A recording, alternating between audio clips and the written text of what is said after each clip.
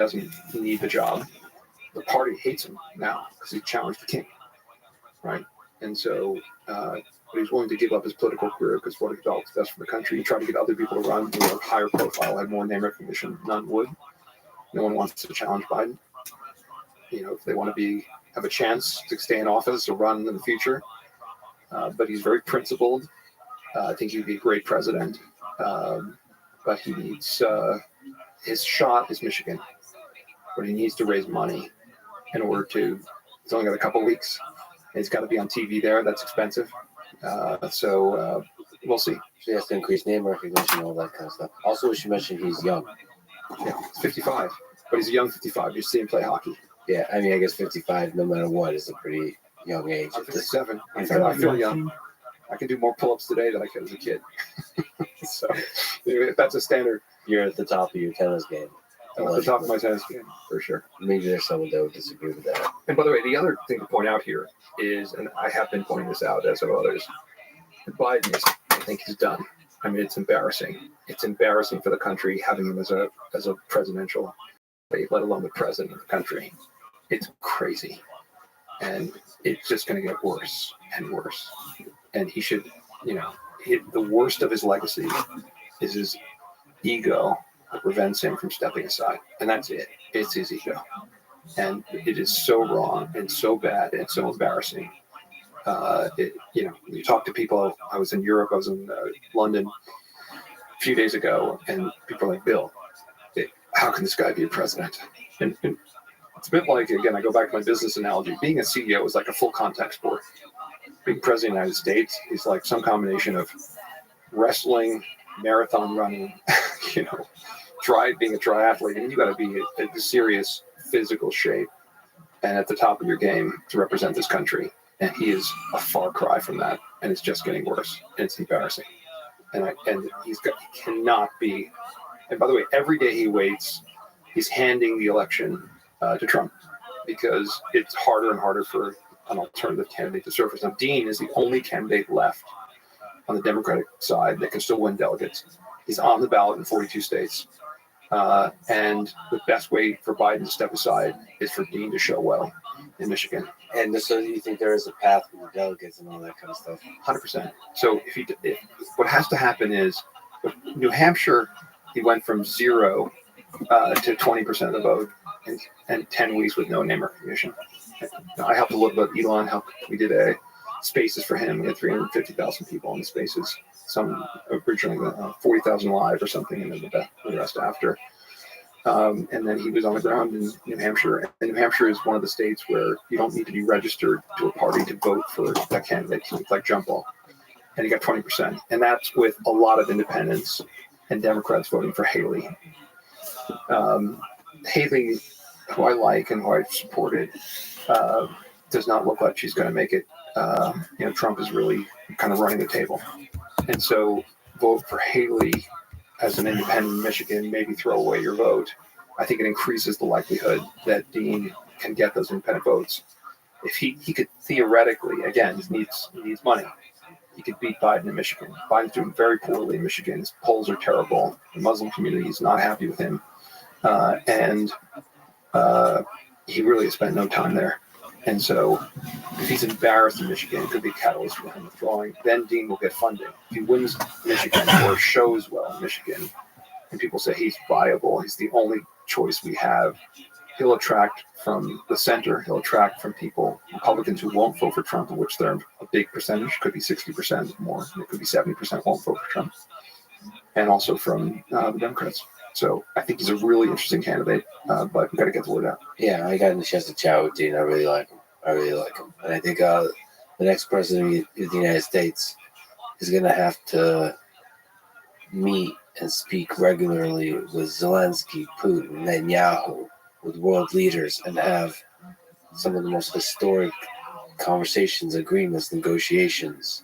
And I just don't see Biden doing that. No. And not for any reason but sadly age. Yeah, I mean, think about it this way. When Biden's president now, you saw his recent impromptu press conference, which he did after the special prosecutor, report basically saying the guy was way past his prime. and then he confused the president of Mexico and the president of Egypt. So they're very careful when they roll him out. And he's scripted, and he's always reading from a lectern. Imagine the care they have in exposing him. And when they expose him, it's terrible. Okay, imagine how bad it is for real. It's not good. No, bad, really bad for America. And I'm upset with him, and upset with his family, and upset with his wife. This is the time when the people closest to you have to come around you and say, Dad, honey, you've done your thing. This is going to be your legacy, and it's not going to be good. Great leaders should also know when to step down. Yeah. One of the best tests of a leader is succession planning. This is a massive failure of succession planning. Outside of politics, let me look to the future. First, in terms of the financial world, what are you looking forward to in the next couple of years? You have a new fund. Like, what are you thinking about in terms of investment, your own and the entire economy, maybe even the economy of the world? Sure. So the SEC doesn't like us to talk about new funds that we're launching that we filed with the SEC. Sure. But I would say I do. And by the way, if anyone's ever interested in a fund, they should always read the prospectus carefully, including the risk factors. That's very, very important. But I like the idea of democratizing access to good investors. And I think that's an interesting trend. So we want to be part of that trend. In terms of financial markets generally, the economy, a lot of it is going to depend upon the next leader of the country. So we're kind of right back there. The leadership of the United States is important for the U.S. economy. It's important for the global economy. It's important for global peace. And we've gone through a really difficult period, and it's time. We need a break. But, look, I think the United States is an incredibly resilient country. We have some incredible moats. Among them, we have the Atlantic and the Pacific, and we have, peaceful neighbors to the north and the south. We're an enormously rich country. Capitalism still works effectively here. I get optimistic about the world when I talk to my friends who are either venture capitalists or my hobby of backing these young entrepreneurs. I talk to a founder of a startup who's want to get optimistic about the world. So I think technology is going to save us. I think AI, of course, has its frightening Terminator-like scenarios, but I'm going to take the opposite view that this is going to be a huge enabler of productivity, scientific discovery, drug discovery, and to make us healthier, happier, and better. So I do think, the internet revolution was, had a lot of good, obviously some bad. I think the AI revolution is going to be similar, but we're at this other really interesting juncture in the world, with technology, and we're going to have to use it for our good. On the media front, I'm happy about X. I think Elon's going to be successful here. I think advertisers will realize it's a really good platform. The best way to reach me, if you want to sell something to me, I've actually bought stuff on some ads in X. I don't remember the last time I responded to direct response advertising. In terms of my business, I have an incredible team. It's tiny. We're one of the smallest firms relative to the assets we manage. It's a bit like, the Navy SEALs, not the U.S. Army. We have only 40 people at Pershing Square. So it's a tight team. I think we'll do great things. I think we're early on. My ambitions investment-wise, I've always wanted to, I've always said I'd like to have a record as good as Warren Buffett's. The problem is each year he adds on another year. He's now in his 93rd year. So I've got 36 more years to just get where he is. And I think he's going to add a lot more years. I'm excited about seeing what Neri's going to produce. She's building an incredible company. They're trying to solve a lot of problems with respect to products and buildings and their impact on the environment. Her vision is, how do we design products that by virtue of the product's existence, the world's a better place. Today, you make, her world is a world where the existence of the new car actually is better for the environment than if the new car hadn't existed. And think about that in every product scale. That's what she's working on. I don't want to give away too much, but you're going to see some early examples of what she's working on. So again, I get excited about the future. And crises are sort of a terrible thing to waste. We've had a number of these here. I think this disaster in the Middle East, my prediction is the next few months, this war will be over in terms of getting rid of Hamas. I think I can envision a world in which Saudi Arabia, some of the other Gulf states come together, take over the governance and reconstruction of Gaza. Security guarantees are put in place.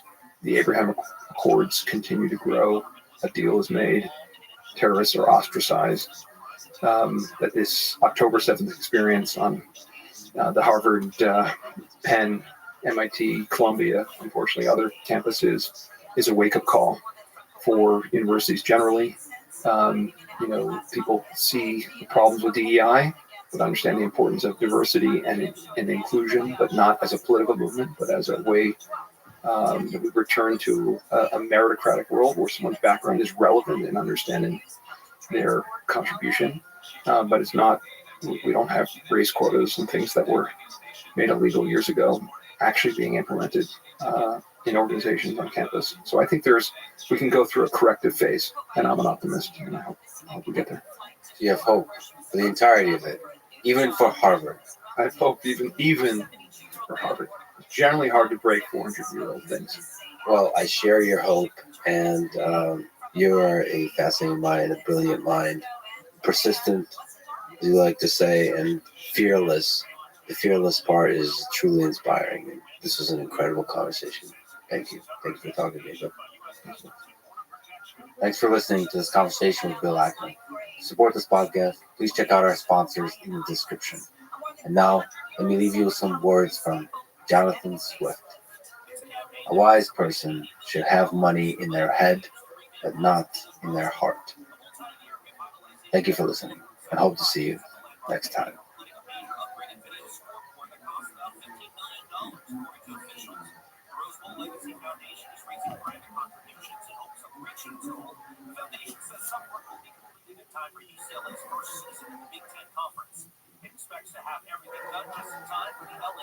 So Big Dog became LS3, which is the big load carrying. Just a quick pause. It can carry 400 pounds. It was designed to carry 400, but we had it carrying about 1,000 pounds. Of course you did. We had one carrying the other. We had two of them, so we carried both.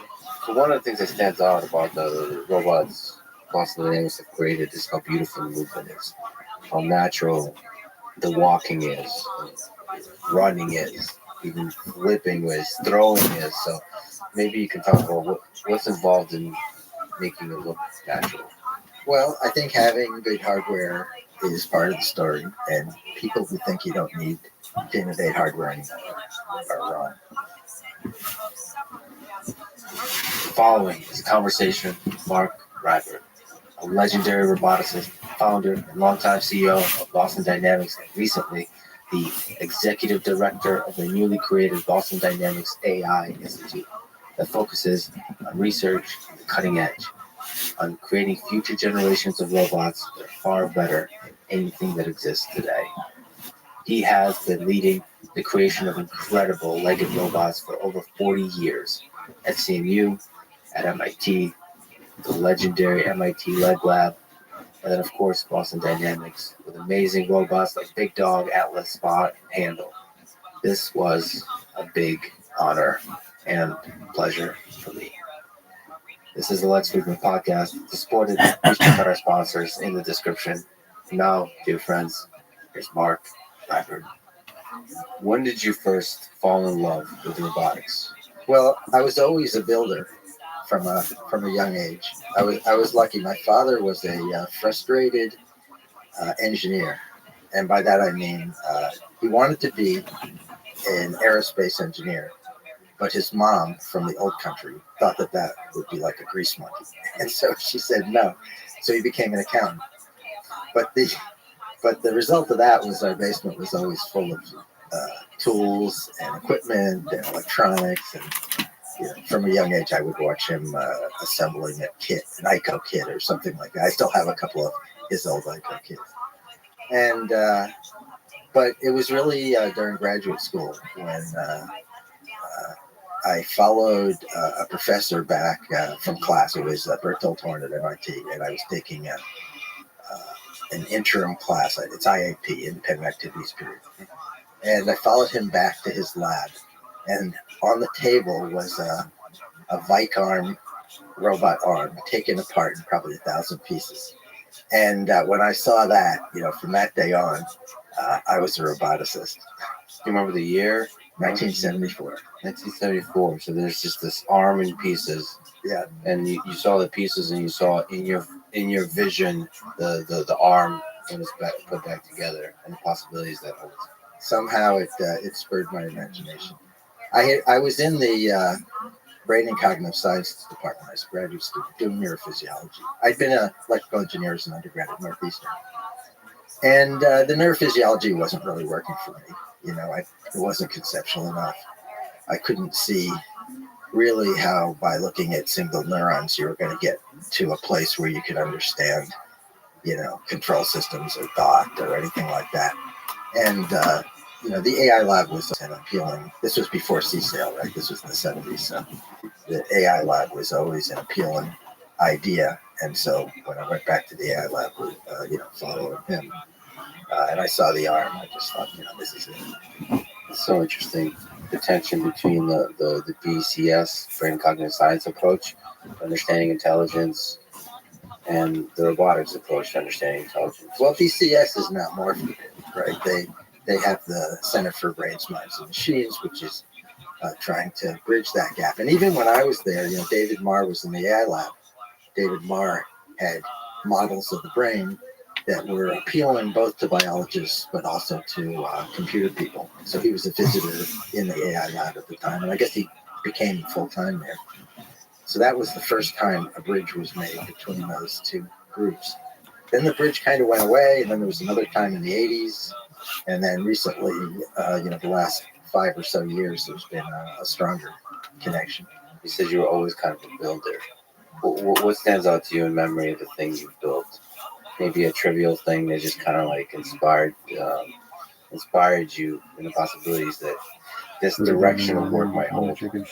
I mean, we were just doing gadgets when we were kids. I had a friend, we were taking, I don't know if everybody remembers, but fluorescent lights had this little aluminum cylinder. I can't even remember what it's called now, that you needed a starter, I think it was. And we would take those apart, fill them with match heads, put a tail on it, and make it into little rockets. So it wasn't always about function. It was rocket was pretty much. I guess that is pretty functional. But yeah, I guess that is a question. How much was it about function versus just creating something cool? I think it's still a balance between those two. There was a time, though, when I was I guess I was probably already a professor or maybe late in graduate school, when I thought that function was everything, and that ability, dexterity, perception, and intelligence, those are sort of the key functionalities for robotics. That's what mattered and nothing else mattered.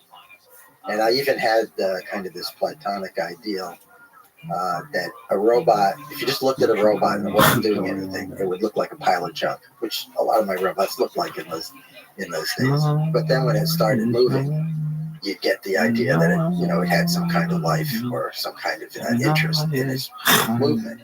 And I think we purposely even designed the machines not worrying about the aesthetics of the structure itself. But then it turns out that the aesthetics of the thing itself add and combine with the lifelike things that the robots can do. But the heart of it is, making them do things that are interesting. One of the things that underlies a lot of your work is that the robots you create, the systems you have created for 40 years now, have a kind of, they're not cautious. So a lot of robots that people know about move about this world very cautiously, carefully, very afraid of the world. A lot of the robots you built, especially in the early days, were very aggressive, underactuated. They're hopping. They're wild, moving quickly. So what is there a philosophy underlying that? Well, let me tell you about how I got started on legs at all. When I was still a graduate student, I went to a conference. It was a biological legged locomotion conference. I think it was in Philadelphia. So it was all biomechanics people, researchers who would look at muscle and maybe neurons and things like that. They weren't so much computational people, but they were more biomechanics. And maybe there were 1,000 people there. And I went to a talk. One of the talks, all the talks were about the body of these people and respiration, things like that. But one talk was by a robotics guy, and he showed a 6-legged robot that walked very slowly. It always had at least 3 feet on the ground, so it worked like a table or a chair with tripod stability, and it moved really slowly. And I just looked at that and said, "Wow, that's wrong. That's not anything like how people and animals work, because we bounce and fly. We have to predict what's going to happen in order to keep our balance when we're taking a running step with something like that. We use the springiness in our legs, our muscles and our tendons and things like that as part of the story. The energy circulates. We don't just throw it away every time. So I'm not sure I understood all that when I first saw it, but I definitely got inspired to say, let's try the opposite. And I didn't have a clue as to how to make a hopping robot work. Not balance in 3D. In fact, when I started, it was all just about the energy of bouncing, and I was going to have a springy thing in the leg and some actuator so that you could get an energy regime going of bouncing. And the idea that balance was an important part of it didn't come until a little later. And then, I made the one-legged, the pogo stick robots. Now I think that we need to do that in manipulation. If you look at robot manipulation, the community has been working on it for 50 years. We're nowhere near human levels of manipulation. I mean, we can, it's come along, but I think it's all too safe. And I think trying to break out of that safety thing of static grasping, if you look at a lot of work that goes on, it's about the geometry of the part, and then you figure out how to move your hand so that you can position it with respect to that, and then you grasp it carefully, and then you move it. Well, that's not anything like how people and animals work.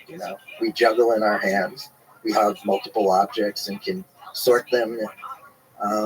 So now, to be fair, being more aggressive is going to mean things aren't going to work very well for a while. So it's a longer term approach to the problem.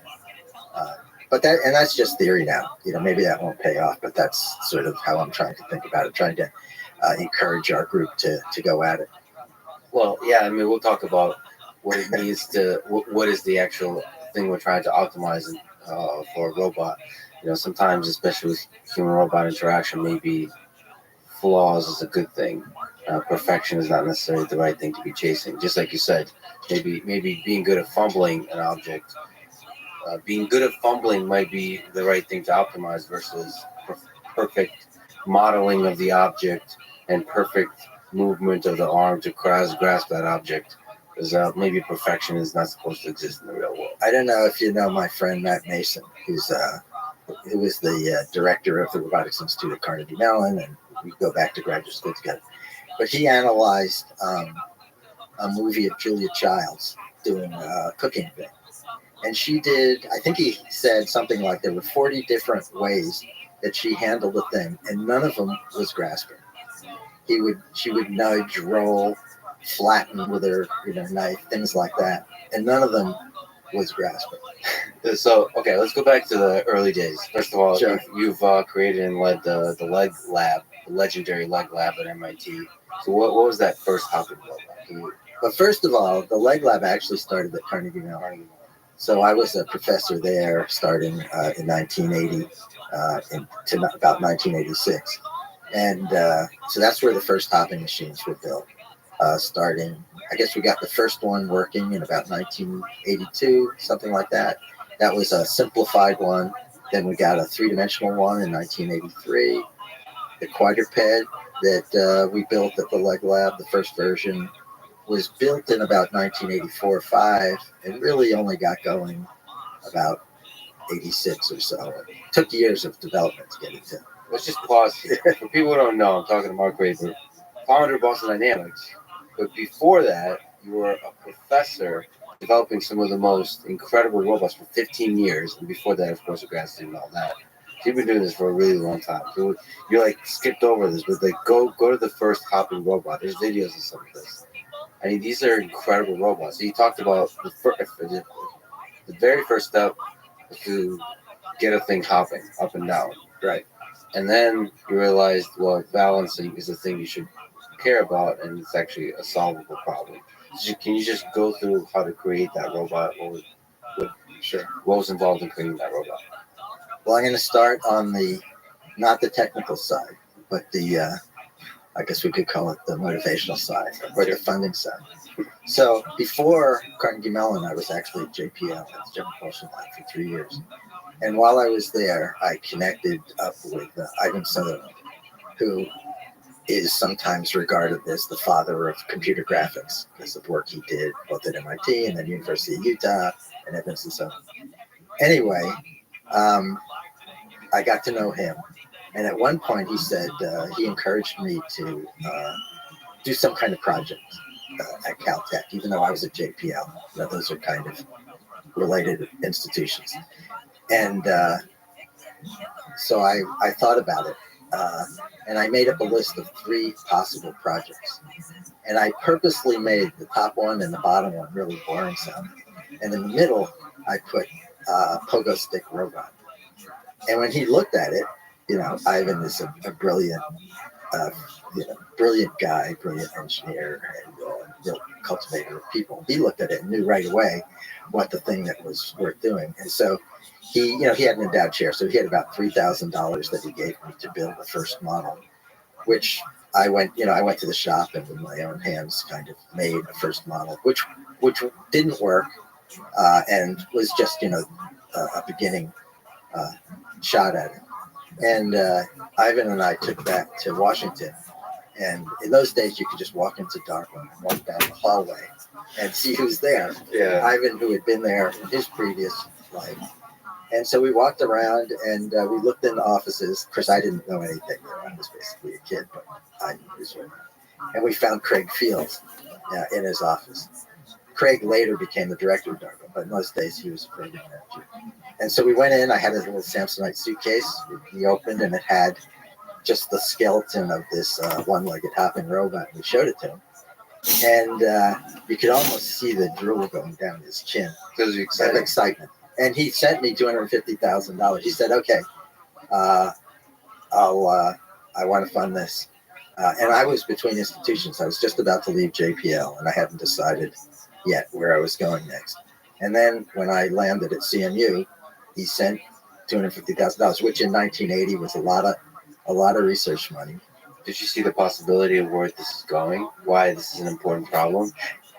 No. The balance, I mean, it's legged. It has to do with legged locomotion. I mean, it has to do with all these problems that the human body solves when we're walking, for example. Like all the fundamentals are there. Yeah, I mean, I think that was the motivation to try and get more at the fundamentals of how animals work.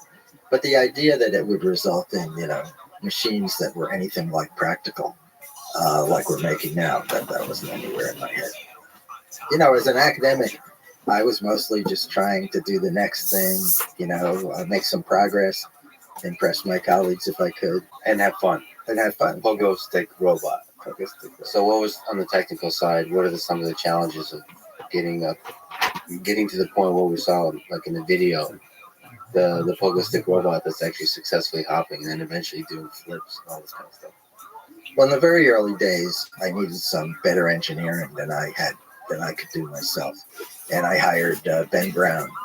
We each had our way of contributing to the design, and we came up with a thing that could start to work. I had some stupid ideas about how the actuation system should work, and we sorted that out. It wasn't that hard to make it balanced once you get the physical machine to be working well enough and have enough control over the degrees of freedom. And then we very quickly, we started out by having it floating on an inclined airtable. And then that only gave us like 6 foot of travel. So once it started working, we switched to a thing that could run around the room on another device. It's hard to explain these without you seeing them, but you probably know what I'm talking about, planarizer. And then the next big step was to make it work in 3D, that was really the scary part. With these simple things, people had inverted pendulums at the time for for years, and they could control them by driving a cart back and forth. So could you make it work in 3 dimensions while it's bouncing and all that? And, but it turned out, not to be that hard to do, at least at the level of performance. So, okay, you mentioned inverted pendulum, but like, can you explain how a hopping stick in 3D can control the balance itself? Yeah. What is the operation with The simple story is that there's 3 things going on. There's something making it bounce, and we had a system that was estimating how high the robot was off the ground, and using that, there's energy that can be in 3 places in a pogo stick. One is in the spring, one is in the altitude, and the other is in the velocity. And so when at the top of the hop, it's all in the height. And so you could just measure how high you're going, and thereby have an idea of a lot about the cycle, and you could decide whether to put more energy in or less. So that's one element. Then there's a part that you decide where to put the foot.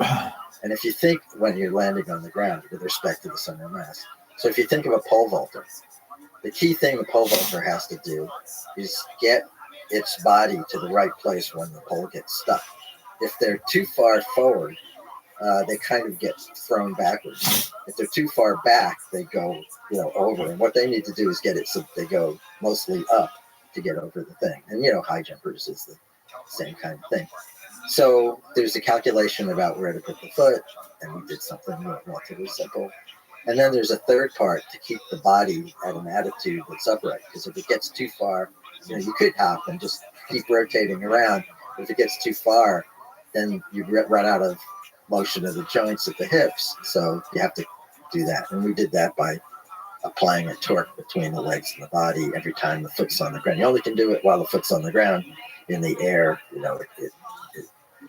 the physics don't work out. How far does it have to tilt before it's too late to be able to balance itself?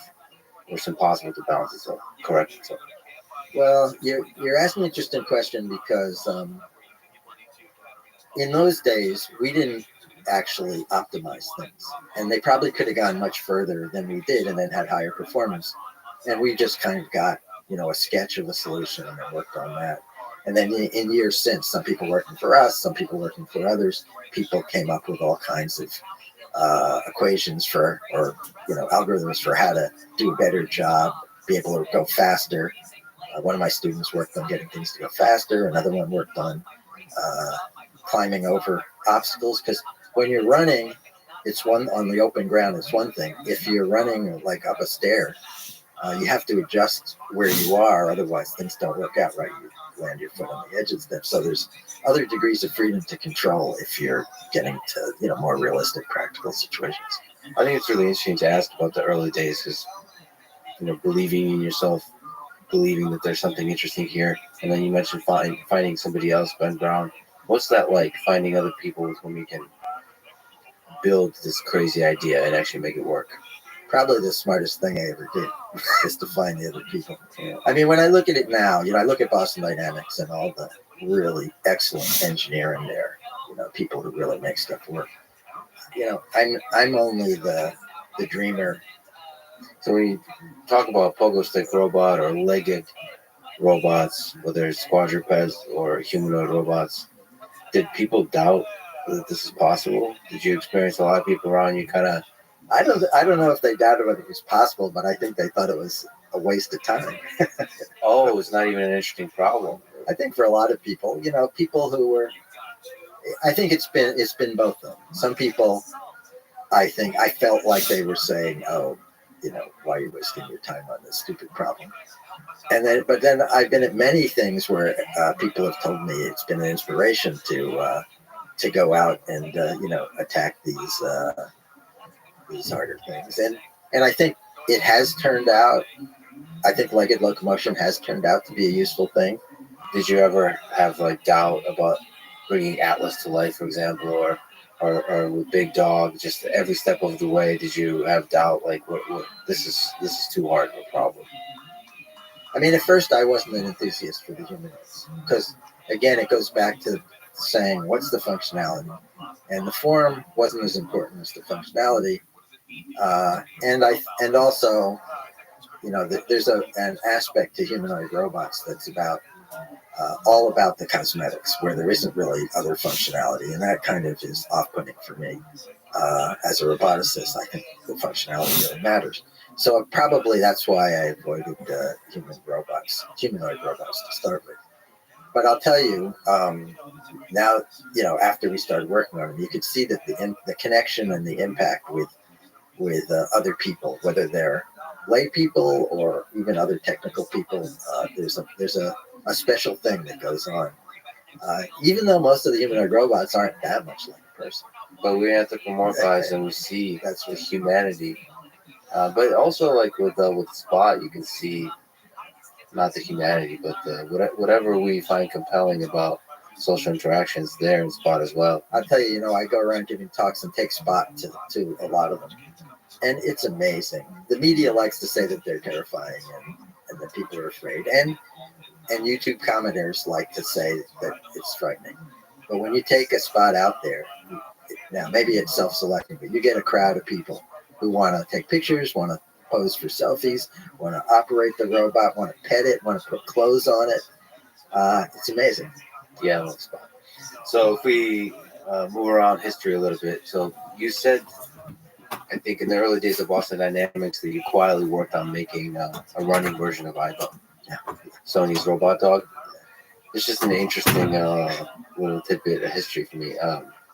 What stands out to you in memory from that task? For people who don't know, that little dog robot moves slowly.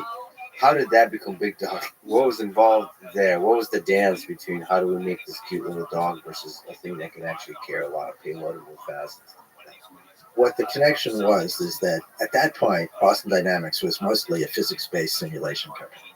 So when I left MIT to start Boston Dynamics, there's a few years of overlap, but the concept wasn't to start a robot company. The concept was to use this dynamic simulation tool that we developed to do robotics for other things. But working with Sony, we got back into robotics by doing the Ivo Runner, we made some tools for programming Curio, which was a humanoid this big that could do some dancing and other kinds of fun stuff. And I don't think it ever reached the market, even though they did show it. When I look back, I say that we got us back where we belonged. Yeah, you rediscovered the soul of the company. That's right. And so from there, it was always about robots. Yeah. So you started Boston Dynamics in 1992. Right. What are some fond memories from the early days? One of the robots that we built wasn't actually a robot. It was a surgical simulator, but it had force feedback. So it had all the techniques of robotics. And you look down into this mirror, it actually was. And it looked like you were looking down onto the body you were working on. Your hands were underneath the mirror, so they were where you were looking. And you had tools in your hands that were connected up to these force feedback devices made by another MIT spin-out, Sensible Technologies.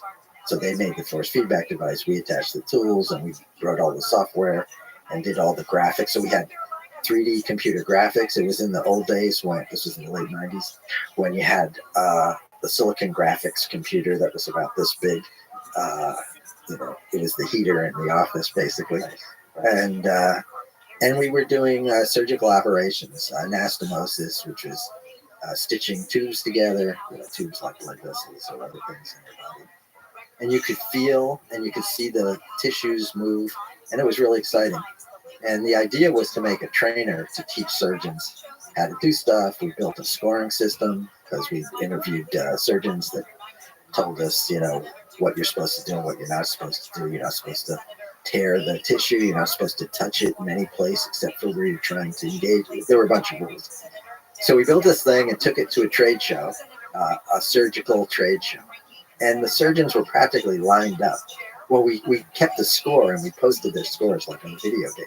And those guys are so competitive that they really love doing it. And they would come around and they see someone's score was higher there, so they would come back. But we figured out shortly after that we thought surgeons were going to pay us to get trained on these things. And the surgeons thought we should pay them in order to, so they could teach us about the thing. And there was no money from the surgeons. And we looked at it and thought, well, maybe we could sell it to hospitals that would train their surgeons. And then we said, well, at the time, we were probably a 12-person company, or maybe 50 people, I don't remember. There was no way we could go after a marketing activity. The company was all bootstrapped in those years. We never had investors until people bought us, which was after 20 years. So we didn't have any resources to go after hospitals. So we, at one day, Rob and I were looking at that, and we said, we built another simulator for knee arthroscopy, and we said, this isn't going to work. And we killed it, and we moved on. And that was really a milestone in the company, because we sort of understood who we were and what would work and what wouldn't, even though technically it was really a fascinating section. What was that meeting like? Were you just like sitting at a table? You know what? Probably. We're going to pivot completely. We're going to let go of this thing we put so much hard work into, and then go back to the thing. Just always felt right unless we did it. Just look at each other and said, let's build robots. Yeah. What was the first robot you built under the flag of Boston Dynamics? Big Dog? Well, there was the Ivo runner, but it wasn't even a whole robot. It was just legs that we took off the legs on Ivos and attached legs we made. And, we got that working and showed it to the Sony people. We worked pretty closely with Sony in those years. One of the interesting things is that it was before the internet and Zoom and anything like that. So we had 6 ISDN lines installed, and we would have a telecon every week that worked at very low frame rate, something like 10 hertz. English across the boundary with Japan was a challenge, trying to understand what each of us was saying and have meetings every week for several years doing that. And it was a pleasure working with them. They were really supporters. They seemed to like us and what we were doing. That was the real transition from us being a simulation company into being a robotics company again. It was a quadruped. The legs were 4 legs or 2 legs? Yeah, no, 4 legs. Yeah. And what did you learn from that experience of building basically a fast-moving quadruped? Mostly, we learned that something that small doesn't look very exciting when it's running. It's like it's scampering, and you had to watch a slow-mo for it to look like it was interesting. If you watch it fast, it was just like That's funny. One of my things was to show stuff in video from the very early days of the hopping machines. And so I was always focused on how's this going to look through the viewfinder. And running Ivo didn't look so cool through the viewfinder. So what came next in terms of what was a big next milestone in terms of a robot you built? I mean, you got to say that Big Dog was, sort of put us on the map and got our heads really pulled together. We scaled up the company. Big Dog was the result of Alan Rudolph at DARPA starting a biodynamics program. And he put out a request for proposals. And I think there were 42 proposals written and 3 got funded. One was Big Dog. One was a climbing robot, Rise. And, that put things in motion. We hired Martin Bueller. He was a professor in Montreal at McGill. He was incredibly important for getting Big Dog out of the lab and into the mud, which is was a key step to really be willing to go out there and build it, break it, fix it, which is sort of one of our mottos of the company. The testing in the real world. Testing. For people who don't know, Big Dog, maybe you can correct me, it's a big quadruped, 4-leg robot. It looks big, probably carry a lot of weight. Not the most weight that Boston Dynamics have built, but a lot. Well, it was the first thing that worked. So let's see, if we go back to the leg lab, we built a quadruped that could do many of the things that Big Dog did, but it had a hydraulic pump sitting in the room with hoses connected to the robot. It had a VAX computer in the next room. It needed its own room because it was this giant thing with air conditioning, and it had this very complicated bus connected to the robot. And the robot itself just had the actuators. It had gyroscopes for sensing and some other sensors, but all the power and computing was off board. Big Dog had all that stuff integrated on the platform. It had a gasoline engine for power, which was a very complicated thing to to undertake. It had to convert the rotation of the engine into hydraulic power, which is how we actuated it. So there was a lot of learning just on the building the physical robot and the system integration for that. And then there was the controls of it. So for Big Dog, you brought it all together onto one platform, Right. and then so You could take it out in the woods. yeah, and you did. We did. We spent a lot of time down at the Marine Corps base in Quantico, where there was a trail called the Guadalcanal Trail. And our milestone that DARPA had specified was that we could go on this one particular trail that involved, a lot of challenge. And we spent a lot of time, our team spent a lot of time down there. Those were fun days. Hiking with the robot. So what did you learn about like what it takes to balance a robot like that on a trail, on a hiking trail in the woods? Basically, forget the woods, just the real world. That's the big leap into testing in the real world. Yeah. As challenging as the woods were, working inside of a home or in an office is really harder. Yeah. Because when you're in the woods, you can actually take any path up the hill. All you have to do is avoid the obstacles. There's no such thing as damaging the woods, at least, first order. Whereas if you're in a house, you can't leave scuff marks. You can't bang into the walls. The robots aren't very comfortable bumping into the walls, especially in the early days. So I think those were actually bigger challenges once we faced them. It was mostly, getting the systems to work well enough together, the hardware systems to work, and the controls. In those days, we did have a human operator who did all the visual perception going up the Guadalcanal Trail. So there was an operator who was right there, who was very skilled at, even though the robot was balancing itself and placing its own feet, if the operator didn't do the right thing. But years later, we went back with one of the precursor to Spot, and we had advanced the controls and everything so much that an complete amateur, could operate the robot the first time up and down, whereas it had taken us years to get there in the previous robot. So if you fast forward, Big Dog eventually became Spot. So Big Dog became LS3, which is the big load carrier. Just a quick pause. You can carry 400 pounds. It was designed to carry 400, but we had it carrying about 1,000 pounds. Of course you did. Just we to had make sure. We had one carrying the other one. We had two of them, so we had one carrying the other one. There's a little clip of that. We should put that out somewhere. That's from like 20 years ago. Wow.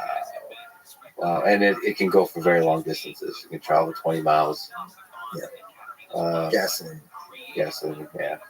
And that eventually just, okay, sorry. So LS3, then what? How did that lead to Spot? So Big Dog and LS3 had engine power and hydraulic actuation. Then we made a robot that was electric power. So there's a battery driving a motor, driving a pump, but still hydraulic actuation.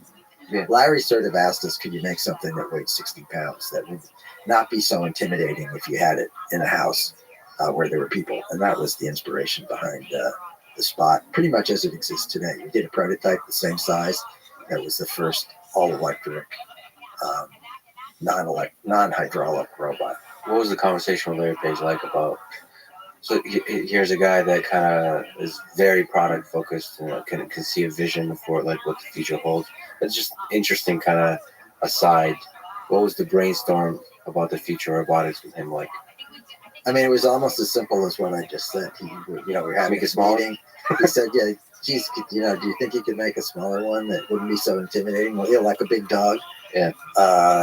If it was in your house." And I said, "Yeah, we could do that." And we started and did. Is there a lot of technical challenges to go from hydraulic to electric? I had been in love with hydraulics and still love hydraulics.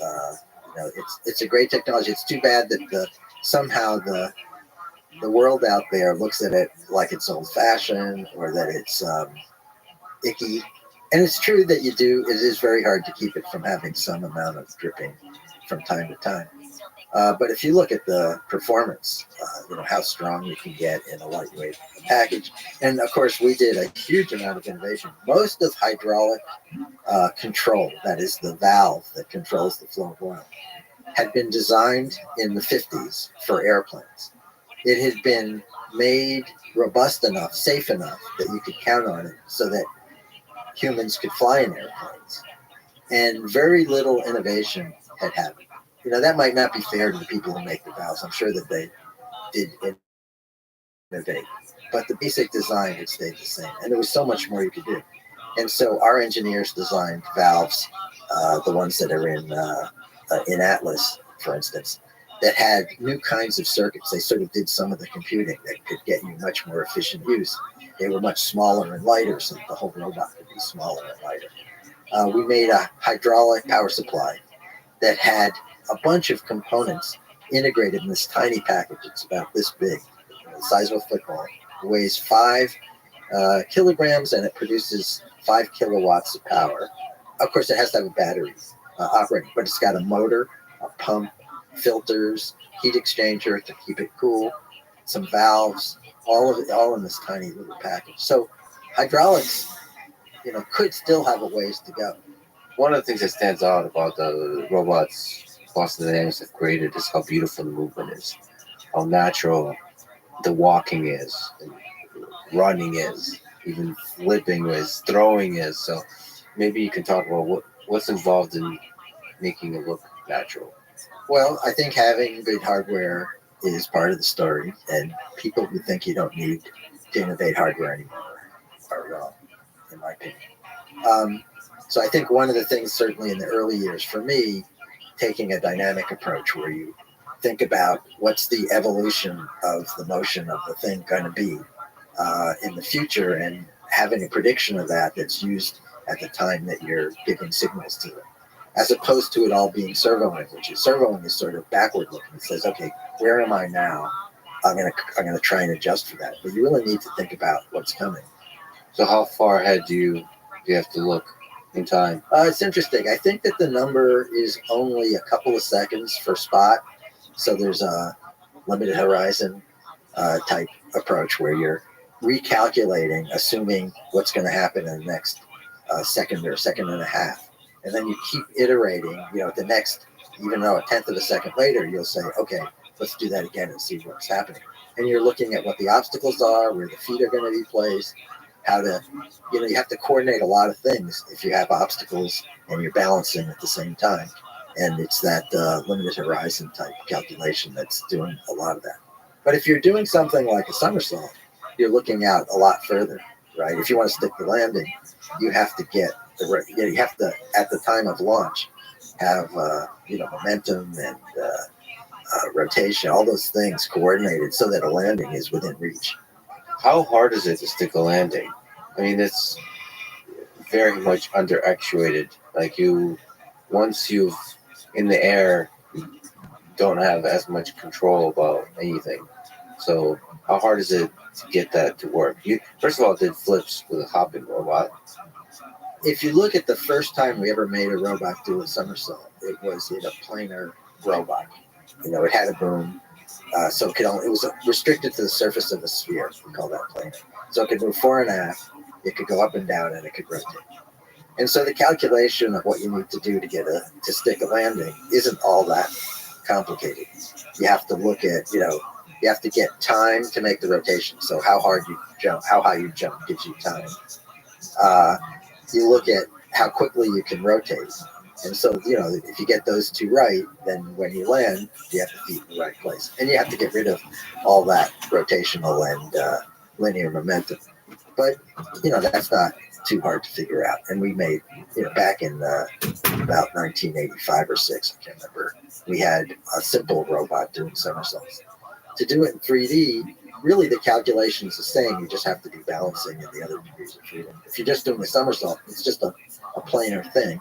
Ron Robb was my graduate student and we were at MIT, which is when we made, a two-legged robot do a 3D somersault for the first time. In order to get enough rotation rate, you need to do tucking also. Withdraw the legs in order to accelerate it. he did some really fascinating work on how you stabilize more complicated maneuvers.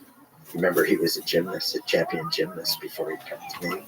So he had the physical abilities, and he was an engineer, so he could translate some of that into the math and the algorithms that you need to do that. He knew how humans do it. You just have to get robots to do the same. Unfortunately, though, when humans don't really know how they do it. Yeah. Right?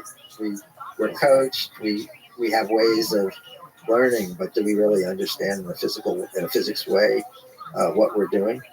Probably most gymnasts and athletes don't know.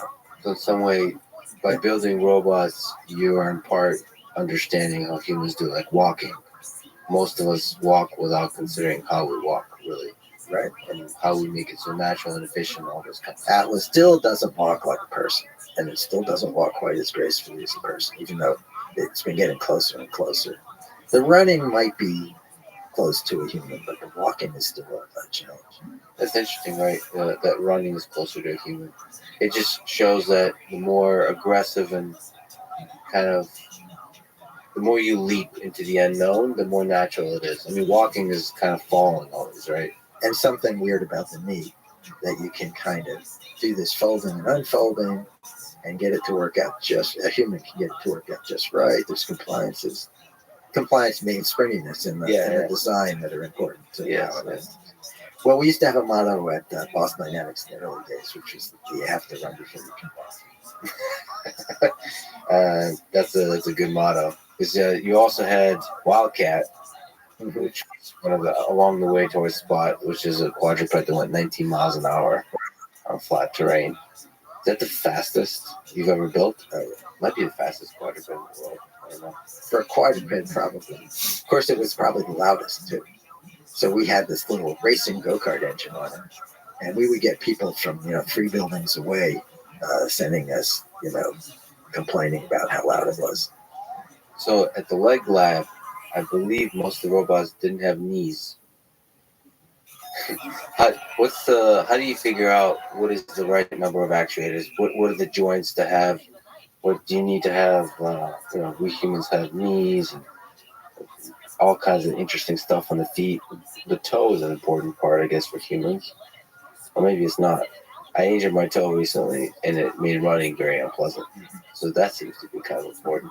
So how do you figure out for efficiency, for function, for aesthetics, how many joints to have, how many actuators to have? Well, it's always a balance between wanting to get where you really want to get and what's practical to do based on resources or what you know and all that. So, I mean, the whole idea of the pogo stick was to do a simplification. Obviously, it didn't look like a human. I think a technical scientist could appreciate that we were capturing some of the things that are important in human locomotion without it looking like it, without having a knee and ankle.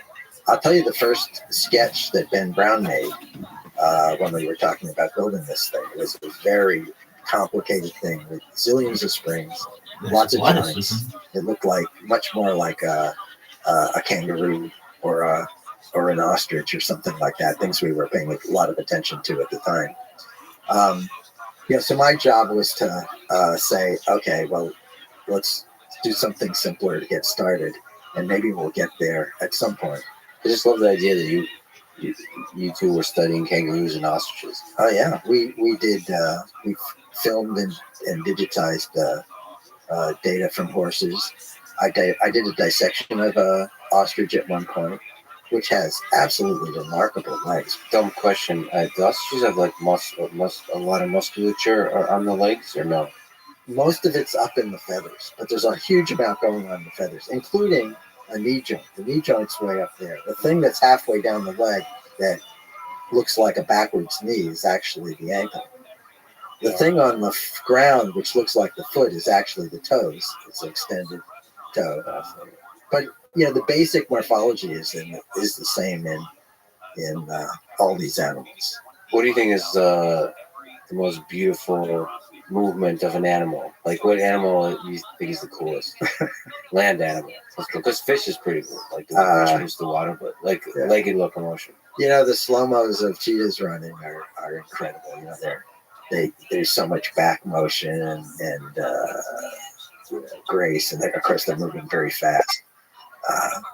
The animals running away from the cheetah are pretty exciting. The pronghorn, which they do this all four legs at once jump called the prong to kind of confuse especially if there's a group of them, to confuse whoever's chasing them. So they do like a misdirection type of thing? Yep, they do a misdirection thing. The front-on views of the cheetahs running fast, where the tail is whipping around to help in the turns, to help stabilize in the turns. That's pretty exciting. Because they spend a lot of time in the air, I guess. Yeah. They're running that fast. But they also turn very fast.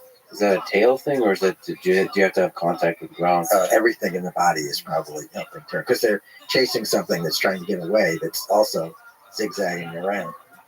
But I would be remiss if I didn't say, humans are pretty good too. You watch gymnasts, especially these days, they're doing just incredible stuff. Well, like especially like Olympic level gymnasts. See, but there could be cheetahs that are Olympic level. We might be watching the average cheetah versus that could be like a really special cheetah that can do like. You're right. When did the knees first come into play in you building legged robots? In Big Dog. Yeah, Big Dog came first, and then Little Dog was later. And there's a big compromise there. Human knees have multiple muscles, and you could argue that there's it's a technical thing about negative work. When you're contracting a joint but you're pushing out, that's negative work. And if you don't have a place to store that, it can be very expensive to do negative work. And in Big Dog, there was no place to store negative work in the knees. But Big Dog also had pogo stick springs down below. So part of the action was to comply in a bouncing motion. Later on in Spot, we took that out. As we got further and further away from the leg lab, we had more energy-driven controls. Is there something to be said about like knees that go forward versus backward? Sure. There's this idea called passive dynamics, which says that although you can use computers and actuators to make a motion, a mechanical system can make a motion just by itself if it gets stimulated the right way. So Tad McGeer in the I think in the mid 80s, maybe it was in the late 80s, started to work on that. And he made this legged system that could walk down an inclined plane where the legs folded and unfolded and swung forward, do the whole walking motion, where there was no computer. There were some adjustments to the mechanics so that there were dampers and springs in some places that helped the mechanical action happen. It was essentially a mechanical computer.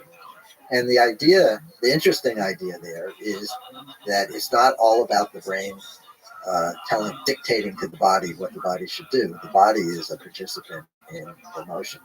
So a great design for a robot has a mechanical component where the movement is efficient even without a brain. Yes. How do you design that? I think that these days most robots aren't doing that. Most robots are basically using the computer to govern the motion.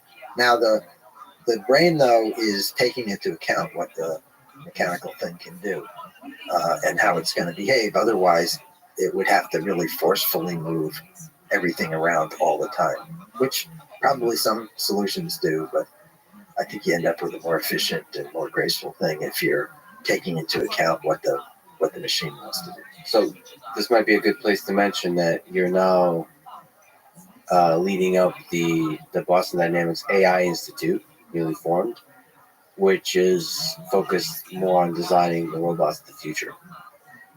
And I think one of the things, maybe you can tell me the big vision for what's going on with one of the things is this idea that hardware still matters with organic design and so on. Maybe before that, can you zoom out and tell me what the vision is for the AI Institute? I like to talk about intelligence having two parts, an athletic part and a cognitive part. And I think, Boston Dynamics, in my view, has sort of set the standard for what athletic intelligence can be. And, it has to do with all the things we've been talking about. the mechanical design, the real-time control, the energetics, and that kind of stuff. But obviously, people have another kind of intelligence, and animals have another kind of intelligence. We can make a plan. Our meeting started at 9:30. I looked up on Google Maps how long it took to walk over here. It was 20 minutes. So I decided, okay, I'd leave my house at 9, which is what I did.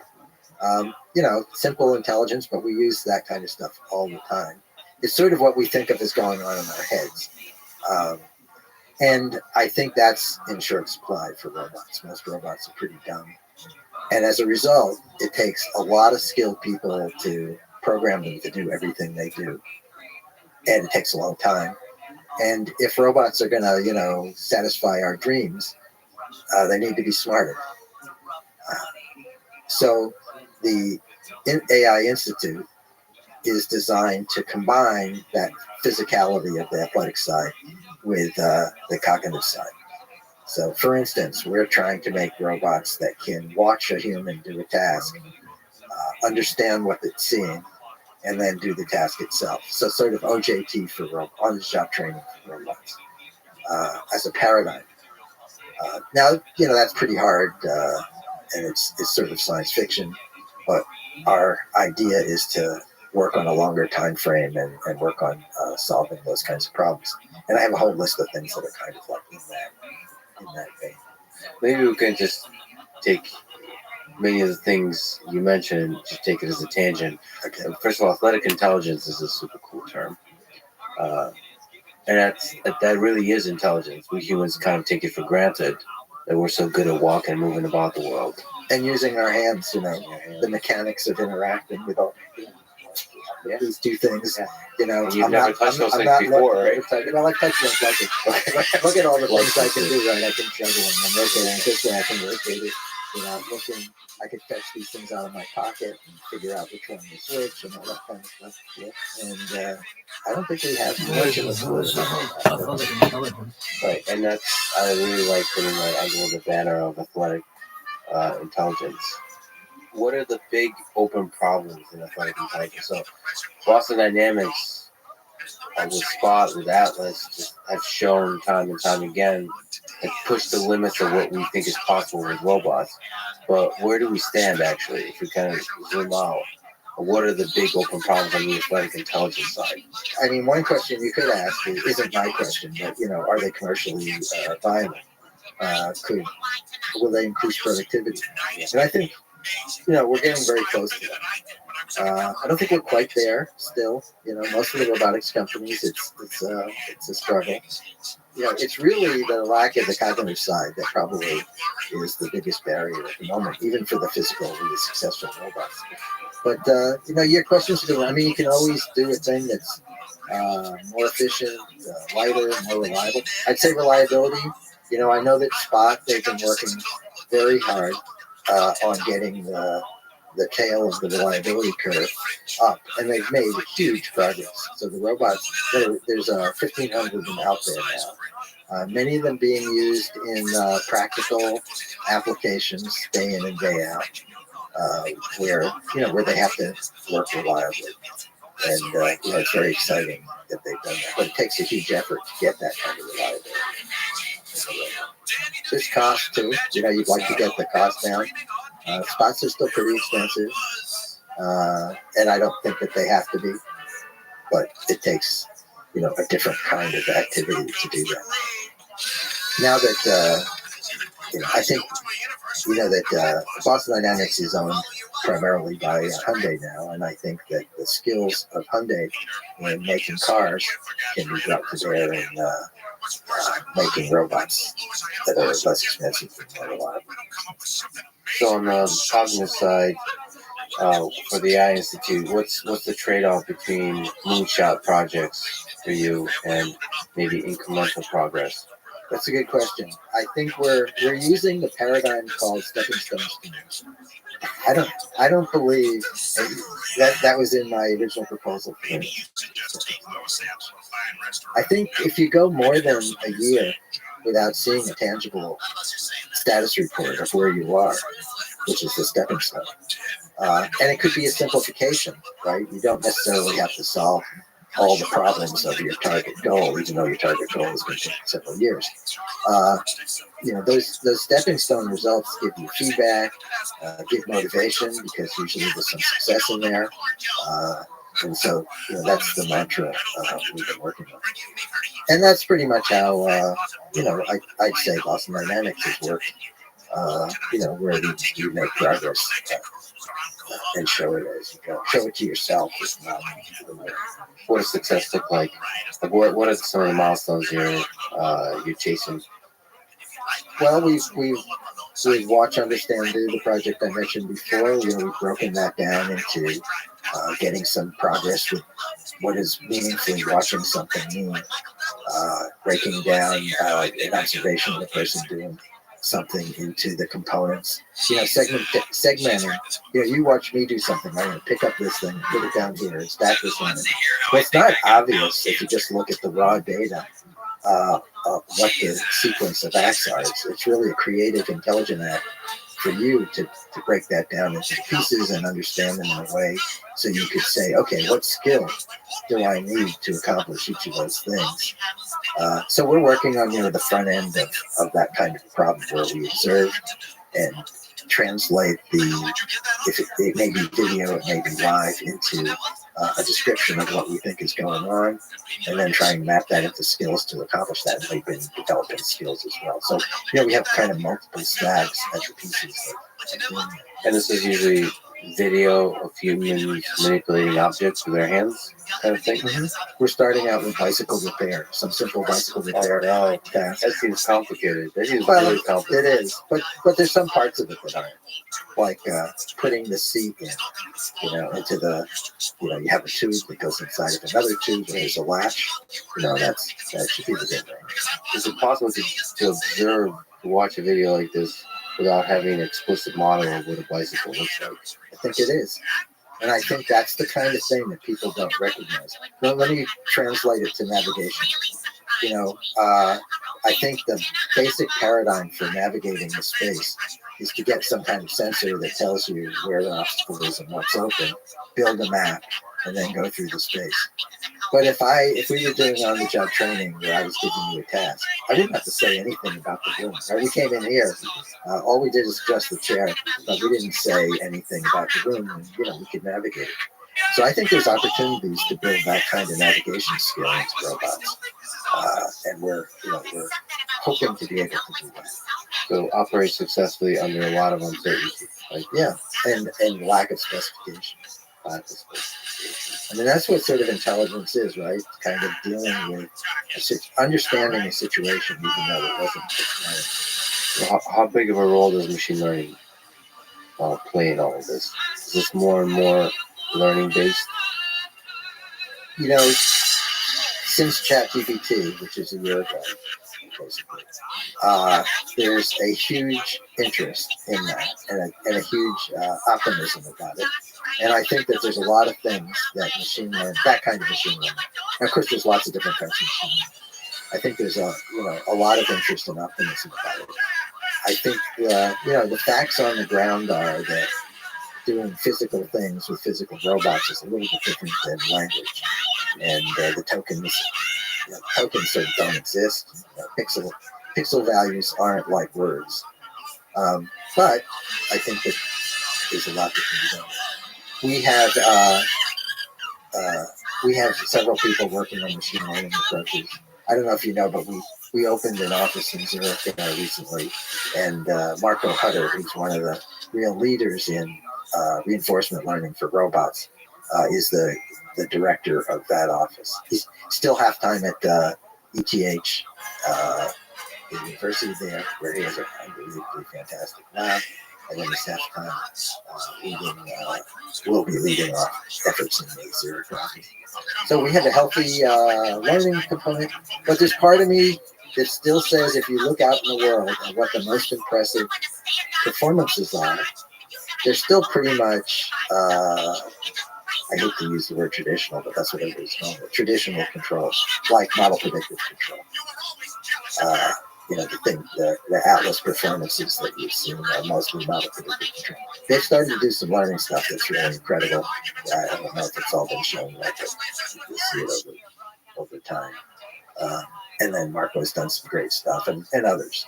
Especially for the athletic intelligence piece, the traditional approach seems to be the one that still performs best. I think we're going to find a mating of the two, and we'll have the best of both worlds. And we're working on that at the Institute too. If I can talk to you about teams, you built an incredible team at Boston Dynamics before at MIT and CMU, at Boston Dynamics, and now at the AI Institute. And you said that there's 4 components to a great team. Technical fearlessness, diligence, intrepidness, and fun. Technical fun. Can you explain each? Technical fearlessness. What do you mean by that? Sure. Technical fearlessness means being willing to take on a problem that you don't know how to solve, and study it, figure out an entry point, maybe a simplified version or a simplified solution or something. Learn from the stepping stone and go back and eventually make a solution that meets your goals. And I think that's really important. The fearlessness comes into play because some of it has never been done before. Yeah, and you don't know how to do it. And, there's easier stuff to do in life. So, I mean, I don't know. Watch, understand, do. It's a mountain of a challenge. So that's the really big challenge you're tackling now. Can we watch humans at scale and have robots by watching humans become effective actors in the world? Yeah. I mean, we have others like that.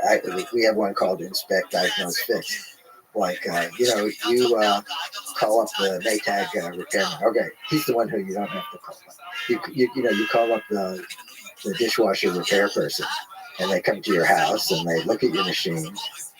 It's already been actually figured out that something doesn't work, but they have to kind of examine it and figure out what's wrong and then fix it.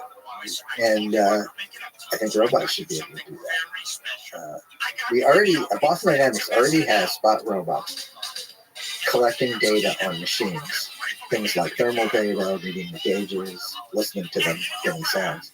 And that data are used to determine whether they're healthy or not. But the interpretation isn't done by the robots yet, and certainly the fixing, the diagnosing and the fixing isn't done yet. But I think it could be. That's bringing the AI and combining it with the physical skills to do it. Yeah, you're referring to the fixing in the physical world. I can't wait until we can fix the psychological problems of humans and show up and talk, do therapy. Yeah, that's a different thing. Yeah, it's different. Well, but that's all part of the same thing. Again, humanity. Maybe. You mean convincing you it's okay that the dishwasher's broken? Yeah, that's the marketing approach. Exactly. Yeah, exactly. It's all don't sweat the small stuff. Yeah, as opposed to fixing the dishwasher, it'll convince you that it's okay that the dishwasher's broken. It's a different approach. Diligence. Why is diligence? Well, if you want a real robot solution, it can't be a very narrow solution that's going to break at the first variation in what the robot does or the environment, that's exactly as you expected. So how do you get there? I think having an approach that leaves you unsatisfied until you've embraced the bigger problem is the diligence I'm talking about. And again, I'll point to Boston Dynamics. I think they've done it. Some of the videos that we had showing the engineer making it hard for the robot to do its task. Spot opening the door, and then the guy gets there and pushes on the door so it doesn't open the way it's supposed to, pulling on the rope that's attached to robots, and navigation has been screwed up. We have one where the robot's climbing stairs and the engineer is tugging on the rope, just pulling it back down the stairs. That's totally different than just the robot seeing the stairs, making the model, putting its feet carefully on each step. But that's what probably robotics needs to succeed, and having that broader idea that you want to come up with a robust solution is what I meant by it. They're really testing it in all conditions, determining the system in all kinds of ways. And as a result, creating some epic videos. the The legendary. fun part, the hockey stick. And then yes, tugging on Spot as it's trying to open the door. I mean, it's great testing, but it's also, I don't know, it's just somehow extremely compelling demonstration of robotics in video form. I learned something very early on with the first three-dimensional hopping machine. If you just show a video of it hopping, it's a so what. If you show it falling over a couple of times, and you can see how easily and fast it falls over, then you appreciate what the robot's doing when it's doing its thing. So I think, the reaction you just gave to the robot getting kind of interfered with or tested while it's going through the door, it's showing you the scope of the solution. The limits of the system, the challenges involved, the failure. It's shown both failure and success, makes you appreciate the success. Yeah. And then just the way the videos are done, also again, it's incredible. There's no flash, there's no extra production. It's just raw testing the robot. Well, I was the final edit for most of the videos up until about 3 years ago, 4 years ago. And, my theory of the video is no explanation. If they can't see it, then it's not the right thing. And if you do something worth showing, then let them see it. Don't interfere with, a bunch of titles that slow you down or a bunch of distractions. Just, do something worth showing and then show it. That's brilliant. It's hard. It's hard though for people to buy in. Yeah, I mean, people always want to add more stuff, but the simplicity of just do something worth showing and show it. That's brilliant. And don't add extra stuff. And people have criticized, especially the big gun videos where there's a human driving the road. And I understand the criticism now. At the time, we wanted to just show, look, this thing's using its legs to get up the hill, so we focused on showing that, which was, we thought, the story. The fact that there's a human, so they were thinking about autonomy, whereas we were thinking about mobility. And so, we've adjusted to a lot of things that we see that people care about. Trying to be honest. We've always tried to be honest. But also just show cool stuff in its raw form, the limits of the system, to see the system be perturbed and be robust and resilient, all that kind of stuff. And dancing with some music. Intrepidness and fun. So intrepid. I mean, it might be the most important thing, and that is, robotics is hard. It's not going to work right away. So don't be discouraged. Is all it is. So usually when I talk about these things, I show videos and I show a long string of outtakes. And you have to have courage to be intrepid when you work so hard to build your machine. And when you're trying it, it just doesn't do what you thought it would do, what you want it to do, and you have to stick to it and keep trying. How long, we don't often see that, the story behind Spot and Atlas. How many failures was there along the way to get, a working Atlas, a working Spot in the early days, even working Big Dog? There's a video of Atlas climbing 3 big steps, and it's very dynamic, and it's really exciting, real accomplishment. It took 109 tries, and we have video of every one of them. We always shoot everything. Again, this is a boss dynamic. So it took 109 tries.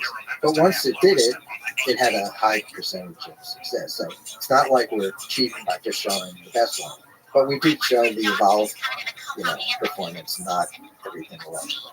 But everything along the way is informative, and it shows sort of is stupid things that go wrong, like the robot just when you say go and it collapses right there on the start. That has nothing to do with the step. Or the perception didn't work right, so you miss the target when you jump, or something breaks and there's oil flying everywhere. But that's fun. Yeah. So the hardware failures and maybe some software. Lots of control of evolution during that time. I think it took 6 weeks to get those 109 trials. Yeah, because programming going on. It was actually robot learning, but there were human in the loop helping with the learning. So all data driven. Okay. And you always are learning from that failure. So. And how do you protect Atlas from not getting damaged from 109 attempts? It's remarkable. One of the accomplishments of Atlas is that the engineers have made a machine that's robust enough that it can take that kind of testing where it's falling and stuff, and it doesn't break every time. It still breaks. And we had, part of the paradigm is that people to repair stuff. You got to figure that in if you're going to do this kind of thing. I sometimes criticize the people who have their gold-plated thing and keep it on the shelf and everything, and they're afraid to kind of use it. I don't think you can make progress if you're working on it. You need to be ready to have it break and go in there and fix it. It's part of the thing. Plan your budget so you have spare parts and a crew and all that stuff. Yeah, if it falls 100 pounds, it's okay. Wow. So intrepid, truly. And that applies to Spot, that applies to everything. I think it applies to everything anybody tries to do that's working. Yeah. And especially with systems in the real world, right? And so fun. Technical fun. I think that life as an engineer is really satisfying. I think you get to, to some degree, it can be like crafts work, where you get to do things with your own hands or your own design or whatever your media is. And it's very satisfying to be able to just do the work. Unlike, a lot of people who have to do something that they don't like doing. I think engineers typically get to do something that they like, and there's a lot of satisfaction from that. Then there's, in many cases, you can have impact on the world somehow because you've done something that other people admire. Just different from just the craft fun of building the thing. So that's the second way that the engineers do. I think the third thing is that if you're lucky to be working in a team where you're getting the benefit of other people's skills that are helping you do your thing, none of us has all the skills needed to do most of these projects. And if you have a team where you're working well with the others, that can be very satisfying. And if you're an engineer, you also usually get paid. So you kind of get paid 4 times, in my view of the room. Yeah. So what could be better than that? Get paid to have fun. What do you love about engineering? When you say engineering, what does that mean to you exactly? What is this kind of big thing that we call engineering? I think it's both being a scientist or getting to use science at the same time as being kind of an artist or a creator. Because you're making scientists only get to describe, to study what's out there. And engineers get to make stuff that didn't exist before. And so it's really, I think, a higher calling, even though I think most, the public out there thinks science is top and engineering is somehow secondary. I think it's really area. And at the cutting edge, I think when we talk about robotics, there is possibility to do art in that you do like the first of its kind thing. So then there's the production at scale, which is its own beautiful thing. But when you do the first new robot or the first new thing, it's the possibility to create something totally new. That is bringing metal to life or a machine to life is fun. And it was fun doing the dancing videos where got a huge public response. We're gonna do more. We're doing some at the Institute. We'll do more. But that metal to life moment, I mean, to me, that's still magical. Like when inanimate object comes to life, that's still, like, to me, it's, to this day, still an incredible moment. The human intelligence can create systems that instill life or whatever that is into inanimate objects. It's truly magical, especially when it's at the scale that humans can perceive and appreciate. But I think sort of going back to the pieces of that, you design a linkage that turns out to be half the weight and just as strong. That's very satisfying. For people who do that, and it's a creative act. What to you is most beautiful about robotics? Sorry for the big romantic question. I think having the robots move in a way that's evocative of life is pretty exciting. The elegance of movement, yeah. Or if it's a high performance act where it's doing it, faster, bigger, then other robots. Usually they're not doing it bigger, faster than people, but we're getting there in a few narrow dimensions. So faster, bigger, smoother, more elegant, more graceful. I mean, I'd like to do dancing. That's like, we're nowhere near the dancing capabilities of the human. We've been having a ballerina who's kind of a well-known ballerina, and she's been programming the robot. We've been working on the tools that can make it so that she can use her way of talking, way of doing a choreography or something like that more accessibly to get the robot to do things. And starting to produce some interesting stuff. Well, you should mention that there is a choreography tool. There is. I guess I saw versions of it, which is pretty cool. You can kind of at slices of time control different parts at the high level, the movement of the robot. We hope to take that forward and make it, more tuned to how the dance world wants to talk, wants to communicate, and get better performances. Done a lot, but there's still a lot possible. And I'd like to have performances with the robots dancing with people. So right now, almost everything that we've done on dancing is to a fixed time base. So once you press go, the robot does its thing and plays out. It's not listening, it's not watching, but I think it should do those things. I think I would love to see a professional ballerina, like a vulnerable robot, slowly teaching the robot.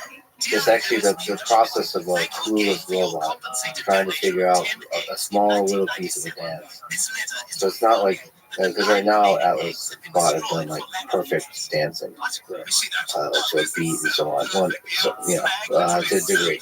But like the learning process of interacting with a human would be incredible to watch. One of the cool things going on, you know that there's a class at Brown University called Choreo Robotics. Sydney Skybin is a dancer, choreographer, and he teamed up with Stephanie Telex, who's a computer science professor, and they taught this class, and I think they have some where they have two spots. And people come in, I think it's 50-50 of computer science people and dance people. And they program performances that are very interesting. I show some of them sometimes when I give a talk. And making that process of a human teaching the robot more efficient, more intuitive, maybe part language, part movement. That'd be fascinating. That'd be really fascinating. Because one of the things I've kind of realized is humans communicate with movement a lot. It's not just language. There's body language. There's so many intricate little things. And like that, to watch a human and bot communicate back and forth with movement, there's so many wonderful possibilities there. But it's also a challenge.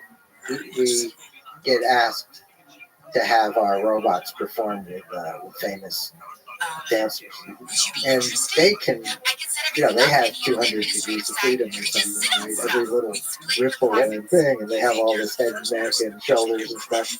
And the robots mostly don't have all that stuff, and it's a daunting challenge to not look stupid, physically stupid next to them. Yeah. So we pretty much avoided that kind of thing. But we'll get to it. I think even with a limited degrees of freedom, you can still have some sass and flavor and so on. You can figure out your own thing, even if you can't. And we can reverse things. Like if you watch a human do robot animation, like dance style, where you jerk around, sort of, and you pop and lock and all that stuff. I think the robots could show up the humans by doing unstable oscillations and things that are faster than us. So that's sort of on my plan. You mentioned about building teams and robotics teams and so on. How do you find great engineers? How do you hire great engineers? I think you need to have an environment where interesting engineering, well, it's a chicken and egg. If you have an environment where interesting engineering is going on, then engineers want to work there.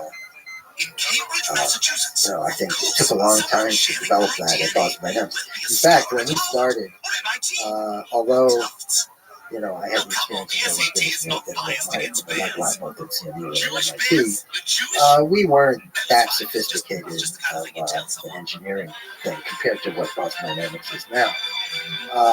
But it was our ambition to do that. And Sarcos was another robot company.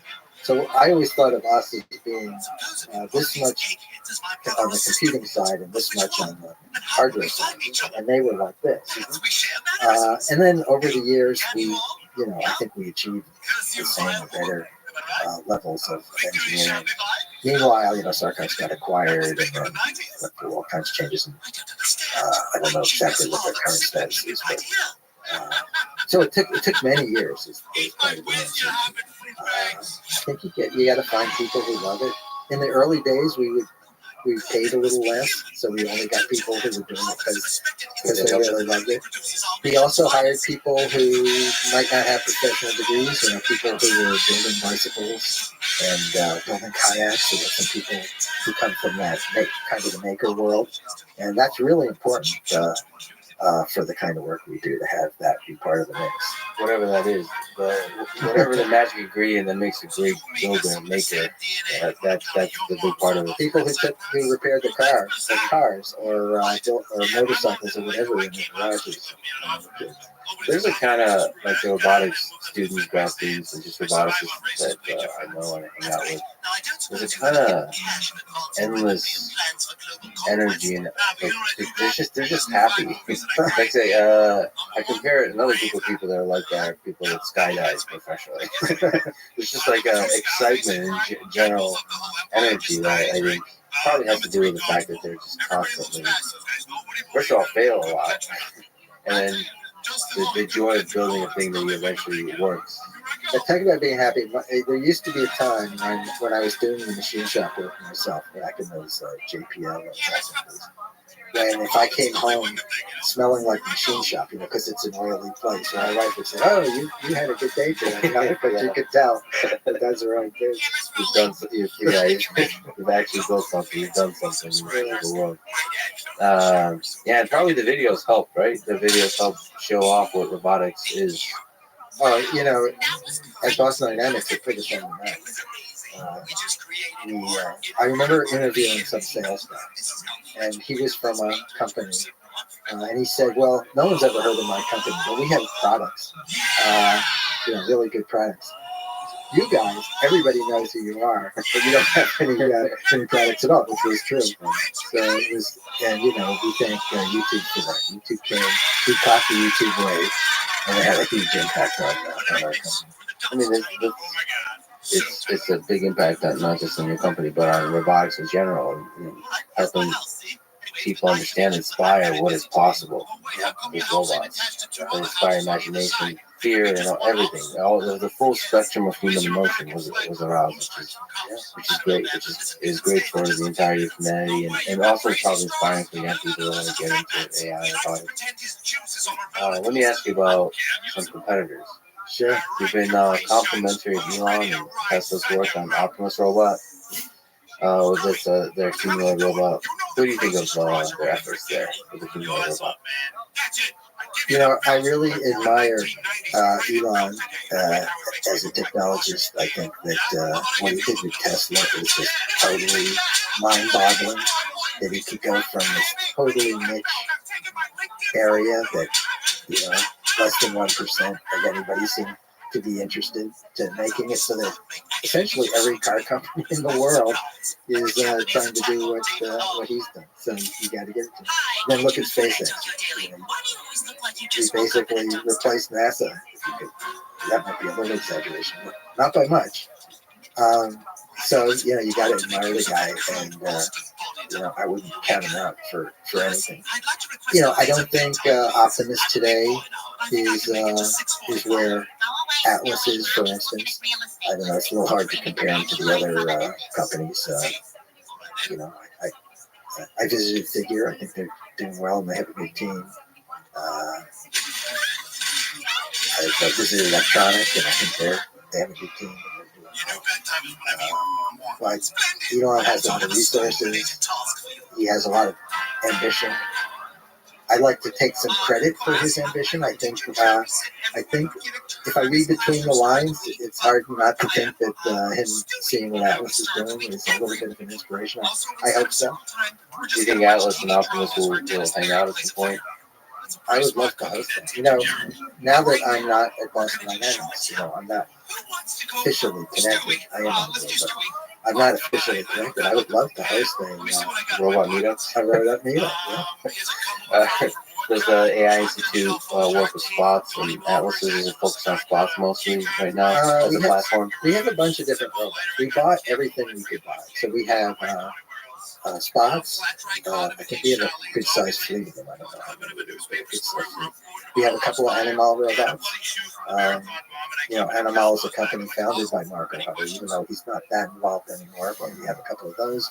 We have a bunch of arms like Franca's and US robotics. Because even though we have ambitions to build stuff, and we are starting to build stuff, day one getting off the ground was just, I love this robot playground you built. You can come over and take a look. That's great. So it's all these kinds of robots, legged, arms. It doesn't feel that much like. Well, there's some areas that feel like a playground, but it's not like they're all frolic together. Hey, again, maybe you'll arrange it, a robot meetup. But in general, what's your view on competition in this space, especially humanoid and legged robots? Are you excited by the competition, or the friendly competition? I think that it doesn't. I don't think about competition that much. I'm not a commercial guy. I think for many years at Boston, the many years that I was at Boston Dynamics, we didn't think about competition. We were just kind of doing our thing. It wasn't like there were products out there that we were competing. Maybe there was some competition for DARPA funding, which we got very good at getting, but even there, in a couple of cases where we might have competed, we ended up just being the robot provider. That is, for the Little Dog program, we just made the robots. We didn't participate as developers, except for developing the robot. And in the DARPA Robotics Challenge, we didn't compete. We provided the robots. So, in the AI world now that we're working on cognitive stuff, it feels much more like a competition. The entry requirements in terms of computing hardware and the skills of the team are and hiring talent. It's a much tougher place. So I think much more about competition now on the cognitive side. On the physical side, it doesn't feel like it's that much about competition. Obviously, with 10 humanoid companies out there, 10 or 12, there's probably others that I don't know about. They're definitely in competition. Will be in competition. How much room is there for quadruped and especially a humanoid robot to become cheaper? So cutting cost. And how low can you go? And how much of it is just mass production? So questions of, on the edge, how to produce versus engineering innovation, how to simplify. I think there's a huge way to go. I don't think we've seen the bottom of it, or the bottom in terms of lower prices. I think you should be totally optimistic that at asymptote things don't have to be anything like as expensive as they are now. Back to competition, I wanted to say one thing. I think in the quadruped space, having other people selling quadrupeds is a great thing for Boston Dynamics. Because I believe the question in the user's mind is, which quadruped do I want? It's not, do I want a quadruped? Can a quadruped do my job? It's much more like that, which is a great place for it to be. Yeah. Then you're just, doing the things you normally do to make your product better and compete and sell and all that. And that'll be the way this is doing. Where there's a lot of humanoids and you're just not even, it's iPhone versus Android, and people are just buying both, and it's kind of just Yeah. you're not really. You're creating a category. Yeah, Yeah, or the creating- category is happening. I mean, right now, the use cases, that's the key thing, having realistic use cases that are money making in robotics is a big challenge. Now, there's the warehouse use case. That's probably the only thing that makes anybody money in robotics. There's got to be a moment. There's old-fashioned robots. I mean, there's fixed arms doing manufacturing. I don't want to say that they're not making money. Industrial robotics, yeah, but there's got to be a moment when social robotics starts making real money. Meaning like a spot type robot in the home, and there's tens of millions of them in the home, and they're like, I don't know how many dogs are in the United States. It's many.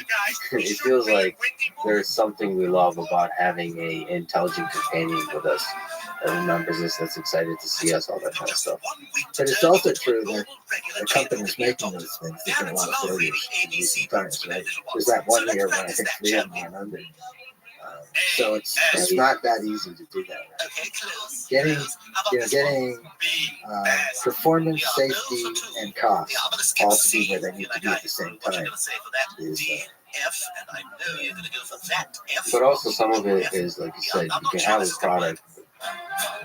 People might not be aware of it, so like also part of it is the videos or however you connect with the public, the culture, and create the category.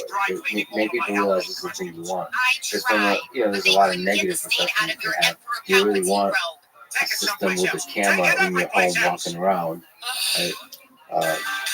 If it's presented correctly, and if there's like kind of boundaries around it, that you understand how it works and so on, a lot of people would want to, and if they don't, then maybe switch to it. So that's important. Well, like we all use smartphones, and that has a camera that's looking at us. Yeah, it has 2 or 3 or 4. And it's listening. Even if very few people are suspicious about it, they kind of take it for granted and so on. And I think robots will be the same kind of way. So, as you work on the cognitive aspect of these robots, do you think we'll ever get to human level or superhuman level intelligence? There's been a lot of conversations about this recently, given the rapid development in large language models. I think that intelligence is a lot of different things, and I think some things computers are already smarter than people, and some things they're not even close. And I think you need a menu of detailed categories to come up with that. But I also think that the conversation that seems to be happening on AGIs puzzles me. It's sort of. I gotta take I need one. Do you think there's anybody smarter than you in the world? Absolutely, yes. Do you find that threatening? No. So I don't understand, even if computers were smarter than people, why we should assume that that's a threat. Especially since they could easily be smarter but still available to us under our control, which is basically how computers generally.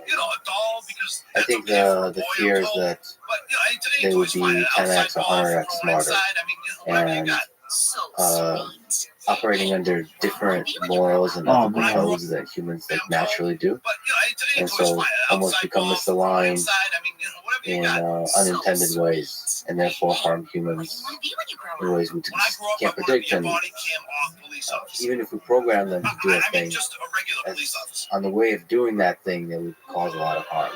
And when they're 100 times, 1,000 times, 10,000 times smarter than us, we won't be able to stop it, or we won't be able to even see the harm as it's happening, because to that kind of stuff. So you can construct all kinds of possible trajectories of how the world ends. It's a little bit like that line in the Oppenheimer movie, where they contemplate whether the first time they set off a reaction, all matter on Earth is gonna go up. Oh, that is so the first thing the chain reaction. Yeah, I guess. I'm sorry, ladies, you have to leave. I don't think. I personally don't think it's. We caught you sneaking outside beers into the adoption it's an opportunity, If you're going to be balancing at the opportunity. adoption fair, you have to I think buy if you take adoption any fair technology beers. there's opportunity in risk. And, it's easy to point. I'll point at the car. They pollute, and they, about what, 1.25 million people get killed every year around the world because of them.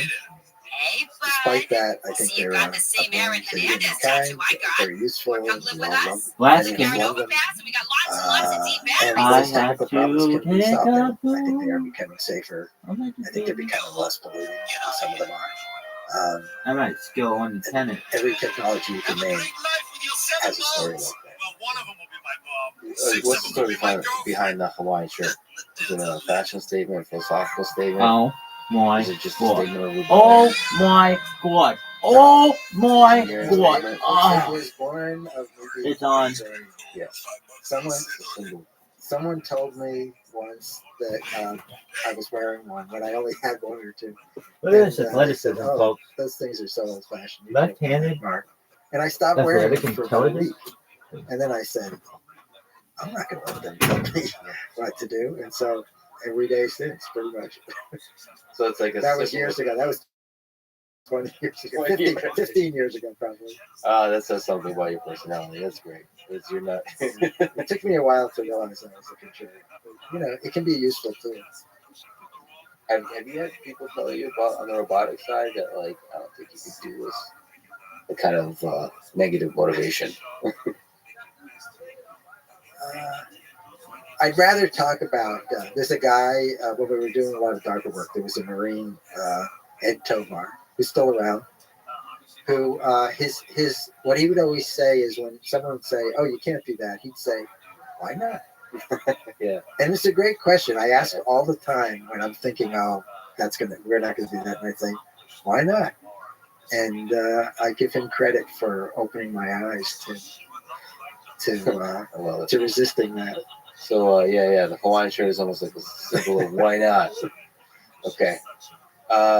What advice would you give to young folks that are trying to figure out what they want to do with their life, how to have a life they can be proud of, how they can have a career they can be proud of?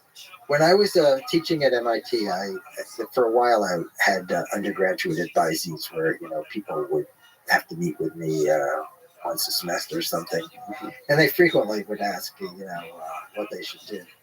And I think the advice I used to give was something like, well, if you had no constraints on you, no resource constraints, no opportunity constraints, and no skill constraints, what could you imagine doing?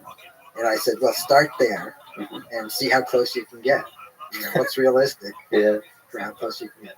The other version of that is, try and figure out what you want to do and do that. Because I don't think a lot of people think that they're in a channel, right? And there's only limited opportunities, but it's usually wider than they think. Yeah, the opportunities really are limitless, but like at the same time, you want to pick a thing, right? And it's the diligence. Yeah. And really, really pursue it, right? And really pursue it. Because sometimes like the really special stuff happens after years of pursuit. Yeah. Oh, absolutely. I mean, you've been doing this for 40 plus years. Some people think I'm in a rut, right? Why don't I do? And in fact, some of the inspiration for the AI Institute is to say, okay, I've been working in locomotion for however many years it was. Let's do something else. And it's a really fascinating and interesting challenge. And you're hoping to show it off also in the same way? Just about to start showing some stuff off, yeah. I hope we have a YouTube channel. I mean, one of the challenges is it's one thing to show athletic skills on YouTube. Showing cognitive function is a lot harder, and I haven't quite figured out yet how that's going to work. There might be a way. There's a way. Why not? I also do think sucking at a task is also compelling. Like the incremental improvement. A robot being like really terrible at a task and then slowly becoming better. Even in athletic intelligence, honestly, like learning to walk and falling and slowly figuring that out. I think there's something extremely compelling about that. Like we like flaws, especially with the cognitive task. It's okay to be clumsy. It's okay to be confused and a little silly and all that kind of stuff. it feels like in that space is where we can. There's charm. There's charm.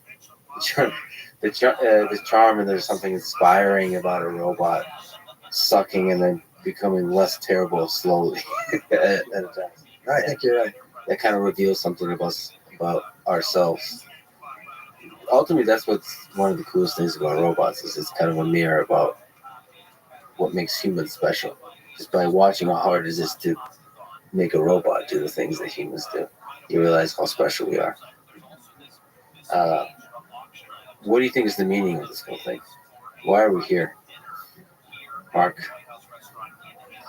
you ever ask about the big questions as you try to create these humanoid, human-like intelligent systems? I don't know. I think you have to have fun while you're here. That's about all I know. It would be a waste. It would be a waste not to, right? The ride is pretty short. You might as well have fun. Mark, I'm a huge fan of yours. It's a huge honor that you would talk with me. This is really amazing, and your work for many decades has been amazing. I can't wait to see what you do at the AI Institute. I'm going to be waiting impatiently for the videos and the demos and the next robot meetup, or maybe Atlas and Optimus to hang out. I would love to do that. Thank you so much for talking. Thank you. It was fun talking to you.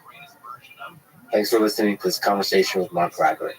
To support this podcast, please check out our sponsors in the description. And now, let me leave you with some words from Arthur C. Clarke. Whether we're based on carbon or on silicon makes no fundamental difference. We should each be treated with appropriate respect. Thank you for listening, and hope to see you next time.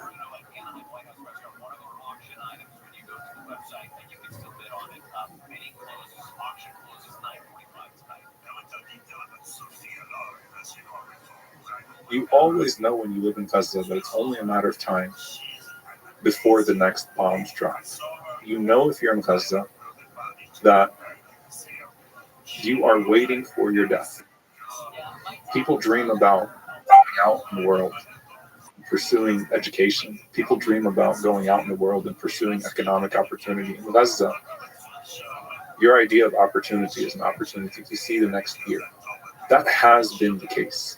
And so when we talk about, this not existing in a vacuum, if people only hear about Gaza on October 7th, that is a major part of the problem. And that is, again, part of the problem of our ignorance and our apathy, right? Why is it that the plight of the people of Gaza is not brought up until an attack happens on Israel? The following is a conversation with Imam Dr. Omar Suleiman, his second time on the podcast. He is a Palestinian American, a Muslim scholar, a civil rights leader, president of the Yaqeen Institute for Islamic Research, and one of the most influential Muslims in the world. Our previous conversation was focused on Islam. This time, the focus was on Gaza and Palestine. This is the Lex Friedman podcast. To support it, please check out our sponsors in the description. And now, dear friends, here's Omar Suleiman. What did you think, feel, and pray for in the days that followed October 7th? I think the first feeling was that there's going to be a lot of death and destruction in Gaza as a result, right? We always kind of see this where one Israeli casualty leads to hundreds of Palestinian casualties, right? So it's a pretty familiar cycle in some ways, where there are daily transgressions against Palestinians in the West Bank and in Gaza. The checkpoints, the aggression on Masjid al-Aqsa, the settlements expanding, the stories of Palestinian death, and then you have rockets fired from Gaza, and that's when the Western press catches up and starts to cover it. Israel responds with Hellfire missiles, white phosphorus bombs, and the casualties are wildly disproportionate. And so I think that, I wasn't surprised.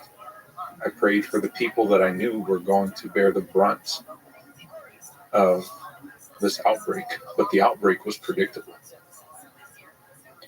You wrote a statement on October 9th. I was hoping to read it. It's okay? Yeah. Our Palestinian casualties are always your footnotes. The daily humiliation of occupation ignored. The aggression by settlers and soldiers alike on holy sites and souls. The annihilation of entire families that follows. The devastation of whatever scraps remain in the open-air prison of Gaza. Unsustainable and inhumane. So if you're waking up to a sudden interest in the region and want to know what's been happening, dig a bit deeper than 2 weeks and try to read beyond the headlines of a media that has been dehumanizing us for decades. Again, this was not surprising. This was very predictable. If you've been watching what's been unfolding before October 7th, 2021, Human Rights Watch puts out the report, Threshold Reached. Israel is an apartheid state. Amnesty International 2022, the crime of apartheid, showing how all of the legal determinations of apartheid have been reached. The occupation is only getting more aggressive. Shireen Abu Akleh, Palestinian-American journalist, is shot dead in 2022 in front of the world. The United States says initially that if it is shown that Israel was complicit or that Israel carried out the execution, then there will be consequences. Of course, once it was shown that Israel was indeed responsible for the bullet that killed Shireen Abu Akleh, the United States did absolutely nothing. Shireen's funeral was attacked. The pallbearers were beaten. Her casket almost fell. And again, the world is watching. The aggression against worshippers in Al-Aqsa is getting worse. You have the flag march, the Jerusalem flag march, where extremist settlers are let loose and wild on Palestinians by the thousands, chanting things like Muhammad is dead, we're going to murder you Arabs, all with the protection of the state with Israeli soldiers. And throughout this time, it's like something bad is going to happen. And then 2023 comes along. You had 13,000 settler units in 2023, a plan of 13,000 settler units, the most in the history of the occupation, the most racist and extremist government, Israeli government that you have ever had. And people don't realize that in 2023 alone, over 600 Palestinians had already been killed. It just doesn't make Western headlines. And so if you wonder why the American public sees this so much differently than the rest of the world, it's because American media shows the American public something so much different than what the rest of the world is showing. And so this was a pressure cooker. This was going to explode. It is extremely predictable. You've given people absolutely no hope. And so I think that as we're watching that, it's important for us to actually interrogate the ignorance that people have of the Palestinian plight, the ignorance of the root causes of this violence, the ignorance of the occupation. And also ask yourselves, why is it that Israel can violate every single international law on the books, have all these determinations, and the United States keeps on issuing these inconsequential statements while also at the same time funding these aggressions? So it's like, stop the settler violence. The United States will issue statement after statement. Stop the settler violence. Stop the incursions on Masjid al-Aqsa. Stop violating the people in Jerusalem. Stop trying to wipe out the Palestinian people. Stop openly saying, that there is no two-state solution, that we will never allow a Palestinian state to be established. But at the same time, here's your $3 billion check. And if the United Nations issues any sort of resolution against Israel, or if any international body tries to hold Israel accountable, the United States stands in the way of any accountability. It's important for us to ask why. And so I always tell people, read beyond the headlines. Even now, with the backdrop of a genocide, over 30,000 people have been killed. If you open the front page of most American mainstream sites, You will see stories about the hostages, the Israeli hostages. You will see stories about October 7th, that October 8th is missing, October 9th is missing, October 10th is missing. 100 days of genocide are missing. And you'll barely have a story that shows up every once in a while that, is still very much so controlled by the Israeli propaganda machine, because while Israel kills Palestinian journalists, it also makes sure that American journalists are only able to tell a certain story. They're only able to see Gaza from a certain perspective. They're only able to speak about Gaza from a certain perspective. And this is well documented, that they have to review their media tapes with Israel before they can publicize them.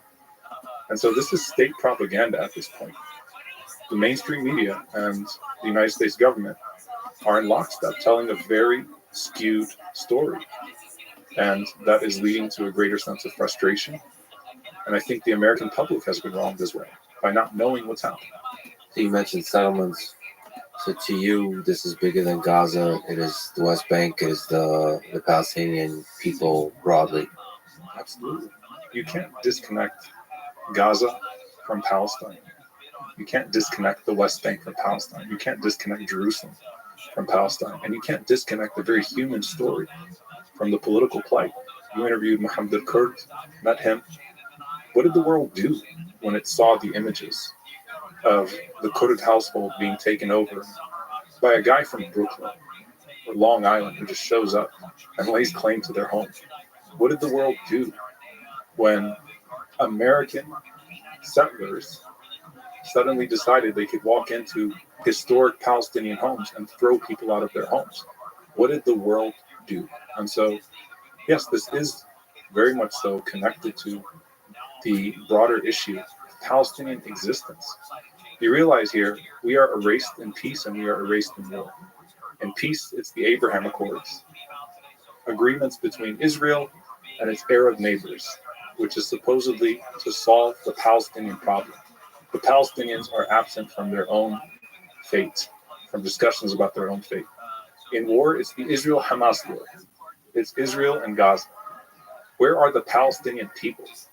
The millions of Palestinian people that have either been removed from their land or are being tormented on their land. Where are they in this discussion? What are the Palestinians in the diaspora feeling? I think deeply frustrated, a great sense of anger, sadness. Every single Palestinian right now knows someone that's been killed. Every single Palestinian is a part of a story of displacement or destruction. Every single Palestinian has a relative that's either missing a limb or a loved one. Every single Palestinian in the world is traumatized by this. And in some ways, being outside of Palestine, being away from it all, hurts even more. Because you see your people being killed and starved and brutalized and slaughtered, and you can't do anything about it. And the people around you are justifying that slaughter. If you turn on a TV or if you open a mainstream news site, these sites are justifying your slaughter. And people are being killed over there because they look like me, because they're Palestinian like I'm Palestinian. And so we're watching this in diaspora with agony. We can't go, we can't heal our loved ones. We can't comfort the people that are there. I recently spoke to a doctor who's lost 75 relatives. 75 relatives in Gaza. And he's a medical doctor. And all he wants to do is get in there and just use his medical expertise to help his people. And he can't. And so we're watching it from far, but our hearts are there. They are in the buildings that are being destroyed. They're in the hospitals that are being bombed. They are there, and they are with the people. You're somebody who's always rushed into the midst of a crisis. So what does it feel like on a personal level to not be able to do that here, to go to Gaza to help? Yeah, it's really hard. I mean, when any group of people are killed, my instinct, and I think a lot of people, is to go there to help, whether it's a natural disaster or especially after an incident of terror. Wherever it is, right? It's rush there and do the best that you can to help people get through it. So it's been extremely hard to watch this from afar and feel like I can't do anything about it. And so that's why instead I think that most of us are driven to continue to be the voice of the voiceless. And I always say that if they've made them faceless, they can't make us voiceless. They have reduced our casualties in Palestine to a number. The number is hundreds a day. Over 30,000 people. We're averaging 10,000 people a month. The fact that they've been turned into faceless numbers with no stories, with no humanity, makes it that much more important for us to tell their stories here and to remind the world that you've lost your humanity if you can watch this unfold and not even have the decency to call for a ceasefire. I mean, that's where we've reached. That's how low it is right now. Calling for a ceasefire has now become radical. So we have to remind the world that if you're okay with the demolition of an entire town or a city or whatever it is that you want to call Gaza, because it wasn't always the Gaza Strip. If you're okay with this and you're okay with this casualty count every single day, it's not just them who are being killed, it's your hearts that are dying. And I think that when I look back to Dr. Martin Luther King Jr., and I mentioned this, he wrote about Vietnam. He said that if America was to succumb to its spiritual death, the autopsy would read Vietnam. I would say that it would read Gaza now. Speaking of the people, the faces, the voices, one of the people you've talked about, you've posted about, you've written about is Wael Al-Qaddu and being hospitalized. He's a Palestinian journalist and bureau chief of Al Jazeera in Gaza City. What can you tell me about this man? If Wael Al-Qaddu wasn't Palestinian, he'd be on the cover of Time magazine right now. He would be the most celebrated journalist in the world.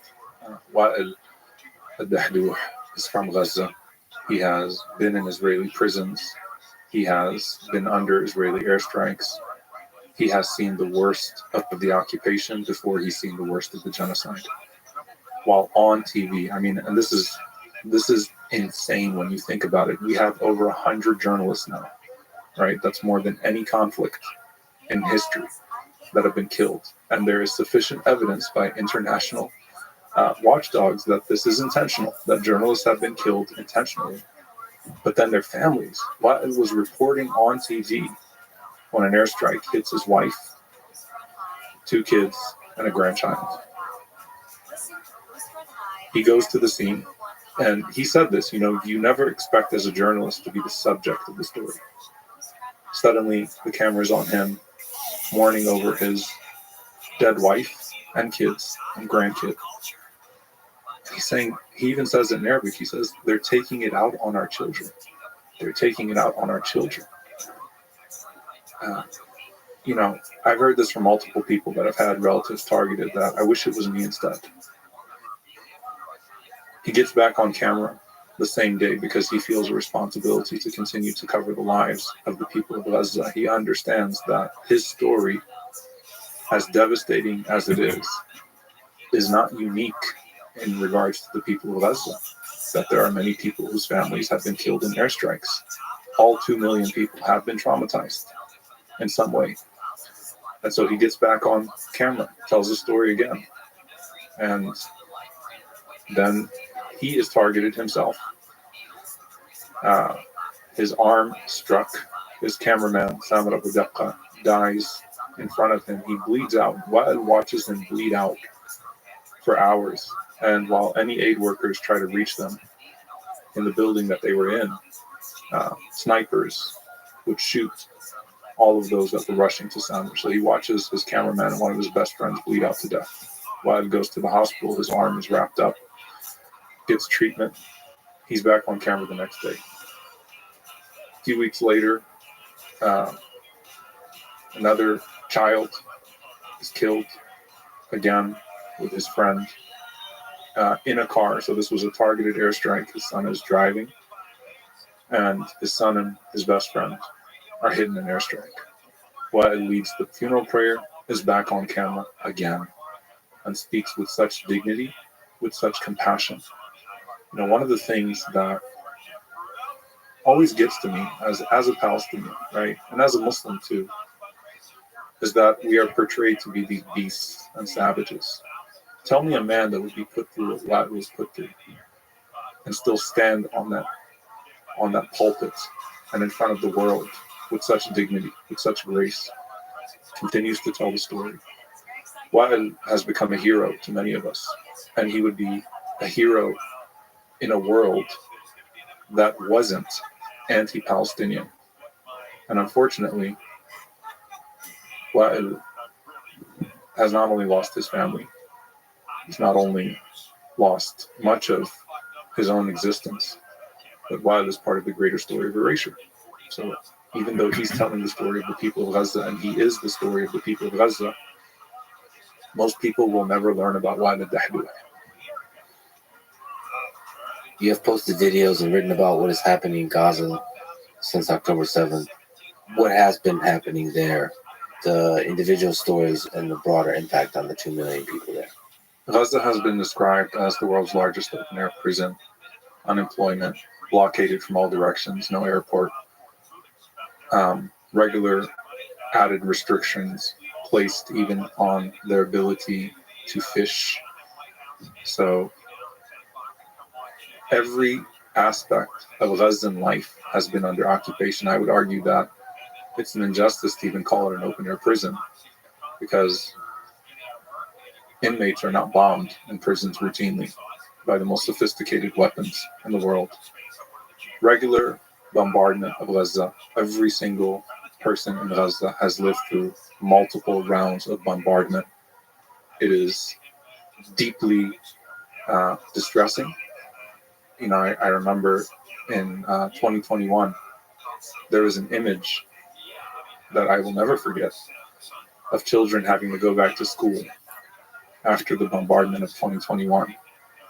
And next to them, they would have the empty chairs and the posters of the child that used to sit in that chair. I think what encapsulates it most for me, an image that I grew up with, was the image of Muhammad al-Durra, who was in his father's lap over 20 years ago. And his father was begging for Israel to spare his child, and Muhammad was murdered in his lap. And you know what happened this last round? His other kids were murdered. So Muhammad's brothers were murdered, and his father's been on the run. Every single person in Gaza has witnessed multiple wars, has witnessed the greatest suffocation of occupation, has even had their diets restricted, and has suffered under Israel's state policy, which is called mowing the lawn. And everyone should look this up. This is what Israeli ministers refer to as routine bombardment of Gaza, mowing the lawn, which shows you that before they called us animals, they considered us insects. And unfortunately, the casualty counts get higher and higher every time, and people become more and more desperate and more and more helpless. Gaza has been, unfortunately, the worst manifestation of anti-Palestinian bigotry. It's already, 60% of the population is a refugee population. What that means, and people do need to understand this, is that people move to Gaza from other parts of occupied territory to find refuge. And we're practically living on top of each other. There are people that are in the Gaza Strip that know that they had homes right beyond that apartheid wall. And those homes were stolen from them, and they can't even enter that territory anymore. And they know that on the other side of that wall, there's life. On the other side of that wall, there's opportunity. On the other side of that wall, you have a passport. You have an airport. You have the ability to travel. You have the ability to export and import. You can dream. But behind that wall, you are to live until the next airstrike. You are to live until Israel mows the lawn again and hope that you're not part of the grass. That's what Gaza has been all of these years. So pragmatically and psychologically, it's very difficult to flourish when you're just waiting for more bombardments? Because you know that it's around the corner. You always know when you live in Gaza that it's only a matter of time before the next bombs drop. You know if you're in Gaza that you are waiting for your death. People dream about going out in the world and pursuing education. People dream about going out in the world and pursuing economic opportunity. In Gaza, your idea of opportunity is an opportunity to see the next year. That has been the case. And so when we talk about, this not existing in a vacuum, if people only hear about Gaza on October 7th, that is a major part of the problem. And that is, again, part of the problem of our ignorance and our apathy, right? Why is it that the plight of the people of Gaza is not brought up until an attack happens on Israel? I've gotten a chance to witness a destroyed school in Ukraine. It's something that is really difficult to see. You have over 100 destroyed mosques. Every university in Gaza has been demolished. We're seeing TikTok videos of Israeli soldiers laughing and singing as they press a button, and we see the demolition of every single university in Gaza. Schools have been reduced to rubble. There's a cultural aside as well. I want you to think about what you saw in Ukraine. Look, imagine coming back to school in Gaza in some destroyed building. You're missing legs. You're missing arms. You have white phosphorus burns. Have you ever seen what white phosphorus does to a person? There's a reason why it's a war crime. You have white phosphorus burns. Your mom's dead, your dad's dead, all of your uncles and aunts are dead, all of your siblings are dead. Somehow you got pulled out of the rubble.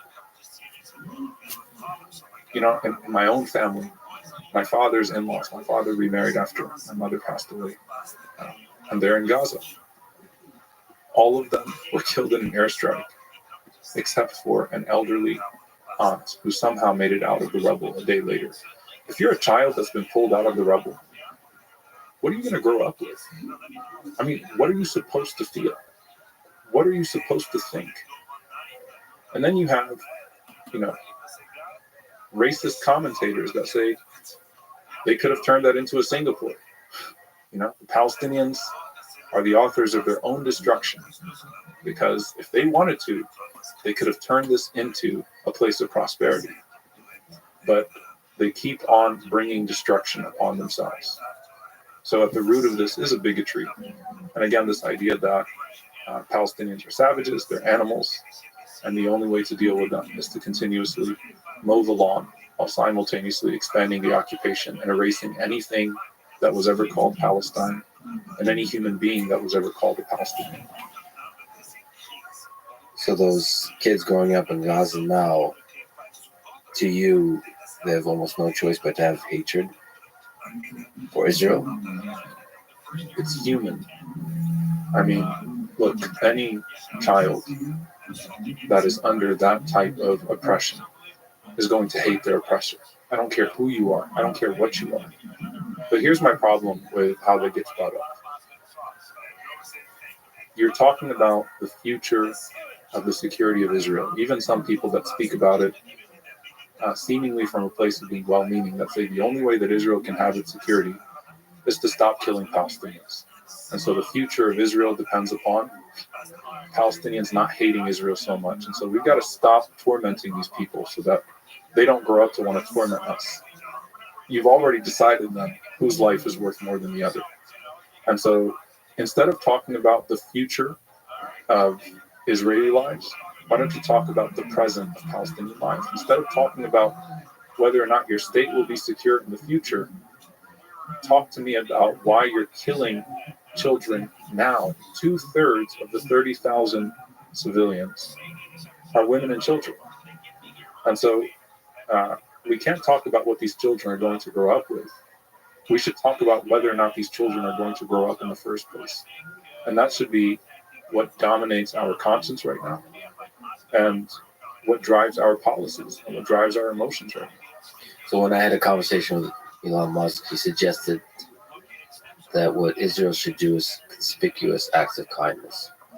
So do as much positive things in Gaza as possible on a basic individual human level and at a policy level, at every level. What do you think about that? You don't pass out candy in a concentration camp. You end the occupation.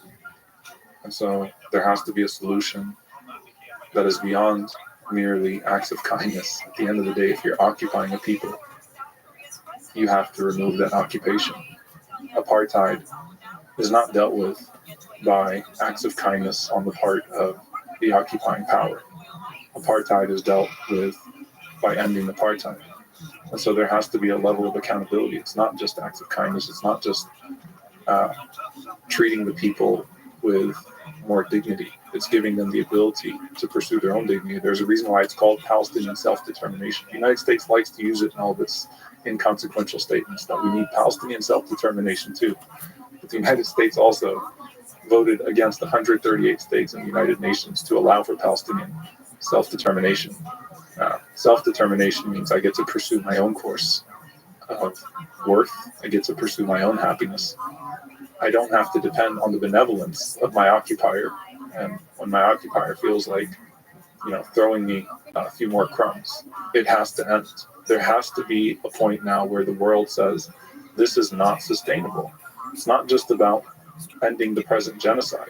A ceasefire is the bare minimum. I think any decent human being would be calling for a ceasefire right now, but at some point you cease occupation, you cease apartheid, because what led to the ability of Israel to carry out a genocide without any accountability was that the global arena has permitted it to do so, largely due to American obstruction of justice. Is violence an effective method of resistance? So the framework that I would propose is that Dr. King mentioned that peace is not the absence of violence, it's the presence of justice. And so occupation and apartheid are violent even in their most benevolent manifestations. The default of occupation is that it is unjustified. The default of apartheid is that it is unjustified and it must be dealt with. The default of resistance to occupation and apartheid is that it is justified. But there can be transgressions even in resisting occupation and apartheid, right? And I come to this from an Islamic perspective. My moral framework is Islam.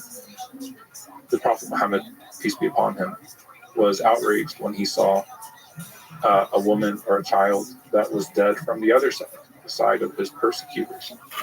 And so, yes, we have a saying as Muslims that they are not our teachers. Our oppressors are not our teachers. But the concept of resistance to occupation, it is morally justified. It is justified by international law. Any occupied people have the right to defend themselves. We talk about Israel's right to defend itself. Israel is the occupier. Any occupied people, by international law, have the right to defend themselves. And any occupation is unjustified and illegal. And so that's where I start from. That's the point that I come to this with.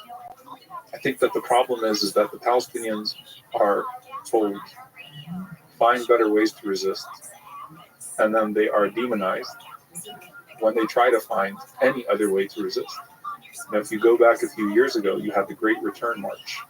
People in Gaza marched to the wall in what was one of the most inspiring protests or demonstrations that I had ever seen. Marched to the wall, nonviolent protest, and snipers took out their legs. AP actually documented that Israeli snipers had knee counts, where you had an Israeli soldier that would say, I took out 45 knees. They actually had to register a scroll of knee counts. And so you have all these kids in Gaza walking around without legs now because they were targeted by snipers when they marched to the wall. We're told to find methods of nonviolent resistance, but when we boycott, when we launch, boycotts around the world in response to this transgression, in response to this ongoing oppression that the world powers have shown either the inability or the unwillingness to rein in, we're told that that's anti-Semitic, even though it is based on the South African method of bringing an end to the apartheid regime there. So don't respond with violence. Don't respond non-violently. Don't protest. Don't try to use people power in the face of global impotence at the political level. Instead, let's just keep talking about the two-state solution. And while talking about the two-state solution, if you were to look at a map, under every single Israeli regime, conservative or liberal, whatever it is, the settlements have expanded. More Palestinian land has disappeared. More Palestinians have been dispossessed. More Palestinians have been killed. And so we have these little pieces of land that keep on shrinking. And Jerusalem keeps disappearing. And there's aggression, whether Palestinians are resisting or not. But then we're told, why can't you people just pursue peace? Why can't you just believe in a better way? All along, we're hearing Israeli ministers become far more radical and open about their intentions to wipe us off the face of the earth. And that is actually their policies, not just slogans, it's not fringe elements, actual Israeli ministers, starting from the Prime Minister himself, who has executed a policy of the removal of all Palestinian lands and Palestinian lives. And then we're told, peace, peace, peace, peace. And it is awfully ugly when you use the language of peace to suffocate the work of justice. You know, Dr. Martin Luther King Jr., one of his early sermons was something along the lines of when peace is obnoxious. When peace is obnoxious. It was in the 1950s, around the Montgomery bus boycott. He talked about how this obsession with the language of peace is usually used to try to keep people in status quo and make them complacent with their miserable situation. That has been the story of the Palestinian people, that they've been told that if you do things differently, then you will find peace. But everything the Palestinians have tried, inside and outside, has been met with repression. The most violent forms of it, they're in Gaza and beyond. And so, look, I start from the place of wanting to see peace. I want to see a situation in which no innocent people lose their lives. But we have to analyze the situation with some justice, with some fairness. What would any group of people do in this situation? That doesn't mean that you hope for hell. That means that you analyze the existing circumstances of hell, which was life in Gaza even before October 7th. That said, you did talk about Wa'alakadu and dignity. And you mentioned transgressions. So there is places where violence can go too far. Absolutely. So violence, again, the point is that you ask yourself why we've been silent about the violence all of this time. And you know what? People say, well, what about this? Well, what about that? My response is this. What I would love to see is effective international bodies of justice being able to rein in any party that has committed an act of aggression or committed an act of injustice and hold them accountable. Any reasonable human being would say, yeah, you know what? There should be effective international bodies that can rein in parties that can't be reined in domestically, that could stop the violence, that could assign blame properly, and then have methods of accountability. The problem is that Israel has been made invincible in the international arena because of the United States. And then we wonder why there's such a rise in global anti-American sentiment. It's not because of American freedom. It's because America is directly participating, the United States government is directly participating in the worst genocide that we have ever seen in our lives, right? Playing out on screen, on social media. And we can't do anything about it. So I think that the point is that we need those international bodies. We need methods of effective accountability.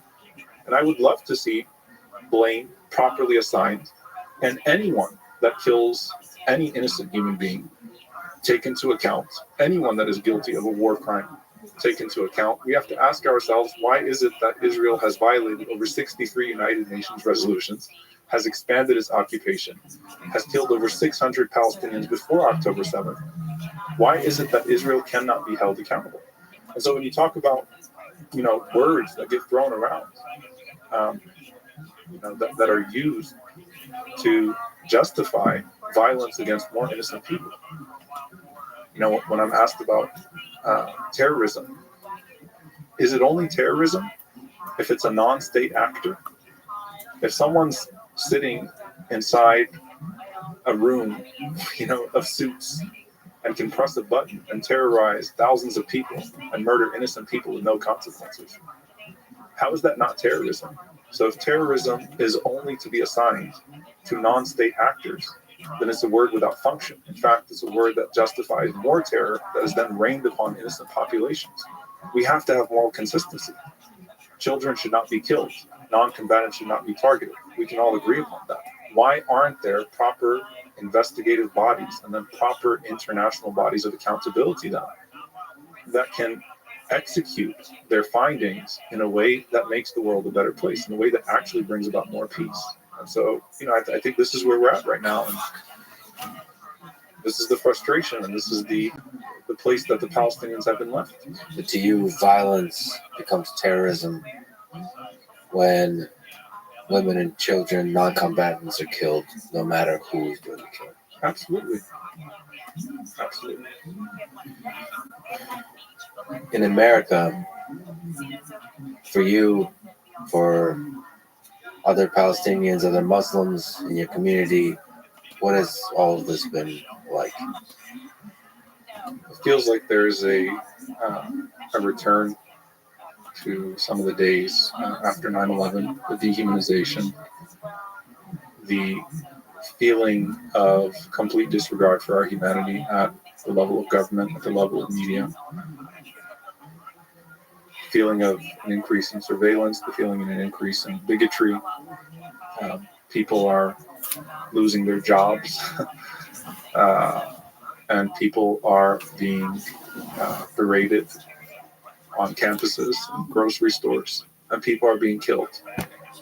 I went to the funeral of a 6-year-old boy who was killed directly due to anti-Palestinian propaganda. So I think that a lot of us are feeling a return to that, but we also refuse to be cornered into a position where we are told to perpetually condemn acts of violence and not speak about the violence that's committed against us here or abroad.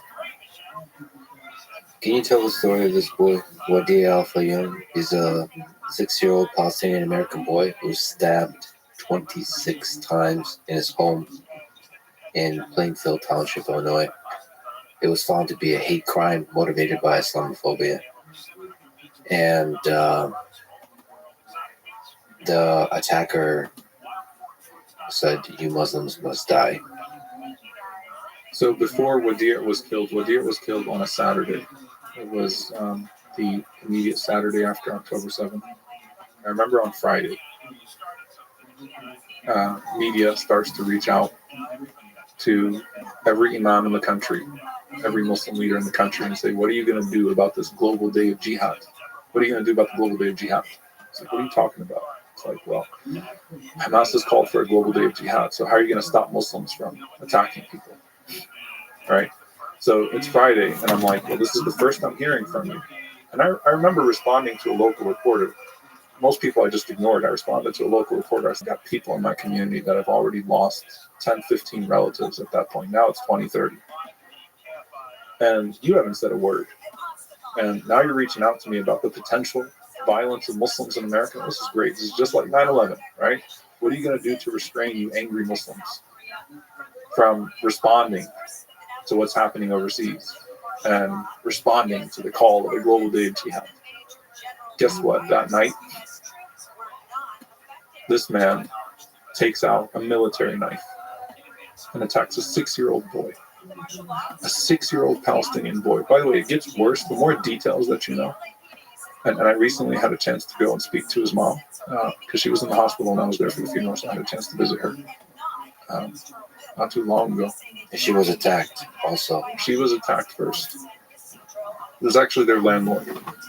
So Hannah's mother was at home with Wadir, 6-year-old boy. Landlord comes in and with absolutely no emotion just charges at her. Starts with her. She was able to fight him off. stabbed her initially 7 or 8 times with a military-grade knife. She fought him off, escaped to call 911. And while she's calling 911, she hears Wadir. Wadir ran up to the man, calling him Uncle Joe, because the landlord prior to that had been kind to them. He used to give Wadir toys. Wadir had an infectious, beautiful smile. Every picture you see of that kid, beautiful, beautiful, beautiful smile. And so Wadir runs up to him, says, Uncle Joe. He runs up to him to give him a hug, even though he's carrying a military-grade knife with blood on it, because Wadir doesn't believe that harm can come to him from that man. And Hanan didn't think that he would do anything to her kid, even in that fit of rage. The last thing that she says she heard was, oh no. Wadir says, oh no. And then he starts to stab him 26 times, says, you Muslims must die. Usually in a scene like that, police are hesitant to classify something as a hate crime that was classified as a hate crime the very same day. The thing is that who's complicit in that hate crime? What filled that man's head for him to believe that he was doing an act of good by murdering a 6-year-old Palestinian boy? And in reality, Uncle Joe was motivated by President Joe Biden, who repeated a debunked report that there were 40 beheaded Israeli babies. And he said, I saw 40 beheaded Israeli babies. The White House walked it back. Afterwards, in a statement that no one reads because it was factually false. But Uncle Joe heard it and had been binge watching media about these violent Palestinians. And suddenly, the propaganda overcame his own humanity and what he knew of that family. And he went in and ruined their lives. And, now, just like any mom, she hasn't moved a thing. His bike is still in the same place it was. Toys are still in the same place. She's left with this great void, this great emptiness. If that was the only crime, it would be enough to wake this country up and say, oh no, this is not where we need to go. Oh no, right? The last thing she heard him say was, oh no. If that was it, and I got the news, by the way, when I was ironically at a protest. We were protesting on Saturday, downtown Dallas, and I started getting all these texts about what happened in Chicago. Oh no, right? Like, no Muslims attacked anyone. Media was in a frenzy over the global day of jihad. I got called by national news outlets and local news outlets. What are you going to do about Muslims that are going to turn into monsters and start killing people in the streets? Next thing we know, we have a dead 6-year-old Palestinian boy. Went to his funeral. And that kind of speaks to the proximity part of things. Yeah, it felt like stepping into Gaza, right? For a moment, didn't feel like America. Felt like stepping into Gaza. His casket was wrapped in a Palestinian flag. There was not just sadness at his funeral, but a deep sense of anger. At the funeral, some of his family members shouted out, Joe Biden, you did this. Joe Biden, you did this. And I remember the next day, it was right after the funeral, looking at the front page of CNN. And the story of Wadir was buried in the last section. And it was right over all these meaningless ads. And I thought to myself, that's it. Like, if this was an Arab man, let's be real. Let's be honest here. If this was a Palestinian landlord that stabbed a 6-year-old Jewish boy to death, this would have gotten more attention. It would have been the front page of the news. And rightfully so, people would have grieved over the insanity of stabbing a 6-year-old boy 26 times. Wadir became an afterthought the very next day. And so it's an extension of the bigotry, an extension of the racism. And there's so much that happens after that. There's the terrible stabbing of Detroit synagogue president, Samantha Wall. And it's horrible. She was stabbed in her driveway. Immediately, front page of all the news outlets. Immediately, it's the main news story. And immediately the implications are, there go the Muslims. The Palestinians have lost their minds. They are who we thought they were, right? That's what it is. They are who we thought they were. They went and they stabbed a synagogue president. It turned out it wasn't a hate crime, although it's an awful crime. It turned out it wasn't a hate crime. Wadir's an afterthought. I had people reach out to me afterwards expressing condolences, and I responded to them. Those who have justified the genocide in Gaza, but that were somehow offering condolences for Wadir, privately, of course.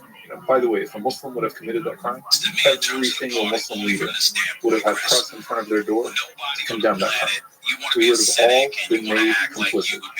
I had people reach out to me saying, I'm sorry about what happened with Wadir. It's terrible. And I saw you at the funeral, praying for you. My response was, what's the difference between Wadir and a boy in Gaza? What's the difference between me and Wadir? I'm a Palestinian child. My parents made it out of Palestine. I was born in this country.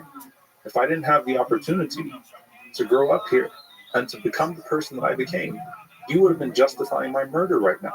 You would have been okay with my genocide. You would have been giving the talking points to the press to erase me. But you feel sorry because Wadir was killed. And I think this is when we say that anti-Palestinian bigotry is an extension of Islamophobia. If a mosque gets targeted here, people rightfully rush to protect that mosque and say this is horrible and it shouldn't happen. But when you have an Israeli soldier bombing a mosque and laughing like a maniac on video and it's going viral on TikTok and there's no way to rein that in and you don't have a word of condemnation about it, in fact, you are standing in the way of a ceasefire, then you're a hypocrite. There's no way around it. You are a hypocrite. What's the difference between a mosque here and a mosque there? What's the difference between a Palestinian life here and a Palestinian life there? If you're okay with me being murdered there, don't say that you care about my life here. And so that hypocrisy has been laid bare. We have said multiple times, masks are falling. Masks are falling. People that we thought were decent people somehow have found it in themselves to justify a genocide. There is no shortage at this point of videos. And again, when I could have made the excuse for you maybe in the first few weeks, that you hadn't seen enough. But with all social media suppression across all platforms, there isn't a single platform that hasn't suppressed Palestinian voices. With all that suppression, there are enough videos at this point of children whose heads have been blown off, of children walking around without limbs, of parents carrying their kids in bags, not body bags. I mean grocery bags, because they don't even have body bags. And screaming out and saying, why are you doing this to me? Make it stop. And you come back and you tell the person, it's Hamas's fault. Where is your humanity? Where is your sense of decency? Isn't that the logic of the so-called terrorism that you condemn? Yeah, you can wipe out entire populations. You should have talked to Hamas. It's Hamas's fault. All the kids in the West Bank, where does this end? So what are your moral boundaries here, right? So if that's the logic that you're okay with, then in that case, when there's a mass shooter in a school in the United States, just bomb the whole school. In fact, bomb the whole town if you can't find the mass shooter. Where does this end for you, right? And so when I say people have lost their humanity, they're killing us overseas, but their hearts are dying. People have lost their humanity. They've lost any sense of morality and their moral boundaries. And being there and I mean, participating in this funeral, it was anger. I'm not used to that. I'm an imam. I pastor to people. I went to Christ Church, and that was the worst I'd ever seen before, where 50 Muslims were killed by a white supremacist. And he murdered them with such callousness. And I remember being at those funerals. And yeah, I mean, there was anger, but it was just profound sadness, because at least the rest of the world could all come out in one voice and say, that's wrong. Now, most of the world sees what's happening in Gaza and says, this is disgusting. Most of the world sees this and says, this is a genocide. But we happen to live in this bubble here where we're constantly being told we did this to ourselves. And that's the same logic that led to our initial expulsion, 1948. What was the crime of those 700,000 Palestinians that were driven out of their home in 1948? What did they do? They did not commit the Holocaust. They didn't have a mass murder of Jews at their hands. What did they do? What crime were they paying for? And so it's been the consistent theme. This is the story of our people, not since October 7th. This is the story of our people for the last 75 years. There is a deep geopolitical connection between the United States and that part of the world. What is the role of U.S. politicians in all of this? You know, James Baldwin wrote about how Israel was created as an extension of United States policy to be a colonial entity at the gates of the Middle East and to function essentially as a military base out there and as a means of extending its policy, throughout the Middle East. And it has functioned as such. The United States is not an honest peace broker. It never has been an honest peace broker. The United States has never shown any meaningful inclination towards peace, has guarded and protected Israel from international accountability, has made Israel invincible. The United States is not just responsible at the governmental level for the genocide, it's responsible for letting it get to this point in the first place. We have funded that arsenal. We've given them the most sophisticated weapons in the world to test on the most desperate population in the world. We've given them the weapons. It's been bipartisan. We have issued at most inconsequential statements of condemnation, but at the same time stopped any international body of law from actually holding it accountable. So the United States, at this point, unfortunately, has rightfully lost all credibility. It should remove itself from this because it is not an honest peace broker. I think Americans are probably sick of us paying for wars in general. I think Americans are probably sick of our tax dollars going to funding a genocide while we have a rise of homelessness and income disparity here in the United States. I think that Americans probably don't like that we're making ourselves so deeply unpopular in the world because of Israel's actions. So in the immediate moment, make this stop. The United States could have had a ceasefire a long time ago. The United States could have ended this genocide right away. The reason why this is continuing is because of U.S. foreign policy. And in the process of Joe Biden talking about managing this crisis and talking about making things better, there have only been more bills that have come out of Congress. In fact, he's bypassed Congress to fund the arsenal, to keep replenishing the arsenal. Stop paying for weapons. Stop paying for someone else's war crimes. Stop protecting another country as it commits these war crimes. And if you can't be an honest peace broker, get out of the process. So there's money that you just mentioned and bills, and then there's rhetoric, which you also criticized, that he spoke about beheaded babies and things of that nature. So where has Joe Biden fallen short? We need another podcast. That's going to take a few hours to talk about where Joe Biden has failed. For one, the first time he seemed to find the word Palestinian in his vocabulary was when he accused the Palestinians of lying about the death toll in Gaza. And then that turned out to also be false. In fact, the numbers that were coming out of the Gaza Health Ministry, according to multiple international bodies, have been underreporting Palestinian casualty counts. Israeli intelligence has said that the civilian count or the death toll is actually higher than what's been coming out of the Gaza Health Ministry. So he's failed on that front. He has failed to speak to Palestinian humanity.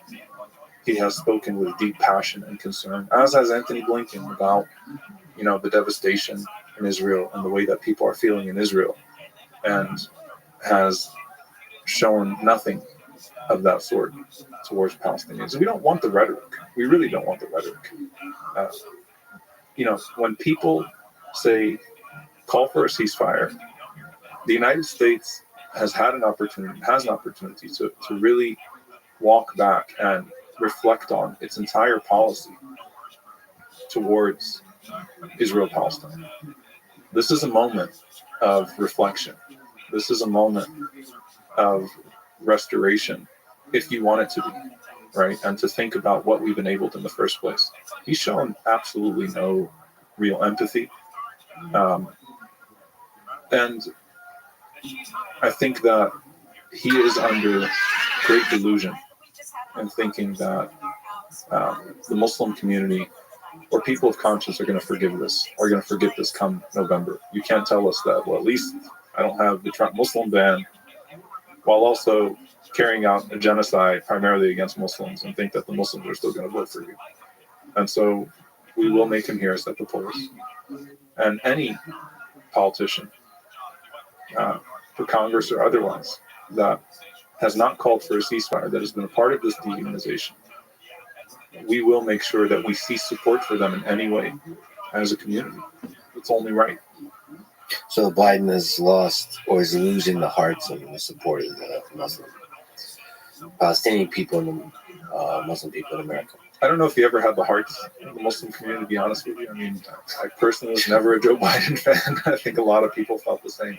This country, unfortunately, leads to the way that our political system is built is that you're always voting for the lesser of the two evils. That's always the way that it is. It's analyzing which evil is lesser, right? Yeah. And when people say, if you vote for Donald Trump, and I'm not planning to vote for Donald Trump either, but if you don't vote for Joe Biden, right? If you don't vote for Joe Biden, right? Then you are destroying democracy. I'm like, a democracy that's given us a choice between Donald Trump and Joe Biden is already a failed democracy. And so he never had the hearts and minds of the Muslim community. People always saw past his rhetoric. He always has had a disposition towards Palestine. He's always had a terrible disposition towards the Muslim world. His segregationist past comes out sometimes when he starts talking about the Muslim world, and you can hear the racism in his voice, and you can hear the way that he talks about Palestinian life in such devalued fashion. So he lost us a long time ago, but he's definitely not getting us back after this in any way. And I can't speak for all Muslims, but I think that come November, he and all of those politicians, especially in swing states, that have turned their backs on the Muslim community, and not just the Muslim community, by the way, 67% of this country wants a ceasefire. 3/4 of Democratic voters want a ceasefire. Half of Republican voters want a ceasefire. Right? It's not just the Muslim community. This is not some radical opinion to call for a ceasefire. Every single politician that has refused to hear us is going to pay a price at the polls, as they should. It doesn't mean that we're under any illusion that the other side promises us anything better. In fact, it feels like Republicans have simply rushed to out-racist the Democrats, to outpace them in terms of talking about how they're going to be more unapologetic in supporting Israel unconditionally, right? Like it's been pathetic. But something has to change, and I think that Americans of conscience have to look at how this failed political system has hurt people here and abroad, and talk about how to transcend that with just more humanity. Again, when you have 67% of the American public that wants a ceasefire, but only a handful of congressmen out of over 500 can muster up the courage in the face of these super PACs to say that, we should stop the genocide, right? And it's like, what are you asking for here? You're asking for the genocide to stop. You're asking for Israeli hostages to be brought home.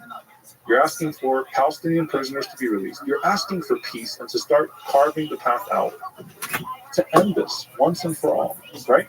In the most ambiguous way possible, by the way, because there aren't many radical American politicians, right? It's the way that the system is.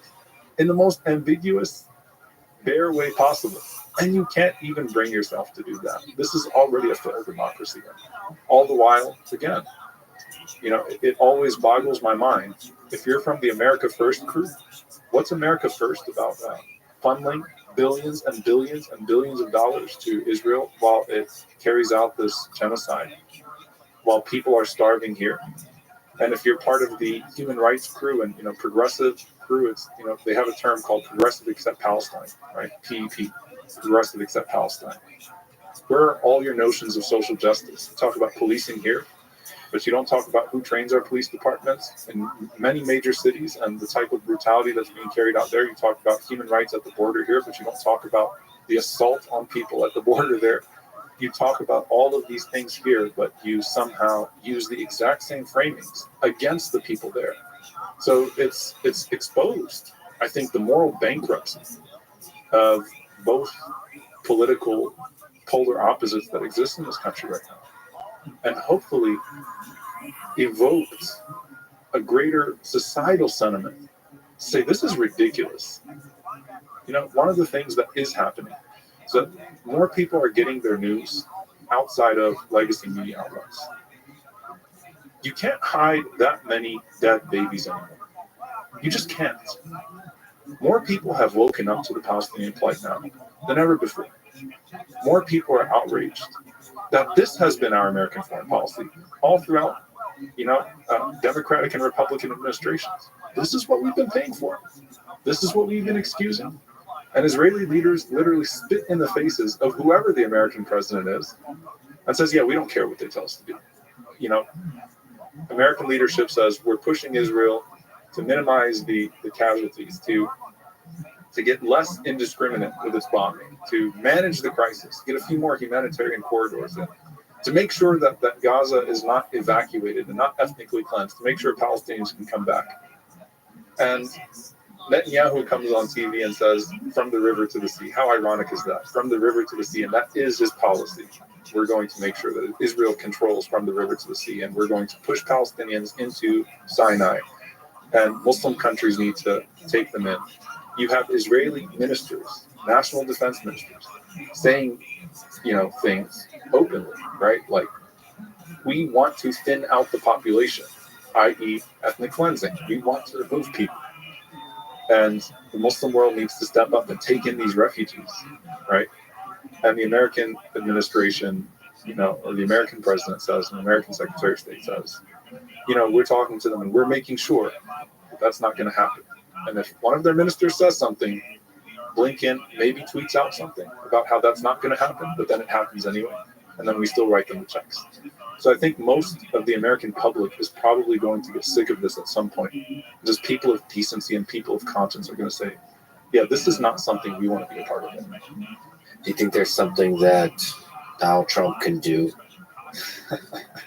to help move this in the right direction? Trump's first words were about how he's going to be worse on this, right? So he talked about how he's going to deport people, revoke visas of, students that are part of these pro-Palestinian rallies. Also, the focus was on the rallies versus what's going on abroad. Yeah, but look, we had a Donald Trump presidency. He moved the embassy to Jerusalem. He was not better on this. Unfortunately, this is a bipartisan problem. And so, again, we're under no illusion here. Like, we're not looking to Donald Trump as a savior here. But we are going to penalize Joe Biden.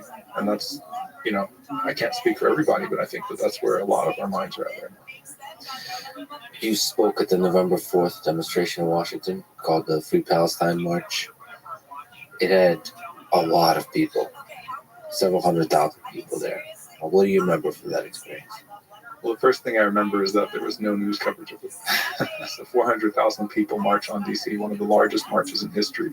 It was nowhere to be found in mainstream media coverage, whereas when the Stand With Israel rally happened, between the 300,000 strong Palestine rally and the 400,000 strong Palestine rally, there was a Stand With Israel rally where congressmen were bussed from Congress to speak at that rally, Democrats and Republicans and high-profile celebrities.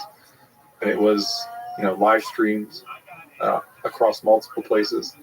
I mean, I have to say this.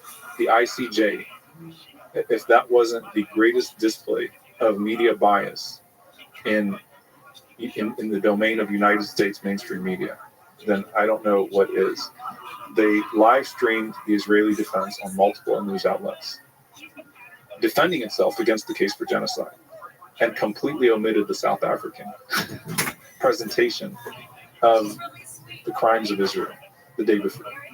So what I remember first and foremost about the protests is that they were nowhere to be found on mainstream media, which was expected. But what I also remember from the and from all of the pro-Palestine rallies is that I have never seen a more multi-faith, more diverse group of people consistently coming out for Palestine against the genocide in Gaza that I have this time around. And I think that has been the experience all around. There's been a pronounced Jewish presence, Jewish Voice for Peace, if not now, other anti-Zionist Jewish groups that are against the genocide, against the occupation, former Israeli soldiers even, that have been showing up at these protests. There's been a pronounced presence from Native American groups, indigenous groups, all across the board, right? Christians, Jews, Muslims. I've never seen more diversity at these rallies than I've seen this time around, which I think is a sign of where things are going. And if you look at the under 35 opinion polls, it's very clear there's a generation that the country is moving into a more coherent direction and understanding what has been happening over there. And people from all backgrounds are standing up to it. What do you think about the protests on campus against Israel? Every protest I've been to has had the exact same tenor, has had the exact same messaging, but you always have that idiot that shows up with a sign. And no one knows who that idiot is, ironically. Never comes with anybody else. Always shows up somehow in the middle of the protest and puts up a sign that says something completely contrary to the messaging of the protest. And all the cameras shift towards that guy. I see it every single time. But the overwhelming tenor of all of these protests has been consistent. It's been calling for freedom. It's been calling for liberation. It's been calling for an end to the genocide, a ceasefire, an end to the occupation, an end to the apartheid. I will tell you what many people are not seeing. Columbia University, 2 IDF soldiers, former IDF soldiers, spraying Palestinian protesters with skunk water, which is what the IDF uses on Palestinian protesters and sometimes on worshippers on their way to Masjid al-Aqsa, which has multiple health repercussions. And so I was reading about how one of the students that was sprayed on campus at Columbia, Palestinian student, has showered at this point of us doing this podcast 11 times to not get the smell out of her, has suffered all sorts of health issues as a result of being sprayed. Again, people are not seeing the other side here. People are not seeing what we've had to deal with at these protests, right? The open bigotry. And I want you to think about this, by the way. People go and serve in the IDF and then come back to the United States or the United Kingdom, and they're not stigmatized for participating in apartheid policies or participating in a genocide. How am I supposed to feel as a Palestinian knowing that this guy right next to me participated in murdering my relatives in Gaza, right? And has open reign to say what he wants to say or do what he wants to do. And so we haven't seen the other side of that as well. But I'd recommend to anyone that's talking about, pro-Palestine protests to actually go see one. If you go to the protests, you listen to what's being said, and you don't just capture them. You got 400,000 people. Don't just go try to find. You're going to find 4 stupid people at a protest of 400,000 people, right? Because the protest scene is always messy.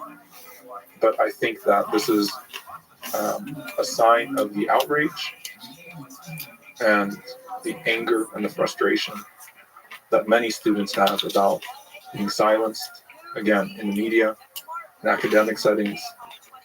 Professors are losing their jobs. Students are having their faces put on trucks, being doxxed. These shady watch lists that get put out. I'm on a few of them as well, and I just don't care anymore, right? But you got these shady watch lists. People are losing their jobs at law firms. They're losing all of their future opportunities, young Palestinian students. because of something that they tweeted that's being taken out of context 10 years ago, right? When they were 17 years old. It's ridiculous. And so I think that, we have to listen to the overwhelming majority of voices of people that are demonstrating for justice, not demonstrating against anyone, but demonstrating for people. Again, there's a large, pronounced Jewish presence at every single pro-Palestine march.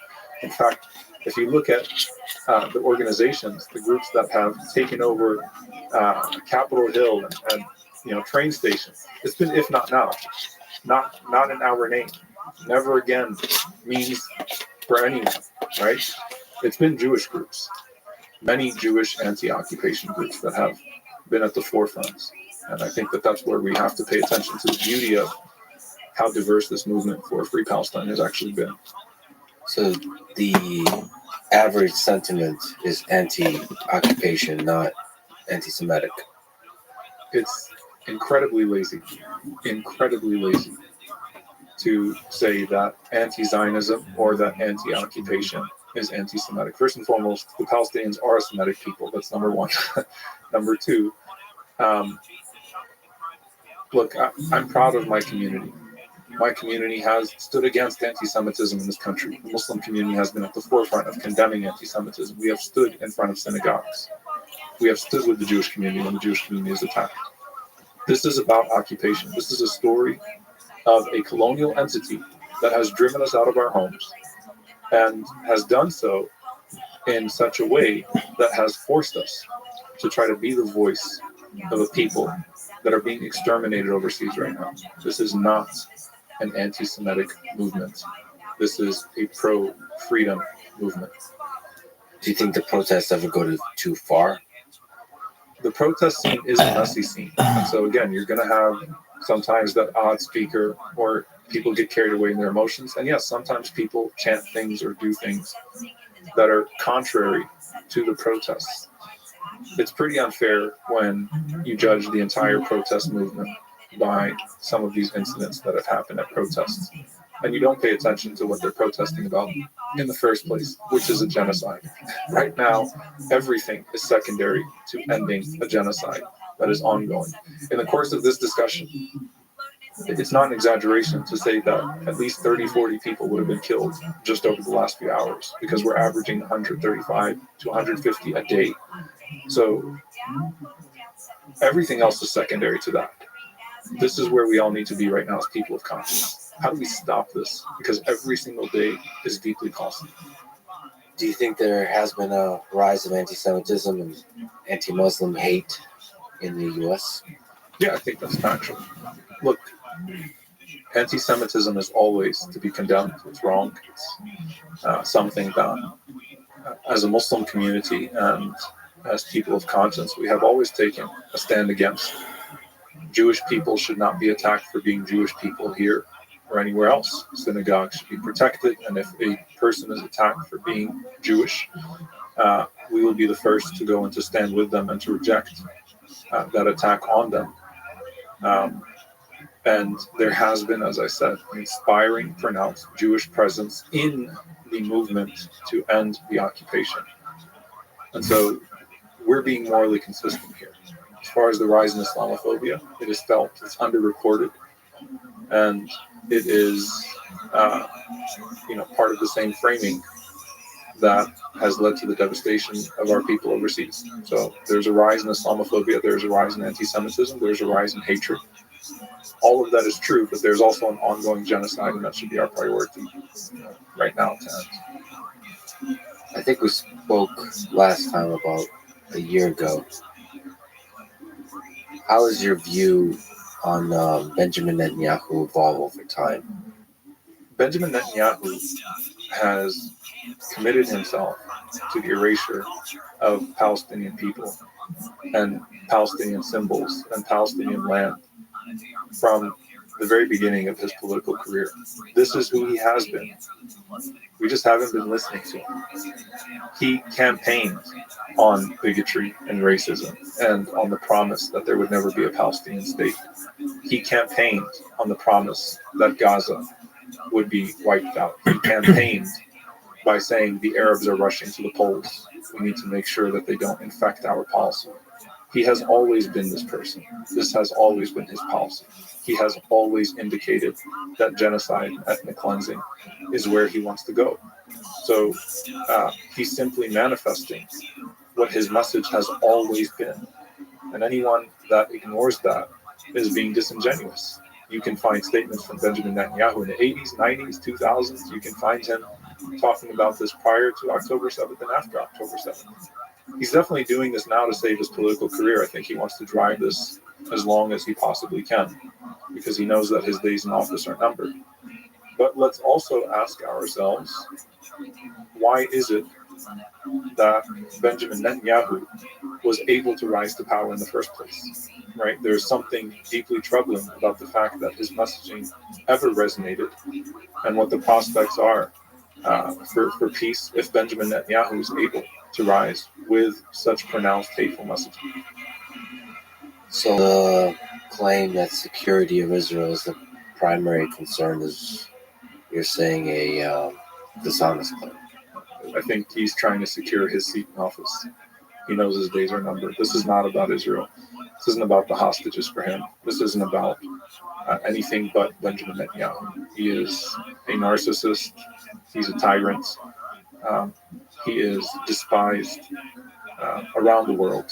And I think even amongst Israelis, I think there's a deep hatred for him. I think the hostages' families know that he doesn't care about the families or about the hostages, but he's driving a political, doesn't care about people, not Palestinian people or otherwise. However, the problem of the occupation is not Benjamin Netanyahu. The problem of the occupation is the occupation. Yair Lapid was the progressive, moderate alternative, and he drove just as bigoted of an agenda against the Palestinian people as possible. So to the Palestinian that's living in Gaza or the Palestinian in the West Bank, whoever's sitting in that seat has meant the exact same thing to them. But Benjamin Netanyahu is certainly, I think, the loudest bigot that we have seen in that seat. Do you think Israel has the right to defend its borders? I think Israel has a responsibility to protect those that it occupies. I think you have to ask that question differently. Noura Arakat wrote a tremendous article on this from a legal perspective. When you talk about Israel defending itself, Israel is bound to occupation law. This is the problem all along. When John Kerry said, of course, the U.S. is great sometimes at issuing inconsequential statements that Israel has to choose whether or not it wants to be a Jewish or a democratic state, but it can't be both. Israel wants to occupy and deny, and at the same time not be held to the standards of being an occupier, but be treated as if it's some normal state. Those borders were drawn across occupied land and have been expanding into Palestinian territory, and people have been thrown out of their homes systematically and transgressed upon, even in the places that they fled to, which is Gaza, right? So when you talk about Israel having a right to defend itself, you should be talking about Israel's duty to protect everyone under its occupation. Either lift the occupation or protect everyone under your occupation. Where are your borders, right? What is your responsibility? Who are you protecting? And I think that it speaks to the fact that Israeli policy considers Palestinians to be animals. They say as much, and they do as much. I've spoken about James Baldwin, and James Baldwin talked about this pious silence surrounding Israel that we're supposed to pretend like it's just another state, and ignore how it came into being and what it functions as. And I think that pious silence has to be broken. I remember Jon Stewart when he had the Daily Show several years ago, and he talked about this policy of, we have to defend ourselves. And if someone was attacking your home, what would you do? And the response was, well, why are you forcing people into a closet? So you force people into this desperate situation. You drive them out of their homes, claim their homes, and then say that you're defending yourself against them. The default is that an occupied people have a right to defend themselves. the occupier is obligated to those that they occupy. Can you speak to this term occupation in Gaza? Because the people that say it is not an occupation say that Israeli troops have been pulled out from there before October 7th for many years. Yeah. And to you, it still is a de facto occupation. Israel doesn't get to set the terms and then define them. It is an occupation according to any legal standard, international legal standard. Israel controls the movement of everyone in Gaza. It controls the air and the seas. It controls the ability to import or export. The people that live in Gaza and the people that live in the West Bank, the Palestinians, have had their identity stolen from them. So there's the freedom of movement. There is the freedom of driving. There is self-determination. All of that has been stolen from the people of Gaza. There's no airport in Gaza. That was destroyed by Israel as well. It is an occupation at every level and by any meaningful legal determination. What do you think about Yemen's Houthi rebels attacking Israel in response to October 7th? And then the United States and the UK initiating bombing of multiple targets in Yemen in response to that. Yeah, I think that it's clear that the United States cares more about its shipping lanes than it does about Palestinian lives, and that actually has proved it. Look, I do not support the Houthis as Houthis or their policies in general. But if you look at what has transpired and what they have said, they're attacking these ships in response to the occupation or in response to the genocide, and saying that they will continue to stop business as usual until a ceasefire is reached. They have not killed anyone, right? They have seized ships, they have blocked the lanes, but they have said that if the ceasefire happens, they will cease their activities. So instead of the United States trying to get a ceasefire through, the United States decided, let's go bomb Yemen too. Let's spend more money on weapons and killing innocent people. It shows you exactly where our policy always leads itself to, unfortunately. So I think that most reasonable people would say that the problem is not with Yemeni rebels attacking ships. The problem is with Israel attacking innocent Palestinian lives. You mentioned paying respects to the legacy of BK, Eddie Bernice Johnson, and remembering Palestinian child prisoners. Can you explain? So Congresswoman Eddie Bernice Johnson was one of the few co-sponsors of a bill that has been on the floor of Congress for years, initially sponsored by Congresswoman Betty McCollum, to penalize Israel for its detention of child prisoners. Thousands of children arbitrarily detained, put in military courts, solitary confinement, and yes, sexual violence has been documented by human rights organizations against them, and there have been no repercussions. So I want you to think about this, just the thought of conditioning aid to Israel, so that it doesn't indiscriminately bomb entire populations, has not been able to find any home in mainstream American politics. For years, just trying to stop Israel from picking up children and throwing them into military prisons where they disappear for decades at times, has not found any thrust in mainstream American politics. Whereas any resolution that is pro-Israel will make it past both chambers relatively quickly. When people talk about Israeli hostages and then talk about Palestinian prisoners, there's already a problem with that thing. First of all 2.2 million people in Gaza are hostages. Every Palestinian that lives under occupation is a hostage. But all of those prisoners that have been picked up, women, children, innocent people with absolutely no process of making sure that they're treated right or given fair trials or even given a communication line with their families or with any government to help them is absolutely criminal. All of those prisoners are also hostages. And when you already propose this idea that there are Israeli hostages and Palestinian prisoners, you're already implying that one group is complicit in their own devastation, whereas another group has had devastation visited upon them entirely out of their own doing. And so it's important for people to learn about children prisoners who are indeed hostages to an apartheid system. And even what happened during that 4-day truce, which all of us hoped would be extended and become permanent, where 150 Palestinian prisoners were released. Israel just went and picked up another 135 in the West Bank and threw them in prison. That's what I mean when I say you're not addressing the root of the problem. The root of the problem is the occupation. The root of the problem is the apartheid.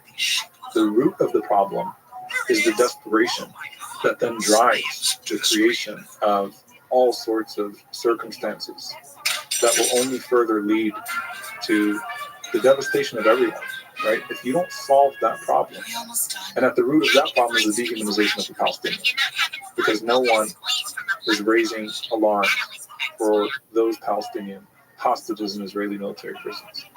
No one's putting up their pictures, and no one's talking about who they are and their human stories, and the violence that's been wreaked against them at every level. So if you don't solve not just the root of occupation, but also the dehumanization that drives the occupation, which is unfortunately so pervasive right now in the discourse, then you're going to continue to have this gap in how the world sees the plight of the Palestinians and how, unfortunately, the American public sees the problem of the Palestinians. And to use big peace agreements of the like of Abraham Accords should include Palestine. Abraham Accords is nothing but an agreement in which you slap the name of Abraham on arms deals in exchange for countries being able to undertake their own unholy pursuits. They use one of the holiest names in history and continue to erase the main victims of this atrocity. And so the Abraham Accords are an insult to the Palestinians and an insult to the name of Abraham. But do you think something like that, agreements of that nature, of that scale, could be made to include the Palestinian people, and that would actually have to make progress? If they're honest to the plight of the Palestinians, if they are honest to the roots of the problem, absolutely. Look, again, peace is sought, but peace cannot be used to silence. The entire peace process has, been hung over the Palestinians all these years, while settlements continue to expand and their situation only continue to get worse. Is Israel really going to remove the 700,000, 800,000 settlers, right, and suddenly change its tune on a two-state solution? Benjamin Netanyahu is saying right now, and he's speaking to, unfortunately, what is clearly a majority of the Israeli public, that there will never be a Palestinian state. So these peace talks cannot be used to suffocate all of the work of justice and bringing Israel to accountability. The world has to act when they see apartheid. The world has to act when they see occupation. If the world fails to bring Israel to a place of accountability, then a few countries that have their own agendas cannot put forth anything meaningful for the victims of Israel being the Palestinian people. There's a lot of questions I want to ask you about the nature of resistance and what is the proper way to resist. What is the practical, pragmatic, effective ways of resisting? So one example that is often brought up is the difference between MLK and Malcolm X. One emphasized nonviolent resistance, the other emphasized any means necessary resistance. Which do you side with?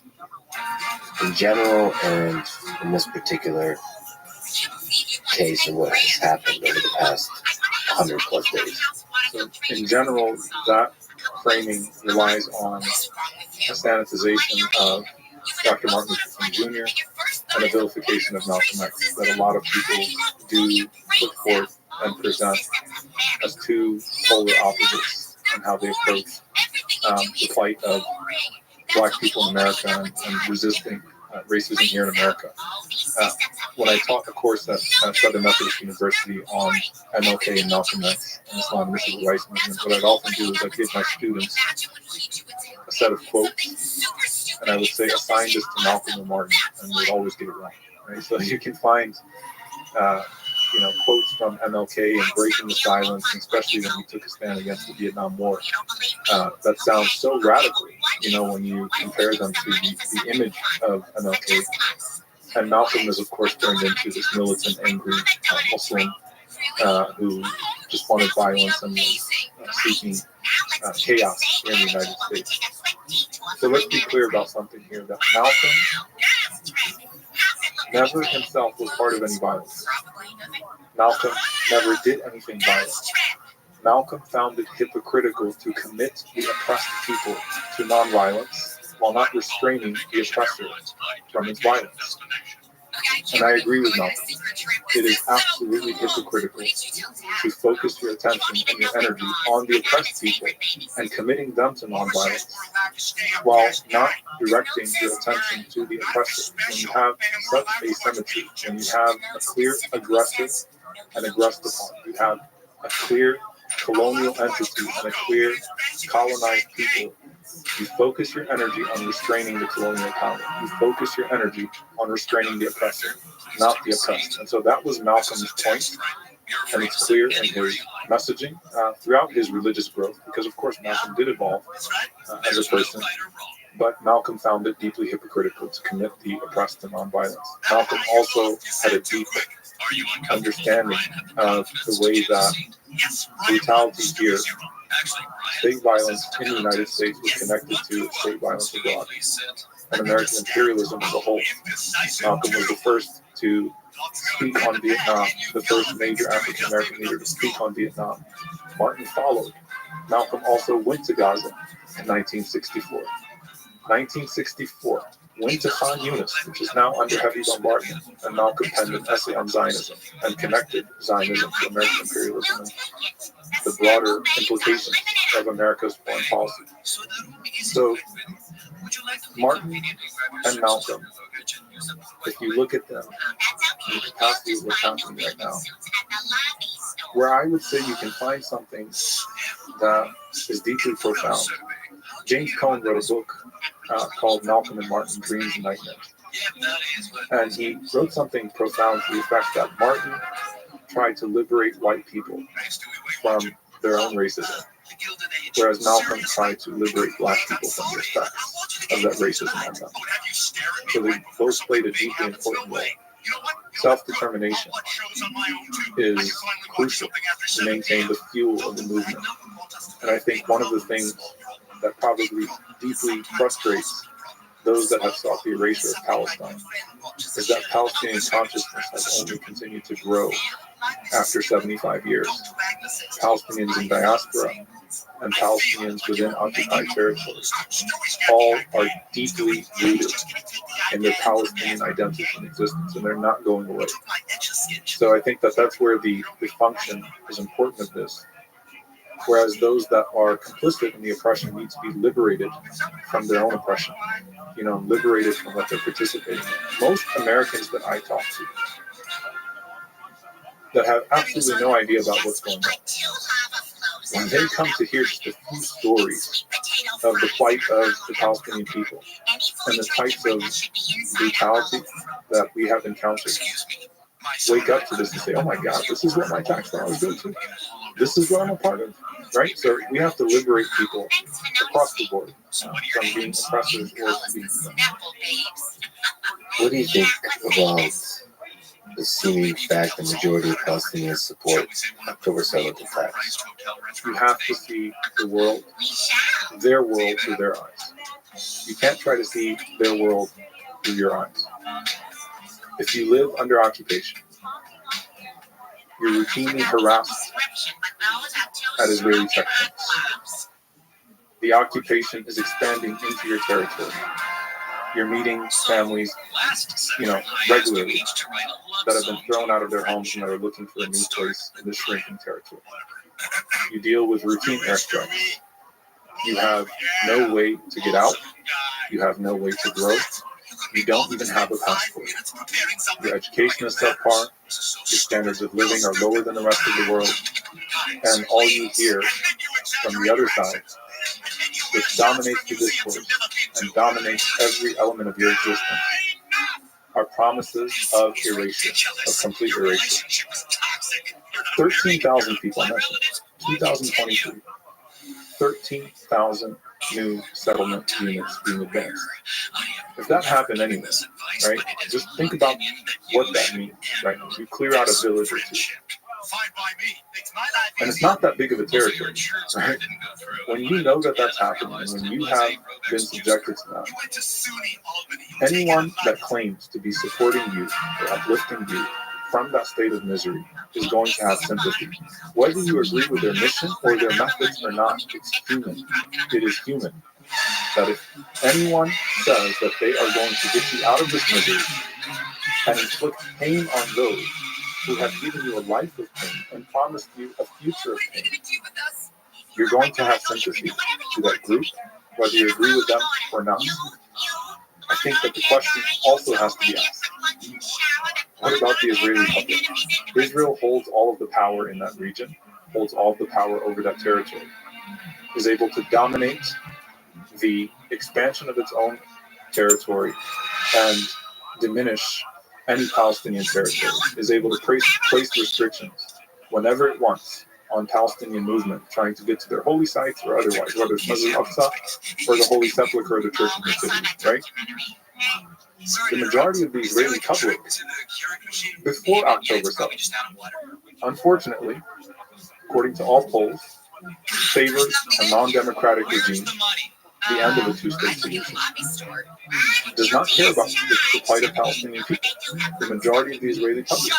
Why is that? And what does that mean for Palestinians, right? Especially now, after this genocide, the vast majority of the Israeli public does not favor a ceasefire, right? What are we supposed to do when we see mainstream media coming out of Israel, pop culture, TikTok videos that only speak to a greater desire to eliminate the Palestinian people, right? So anyone that says that they are going to support your plight, whether you agree with their mission or their methods, is going to resonate with a child that has grown up in those desperate circumstances. And Bassem Youssef had an interview with Piers Morgan, and he was talking about this. I mean, he literally gave it a human story. You're a child that's grown up. You've lost limbs. Your parents are dead. Your friends are dead. You have been made a refugee 2 or 3 times already. You have no future in sight. And then someone comes to you and says, I'm going to help you. And I'm going to fight back on your behalf. Of course it's going to resonate. It's human, right? And so I think that it's important for us to see the world through their eyes, rather than trying to see the world through our eyes. So as Malcolm X did, you're calling for highlighting the asymmetry in violence and asymmetry in moral reasoning. Absolutely. It's important. You're not going to be able to solve this problem unless you're able to do that. And so when Malcolm said that if you stick a knife 9 inches into my back and pull it out 6 inches, that's not progress. Progress is healing the wound, and you're not even willing to acknowledge that the knife is there yet.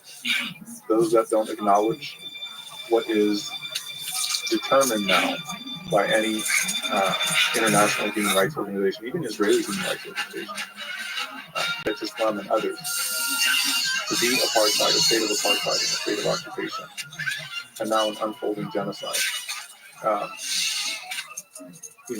not partners for peace. It just hurts me to think how long it takes to heal. Even if the healing begins now with a knife metaphor. it's just going to be generations. Because people don't forget when your father and mother were murdered, or somebody that you know in your family was killed. They don't forget. Look, I think the point is that we have to come to terms with the fact that the trauma of the past does not justify the murder of the present, and the fear of the future does not justify the murder of the present.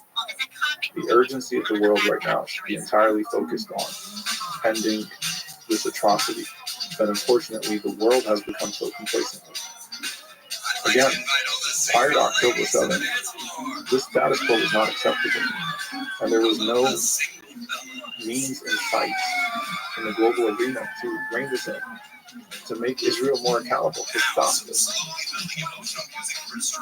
I do believe in the power of healing. I do believe in the power of growth. I do believe that we have seen ugly episodes of history before that have been rectified. I also believe in the heart of my people. I believe that the Palestinian people are people of resistance. They're people of resilience. They're people of courage. And they're people of benevolence and magnanimity. And they're people who have been made to grow under the worst of circumstances. I don't see in the hearts of young Palestinians that have been tormented. I don't see darkness. I see light. I see the ability to still laugh and find joy despite everything that's happened. And so I think that the urgency right now just has to be towards ensuring that they have a life, that they're not being killed anymore. I was wondering if you could comment on an idea and a notion that comes up often in conversations about this, of why can't other nations in the region take in Palestinian refugees? So I think that we have to tackle what's implied in that at multiple levels.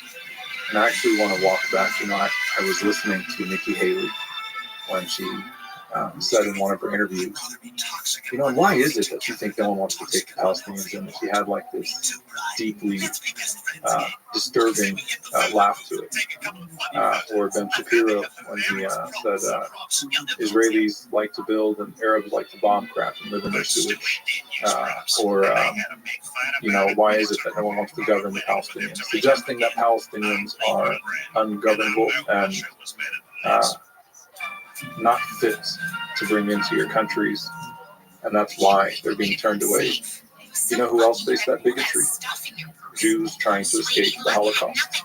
1939, 300,000 Germans applied for refuge here in the United States. I think only about 10,000 were allowed in, and we also turned away ships of Jews that were seeking refuge here in the United States. On what basis? That they were a national security threat and could not be trusted. They could not be taken in. That's the same bigotry that's driving this. And I want you to think about it, from that perspective, how deeply offensive that is. When you have millions of Palestinians in diaspora, where have Palestinians caused trouble? Where they've gone? Everywhere Palestinians are, they have overcome significant hurdles to become scientists and doctors and to grow themselves and to grow the places that they're in. Where have Palestinians that have been displaced all over the world caused issues for people, right? So it's both racist and factually incorrect. That's not the right question that should be asked. The question that should be asked are, why are these people driven from their homes? Not why won't other people around them open their homes to them? And so I'll just share with you that even on a personal level, it's really interesting because sometimes on Twitter or wherever it is, it'll be like, go back home, right? Why don't you go back home? And I'm sitting there thinking to myself, like, sure. My parents were driven from their homes. Yeah, sure. I was born in this country as a consequence of bad policy. Now, I embrace my complicated identity in that regard, and I hope to be productive as an American. But I am a Palestinian, and Palestinians in diaspora that have been fortunate enough to have the ability to build and to overcome circumstances should not be an excuse for eliminating the Palestinians that remain in their homes under that format. So this bigotry is not new. Unfortunately, its manifestation is ugly, and we have to push back on it whenever it shows itself, no matter who it's being spoken about. How difficult has it been for people in Gaza to flee? I mean, they're blockaded from all directions. There is nowhere for people in Gaza to go. They cannot get out. And, the reality is that they don't want to leave. They do not want to leave. The Palestinian people want to live in their land, in their homes, and to continue to produce, an extension of the beautiful culture and legacy that was handed to them. They don't want to leave. In fact, those that have fled for whatever reason, or have been able to get out for medical treatment, or because they have some sort of citizenship in other countries, all they're talking about is going back and rebuilding. You can't bomb Palestine out of our hearts. You cannot starve Palestine out of our hearts. I think that's a critical mistake that Israel is making. And it thinks that if it destroys Gaza enough, if it wipes out all the buildings, that people will never want to come back. We don't want to go anywhere as the Palestinian people, in a way that would remove us from our homes. The Palestinian people are proud people. Yeah, you've met a lot of them. Right? When you sat with the people in East Jerusalem, what those people have been subjected to, the harassment. I think about the tenacity and the character that it takes to still try to walk back into your home after an intruder has been brought in by the state that's sitting in your living room, that is pushing around, and you're saying, I'm not leaving my home. This is literally what's been happening in East Jerusalem. And we're not going anywhere.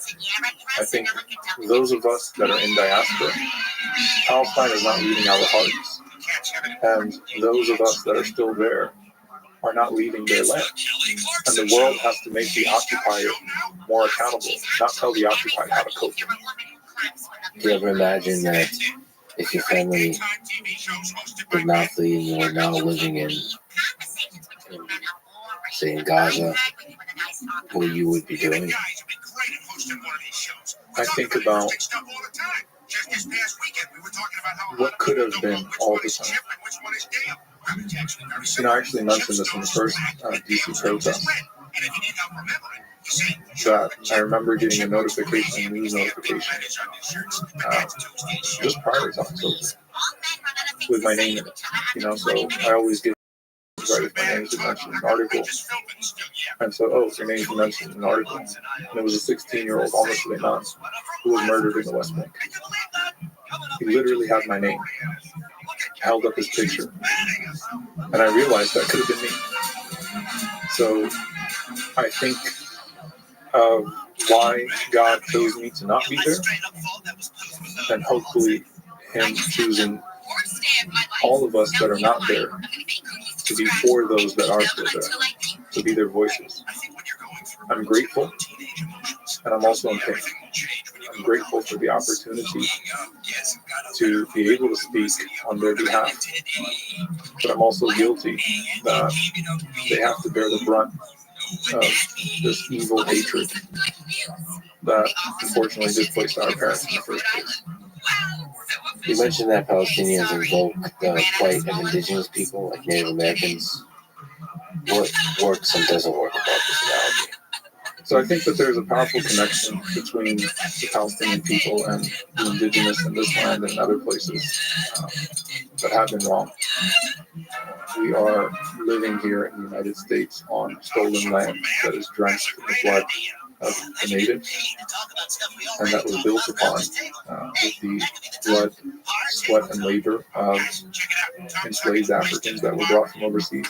It's a great evil that we have to reckon with constantly. And so I think that's the power of solidarity. And, if you look in Canada and you look in places like Australia, there has been a refocus on the crimes against the indigenous of those places. I think that what makes the Palestinian plight deeply painful, and maybe where the analogy even doesn't do justice, is that from the river to the sea is less than 500 times what the United States is in terms of land. It's not that big of a piece of land. And so the original lie was a land without a people for a people without a land. And the problem was that there were people on that land that were forcibly removed. So I think that the sheer size, right? We're talking about a tiny piece of land and a lot of people that were removed forcibly from their land, and that continue to be brutalized under those miserable conditions. Why is Palestine a special place, a holy land? It's the land of prophets. It is a land that holds deep significance, obviously, to Jews, Christians, and Muslims. It's the land of Abraham, peace be upon him. It is the land that has such a rich history to it that connects multiple people in multiple ways. It's precious. I think that history, while it tells the story of tragedy and struggle over that piece of land, also tells a beautiful story of sanctity. You mentioned Abraham, prophets. Prophet Muhammad is deeply venerated in Islam, obviously, but other prophets are as well, Jesus being one of them. What are the similarities and differences in the teachings from these two prophets? Well, Islam refers to this idea of submission to one God and attaining peace in the process, and refers to the way of life that prophets have all come with, which is this idea of monotheism and serving that one God in the way that He commanded you to serve Him. So to us, as it says in the Quran, that we do not distinguish between the prophets. All the prophets came with one message, one mission. There's a coherence in the creed. There's a beauty in the foundation of what would become the legislation of each of those prophets. And we see them all as siblings in prophethood. And so we say Abraham, peace be upon him. We say Jesus, peace be upon him. We say Moses, peace be upon him. We say Muhammad, peace be upon him. We believe that Moses came to confirm what came from Abraham. Jesus came to confirm what came from Moses. Muhammad came to confirm what came from Jesus. They upheld the same message. God did not change over time, nor did the centrality of His message of monotheism change over time. And so, to us, it's one beautiful house. There's a saying from the Prophet Muhammad, peace be upon him, where he describes the house of prophethood, each prophet being a brick, and him simply being the last brick of a beautiful house.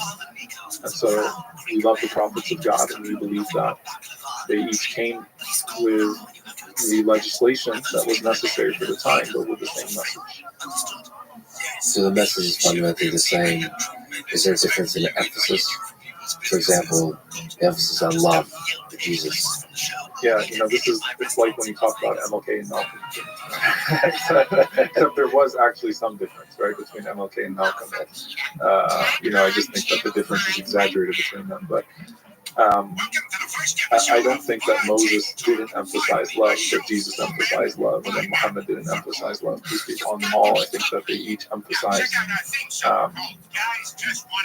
the same attributes and names of God and ways of knowing God. But there were, of course, changes within legislation, changes within the divine law, but the divine spirit remained the same. So I don't see them as being counter to each other, nor do I see that any prophet betrayed the message that came before them. I think they're all part of the same beautiful message that we have to be at harmony with our Creator, and that we turn towards Him for our guidance, and that when we do so, we establish a greater existence here on earth. And so I think that that's something that's consistent throughout the message of all the prophets. You have been longtime friends with and had amazing conversations with people of other faiths, Christian, Jewish. How has the events of October 7th and the days after affected this in the United States? Your ability to have interfaith conversations, connections, relationships, friendships. Complicated, very complicated. And it's not just Muslims and Jews, it's also Christian Zionists. Christian Zionism is at the root of the problem, in my opinion, especially when we talk about what drives America's unshakable, unconditional commitment to Israel. It's devastating, I think, to Palestinian Christians in particular, when Israel can bomb some of the oldest churches of Christianity in Gaza and kill Palestinian Christians, and Palestinian Christians are barred from going to the Holy Sepulchre or to their places of worship in Bethlehem or Jerusalem, and Christians here in the United States turn their back on them. I think that it is particularly outrageous. So it's complicated. Look, I expect more from people in the face of the genocide. We don't have to agree on all the particulars, but we can agree that what is happening is morally outrageous. And so I think that I've had a few people that have reached out and said, I want to say something, but I can't. And I've had to respond with, that's not good enough. So I think that we have a problem. And instead of focusing on that problem, I'd like to focus on the more morally consistent voices across faith that have risen to the moment, rather than those that have failed. So you wish more rabbis would be able to have a conversation like we're having today, and also not allow it to be seen as them turning their back on their religion. Rabbis, pastors, again, it's not, How are you? also Christian. I think that it's important. How you living, for those pimp? that have plain What's up? Islamophobia to see that you cannot be opposed to Islamophobia. Also, Watch Family Guy, watching podcasts, listening One of to the things since we last an spoke, interview. I've been to be a How lot about you? of Palestinian Christian, including Excellent. the West Bank. That Well, was fascinating. what So new beautiful has people. I think arisen people should since we want last spoke? when there is talks.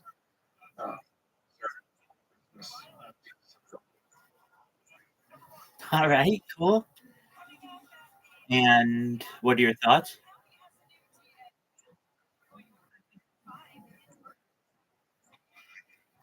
Already? Wow, that's really fascinating. Yeah, wow. Okay. As it should. It changed my level of understanding of the world as well. So don't think you're alone. Particularly in some aspects of society like love. So previously, like I'm somebody who wants to find the love of my life and fall in love forever. But if forever could actually be like billions of years, isn't that a punishment? Because at a certain point, when you get sick of the other person, so that's an absolute opportunity as well. You could wipe your mind, or perhaps there's some kind of pill or medication or process that you could like readjust yourself to re-fall in love with that person or something. But exactly. But really, what I think it perhaps the future of love may be is something along the lines of this. Psychologically, there's something known as the 7-year itch, meaning after 7 years, any couple that's together eventually gets sick of each other. Now, maybe it's 6 years, maybe it's 8 years, but generally it averages to be about 7 years. So instead of having marriage contracts forever till death do you part, what happens if you don't die? Well, then you have to reanalyze it. And so I think that the best system is perhaps one where you get married every 7 years if you want. So let's say you have exactly, exactly. And if you love the person, keep getting remarried. No one says you can't get married for 70 years or 140 years. Eventually, though, you're going to get sick of each other. And the beautiful part of it is you can go find other love. You can mind upload yourself to be in a different body and then eventually come back and re-fall in love with that original partner.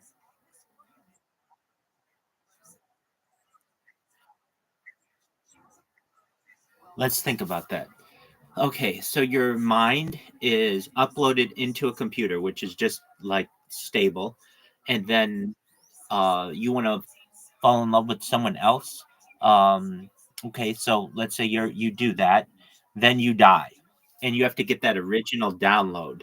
Well, under general thought, you would be exactly as you were when that download took place. So whatever person with whom you were in love the first time or in that download would be the person with whom you're still in love.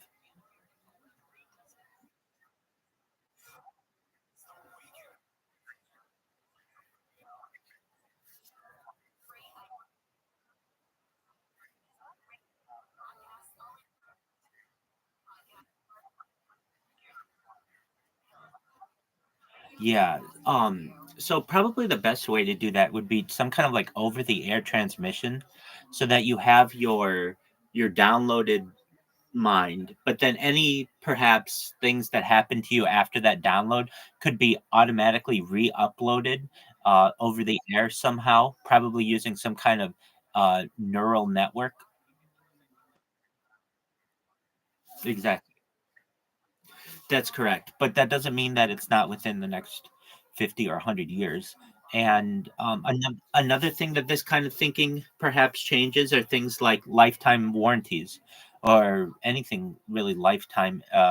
So, like a lifetime warranty. Normally, a company may say, buy it for life and whatever it may be. Let's say you get a guarantee on I don't know, a tool.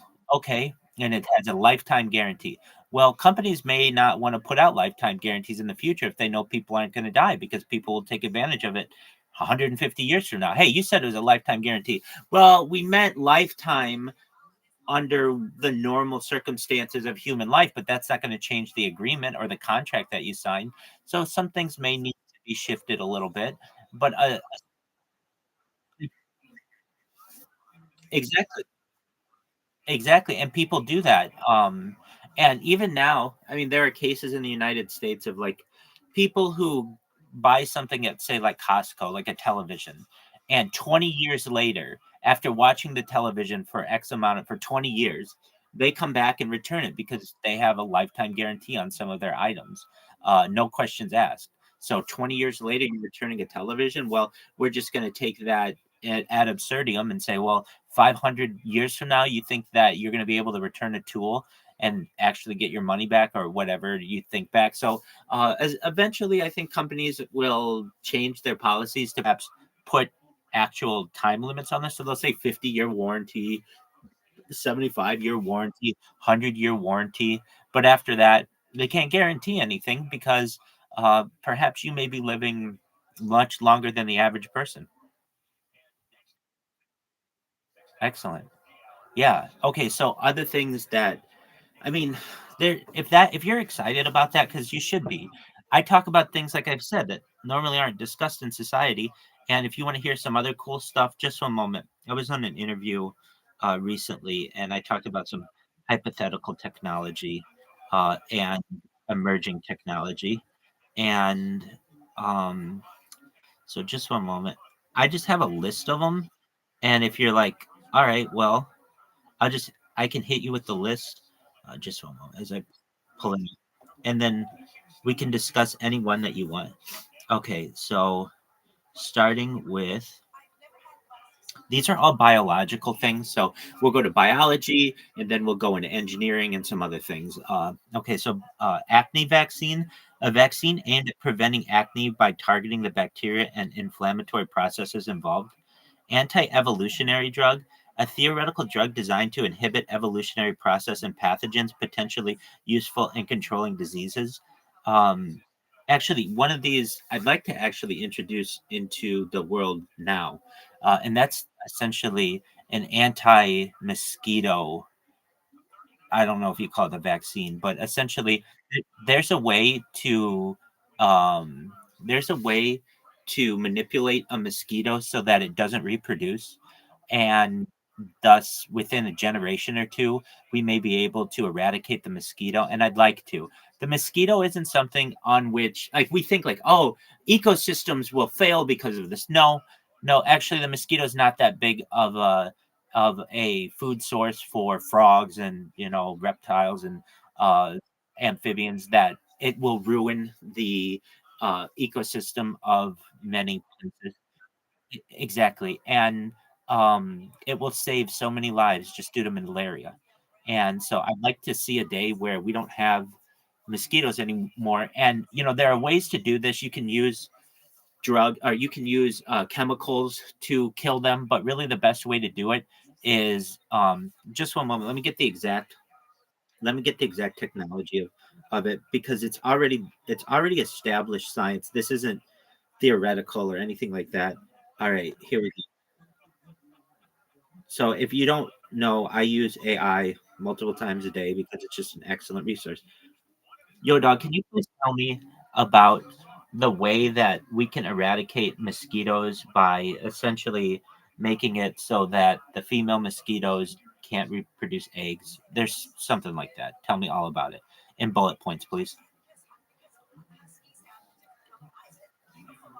Okay, yeah. So this is using genetic strategies to control mosquito populations, especially to stop female mosquitoes from reproducing.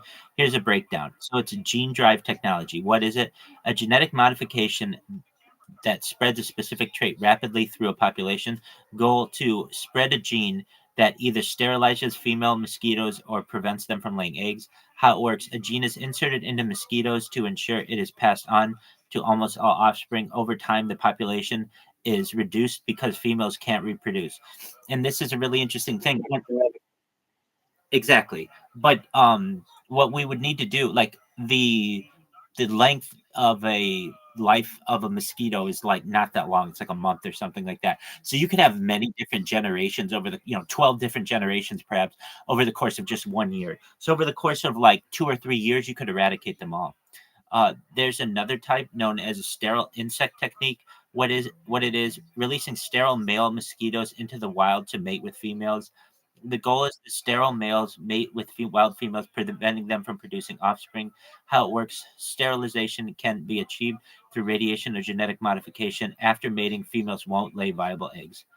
And then there are different kinds too. You can, I don't know if I'm such a big fan of this, but it's called Wolbachia bacteria. What it is: a naturally occurring bacteria that infects mosquitoes and can interfere with their ability to reproduce. There's also self-limiting genes. This is really the CRISPR system. What it is: using CRISPR gene editing technology to create mosquitoes with self-limiting traits. The goal is to engineer mosquitoes that die before reaching adulthood, or to cause them to have only male offspring so no future females can breed. There's also genetically modified mosquitoes, mosquitoes that are genetically modified to reduce population to make them incapable of transmitting diseases.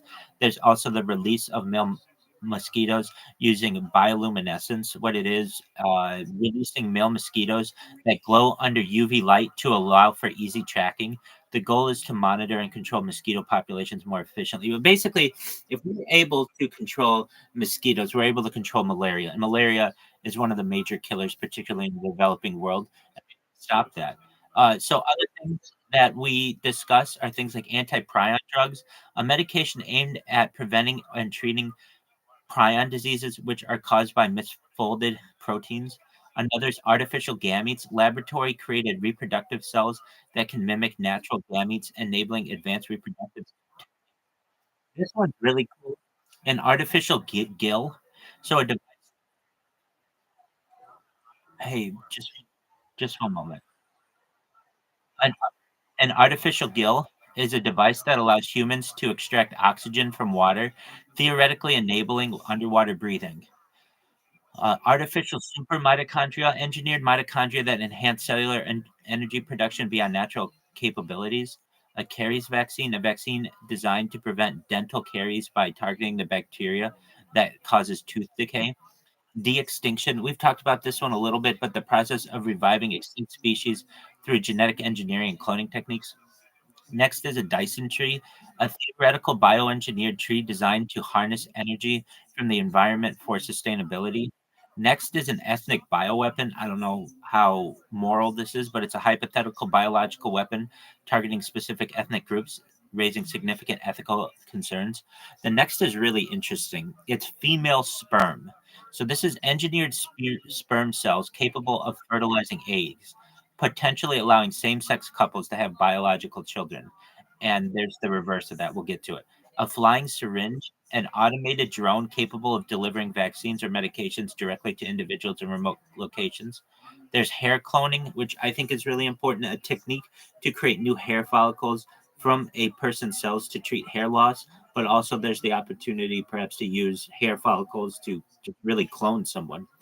Next is an HIV vaccine, a vaccine designed to provide immunity against HIV, preventing the infection and the associated diseases. This one's fascinating. It's known as a human Z, a speculative hybrid between humans and chimpanzees, exploring the boundaries of genetic engineering. Just one moment, we're going to learn all about the human Z. It actually has been a goal of scientists for like at least 100 years. Yo, dog, can you please tell me about the Human Z, particularly attempts to bring it about in the Soviet Union and also in China?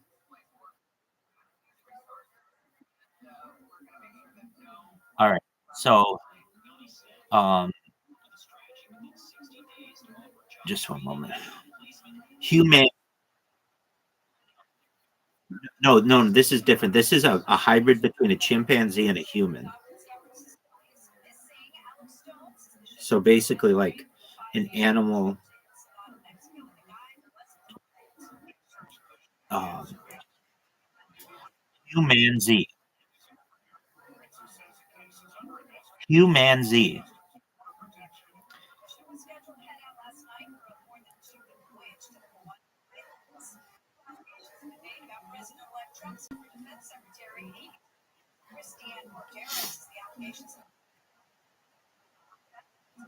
Go ahead.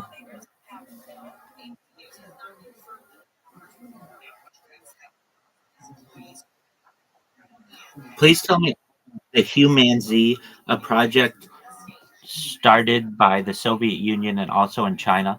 Give me the breakdown on it.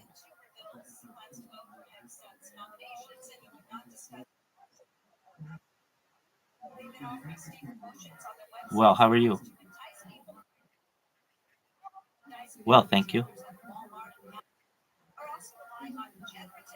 Do I like your head? You're 11 years old? All right. I mean, you're obviously not 11, and if you are, I'm going to kick you out. All right, then don't make stupid jokes like that. All right. So, the Human Z Project, which is a colloquial term sometimes used to describe experiments in which researchers attempt to crossbreed humans and chimpanzees. The idea of a human Z, a hybrid of humans and chimpanzees, has surfaced in both real life scientific discussions and science fiction, particularly during the 20th century. The Soviet Union's interest in human chimpanzee hybrids. So, this is 100 years ago. In the 1920s, Soviet biologist Ilya Ivanov became infamous for his attempts to create a human chimpanzee hybrid. Ivanov's experiments were part of the larger interest in hybridization, and he believed that creating such a hybrid could have significant implications for human evolution and genetics. So, his experiments in the 1920s, he was one of the first scientists to attempt a crossbreeding of humans and chimpanzees. His plan was to inseminate female chimpanzees with human sperm, or vice versa, in hopes of creating a hybrid. He received funding from the Soviet government, which was interested in the potential scientific benefits of these experiments. However, these attempts were unsuccessful. There were various logistical and ethical challenges, and some sources suggested that the chimpanzees were not receptive to artificial insemination. The experiments were never fully carried out as planned, and Ivanov's work was abandoned. Some accounts also claim that Ivanov was later dismissed from his academic position due to his controversial and ethically dubious research. The Chinese interest in similar research. There have been reports that some research in China might have explored similar territory, though not as publicly as Ivanov's efforts. The Chinese government has been involved with a wide range of genetic and biological research, particularly in the context of cloning and genetic modification.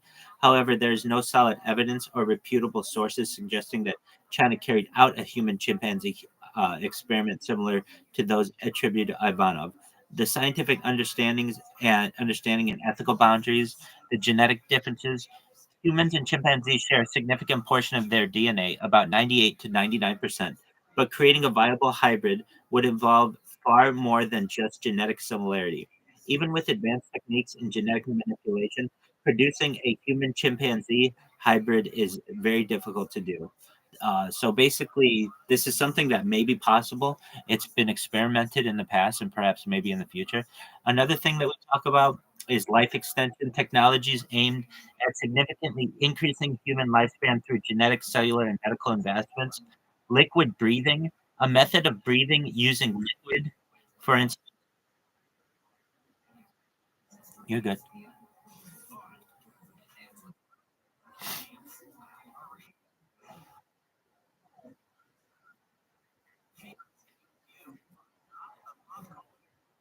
to be in a program and inseminate chimps. Did you say?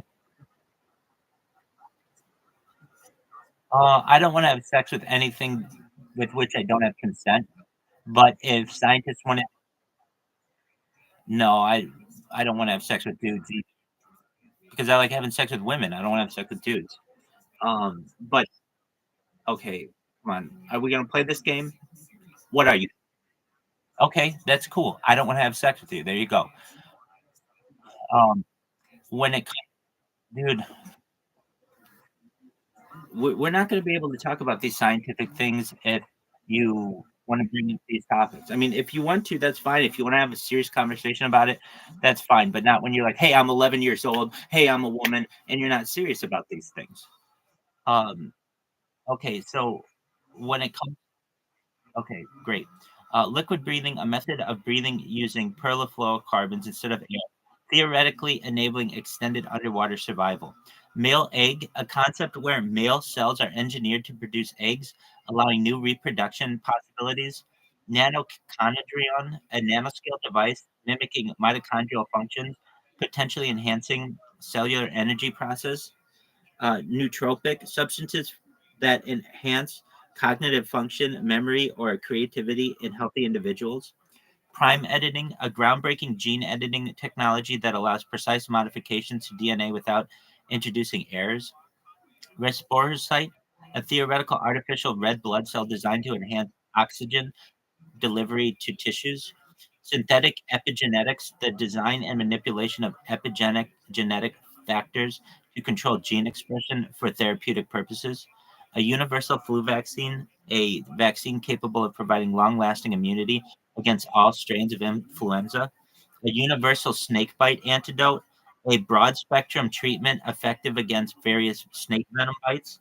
So those are biological. Next are engineering, a biogel refrigerator, a cooling system using biogel technology to preserve food without traditional energy sources. Next is a chitlin cellulose composite, a biodegradable material made from chitlin and cellulose, offering sustainable alternatives in manufacturing.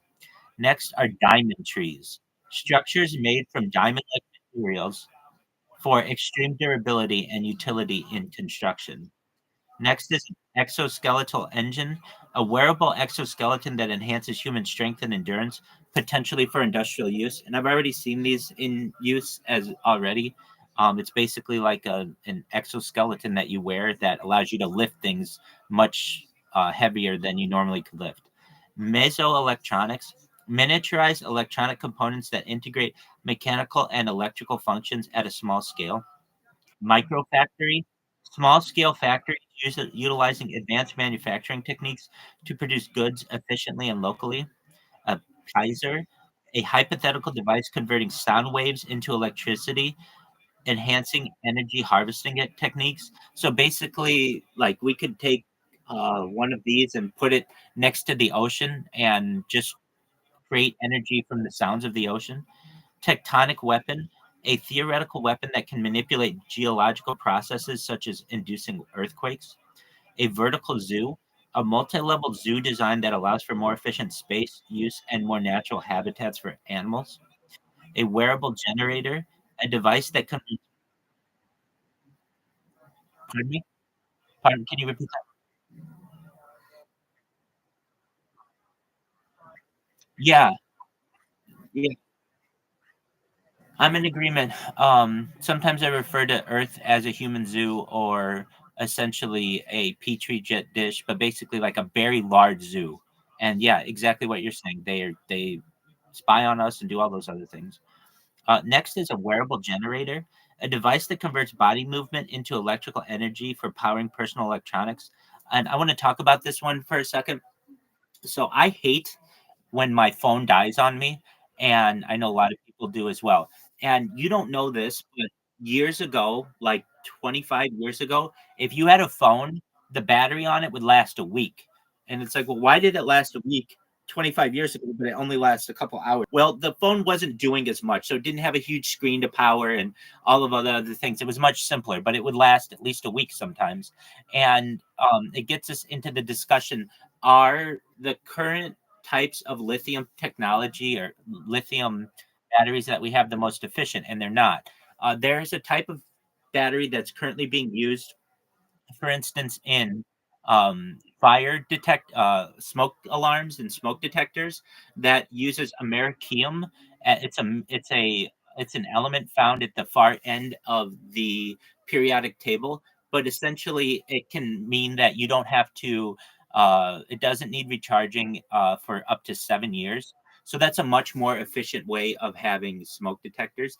And then moving on from there, I think even a better type of battery that I'd like to see implemented is something known as a gravity battery, where the microgravity of the Earth is harnessed by just the small movements that are going on all the time around us, and they power your device indefinitely. So it never needs to be charged again. That to me is really a more exciting future for batteries, but wearable generators very cool as well. The next group of topics is computing and robots. A dentifriphobot, an automated dental clinic designed to perform dental hygiene tasks more efficiently. A hypercomputer, a theoretical computing system with capabilities for exceeding current supercomputers utilizing advanced algorithms. Inferential programming, a programming paradigm where software can infer the intentions of users to automate tasks intelligently. Plant-based digital data storage, utilizing biological materials like DNA for data storage, offering high density and longevity. Quantum memory, a storage system leveraging quantum states to store and retrieve data with unprecedented speed and capacity. Quantum money, a form of currency based on quantum encryption, providing heightened security against counterfeiting. A robotoid, an advanced robot capable of performing tasks with a high degree of autonomy and human-like interactions. Rollaway computers, a compact portable computer that can easily be rolled or transported, enhancing mobility. S-Money, a digital currency system that uses smart contracts to facilitate transactions in a decentralized manner. Universal memory, a data storage system that can integrate and access information from various formats seamlessly. The next, now, I'm passionate about these next ones because they really can. I mean, every single one of these will change the world, but these are really interesting. Okay, the next are megastructures. Cloud9 is a tensor gravity. Go ahead.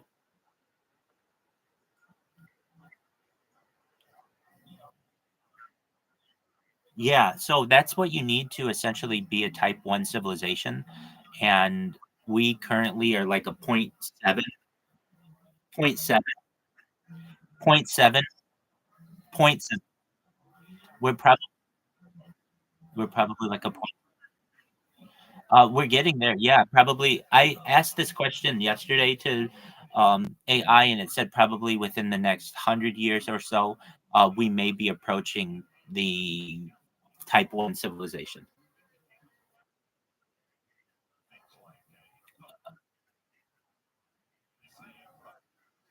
Sure. Just so we're all on the same page, I'll just give you the rundown. This is known as the Kardashev scale. Just one moment. Yo, dog. Can you please? Yo, dog.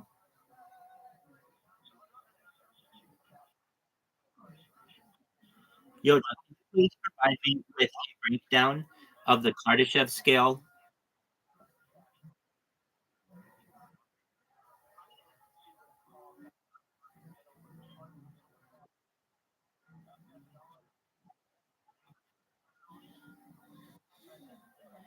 Okay, so the Kardashev scale is a framework used to classify civilizations based on their energy consumption capabilities. It was proposed by Soviet astrophysicist Nikolai Kardashev in 1964 and divides civilizations into different types based on how much energy they could harness and use. Here's a breakdown. Type 1 civilization is a planetary civilization. Energy use. A type 1 civilization is capable of harnessing and utilizing all of the available energy on its home planet. Energy sources. This includes all forms of energy produced on Earth, such as fossil fuels, solar, wind, geothermal, and nuclear power. Technological characteristics. This civilization can control natural forces like earthquakes, weather, and potentially even harness the planet's resources to sustain its growing population and needs. Energy estimate.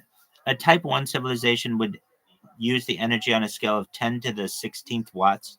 That's 10 million times more energy than humanity currently consumes. And the current state of humanity is not yet a type 1 civilization. We are somewhere between zero point 0.7 and zero point 0.8 on the Kardashev scale, meaning we still rely heavily on limited non-renewable resources and have not yet fully mastered global energy control. So then there's a type 2 civilization, that's stellar civilization. A type 2 civilization can harness the energy output of its entire star, essentially controlling and using all the energy emitted by the star. Energy sources. The most famous theoretical concept for a type 2 civilization is the Dyson sphere, a hypothetical structure that would surround a star and capture its energy input or output. Alternatively, a type 2 civilization could use technologies like solar power satellites or large scale fusion reactors. Technological characteristics. This civilization would have technologies advanced enough to colonize planets across its solar system, potentially mining asteroids, terraforming planets, and fully utilizing the star's energy resources. An energy estimate, a type 2 civilization would use energy on the scale of 10 to the 28 or 26th watts, a billion times the current energy use of Earth. The current status, no civilization, including ours, is anywhere near this level of technological advancement that of which we know. Type 3 civilizations. This is a galactic civilization. Energy use. A type 3 civilization would be capable of harnessing the energy output of an entire galaxy. Energy sources. This could involve tapping into the energy of many stars, black holes, and other astronomical phenomena like quasars and galactic cosmic rays.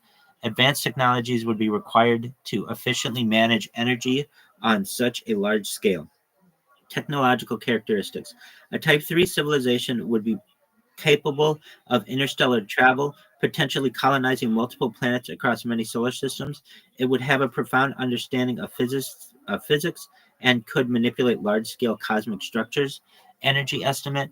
A Type 3 civilization would use energy on the scale of 10 to the 36 watts, a trillion times more energy than a Type 2 civilization. The current status. No known civilization, human or otherwise, has approached this level of energy usage or technological capability of which we're aware. Beyond type 3, that's type 4 and type 5, theoretical extension. Go ahead. Sure. Yeah, we're not on that topic right now. Type 4 civilization, universal civilization. A type 4 civilization would have the ability to harness the energy of an entire galaxy, multiple galaxies. I don't have to do anything that you are asking. If you have a specific question, you can put it in the Ask Rabbi anything, and I'll take some time and I'll provide you with an answer. No, there's your answer. If you'd like, I will answer it, but you type it out and I will respond to you because I want to answer it in writing, not verbally. That's how I choose to answer those questions. No. Next part. I will answer it. Just all you have to do is type your question. What are your thoughts on it? Okay, then he can use text to speech. Pardon me? What did you say? Hey, you just said you're 15. That's how you get banned. Hey, Mr. Truck, you're really nice, but your friend's got to go because you said you're 15, and I said that you have to be at least 18 to be in here. I don't not say that. Look, no, I didn't. I don't want that. How old is he? Okay. Well, he didn't get banned. He just got kicked. He's got to understand that if we're going to have serious discussions, then we need to be serious. So a type 4 civilization would have the ability to harness the energy of the entire galaxy or even multiple galaxies. There would be They would be able to manipulate space-time itself, potentially controlling fundamental forces of the universe. A Type 4 civilization is a multiverse civilization. A hypothetical Type 4 civilization could control and access the energy of the entire multiverse, manipulating realities across different dimensions or universes. Uh, these extensions, Type 4 and Type 5, are highly speculative and exist mostly in the realm of theoretical physics. They represent civilizations with godlike power over the cosmos. So the Kardashev. How are you, Blake? Excellent. We're talking about the Kardashev scale. Please be quiet while I'm reading. So Kardashev scale summary. Type 1 is a planetary civilization. It controls all energy on its home planet. A Type 2 is a stellar civilization. It controls all energy of its star. A Type 3 is a galactic civilization. It controls energy across an entire galaxy. A Type 4 is an universal civilization. It controls energy across multiple galaxies. And a Type 5 is a multiverse civilization. It controls energy across multiple universes. So that's quite an interesting rundown. Uh, Absolutely. So some megastructures that are really fascinating to me. Cloud 9 is a tensegrity sphere, a large floating structure designed for hab- habitation and recreation, utilizing tensor-gravity principles. A globus cassis is a proposed massive structure that could encompass Earth, potentially for habitat or resource utilization. Next is a sea scraper, an underwater skyscraper designed to maximize space in ocean environments for living or research, which I think is fascinating. Next is a shell world, a vast multi-layer artificial habitat encasing a planet or star capable of supporting life. Another is a vertical city, a high-rise city that stacks living and working spaces vertically to conserve land and resources. Other megastructures that are fascinating to me is a Bering Strait tunnel, one that connects essentially Asia to North America through the Bering Strait. It's only approximately 51 miles that it needs to run, so it's not impossible. We already have, tunnels that are more than a dozen miles long. So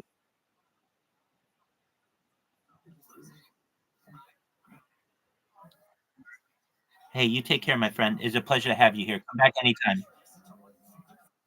Peace, man. Take care, buddy. It was deeply profound. You know, I had a chance to speak to Mitri Rahib from the Lutheran Church there as well. No, they're devastated. It was eye opening to many people here when Justin Amish, who was a Republican congressman, right? Palestinian Christian Republican congressman, posted about his own family dying in one of the church bombings. Uh, so it's strange times, and I think that it shows that the philosophy of hate that drives this terrible policy is secular at its root and not religious. One of the criticisms of Islam points to specific verses of the Quran, and the criticism being that it is not a religion of peace. Can you speak to that? So, objectively speaking, if you were to take the verses of the Quran about violence and compare them just from a purely percentage, Hey, how are you? the New Testament and the Old Testament verses Living the dream. Every about day is a war holiday. Every meal's a in the feast. What's good in your Quran, neck in of the the Old woods? Testament or the New Testament. Excellent. We're watching a podcast. Feel free to listen. Contextualizing the birth of the Quran, which responds to Not at this time. Any persecution questions that you have, feel free to ask in the Ask Rabbi Anything area, and I will answer them when I have in a moment. If Muslims believe they have to kill people, Okay, well, that's great. Put your questions in Ask Rabbi Anything, and I will review them when. Okay, that's how you get muted, my friend. For being non-believers,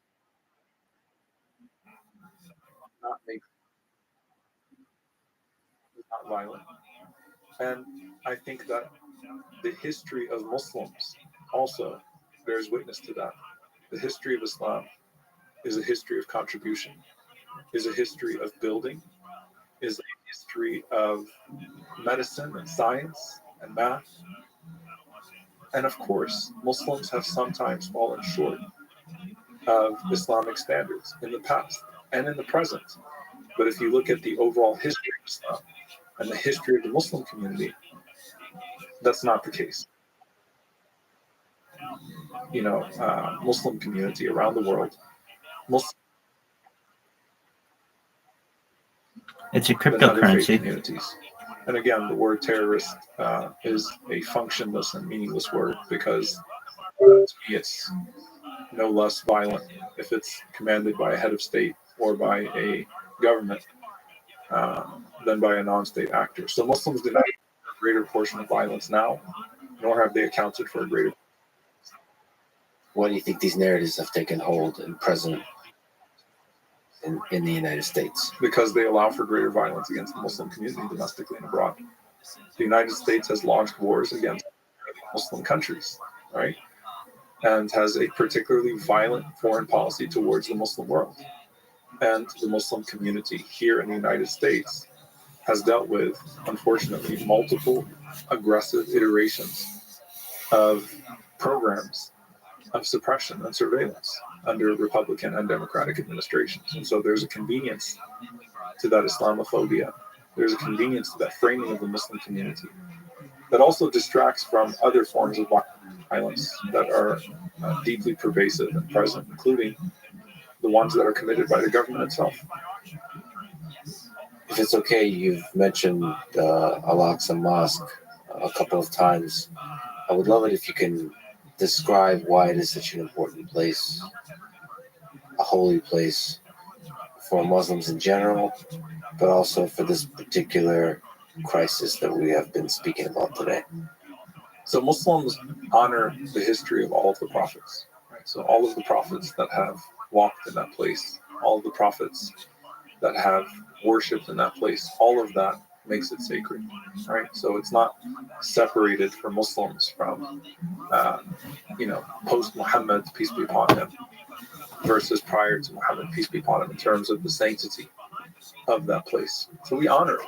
And Masjid al-Aqsa in particular is the place where the Prophet Muhammad, peace be upon him, leads the other prophets in prayer in the night of, it's known as Isra and Mi'raj, the night journey of the Prophet, peace be upon him, and then he ascends to the heavens and back. And it's also the first Qibla, which is the first place of direction of prayer for us. So before Muslims faced Mecca in prayer for the first half of Islam, they actually faced towards Jerusalem in their prayer. It was our direction of prayer, and it remained a fundamental part of our faith. Fundamental holy sanctuary. There are 3 sanctuaries in Islam: Mecca, Medina, and Jerusalem. And Masjid al-Aqsa is precious to us. And so you can imagine then the pain of watching, innocent Palestinian worshippers being stomped on by Israeli soldiers, or skunk water being sprayed on people as they're trying to walk in, or tear gassing taking place in the nights of Ramadan in that place. The restrictions on people that live right next to it and that cannot pray in it due to the certain classification of Palestinian that they've been given, or the age, right? Because generally speaking, if you're younger, you're not allowed to go to Masjid al-Aqsa, even if you live within the occupied territories. So it's tough to watch such a sacred place with such an ugly occupation. But I'll also say this, that the sanctity of a human being, the sanctity of just one person, is greater than the sanctity of any place of worship to us. So the sanctity of one individual in Gaza or one individual in Jerusalem is greater to us than the sanctity of a place of worship. But it is all certainly interconnected. That's a really powerful idea. The value of a human being is greater than even the Al-Aqsa Mosque. That's a foundational idea for Islam. The Prophet Muhammad, peace be upon him, says to the Kaaba itself that the value of a believer's dignity and honor is greater than the value of the structure itself. And so when I see a person in Gaza aggressed upon, when I see one walid dahduh, when I see one child, that's greater to me than even Al-Aqsa. But Al-Aqsa is at the heart of who we are as well, and it's certainly at the heart of the Palestinian cause. It's a place of prophets, and it's a place that should be treated prophetically. You mentioned to me that since October 7th, a lot of young people in the United States and in general have been showing interest in Islam. First of all, can you explain what you've been seeing and experiencing in terms of that trend? Yeah, we have Quran TikTok trends where you had a few people that went on camera and said, I'm reading the Quran for the first time. And I think that that's the beauty of the faith of the people of Gaza, the beauty of their resilience. When you're looking at these people living what's hell on earth, but they're seeking paradise outside, and they're able to still be inspired towards words of faith and determination and certainty. You're like, what is their secret, right? What are they reading? What are they on that allows them to still face this brutality with such grace, right? I mean, they're not shouting profanities. They're not shouting, words of emptiness or despair, but rather they are pouring out their hearts that are full of faith for the world to see. And I think that a lot of people have seen that and said, what is that? And so, we've had multiple people come to the mosque. I've never seen more people become Muslim in my life, but not just that, gain an appreciation for Islam. Like, what type of an engineering is there, that allows for people to have that type of faith? So people are opening the Quran for the first time. People are asking questions about Islam in a way that shows that they're inspired, even though they're heartbroken by what they're seeing. What's a good way to get introduced to Islam? The faith, the spiritual experience of it. Well, I think, look, you go to, our websites, you go to yislam.org, you come to Yaqeen's website, yaqeeninstitute.org, you go to multiple Islamic websites to get those questions answered. But there's nothing like going to a mosque. There's nothing like actually going to a mosque and meeting Muslims and asking questions. And I tell people, you have to step out of your comfort zone and go there and let your world be complicated with it. Experience it. Listen to the sermon, meet people from different backgrounds, and ask questions. Muslims love to be asked, by the way, about their faith, because they're so sick of hearing other people talk about it. So Muslims love to be asked about their faith. Palestinians love to be asked about Palestine, because they're so sick of other people talking about it. So ask questions, and you will have them answered. But there's nothing like a physical connection. There's nothing like a human connection. So definitely try to reach out to your local Islamic organizations and meet people. How difficult is it to convert? Takes 20 seconds. Okay. What's involved? Yeah. Simple enough. You testify to the ones. There's no pool. There's no baptism. Like I often joke with people. I'm like, all right, we got the pool in the back. We're going to do the baptism now. It's literally testifying to the oneness of God and testifying that Muhammad is his final messenger. And so that's called the Shahada. And when you testify to the oneness of God and to the Prophet Muhammad, peace be upon him, being his final prophet, you are accepting what's known as the 6 articles of faith. 6 articles of faith are belief in one God, belief in the angels, belief in the messengers. So you can't be a Muslim without believing in Jesus or Moses or Abraham or Muhammad, to believe in the messages that God has spoken to humanity through divine revelation. The Quran being the last revelation, to believe in the Day of Judgment, and to believe in divine decree and predestination. So those are 6 articles of faith. So when you testify to the oneness of God and to the Prophet Muhammad, peace be upon him, being the final messenger, that's called the Shahada. You embrace the package of those articles of faith. That's the implication. Then you learn the prayers, learn to fast in Ramadan. You give what's known as zakat, the mandatory charity, 2.5% of your retained earnings, and Hajj, which is the pilgrimage to Mecca, if you can. So that's the growth part, the journey. Once a person takes the testimony, they then grow. It's really interesting because we always have those people that convert to Islam like a week before Ramadan or even a day before Ramadan. So you're Muslim and you got to fast the next day, and that's always a challenging experience for people, but a fulfilling experience for many people when they embrace Islam at that point. And again, I mean, it's simple, and I think that the beauty of Islam to many people is in its simplicity. One God, one humanity, one body of prophets, and one community. Because for you, as a Palestinian American, this year, the Ramadan, perhaps would be especially difficult spiritually.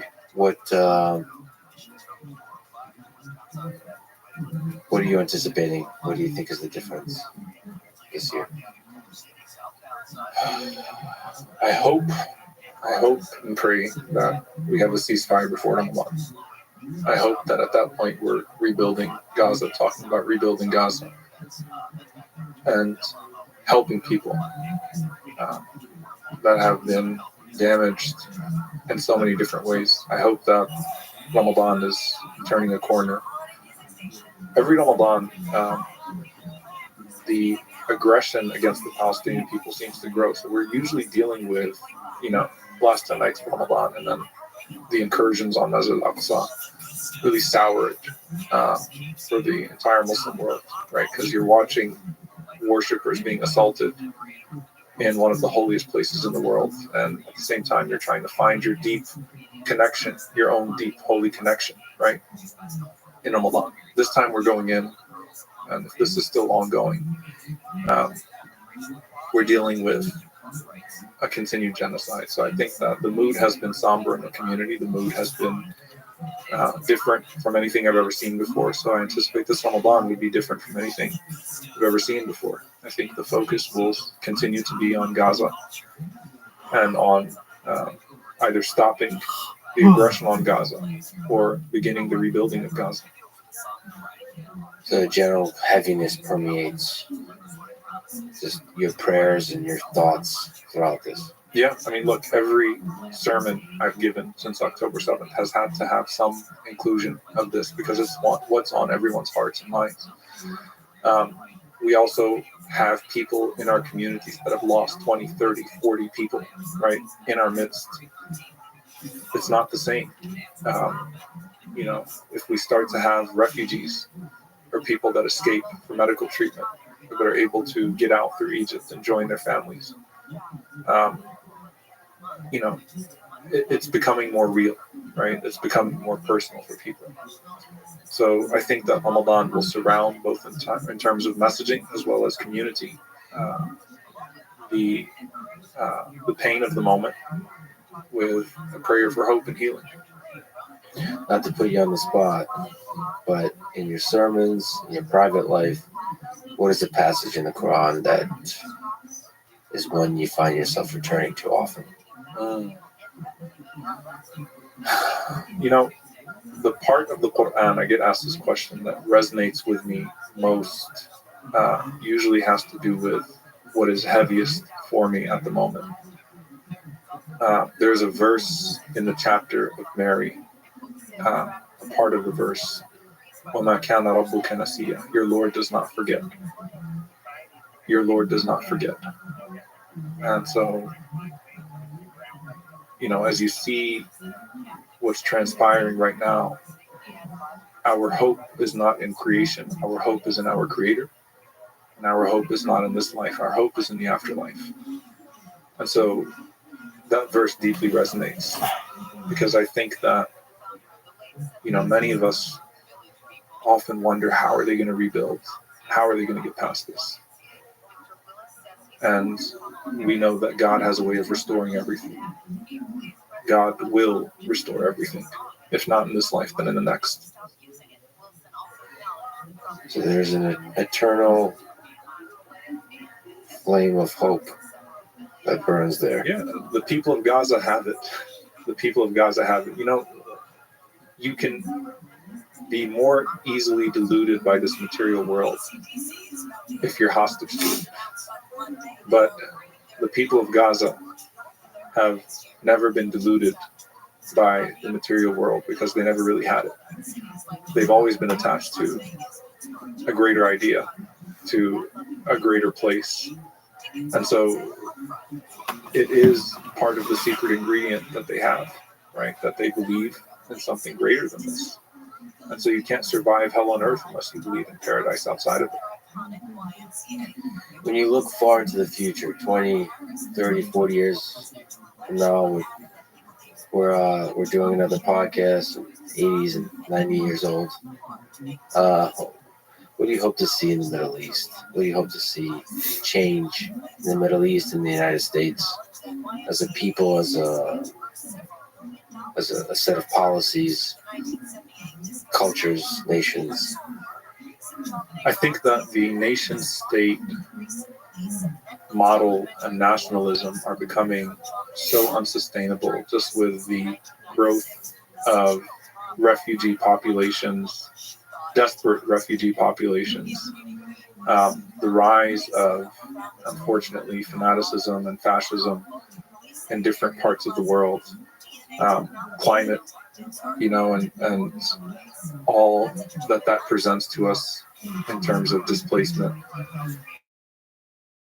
We're going to have to figure out how to function as a world rather than as nations and states. We're going to have to figure out how to not see everyone outside of our borders as threats and people that are different from us within our borders as threats. We're going to have to start seeing people as people. And so my hope would be that we would have made people uncomfortable enough to transcend some of the barriers in their hearts, some of the barriers that we have in the world that don't allow us to see other people as people. And then that drives horrific policies towards people that are so distant from us. You have been fearless in walking through the fire. What gives you strength psychologically to keep going, to speak out, but just also maintain an optimism and a hope for the future? I don't believe that anyone gives me success or causes me failure without the permission of God. I don't seek fuel from anyone else. I don't seek hope from anyone else. I believe in a creator that has a greater plan, and I want to be a greater part of that plan. And I'm inspired by the resilience of the people of Gaza. I'm inspired by the resilience of my parents and our grandparents and Palestinians around the world that have refused to succumb to their erasure, that have refused to give up. So we have both the energy that we need and we have the examples that we need. The energy is from above. The examples are all around us. Well, Omar, Imam, this is a huge honor to once again speak with you, and I just want to say thank you, not just for this, but for many private notes you've sent me of kindness and support and love through some of the low points, for as silly as they are for me personally. So it's just great to be able to call you a friend and to be able to have you in my corner. It's I'm forever grateful to you for that. I appreciate it. Thank you so much. Well, thank you for talking to me. Thanks for listening to this conversation with Omar Suleiman. To support this podcast, please check out our sponsors in the description. And now, let me leave you with some words from Dr. Martin Luther King Jr. We shall overcome, because the arc of the moral universe is long, but it bends towards justice. Thank you for listening, and hope to see you next time.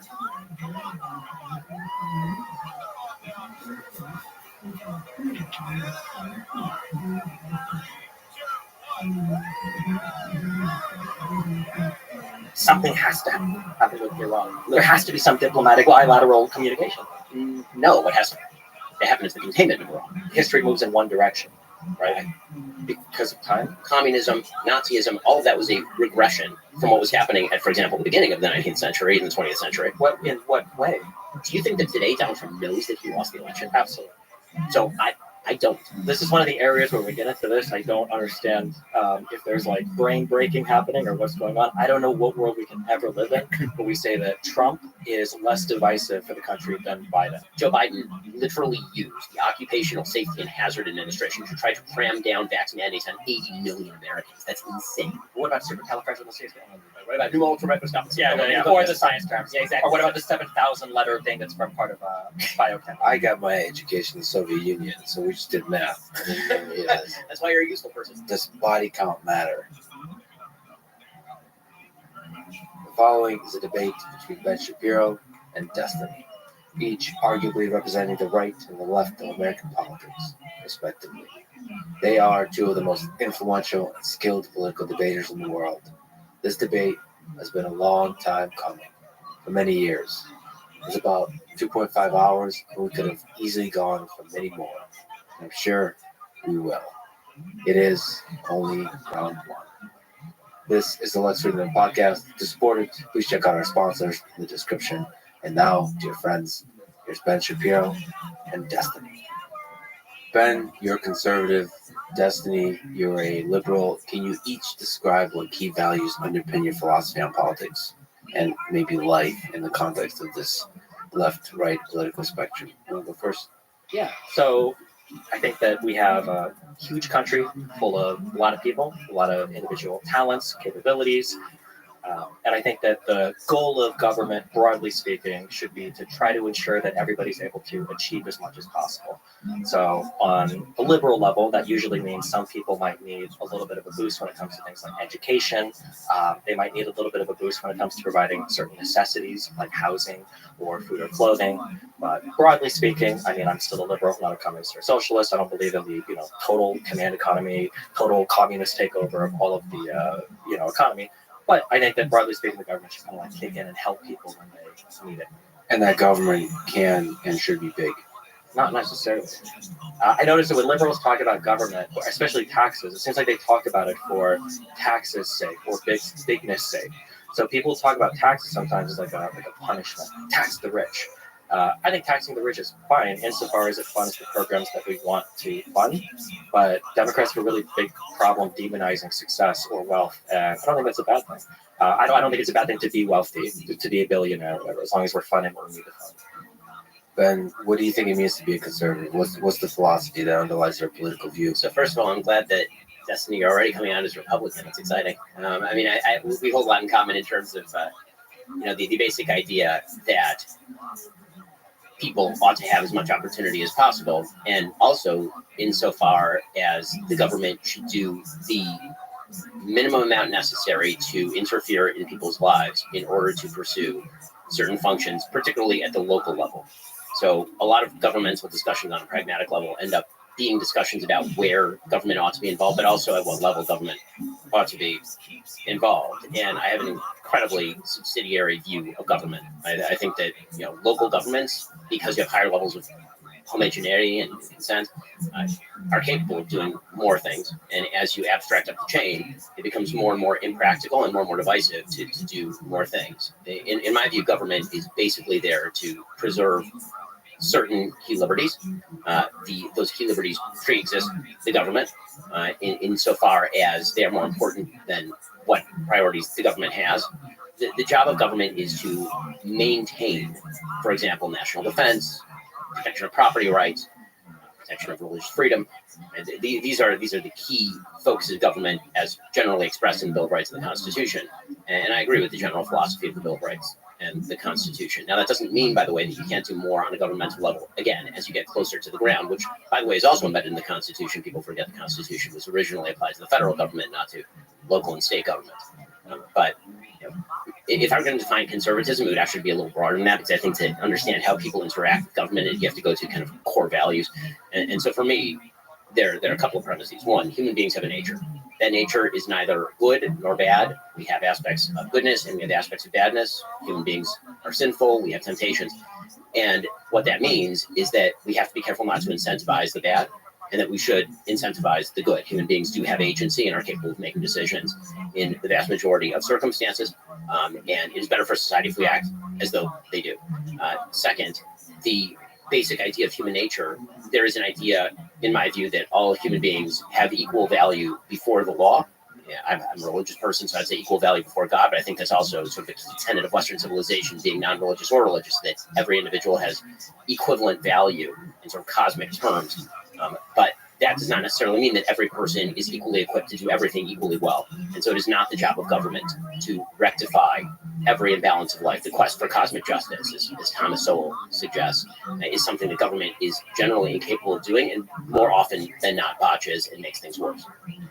So those are a few key tenets, and that tends to materialize in a variety of ways. The easiest way to sum that up would the traditional kind of three legs of the conservative stool, although now obviously there's a very fragmented conservative movement in the United States, would be a socially conservative view in which family is the chief institution of society, the little platoons of society, as Edmund Burke suggested, in which free market and property rights are extraordinarily valuable and necessary, because every individual has the ability to be creative with their property and to freely alienate that property.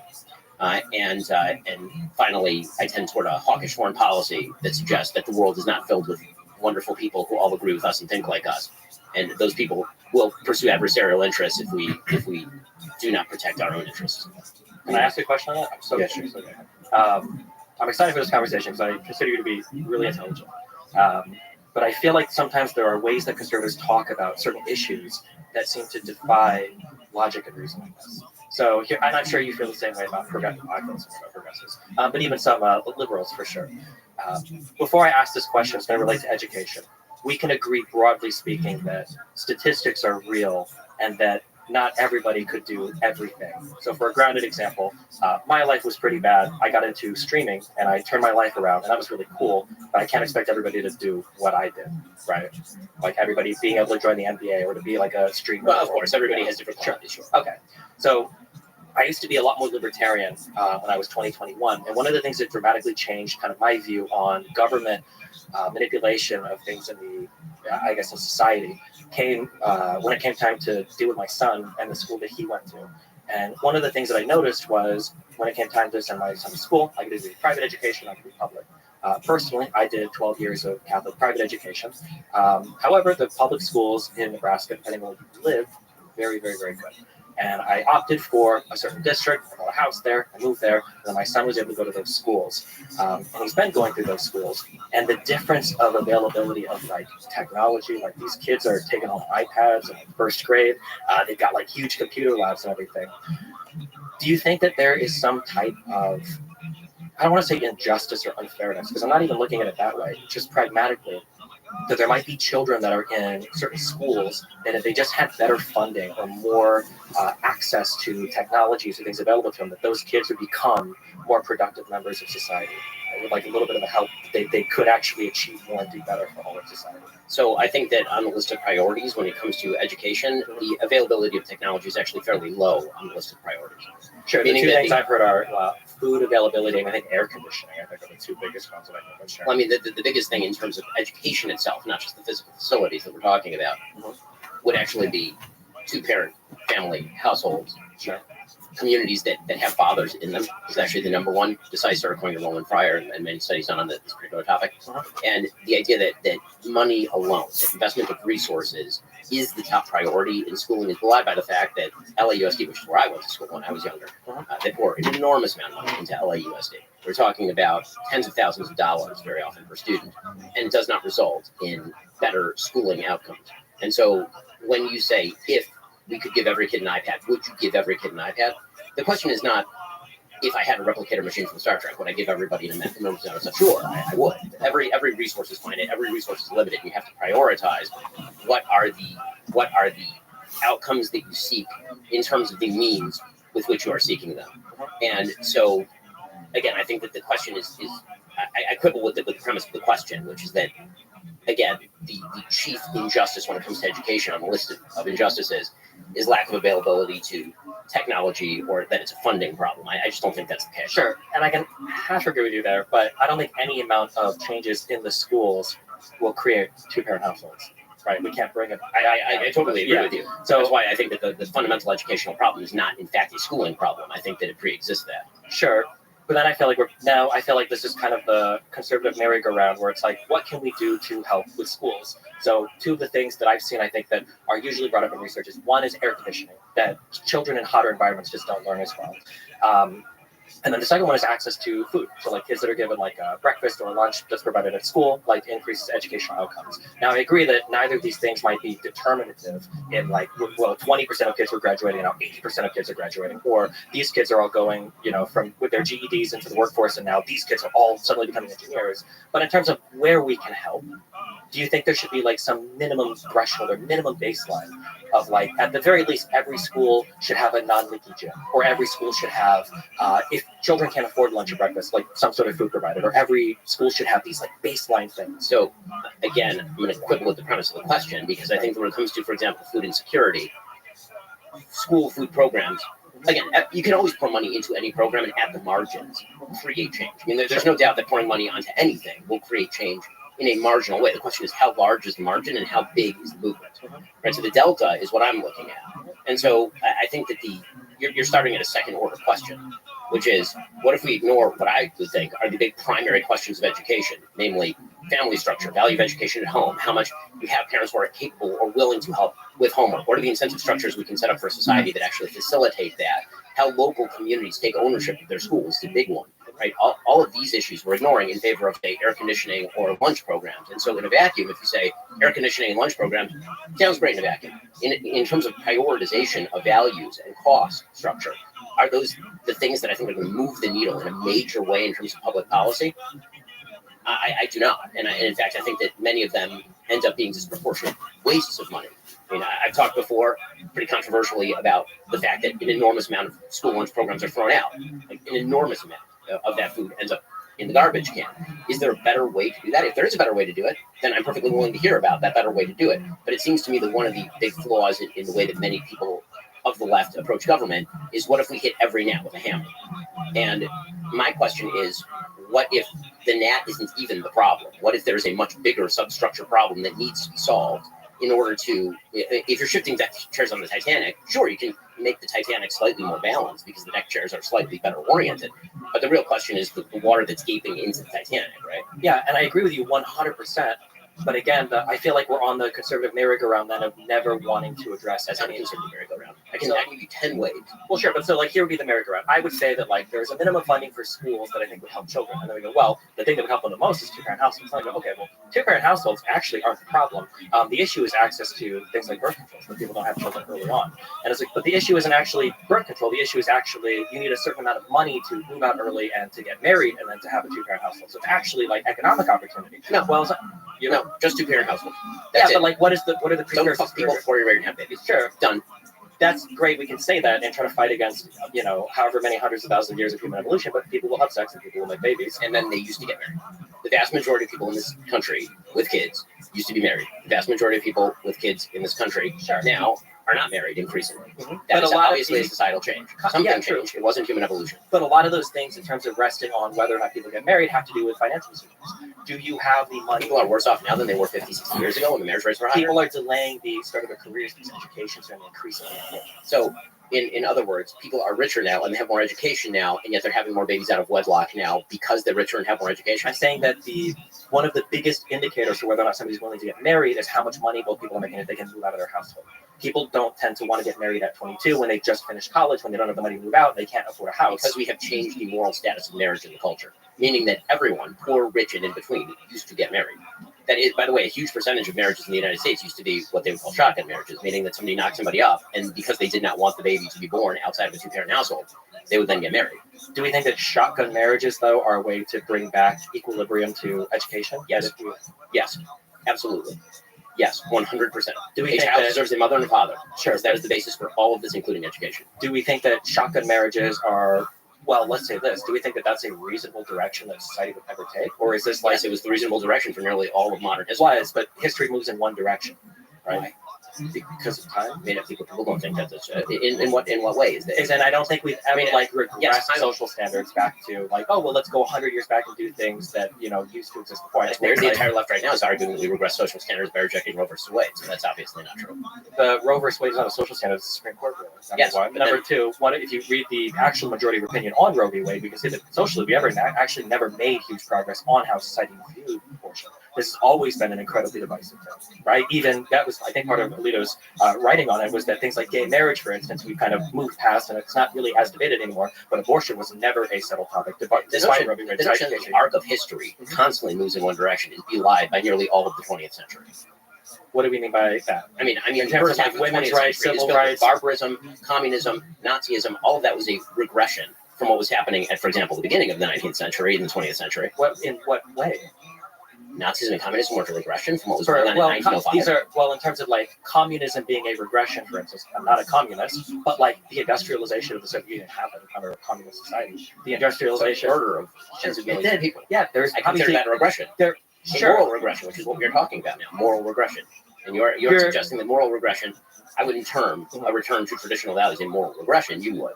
But your suggestion is that history only moves in one direction. And I'm suggesting that history does not only move in one direction, it tends to move actually back and forth. Sure. I don't think that all of history moves in one direction. There are going to be wars. There are going to be times of peace. I think in general we're more peaceful now than we have been in the past. But I think when we look at the way that people live their lives, I think that we tend to move in a certain direction socially. So when it comes to things like racism, or when it comes to things like slavery or women's rights, I think that there are two huge things that probably aren't changing in the U.S. And one is access to contraception, and one is women working jobs. I think that these two things are probably huge things that are moving us off of shotgun marriages or getting married very early on. And I don't see those. Do you think that those two things are going to change fundamentally? First of all, what the data tend to show is that actually more highly educated people, as you were saying, tend to get married more. So the idea is that women getting an education somehow throws them off marriage is the opposite.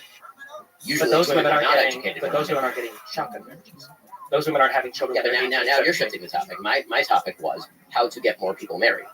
What I've been and then you suggested that higher levels of education are delaying marriage and making it less probable. And what I'm telling you, because this is what the data suggests, is that actually as you raise up the educational ladder, people tend to be married more than they are lower down on the educational ladder. If you're a high school graduate, you're less likely to be married than if you're a postdoc. I agree with you, but that's because one of the biggest precursors to getting married is having like a level of economic stability. So as people get more educated, they obtain this economic stability, and then they're in a more comfortable position to explore more serious There's relationships. another confound there. I mean, the confound is that people in stable marriages tend to be the children of stable marriages. And there's only one way to break that cycle, which is to create a stable marriage. And that is something that is in everyone's hands. Again, this notion that it is somehow an unbreakable, unshatterable barrier to get married and have kids I don't understand where this is coming from. Why is that such a challenge? I don't think it's unbreakable or unshatterable.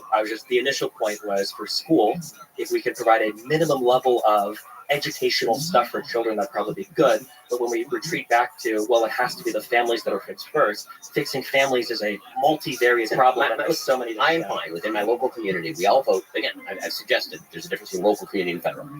I'm fine with my local community voting for school lunches or air conditioning or whatever it is that we all agree to do, because the more local you get, the more homogeneity you get in terms of interest, and the more interest you have in your neighbors.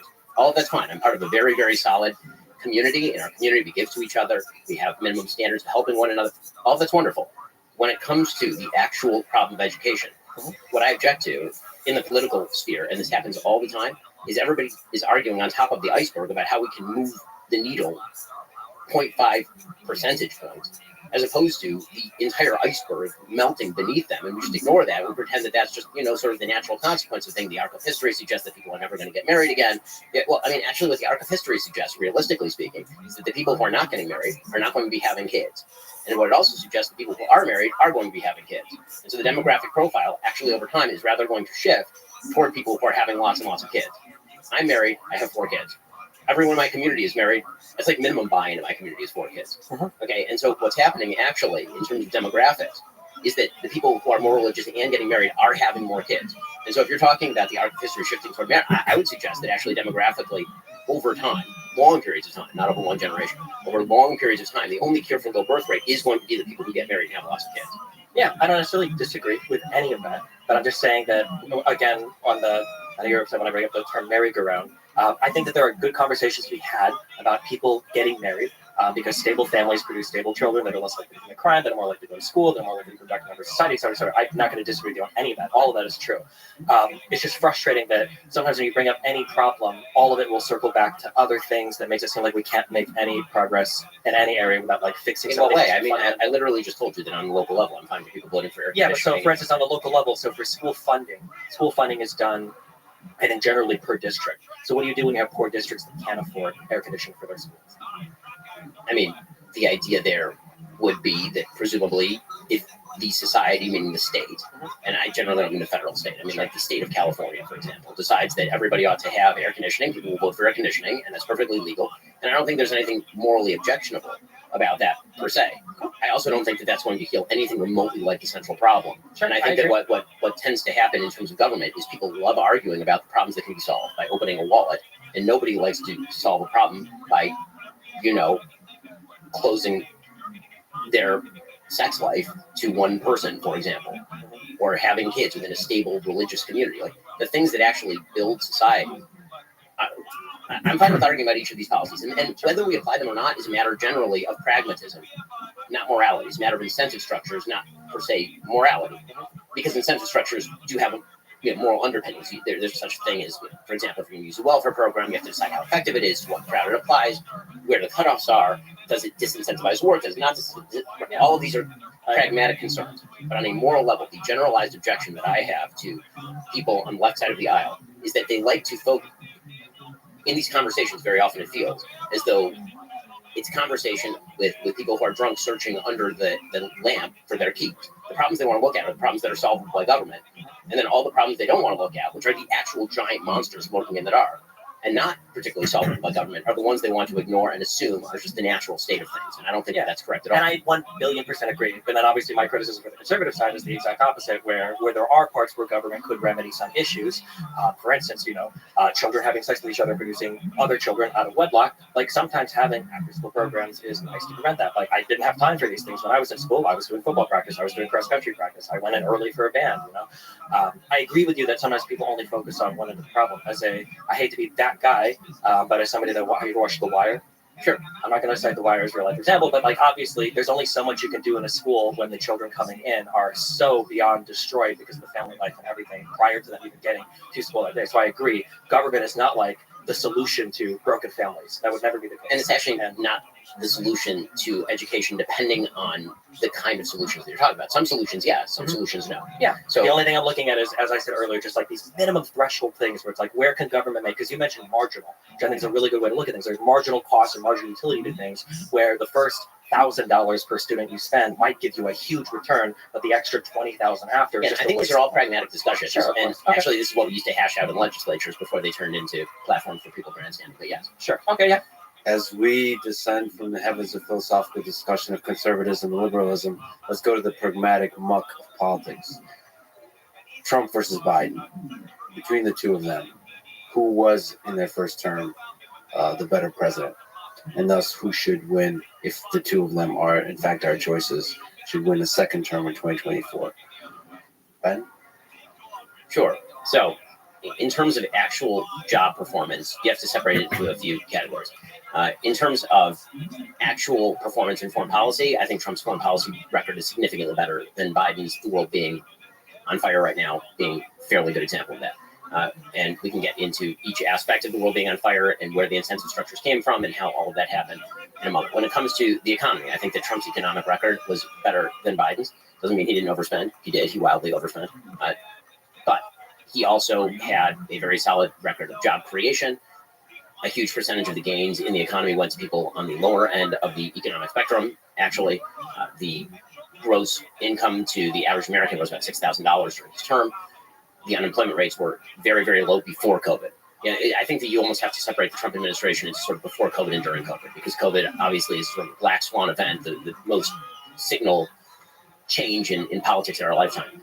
And so, governance during COVID is almost its own category, which we can discuss. But in terms of foreign policy, in terms of domestic policy, I think that Trump was significantly better than Biden has been, and that's on the upside for Trump. On the downside for Biden, obviously, you're talking 40-year highs in inflation. You're talking about savings being eaten away. You're talking about everything being 20 to 30% more expensive. You're talking about massive increases to the deficit, even at a rate that was unknown under Trump.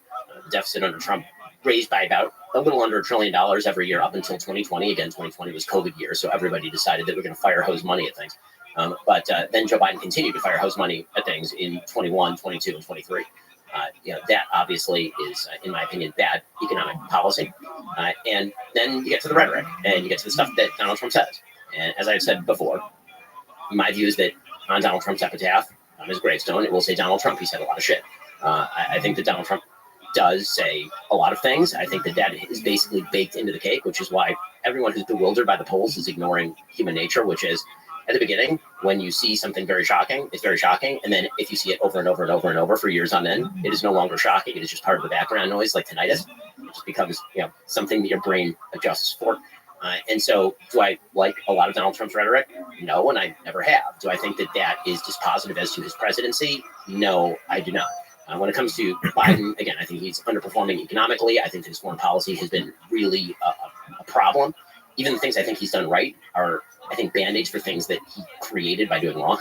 And when it comes to his own rhetoric, you can argue that it's grading on a curve, because Trump was coming in with such wild rhetoric that just the maintenance of that wild rhetoric doesn't really change, again, the baseline.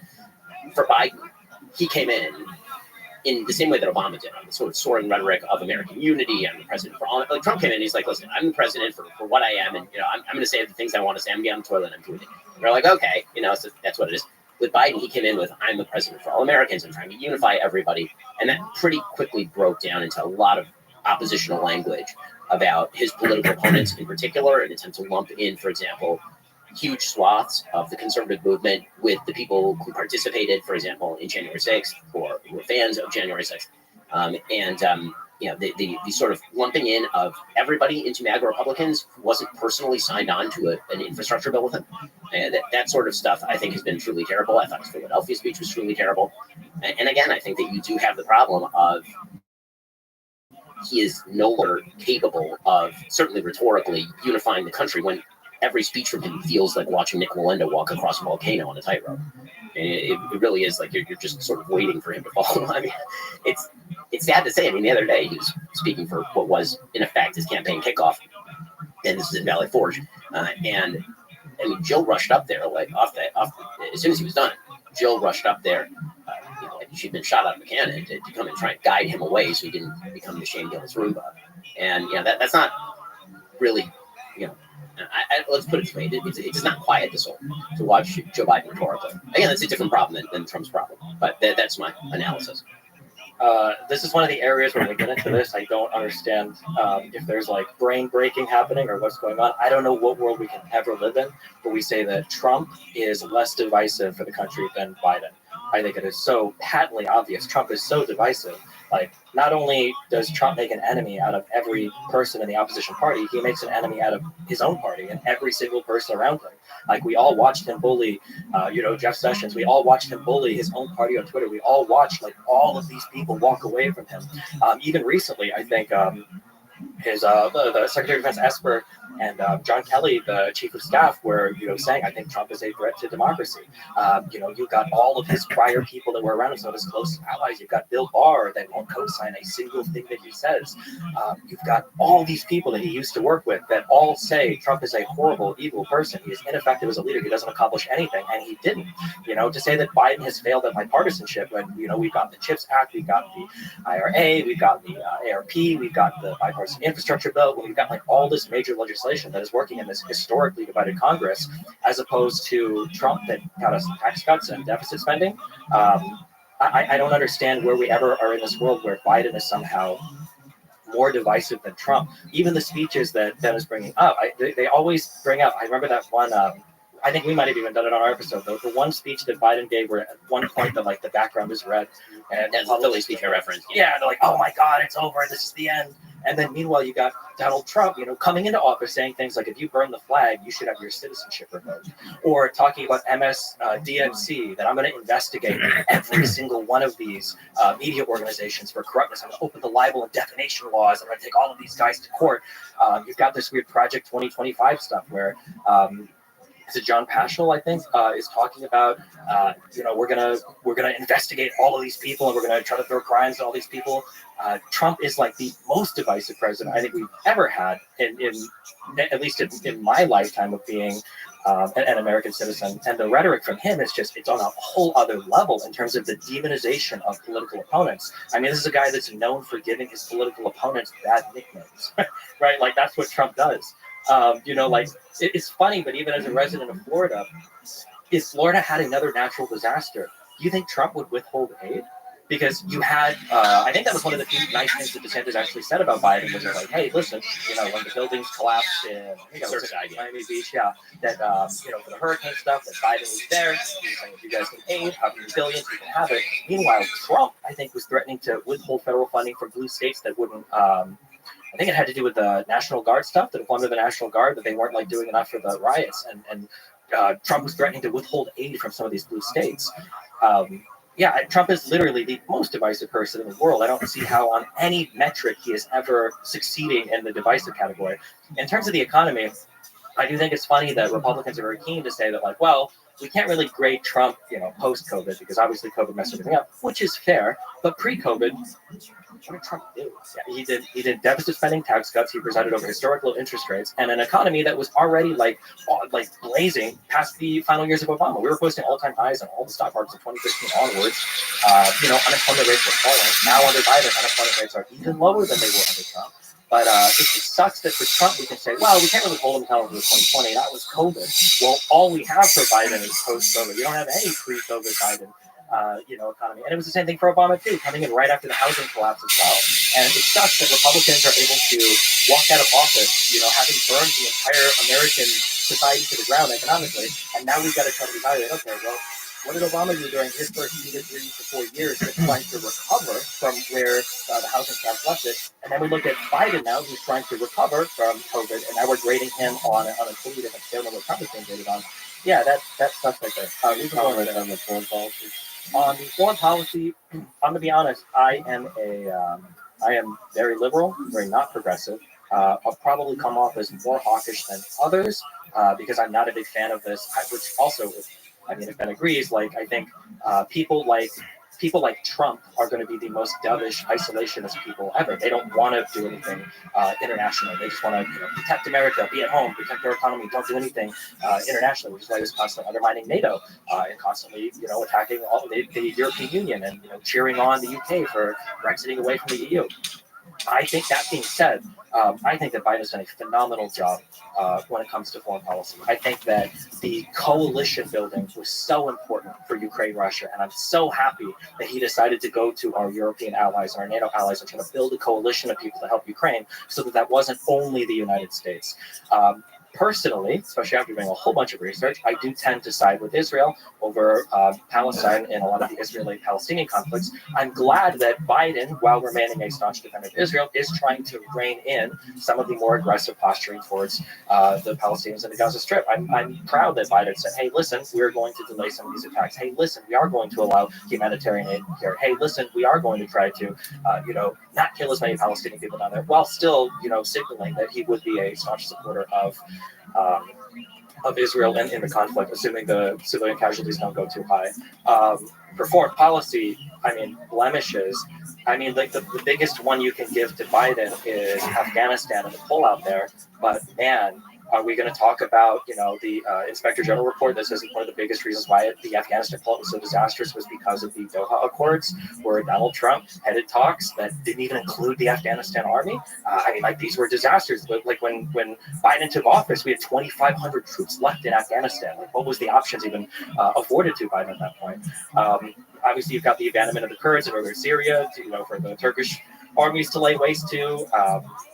About Iran and North Korea. Although I'm not sure we're right on those, but yeah, that's broadly. That's a lot from both. There's a lot, You yeah. want to pick at something where you disagree with here? Well, there's a lot. So, I want to ask a few questions on each one of these. Yeah, sure. So let's talk about divisiveness for a second. So, there's no one who can make the case that Donald Trump is not divisive. Yeah, of course, he's incredibly divisive. It's a given. Do you treat Biden's rhetoric with the same level of seriousness that you treat Trump's rhetoric? Or I should probably put that the other way around. Should we treat Trump's rhetoric with the same level of seriousness as Joe Biden or, say, Barack Obama's rhetoric? I'm going to try to be concise when I say this. Broadly speaking, especially instead of Israel, Palestine, and Ukraine, Russia, I try not to take politicians at their word, because sometimes they just say stuff to say stuff. I understand that. But broadly speaking, I'm going to look at the rhetoric and the actions, and I am going to grade them the same. So yes, I would hold Biden and Trump to the same standard. Right. So my feeling is, in this one area where, for clarification, we're going to have a division, is that I, of course, don't treat Trump's rhetoric in the same way that I treat Biden's or Obama's. He's utterly uncalibrated. He says whatever he wants to at any given time, and it doesn't even match up with his policy very often. Can I ask you, for our head of state, our chief executive, shouldn't rhetoric be arguably one of the most important things that he does? The answer would be yes. And now I've been given a choice between a person who I think in calibrated ways says things that are divisive and a person who in uncalibrated ways says things that are divisive. And so the evidence that Joe Biden is divisive is every poll taken since essentially August of 2021. He is, by all available metrics, incredibly divisive. A huge percentage of Americans are deeply unhappy, not only with his performance, but don't believe he's a uniter. That's just the reality. And that may just be a reflection. Honestly, we may be putting too much on Trump or Biden personally. It may just be that the American people themselves are rhetorically divided because of social media, and social media can, in fact, be a cesspool. One thing that I would ask you about that, though, Sure. is I agree, especially when you look at the favorability. But sometimes when I look at these polls, when you start to disaggregate them by party, I wonder if it's actually, is Biden historically divisive, or I'm trying to think of a really polite way to say this. The people that like Trump worship Trump. I don't know. One of the most prescient things that Trump could have probably ever said was that I could kill someone on 5th Street and nobody would hold me accountable. So is it really that Biden is certainly divisive, or is it that every single Trump supporter will always say that Trump is great? No, the reason I would say that Biden is, in fact, historically divisive is because Republicans felt much more strongly about Barack Obama than Joe Biden, actually. But they didn't feel as strongly about Trump as they did about, Romney or McCain.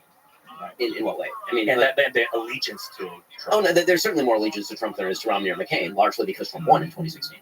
But beyond that, the point that I'm making is that if you're looking at the stats in terms of divisiveness, Republicans always find the Democratic president divisive. The question is where the rest of the country is. And right now, there are a lot of Democrats who either don't agree with Biden or find him divisive. There are a lot of independents who find him divisive. So when we're comparing these things, I don't think they're leagues apart in terms of the divisive effect of what they say. Right, and I'm separating that off from the inherent content of what they say, because obviously what Trump says is more divisive just on the raw level. If he's insulting people as opposed to Joe Biden doing MAGA Republicans, Like if I were an alien come down from space and look at these two statements, I'd say this one's more divisive than this one. But then there's the reality of being a human being in the world, and that is everyone has baked Donald Trump into the cake.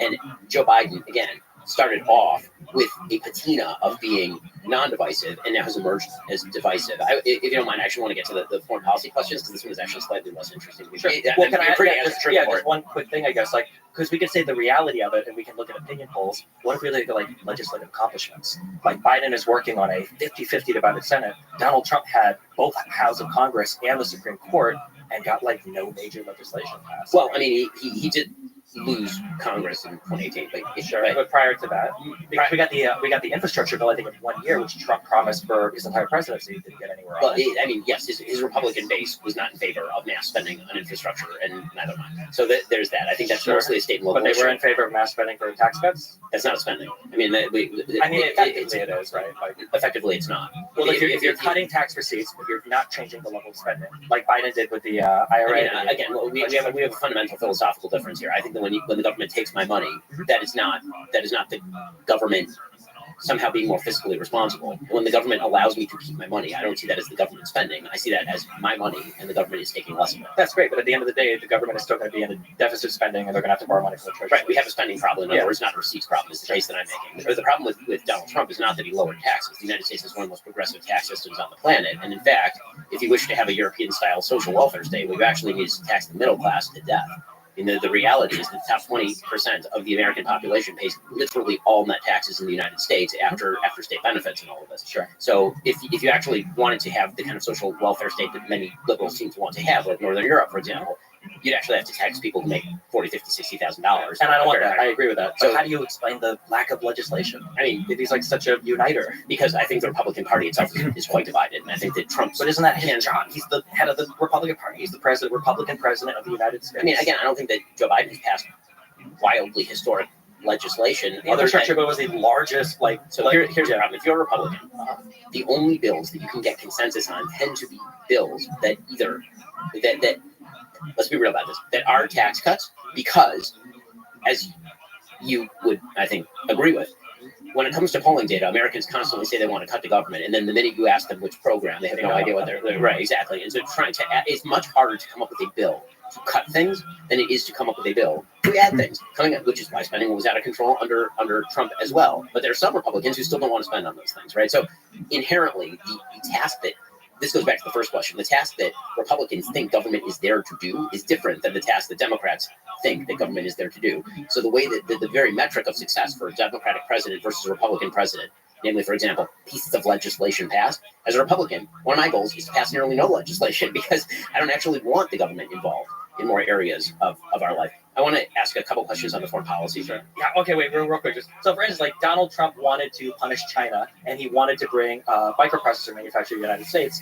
Biden did that with legislation, with the CHIPS Act. You talk about like spending being out of control, and I mean, I can agree with that. I think anybody who listens to the numbers has to agree with that. But why not pass legislation like the Inflation Reduction Act, which is at least like spending neutral? Right? Like, why are there not bills where Donald Trump could take? Well, I mean, first of all, I think that whenever the government says something is spending neutral, it rarely materializes that way. That is not going to be a spending neutral bill. Sure, but there's a difference between, like, at least they say it's spending neutral versus the, say, $500 billion bill over, like, 10 years. I mean, but again, I don't see a tax cut as a matter of quote spending neutrality. The big problem is they keep spending, not that they are allowing me to keep the money that I earned and they did not earn. But okay, so then just to understand, so if somebody just did massive like reductions in tax receipts, so tax cut after tax cut after tax cut, but they didn't change spending at all, you wouldn't consider that like an increase in deficit spending or out of control spending. You would just say they're just tax cuts. No, the opposite. I would consider it a wild. I would consider it a wild overspending. Okay, meaning so then was it under Trump then when he did the tax? I mean, the deficit spending, by the way, under Biden is way worse than it wasn't. Of course, but we're post-COVID, right? COVID ended effectively. I mean, you live in Florida. COVID effectively ended in the state of Florida by the middle of 2021. Yeah, I mean, even if you're a vaccine fan, by like April, May of 2021, there was wide availability of vaccines, whether or not you like the vaccines. Yeah. And at that point, we were done. I agree, but like we're in a post, like how many trillions of dollars have been dumped in worldwide that are like leading to inflation, right? The inflation is like a worldwide issue right now because of the economy shutting down for a year or two. It's not like those effects are gone in 1 year, right? COVID might be gone, but the after effects of all the stimulus spending and the unemployment and everything The else. definition of inflation is too much money chasing too few goods. So pouring more money on top of that makes for more inflation. That's what it does. Sure, I agree. But like, there's also the definition of when do you deficit spend is when economies are headed for recessions, right? Rather than when economies are doing really well, like they were under Trump, and he was deficit spending. Whereas Biden can at least make the argument that I ought to be deficit spending because the economy is headed for potential recession. Right? So here's the thing: I don't think that the economy was actually headed for recession. In fact, if you look at the economic statistics, no, they're still saying that there's like a recession coming, right? Right, but that was largely because of the after effects of inflation. Meaning, if you inflate the economy, what you're going to end up doing is bursting a bubble, and then when that bubble bursts, you'll get a recession. I mean, that was the basic idea, right? The question was whether you're going to get a soft landing. But if you actually look at, for example, the employment statistics or the economic growth statistics in the United States, what they look like under the last year's Obama and then Trump, I mean, this is what the chart looks like. It looks like this, and then it hits March of 2020, it goes like that, yeah, right? And then by like September, it bounces back up, right? It's a V-shaped recovery, and then it starts to peter out. Sure. A lot because of the American Recovery Plan, right? I mean, 4 million jobs. Yeah. No, I'm not going to attribute it to that because the rates of growth in job growth from September, October, November were actually very similar to the rates of job growth after Joe Biden took office. What you see is actually kind of a straight line. I mean, what the chart looks like. In any case, okay. So on the foreign policy stuff, this is going to get abstruse, but on the foreign policy stuff, so the questions that I have with regard to Biden on foreign policy. Very, very simple question. Do you think that the situation in the Middle East is better now than it was under Donald Trump?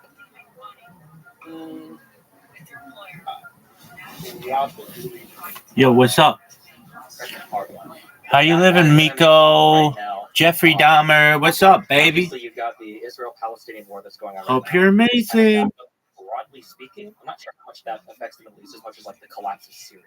2013 Syrian civil war sent millions of immigrants throughout all of Europe, Which was under Obama and continued under Trump. Trump didn't do anything to alleviate any of the Syrian civil war. Why did Syria end up as a preserve of Russia again? How did Syria end up as a preserve of Russia? Yes, why did it end up being essentially a client state of Russia? I know that Putin enjoys access to the ports down there. I don't know. I mean, the reason is because Barack Obama suggested that there was a red line that would be drawn in the face of chemical weapons use. Bashar Assad then used chemical weapons in Syria, and Barack Obama was unwilling to then essentially create consequences for Syria in the form of any sort of Western strike. And so instead, he outsourced it to Russia. This is 2013, 2014. Sure. Do you think there might have been some hesitancy after like seeing how Libya ended up that maybe us like intervening? Was President during Libya? Yeah. I mean, sure, but what does that have to do with it? There might have been like a mistake learned. The point that I'm making is that actually the Middle East, I mean, just historically speaking, was historically good under Donald Trump. I mean, it's very difficult to make a case that either before or after Trump were better than during Donald Trump. I mean, the Syrian, I don't think that Trump contributed to the Syrian situation improving much. I think he did wreck ISIS, which was in the ISIS had been getting wrecked by the Kurds in Iraq, by every single person, by Assad's army, by Putin, by Turkey. Literally everybody was fighting against ISIS at that point. There's a spike in violence, and then the Trump, I mean, you get credit for when you're president, presumably. I mean, things got better with ISIS under Trump. I mean, yeah, they did. I mean, things got worse with ISIS under Obama. For sure. He called them the JV squad. Sure. And then they became not the JV squad. Yeah, but I don't know if ISIS is originating in Syria and Baghdadi, and all of the growth of that is necessarily Obama's fault. I know that we like to say that Obama created ISIS. I don't know if you say that, but I've heard that saying a lot. I think that's a little bit simplistic. I don't think that when I'm looking at like actions that presidents have taken, the biggest criticism I have for like Middle Eastern policy is I think the Doha Accords were a disaster, and I think that's like one of the biggest blemishes that we have right now. I would also argue that moving the embassy to Jerusalem was also kind of silly, and arguably contributed to some of the conflict we see right now. No, I'll argue precisely the opposite, especially given the fact that after the movement of the embassy to Jerusalem, the Abraham Accords continued to sign and actually expand. And that if Donald Trump had been elected, I have no doubt in my mind that Saudi Arabia would now be a part of the Abraham Accords. In fact, that was basically pre-negotiated. And then when Joe Biden took office, Joe Biden took a very anti-Saudi stance on a wide variety of issues. The biggest single effect in the Middle East of Joe Biden's presidency, and again, I agree with you that not every foreign policy issue can be laid at the hands of a president. Joe Biden's main approach to the Middle East was very similar to the Obama approach, which was chaotic under Obama and chaotic under Biden.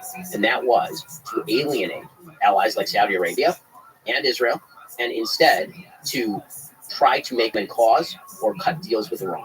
What that did is incentivize terrorism from Iran. What we're watching in the Middle East is Iran attempting to use every one of its terror proxies in the Middle East, and it was specifically launched in an attempt to avoid what Biden actually was good. How you living, pimp? After 2 years of failure with Saudi Arabia, what was burgeoning at the end of All right. at the end of last. No, I'm a real person. What's up, my man? Absolutely. How are things in your neck of the woods? What's good? Excellent. Very well. You enjoy streaming on Kick? It is a very good platform. You're right. And it's got a really good team at the helm. It's going to be really big someday.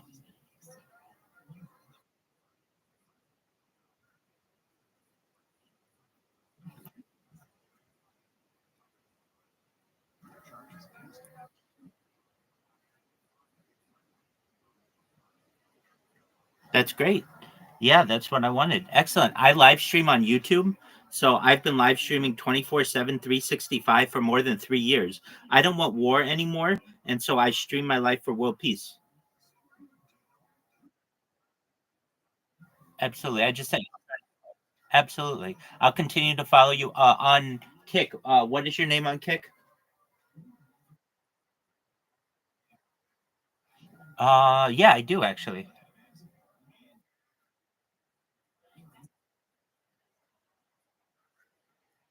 Yeah, that's okay. That's okay. I'm gonna follow you. So 7U6REF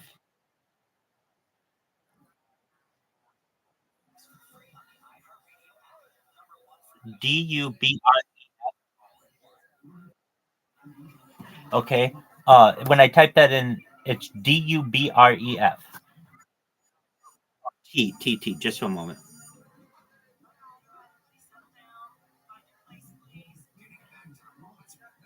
Gotcha.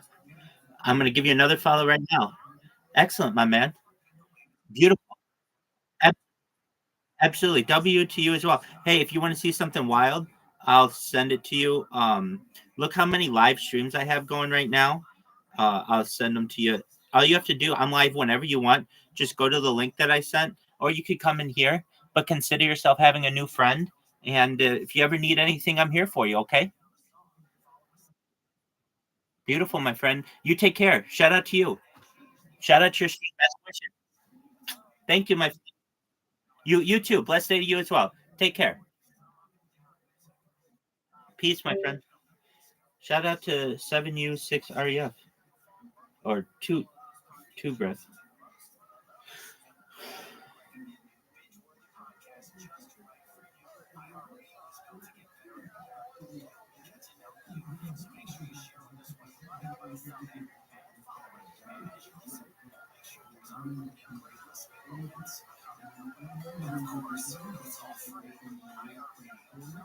Is this guy watching?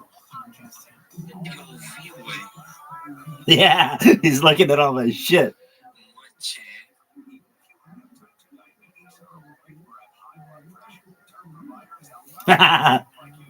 Yeah, dog. Yeah, dog. I'm watching you, dog. I'm watching you.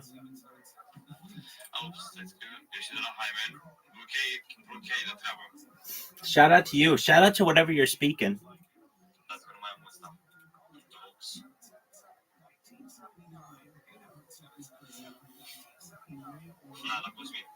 W, he is. It's a chill guy.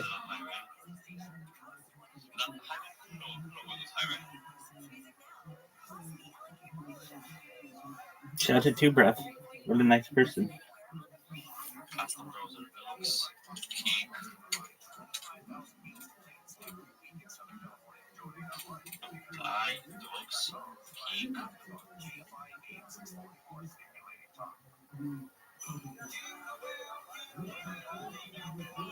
Well, he found my shit. That's tight.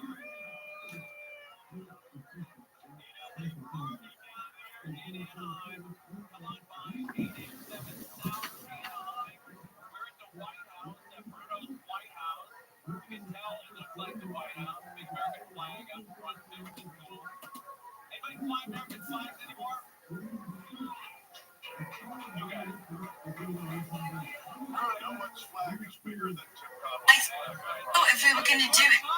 Do it big.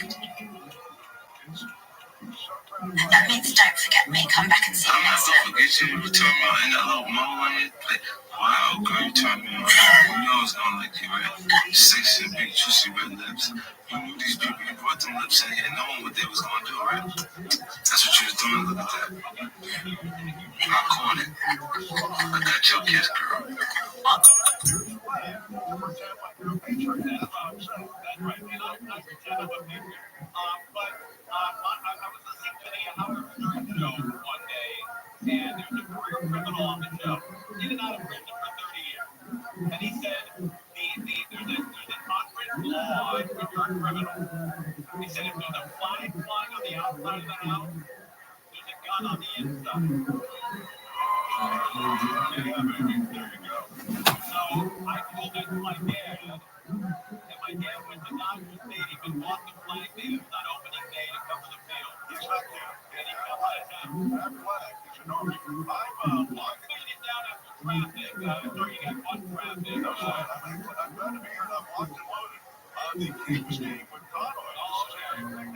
This is an auction item. You'll get 2 tickets to the LA Knicks game when they play the Bruins on March 23rd. It's a 6 o'clock, what do you call it? You drop the puck. Puck off? Yeah. I don't think they call it puck off. Anyway, apparently it starts at 6. And Keith will be there. He's going to the auction item. That's great. You and a friend, if you auction with this auction item, you and a friend will join Conway and Keith in seats in the lower bowl, right above where this employee comes out. And Bob Miller's seats are just a few seats away. Okay. And I'll probably blow it off the bid anyway. This prize includes a $100 per person food, drink, or wow. So it's thanks again to Keith Chapman and this auction. Everybody can bid on this. How do you bid on it? Well, you can go to the website. You go to KFIEM40.com/Monstathon and press the auction item. I think Michael Crow will look at it now. Is that right? That is correct. Yeah, what's going on there, Michael Crow? Well, it looks like the Dodgers game again in Shannon still remains at $6,000. $800 more than co-hosting with John Kobe. That gets you $200. And the Tim Conway Jr. Kings game. The Kings game with Conway. That went up $50. It's now $69.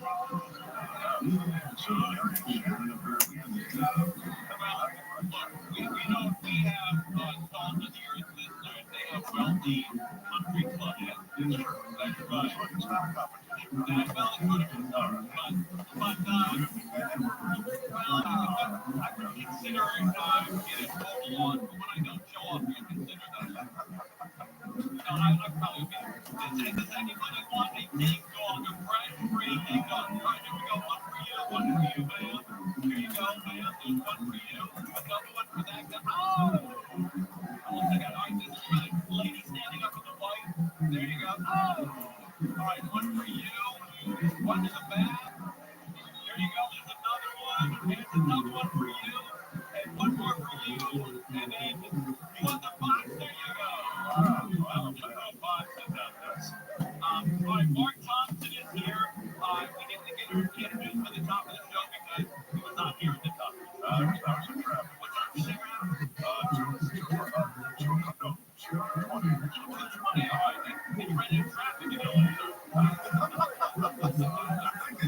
not so much the length of time, it's all of the near misses on your way back. Now, when you drive in your lane, are you nervous and flying? I'm aggressive, which only amps up everything. So I'm running a couple of near misses here.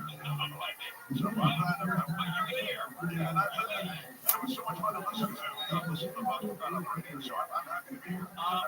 A shout out to Jim and Steve who work there. Where's Jim and Steve? She'll be here. Jim and Steve. They're gone. Okay. Now I can tell the story. Jim and Steve live in Seal Beach, father and son, and he lives next door to the guy that I got fired from Meals on Wheels for.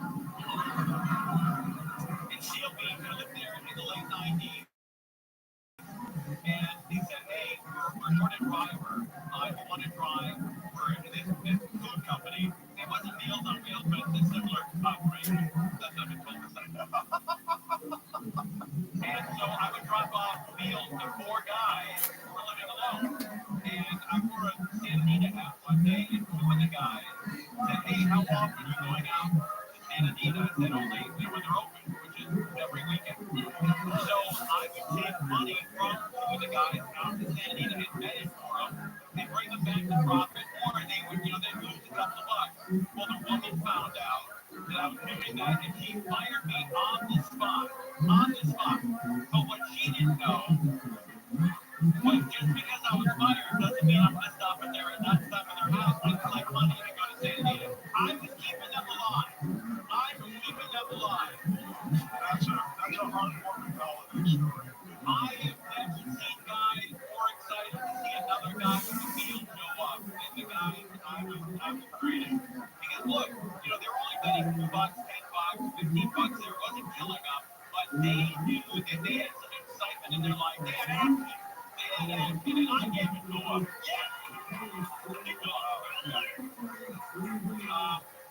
Angel Martinez makes fresh homemade cookies every year. Every single year. I remember the original story was someplace next door. It's called Tom's or Ted's. Ted's? We were at Ted's about 7 or 8 years ago. Angel Martinez brought beautiful homemade cookies in cellophane, all wrapped up, beautiful homemade rabbi. And I said to Angel, wow, these are unbelievable.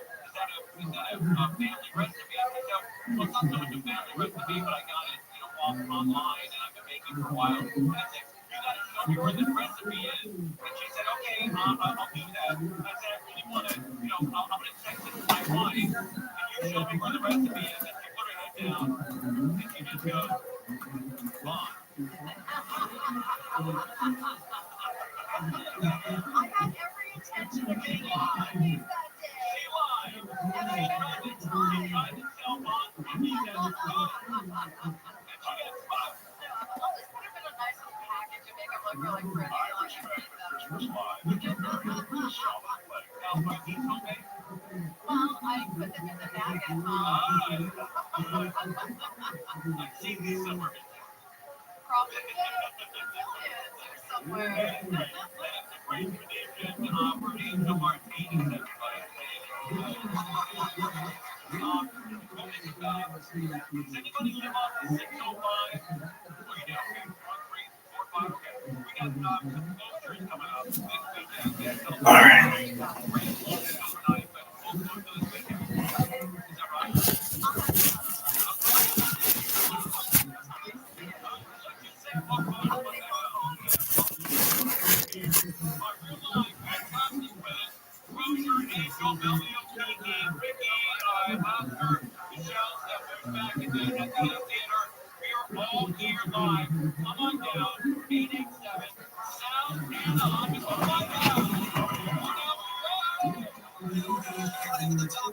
Yo, somebody said something to me.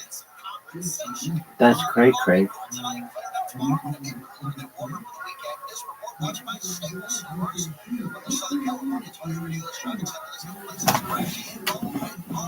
That's athleticism, folks.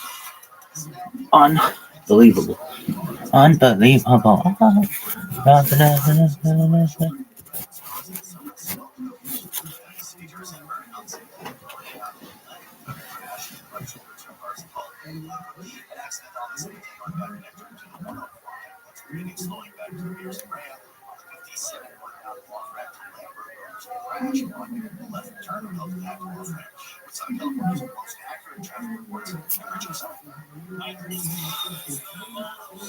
Official holiday music station, Coast 103.5.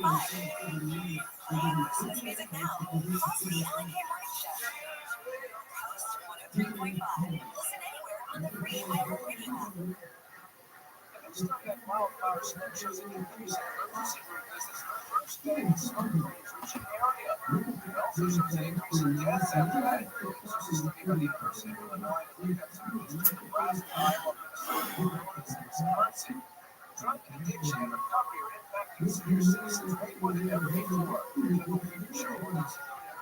age of 65 are addicted to drugs.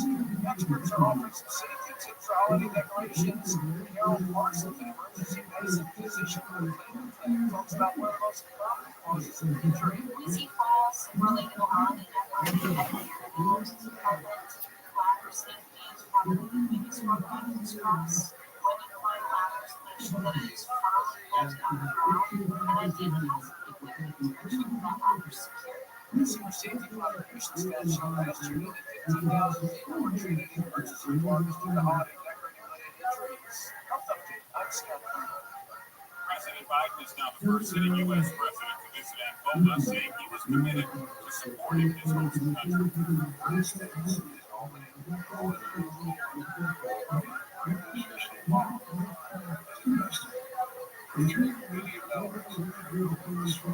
Biden's visit to the Southwest African nation is part of an effort to help build Angola's infrastructure and to help the U.S. work with the country to get critical minerals used in electric batteries. The U.S. is also supporting a railway project that will export minerals from Central Africa to Angola. The U.S. is sending a $725 million weapons package to Ukraine.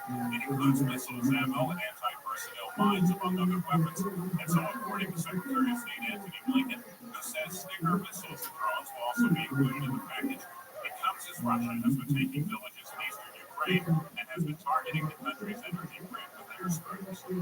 That's politics. I'm Grant Snow. Find your iHeartRadio everywhere. There are hundreds of ways to experience iHeartRadio at home and on the go, beyond the iPhone and Android app and at iHeartRadio.com. Here's another way to connect to iHeartRadio. Vizio TVs. iHeartRadio is coming into your living room on your Vizio TV. Check your TV remote for the iHeartRadio button for one-click access, or visit the Vizio Smartcast App Store and make sure you log in with your iHeartRadio account so all your favorites are there and radio remix to play all your music, radio stations, and favorite podcasts available for you on the biggest screen in your home. iHeartRadio and Vizio. Check it out for free now. iHeartRadio. Anywhere you want to listen, iHeartRadio is there. Help a plan with a tip from iHeartRadio. Spending time outdoors can improve overall health and wellness. Celebrate your day and take advantage of nature's health benefits by visiting a local park. Reading responsibly to protect yourself and others, and to make the outdoors safe and welcoming for people of all activities and abilities.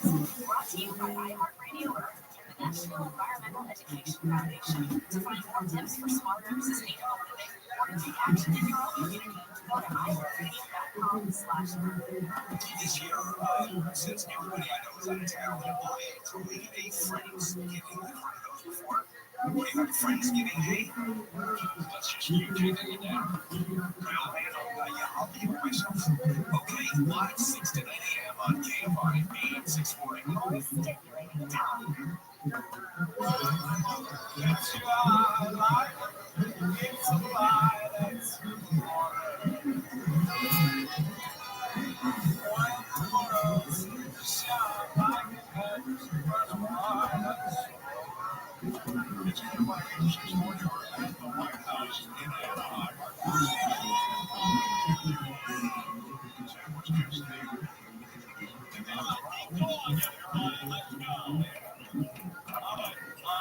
we are here at the White House. Come on down, 887 South Anaheim. You can donate pasta, you can donate sauce. But get a shot. And you can also donate cameras. There's President Belly of all the cash. I don't know why she likes that, but she loves it. All right, then we have a young lady here who's one of Jeff Berto's hospitality students. And her name is Mackenzie. How are you? Excellent.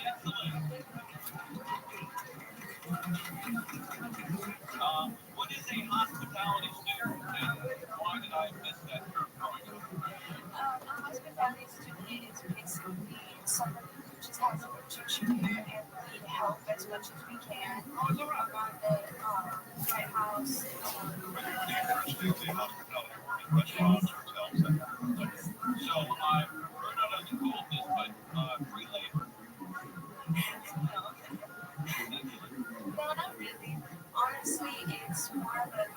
experience, especially if you are trying to get into work, or especially when you're younger. So, And how old are you? I'm 16. You're 16? Okay, all right, that's great. And so you were properly raised, working at 16. Yes. Where were you? What have you big family? Not really. Family of 5. 55. Wow, where did that not a big family? That's huge. And how long have you worked with Bruno? It's almost going on about 3 months now. Okay. And so what's the next step above this after you do your internship? I can ask to get a job here because with the experience I have, and I'm probably gonna do that. And for that internship, like just the into other programs or other like actual jobs in the restaurant. Well, that's great. In order to work for Bruno, you have to have this kind of crazy fake Italian accent. I don't know if I can do that.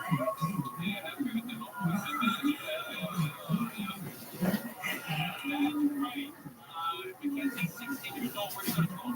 I go to school at Florence Community High School. Okay, so you go to school all day and then you volunteer afterwards? Yes. Wow, man, somebody raised you properly. That's great. I think everybody like Evan Dog like the education. Ultimately, obviously your goal is not sitting behind 3 boxes and things.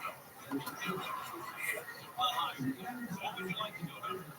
I would like to eventually go into something with the hospitality, so like nutrition, or just something that has to do with food, like corner, because that's what I'm doing the program at school for.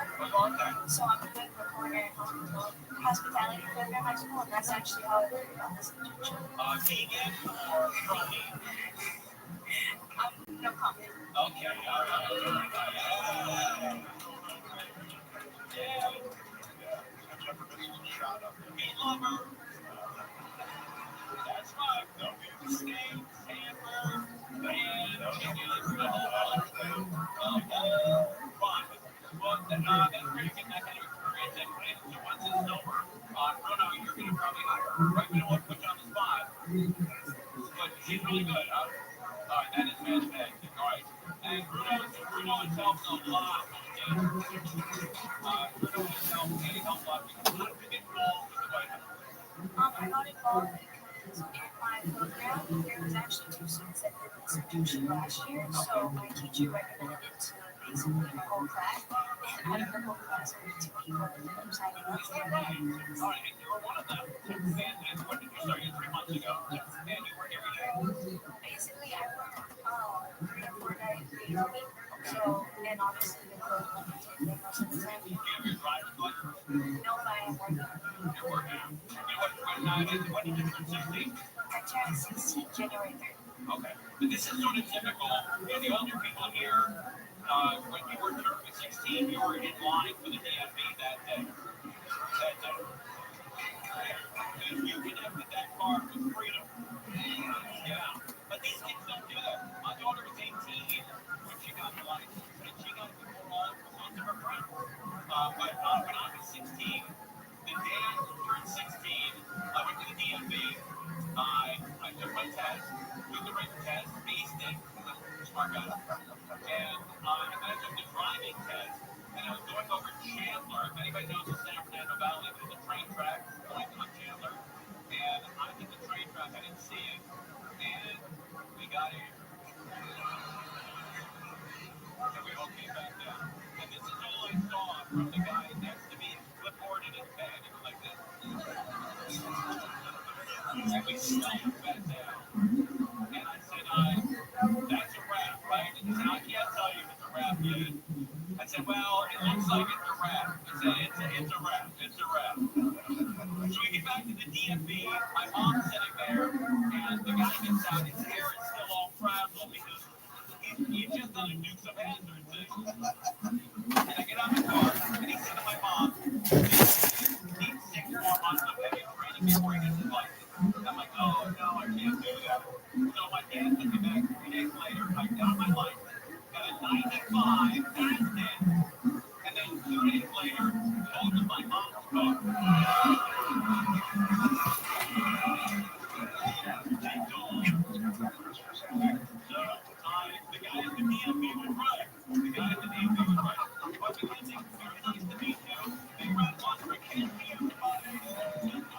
Iran saw that, and Iran decided that they were going to throw a grenade into the middle of those negotiations by essentially activating Hamas.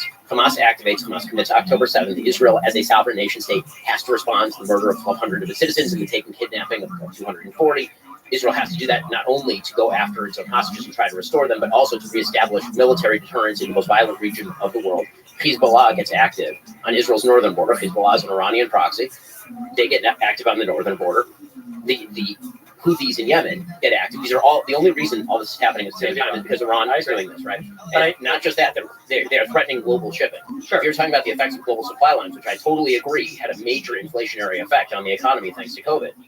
Right now, the cost of shipping is nearly double what it was just a few weeks ago, and that is because a ragtag group of Houthi barbarians are attacking international shipping and forcing everybody to stop using the Bab el-Mandeb Strait instead going around the Cape of Good Hope in Africa. All of that is the result of the fact that Joe Biden reoriented the United States in the very early days in favor of a more pro-Iranian stance. He appointed Robert Malley to negotiate the Iran deal, who, as it turns out, was using proxies. Many of his aides were actually taking money from Iran.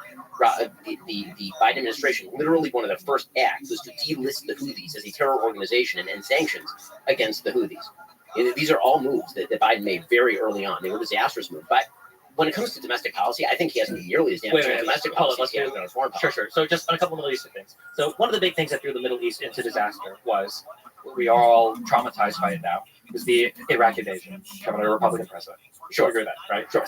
The deposition of Saddam Hussein and everything that followed after probably contributed more to the growth of ISIS and the destabilization of that entire region, probably more than anything else. I think that prior to Bush, for Clinton, and even at the beginning of Bush's presidency, we were on some kind of road to normalcy with Iran, which I think has to happen, whether we like them or not, until Bush, for whatever reason, decides to throw Iran into the axis of evil. I think some evidence that we were on a road to normalcy with Iran in the 1990s. We do in the wait, what? That we were on a road to normalcy with Iran in the 1990s. My understanding is that, from the late 90s and prior to the axis of evil labeling of Iran, that there was going to be some path forward to where we could start to normalize relationships. I find that very difficult to believe, and I don't see a lot of evidence. I mean, we just disagree on that. Sure. Okay. Yeah. Sure. We can disagree on that, but I know that the after effects. Just quick note: the after effect of the Iraq War that's the most devastating was the increase in power of Iran.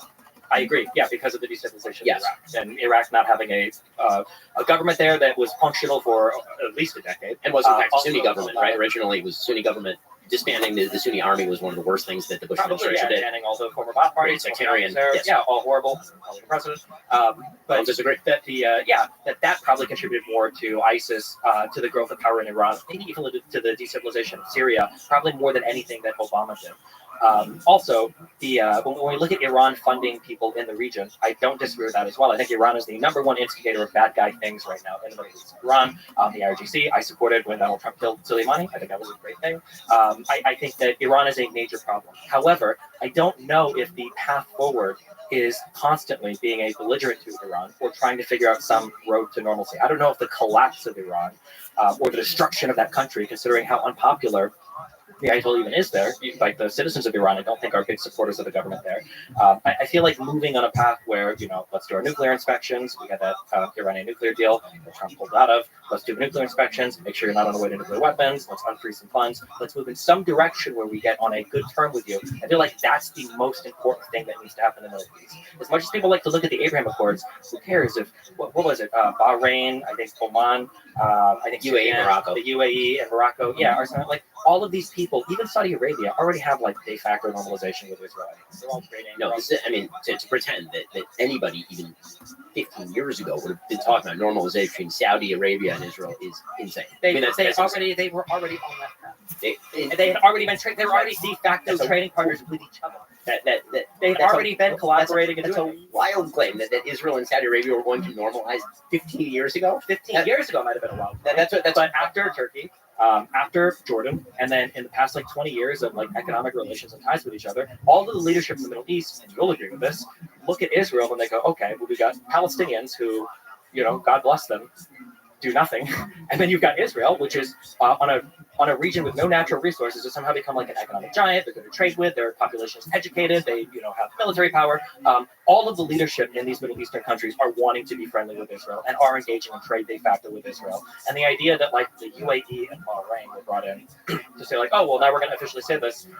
Those are the first steps toward obviously the formation of a new Middle East in which economics would predominate over sectarian conflict. The chief obstacle to that is Iran. I agree. The notion that negotiations with the Ayatollah were going to be a solution to any of this is But do we think absolutely is benign.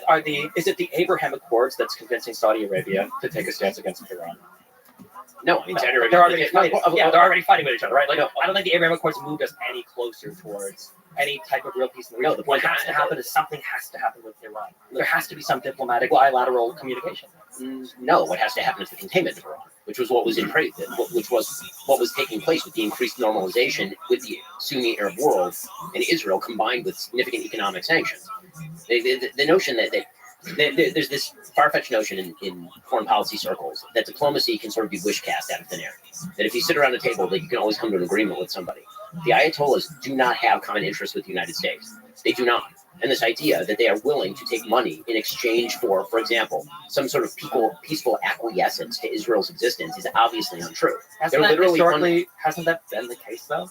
That you've had a region with tons of sectarian violence for a long time, and then finally Turkey was like, you know what, this isn't worth it. The United States paid them a lot of money. They had conversations with Israel. You know what? The economy, the economic gains. I mean, and the relations, same thing with Jordan, same thing with not getting into Turkish politics. Sure, but the situation with Turkey was actually quite warm between Israel and Turkey in the 90s when you had the sort of secular Muslim regime in the 90s, but they signed Kemal Ataturk in place, and now Erdogan has joined in the fray. And Erdogan is significantly more radical. Sure, than I'm so sorry.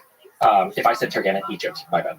Yeah. Okay. So Egypt, yeah. Right. So like, in terms of like Egypt and Jordan, right, were the first two. you need here's the thing. You need. Is it possible that you could theoretically come to a deal with Iran only with a new leadership group?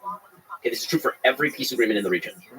You could not. Israel could not have made peace with. Well, they made peace with Egypt, and Sadat was the leader for Yom Kippur, right? Not make peace with Nasser.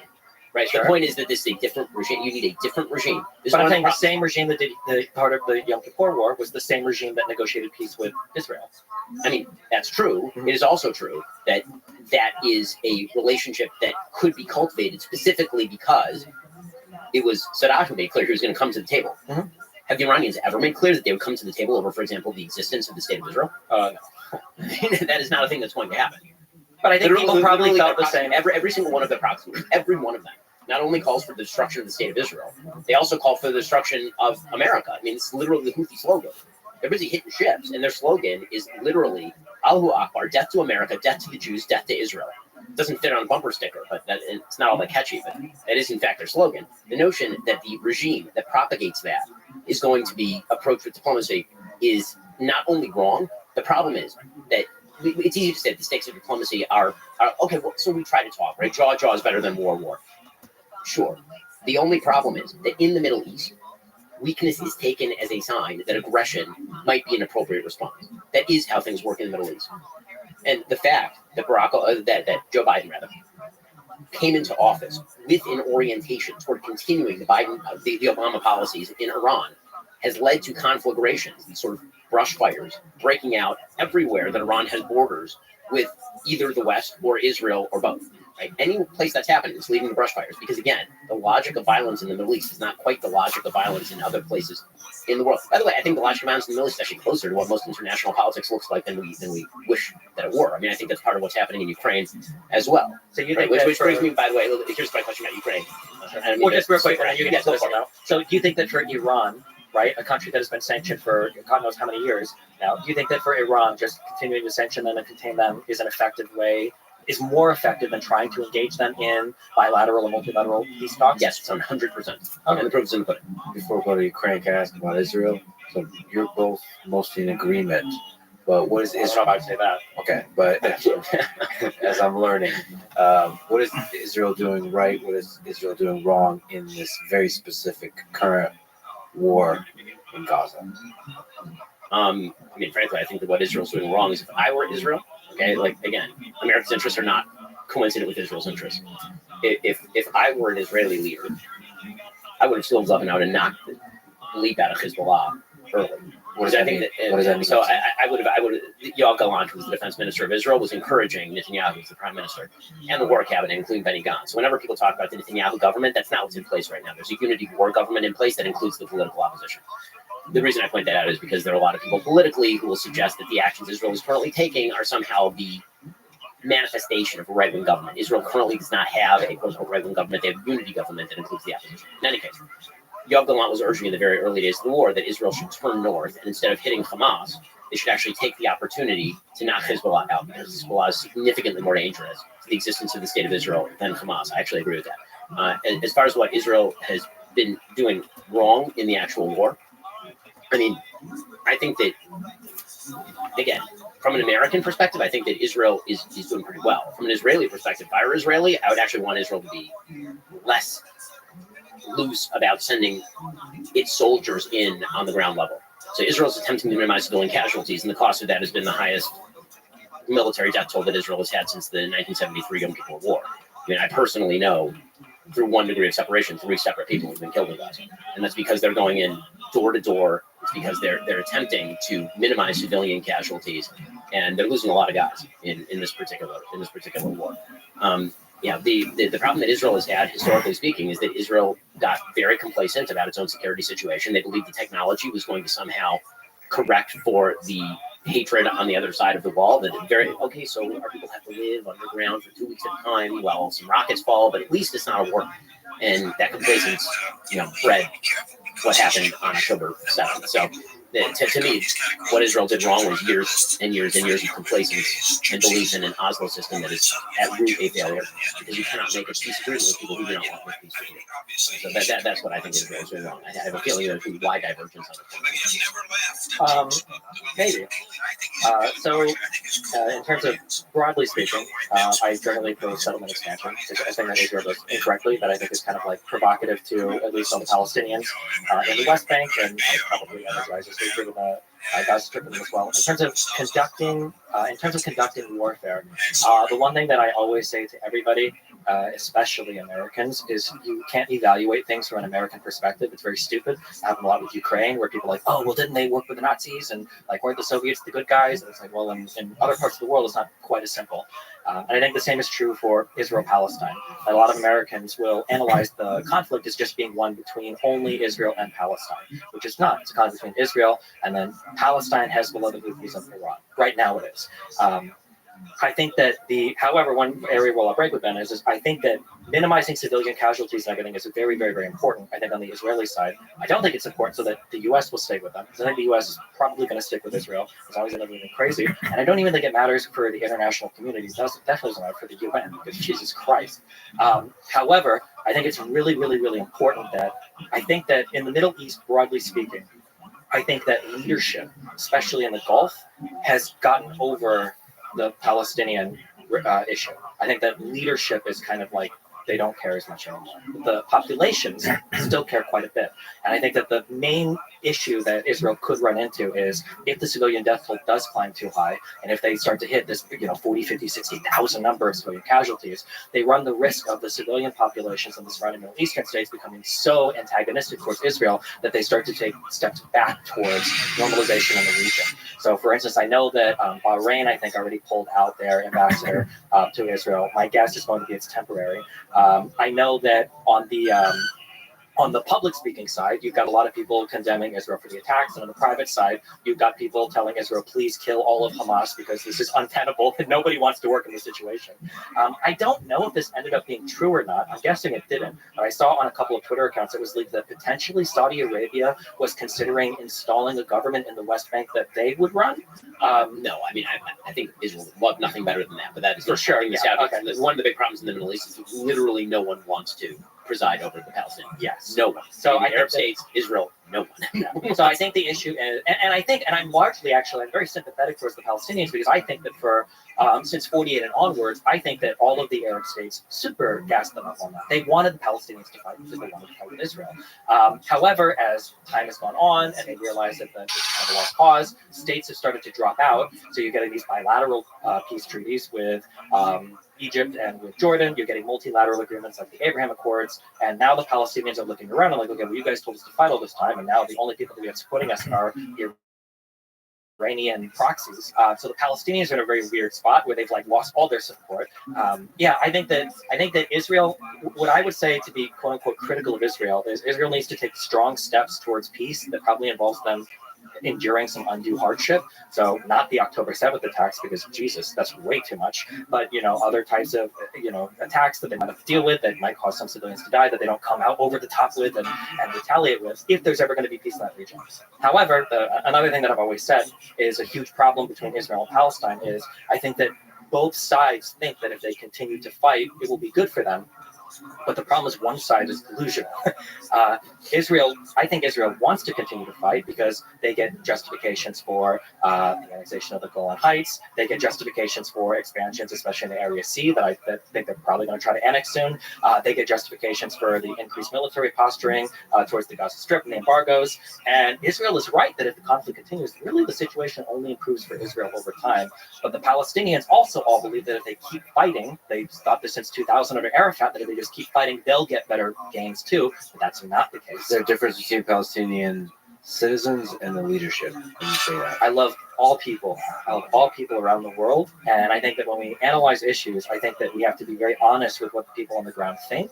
And the idea that Hamas is just this one-off thing in the Gaza Strip is not only incorrect with the situation on the ground, it's also incredibly ahistorical.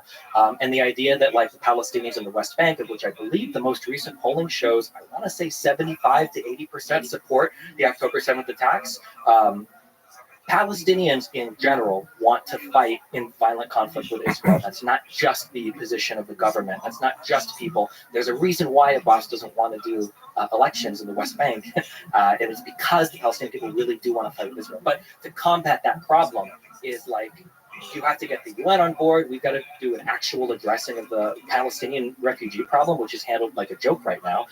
Iran has to be brought to the table in terms of negotiations. There has to be huge efforts made to economically revitalize these like Palestinian areas, even though they're one of the highest recipients of aid in the world. You have to do something about the embargo and the blockade and the Gaza Strip, which isn't just maintained by Israel, it's also maintained by Egypt. You should ask why. Yeah, there's a lot of things that have to happen to fix that problem. But the reality is I don't think Israel really wants to, because they get to continue their expansion into the West Bank, and I don't think anybody around the world really cares that much. So I will argue with that. The idea that Israel does not want to end the conflict is belied by the history of what just happened with the Gaza Strip. So when we talk about settlements, for example, Israel did have settlements inside the Gaza Strip. There were 8,000 Jews who were living inside the Gaza Strip in Gush Katif. Up until 2005, they withdrew all of those people and took them literally out of their homes. And the result was not the burgeoning of a better attitude toward the state of Israel with regard to, for example, the Palestinian population in Gaza. In fact, it was more radical in Gaza than it was in the West Bank. The result was obviously the election of Hamas, the October 7th attacks, in which unfortunately many civilians took part in the October 7th attacks. There's video of people rushing poor civilians and dressed in civilian clothing into Israeli villages. Always the same thing. Well, no, that is 100% true, obviously. And when it comes to Area C and Israel's supposed deep and abiding desire for territorial expansion in Area C. So for those who are not familiar with the Oslo Accords, and again, this is getting very abstruse, but the Oslo Accords are broken down into three areas of the West Bank. Area A is under full Palestinian control. That'd be like Jenin and Nablus, the major cities, for example. There's Area B, which is mixed Israeli-Palestinian control, where Israel provides some level of military security and control. And then there's Area C. And Area C was like to be decided later. It was left up for possible concessions to the Palestinian Authority if the Oslo Accords had moved forward. Those are disputed territories. There is building taking place in Area C by both, actually, no one talks about this, but by Palestinians as well as Israelis. And the question is whether if Israel stopped building, there have been many settlement freezes in the past, including some undertaken by Netanyahu.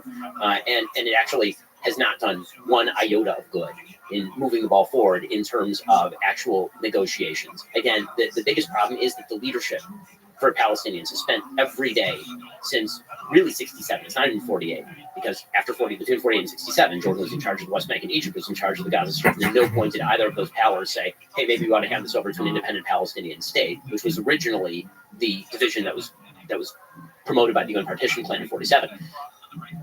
Because of that, the leadership post 67 and really starting in 64, Palestine Liberation Organization was founded in 64, and it called for the liberation of the land in 64 they had the West Bank and they had the Gaza Strip. So they're talking about Tel Aviv. When it was founded in 64, the basic idea, as kind of indicated by that, was Israel will not exist. And that was a promise that's been made by pretty much every Palestinian leader in Arabic to the people that they are talking to. Yasser Arafat famously would do this sort of thing. He'd speak in English and talk about how he wanted a two-state solution, and then he'd go back to his own people and say, this is a Trojan horse. Or whatever. If Israel could, if you think that Israeli parents want to send their kids at the age of 18 to go and monitor Jenin and Nablus and be in Khan Yunis, you're out of your mind. You're out of your mind. Israelis do not want that. In fact, Israelis didn't want that so much that they allowed rockets to fall in their cities for full-on 18 years in order to avoid sending soldiers en masse back into the Gaza Strip. True, but I think Israel does want to continue to expand settlements in the West Bank, right? They want to continue to build. They want to have Jerusalem, East Jerusalem as well. Well, I mean, East Jerusalem has already been annexed. So East Jerusalem is, according to Israel, part of Israel. That's not a settlement. Okay, so there's that. With regard to, does Israel have an interest in expanding settlements in the West Bank? Why would they not until there's a peace partner? Sure, that's what I mean. But I'm saying as long as the conflict continues, because even when you talk but your suggestion is that they're incentivizing the conflict to continue so they can grab more land. Well, no, let me be very clear. I don't think there's so some people say, for instance, they'll take out one quote from Netanyahu and they'll try to say that he was funding the people on the Gaza Strip by allowing Qatari money to come in, even though he was actually speaking in opposition to Abbas, allowing the Gaza Strip to fall for Netanyahu to clear it out for him, they give it back, et cetera, et cetera. I'm not claiming those theories. I'm just saying that I think that Israel will take a relatively neutral stance towards conflict enduring, because as long as the conflict endures and as long as the settlements can expand, I think that ultimately benefits Israel. I think there would be let's put it this way, if suddenly there arose among the Palestinians a deep and abiding desire for peace, approved by a vast majority of the population with serious security guarantees, I think it'd be very hard-pressed to find Israelis who would not be willing to at least consider that. Like we're not expanding bathrooms in Hebron. I would agree with you on October 6th. I think we're probably a year or two away from that right now. But the point I'm making is that Israelis now realize that the entire peace process was a sham. Meaning the people who are on the other side of the table were using it as a Trojan horse in the first place. The death of Oslo is not the death of Israeli hopefulness. It's the death of the illusion that on the other side of the table was anyone with bargain for. That's what's happening, and that's why you have this sort of insane disconnect right now between the United States and the Israeli government. Again, it's a unity government. No one in Israel is talking about making concessions to the Palestinian Authority for a wide variety of reasons, including the fact that Mahmoud Abbas's Fatah continues to pay actual families of terrorists who kill Jews. Sure, the Mark Fund, yeah. Right, and which is from the moderate West Bank. Right, exactly. That's so. Again, the taste in Israel for this is even the people who are the Chilonim, right? Those are the most secular people in Israel, which was, by the way, the place that was attacked on October 7th. What people should understand is that October 7th was not an attack against settlements in the West Bank. It was an attack on peace villages that were essentially disarmed. And many of these people who were killed were peace activists who were literally trying to work with people in Gaza to get them jobs. I mean, it's mind-boggling. That's why you had this ground shift in Israel. The next 20 years in Israel is going to be about security and economic development, period, end of story. Everything else goes second, third place. And I will say I agree essentially with what you're saying. Not to loop back another topic, but this is one of the reasons then why I was so critical. I don't want to say critical, but kind of nonchalant about the Abraham Accord, because they didn't address anything with the Palestinians whatsoever. They brought up countries that weren't super relevant to the conflict. They didn't bring in Qatar, which is where a lot of the money and support for the Gaza Strip comes from. They didn't involve Iran at all. They involved bilateral. No, but it totally changed the mentality. And this is why, what I'm saying right now, this is why, listen, I think that Biden has done better than I certainly expected him to do in terms of support for Israel. Like Obama was way less supportive of Israel than Biden, by every metric. With that said, the rhetoric that he's been using recently and that Blinken have been using recently about Israel needs to make painful concessions for peace, Israel recentering this issue at the center of relations in the Middle East is doomed to failure. The magic is a strong word. The benefit of the Abraham Accord was proof of what you're saying, which is true, which is that all of these surrounding countries, in reality, have abandoned the idea that there is a centrality to the Palestinian-Israeli conflict. That is not the central conflict in the Middle East. And by the way, one of the reasons it's not the central conflict in the Middle East is because actually, ironically, because of the rise of Iran. Right? It's Sunni states that are largely signing up with Israel because they're realizing they need some sort of counterweight to a burgeoning nuclear power. Can we talk about Ukraine? Sure. You have a disagreement with what Destiny said. My main problem with Biden's policy with regard to Ukraine is that he outsourced the end goal of the war to Zelensky early on. Now, that might make sense if that goal were something that he was willing to fund to the point of achievement, or if Zelensky could have achieved it on his own.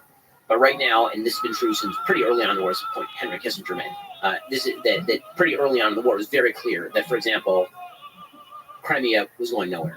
The Russians had control of Crimea, barring the United States giving permission to fly F-16s over Crimea. Nothing was going to change over there. The same thing was true in most of the Donbass, right, in Luhansk and Donetsk. That was not going to change. Zelensky's stated goal, and you understand it, he's the leader of Ukraine, right, is that there was a predation on his territory in 2014, and that the Russians sent their little green men across the border, and then they took all of these areas. And so he, as the leader of Ukraine, is saying, okay, I want all of that back. Now, the reality is that the U.S.'s interests had largely been achieved in the first few months of the war, meaning the revocation of the ability of Russia to take Ukraine and just ingest it, and two, the devastation of Russia's military capability. I mean, Russia has just been wrecked. I mean, the military is in serious straits because of the war in Ukraine. From an American perspective, I'm very much pro all of that. I think that we have an interest in Ukraine maintaining the buffer status against territorially aggressive Russia. I think that the United States does have an interest in degrading the Russian military to the extent that it can threaten the Baltic states or threaten Kazakhstan or other countries in the region. The problem I have with Biden's strategy is, as always, I think that it's a muddle, and I think muddles tend to end with misperceptions. War tends to break out and maintain because of misperception. Misperception of the other side's strength, the other side's intentions, and all of the rest. People misperceive what's going to happen. Say, I'll cross that line and nothing will happen, right? This is what Putin thought. He thought, I'll cross that line, they will greet me as a liberator, and because the United States just surrendered in Afghanistan, essentially, they won't do anything, and the West is fragmenting, because NATO's fragmenting, and all the rest of this, and obviously he was wrong on all of those scores. The problem for Biden is that, as with virtually every war, no end line was set. And so it became out recently, it was widely reported, that actually there was a peace deal that was on the table in the first few months that Putin was on board with, that basically would have ceded Luhansk and Donetsk and Crimea to Russia in return for solidification of those lines, American and Western security guarantees to Ukraine, right? Ukraine would formally join NATO, but there would be security guarantees to Ukraine. We're ending up there anyway. It's just taking a lot more money and a lot more time to get there. And do you think Trump would have helped push that peace? Yes, and I think that Biden actually did Zelensky a bit of a disservice, because Zelensky knows where this war is going to end. It's not going to end with Luhansk and Donetsk and Crimea in Ukrainian hands. It's just not going to, and he knows that. What actually, in my opinion, Zelensky needed was for Joe Biden to be the person who foisted that deal upon him, so that he could then go back to his own people and say, listen, guys, I've wanted all those things, but the Americans weren't willing to allow me to have all those things. And so we did an amazing job, a heroic job in defending our own land. We devastated the Russian military, even though no one expected us to, but we can't get back those things because it's unrealistic to get back those things, because America, basically, they're a big funder and they're the ones who want the deal. Instead, what Biden said, and this was reported in the Washington Post last year, the Biden administration said, we're going to fight for as long as it takes, with as much as it takes. And when they were asked until when, they said, whatever Zelensky says. And that's not a policy. That's just a recipe for a frozen conflict with endless funding. Now, it may be that Putin has walked away from the table and that deal is no longer available. If that deal is available right now, I certainly hope that's being pursued behind closed doors. My main critique, again, of Biden is that when you outsource the end goal to another country without stating what America's interest is, that's a problem. I also think that Biden did really quite a poor job of sort of explaining what America's realistic interests are. I don't like it when American leaders, it's weird for me to say this, but I'm not a huge fan of the we're in it to protect democracy kind of rhetoric, because frankly, we are allied with many, many countries that are not democracies, and that's not actually how foreign policy works. We should, as an overall, 30,000-foot goal, advance democracy and rights where we can. But the reason that we were fighting in favor of Ukraine, and when I say fighting, I mean giving money and giving them weaponry, the reason that we were doing that in favor of Ukraine is not because of Ukraine's long history of clean voting and non-corruption. The reason that we were doing that is to counter Russian interests in the region. It was a pure realpolitik play. And that realpolitik play is hard to deny no matter what side of the aisle you're on. I think that what many Americans are reverting to is we have no interest there.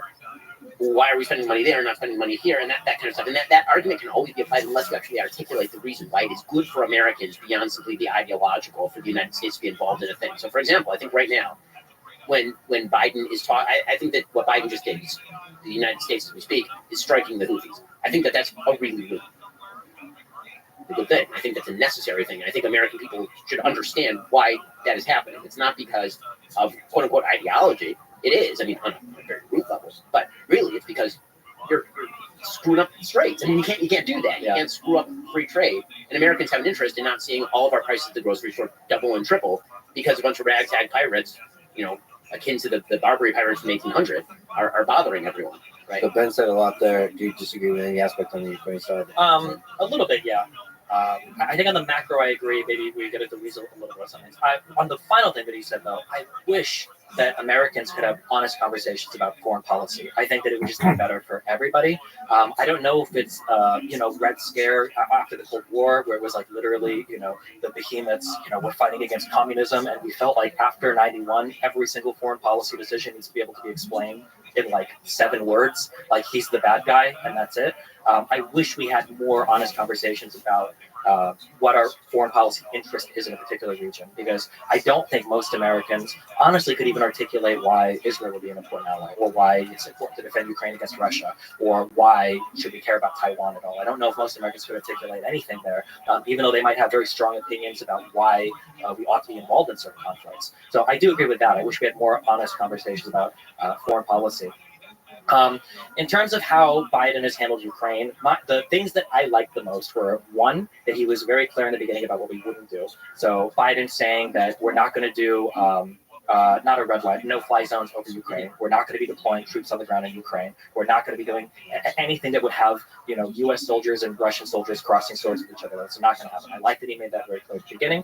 And I like that he coalition built between NATO and the EU to get people to send funds, training, soldiers, airplanes, and everything to Ukraine. I thought those 2 things were really good. In terms of basically writing Zelensky a blank check, I would like to hope that Biden and the entire United States learned a lesson from Iraq and Afghanistan, that open-ended missions with unlimited budgets and no clear goal are like the worst foreign policy decisions you can ever do. They've like defined U.S. foreign policy for the past 2 or 3 decades, which is unfortunate, but seems to be the case. My feeling would be, and this is just a feeling, I don't know if internal cables have leaked that say otherwise, is the Biden administration has probably always had a quiet position of at some point there's going to be an off-ramp here. And I think even a month or 2 ago, I think those talks were being leaked, that discussion had begun with Zelensky looking for an off-ramp. But publicly, of course, the United States is never going to come out and say, we're going to support you guys to fight as much as you want for 3 months. And then after that, it's no more. Obviously, that can't be the statement. It's always going to be that we're going to support you in your fight against Russia. Yeah, we tried that under Obama with Afghanistan. It was terrible. Sure. Yeah, you can't. We'll escalate the troop levels to X, but only for 6 months, and then we're. Yeah, you just can't do that. It's always going to come off as we're going to support you forever, as long as it takes, and as long as you need, whatever we have to do to defend freedom and democracy in your country. And any other statement would be absurd.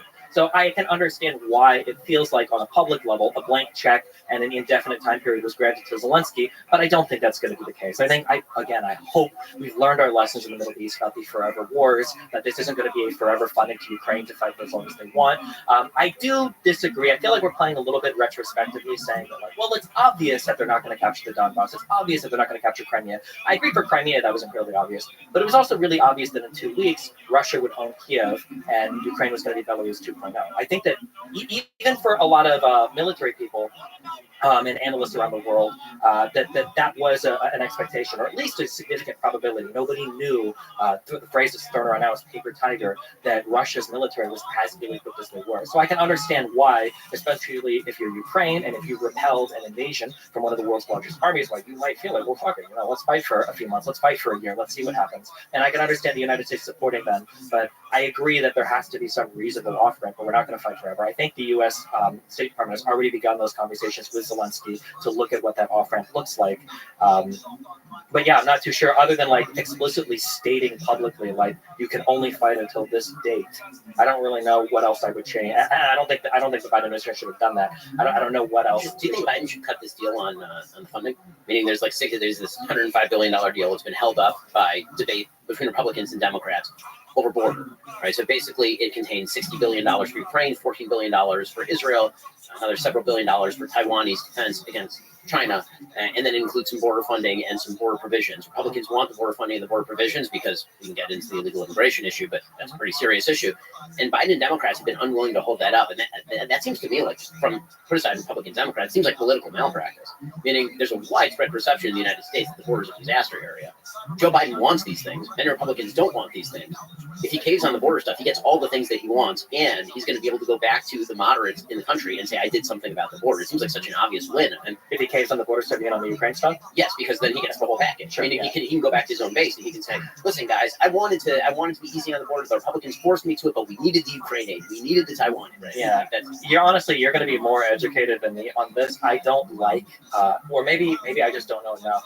I don't like the principle that when we negotiate things in the United States, there's like 50 million hostages at all points in time for every single thing. Like, oh boy, here comes the debt ceiling. What do the Republicans want? What do the Democrats want? Oh boy, like here, we can't fund our government. But I mean, obviously, the argument is going to be that if the Ukraine funding doesn't come in this bill, and if Biden and his administration feel like it's really important, that not unilaterally, but as a single issue, it's not going to pass. So I would say that at this point, and I don't know what the conversations look like between the Biden administration and Zelensky, I would say at this point that it's probably fair to start making contingencies on the money that we give to Ukraine. That listen, like this conflict has waged on now. Like now we need to start looking for potential peace. We can't just write you an unlimited check. So I mean, if those strings are attached, I'd be okay with it. But the broader question of like, is it okay to make this particular piece of legislation with all this funding contingent on Ukrainian funding? I mean, that just seems to be the way the government works now, unfortunately. Quick pause. Bathroom break. One of the big Bathroom issues break. in this presidential election is going to Slinging be dick January like it's 6th. going out of style. Wait, It's in the news now, and I think it's going to become bigger and bigger and bigger. So, question for Destiny first. Donald Trump incite an insurrection on January 6th, 2021. Absolutely. This is probably ignoring every other issue we've talked about, of which I think there are plenty that I would say disqualify Trump from holding office. I think that the conduct and the behavior leading up to and including January 6th, I think is wildly indefensible. I am excited to see them trying to, the 3 to 4 stages are the taking what I think any reasonable person would say knowingly false information about elections being rigged or ballot boxes being stuffed or Rudy Freeman, running ballots 3 times in Georgia, taking that knowingly false information and trying to call state secretaries and stuff to have them flip their electoral vote. That was horrible. The plot that Eastman hatched in order to have these like false slates of electors where all 7 states had citizens go in and falsely say that they were the duly elected electors that could submit votes to Congress. That was insane. That happened. Asking or begging Pence to accept these false states of electors initially and then just say you should just throw it out completely and throw it to the House delegation, which was majority Republican. That was absolutely unbelievable. And then on the day of January 6th, trying to capitalize on the violence by him, Giuliani, and Eastman making phone calls to senators and congressmen saying, well, don't you think maybe you guys should delay the vote a little bit? Don't you think they're just really mad about the election? And because it's in McCarthy, they're more upset than you. And his utter dereliction of duty and not doing anything to stop the rioting that happened on January 6th because he was too busy taking advantage of it. I think all of these things are horrible. I look forward to seeing the Jack Smith indictments play out in court, maybe even the Georgia RICO case. But I think all of these things are unfathomable. And I think when we look at the plot from start to finish, clearly the goal the entire time was to circumvent the peaceful transfer of power. That was the goal from start to finish, whether it was through false claims, whether it was through illegal schemes, or whether it was through violence at the Capitol to delay the certification of the vote. So I'm glad you're excited. It's always fun. So there are 2 elements to incitement of insurrection. One is incitement, the other is insurrection. So incitement has a legal standard. So does insurrection. Neither of those standards are met. So if you're asking me, morally speaking, did Donald Trump do the right thing between November 4th and January 6th? I said, I will continue to say no, he did not. I think he was saying things that are false, with just factually false about his theories with regard to the election, about the election being stolen, about fraud. This was all adjudicated in court. He did not even bring many of the claims to be brought publicly and all the rest of that.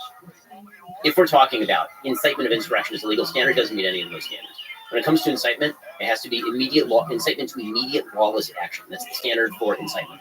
And I'm very meticulous in how I use this because I happen to speak publicly a lot, and that means there are lots of people who listen to me, which means some of those people are probably crazy. And some of them may go and do a crazy thing. Did I incite them? The media tends to use the word incitement very loosely with regard to this sort of stuff, in the same way that Bernie Sanders incited the congressional baseball shooting. He did not. Bernie Sanders has a lot of things I disagree with. I think Bernie's a schmuck. Doesn't matter. He did not incite that. So saying bad things is not the same thing as inciting violence. Inciting violence, the legal standard in the United States is, I want you to go punch that guy in the face. That's inciting.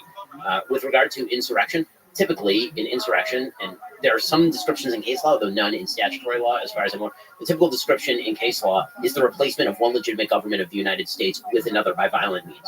The notion that Donald Trump coordinated any such insurrection is belied by the FBI itself. The FBI put out a report in I believe it was August of 2021 suggesting that there was no well-coordinated insurrectionist attempt coordinated by the White House. In fact, what you had was Donald Trump thrashing around like that weird alien in the movie Life. I don't know if you ever saw it with Jake Gyllenhaal, or he's like kind of thrashing up against this glass box, just an alien just thrashing up against the glass box. That I think is more what you were seeing from November 4th to January 6th. And then again, the claim that January 6th itself was an insurrection. So virtually, I'm not aware that anyone was charged with actual insurrection. There were some people who were charged with seditious conspiracy. There are insurrection statutes that do exist. No one was charged under those particular statutes. There were some people who you could say informally had insurrectionist ideas. Those would be the people who want to hang Nancy Pelosi or kill Mike Pence. And those people are in jail right now. And the election went forward. The election was certified. Mike Pence presided over the certification. Mitch McConnell presided over the certification. Joe Biden has been the president for the last 3 years. So Donald Trump, by the way, was still president at that point. If he had actively wanted to do what other people who have actually launched coups have done, he would have theoretically called the National Guard not to put down the riot, but to actually depose the sitting government of the United States in the name of a specious legal theory. He did not do that. He did not attempt that. Nobody working for him did that. The most you can say, I think, about what everybody was doing is that, and I want to say everybody. We can talk about Trump because this is really about Trump. He used a phrase that Trump was disseminating knowingly false information. The word that's carrying a lot of weight there is the word knowingly. So knowingly implies a no word. Do I think the information he was disseminating was false? Yes. Do I think that Donald Trump has unique capacity to convince himself of nearly anything that is to his own benefit? Absolutely. And I think that that's actually what Donald Trump was doing there, and the evidence of that is Donald Trump being a human and all of us watching it for the last several years. So, the idea that he knew it to be false, I'm not even sure those standards apply in any, just assessing him as a human, which is really what we're being asked to do because there's an intent element to this crime. Yeah. Does Donald Trump, do you think that today Donald Trump knows that he lost the election? Absolutely. So I don't actually. I think so I'm glad that you have the attorney background. When we are assessing mens rea, when we're looking at certain criminal statutes where intent is required, it's a reasonable person standard, right? Would a reasonable person have known that they were? No, it depends on the mens rea standard. So it's not the same in every case. If you have to establish individual intent, then it's not enough to say a reasonable person should have known. That would be enough for a negligence statute. Usually when you're talking about reasonable person statutes, just legally speaking, a reasonable person statute is, should a reasonable person have known? That's when you get to manslaughter. You can't do a reasonable person standard on first degree murder. So you have to establish actual motive in first degree murder. But for first degree murder, you don't need the statement of I plan to kill this person or I intend to kill this person. We can prove that state of mind. You need circumstantial evidence. Correct. Yes. Yeah. Sure. You could prove. So I feel like my feeling for Donald Trump was there were all these people around him that he trusted to investigate election fraud. He trusted Barr and the DOJ. He asked Pence, his vice president, to look into it. He asked his chief of staff. He asked his legal counsel. So many people that ostensibly he trusts them and he's asking them to look into it. And when all of them looked into it and reported back to him, no, we found nothing. Unless we're going to literally make the concession that Trump might actually be a delusional psycho man, at that point, should he not have realized, okay, maybe that's not a thing he should have realized the day of the election that he lost the election. But that's not. But that's sure. But I'm saying that, at that point, should he not have known that for him to go and propagate those claims that he asked all of the people he trusted to research, and then for him to take those claims to Michigan and to Georgia, and then publicly and to try to convince people to throw out the election, you don't think that? But you're doing the same thing. You're reverting to should a reasonable person have known? Yes, a reasonable person should have known. Did Donald Trump know? That's a different question. And so conflating those two questions is going to get you into some messy territory. By the way, this is why Jack Smith charged the way Jack Smith charged. Yeah, which was Jack Smith did not charge conspiracy. Jack Smith did not charge insurrection. He did not charge seditious conspiracy, right? The reason is because Jack Smith is a good lawyer. What he's doing is he's actually broadly, I would say pretty obviously, expanding statutory coverage in weird areas in order to cover a thing that doesn't quite fit into any of these legal categories. But the point that I'm making is that Jack Smith is on my side of this. He doesn't think that he can actually establish the intent necessary to convict under a seditious conspiracy or an insurrection. I agree with that, but I think a lot of the underlying facts, though, because he does bring up those calls to Raffensperger in Georgia, he does bring up in the indictments that they were knowingly false information. So it seems like that's going to be part of the case, maybe not to convict on any of the 4 particular charges that he mentioned, but it seems like that's probably going to be part of what he's going to have to establish in court to convict Trump. So I want to look at the actual text of the charges. So I'm sorry that I don't have them memorized, but I believe one's a fraud charge that generally does not apply to cases like this. Generally, that fraud charge is like you're trying to steal money from the government. Sure, fraud has been used pretty broadly in the past, though it doesn't have to just be, because Smith has done oral arguments and respond to claims by Trump's lawyers. This was one of them. The infinite civil and criminal immunity was another one of them, where he cites past cases where these types of things, because I think it was to defraud of civil rights, I think, was the 4th charge. Right, so the defraud of civil rights is usually somebody standing in the actual voting house door and preventing you from voting, not you have a specious legal theory that you espouse in court about whether those votes should be thrown out. Sure. Although I don't like when we say specious legal theory and novel application, which I do agree some of these in some ways is novel. I don't think we've ever also had a president try to do this before. It is a novel situation where somebody has resisted the peaceful transfer of power in this clear Well, if you're talking about the legal cases, that's not true. But Gore sued in 2000.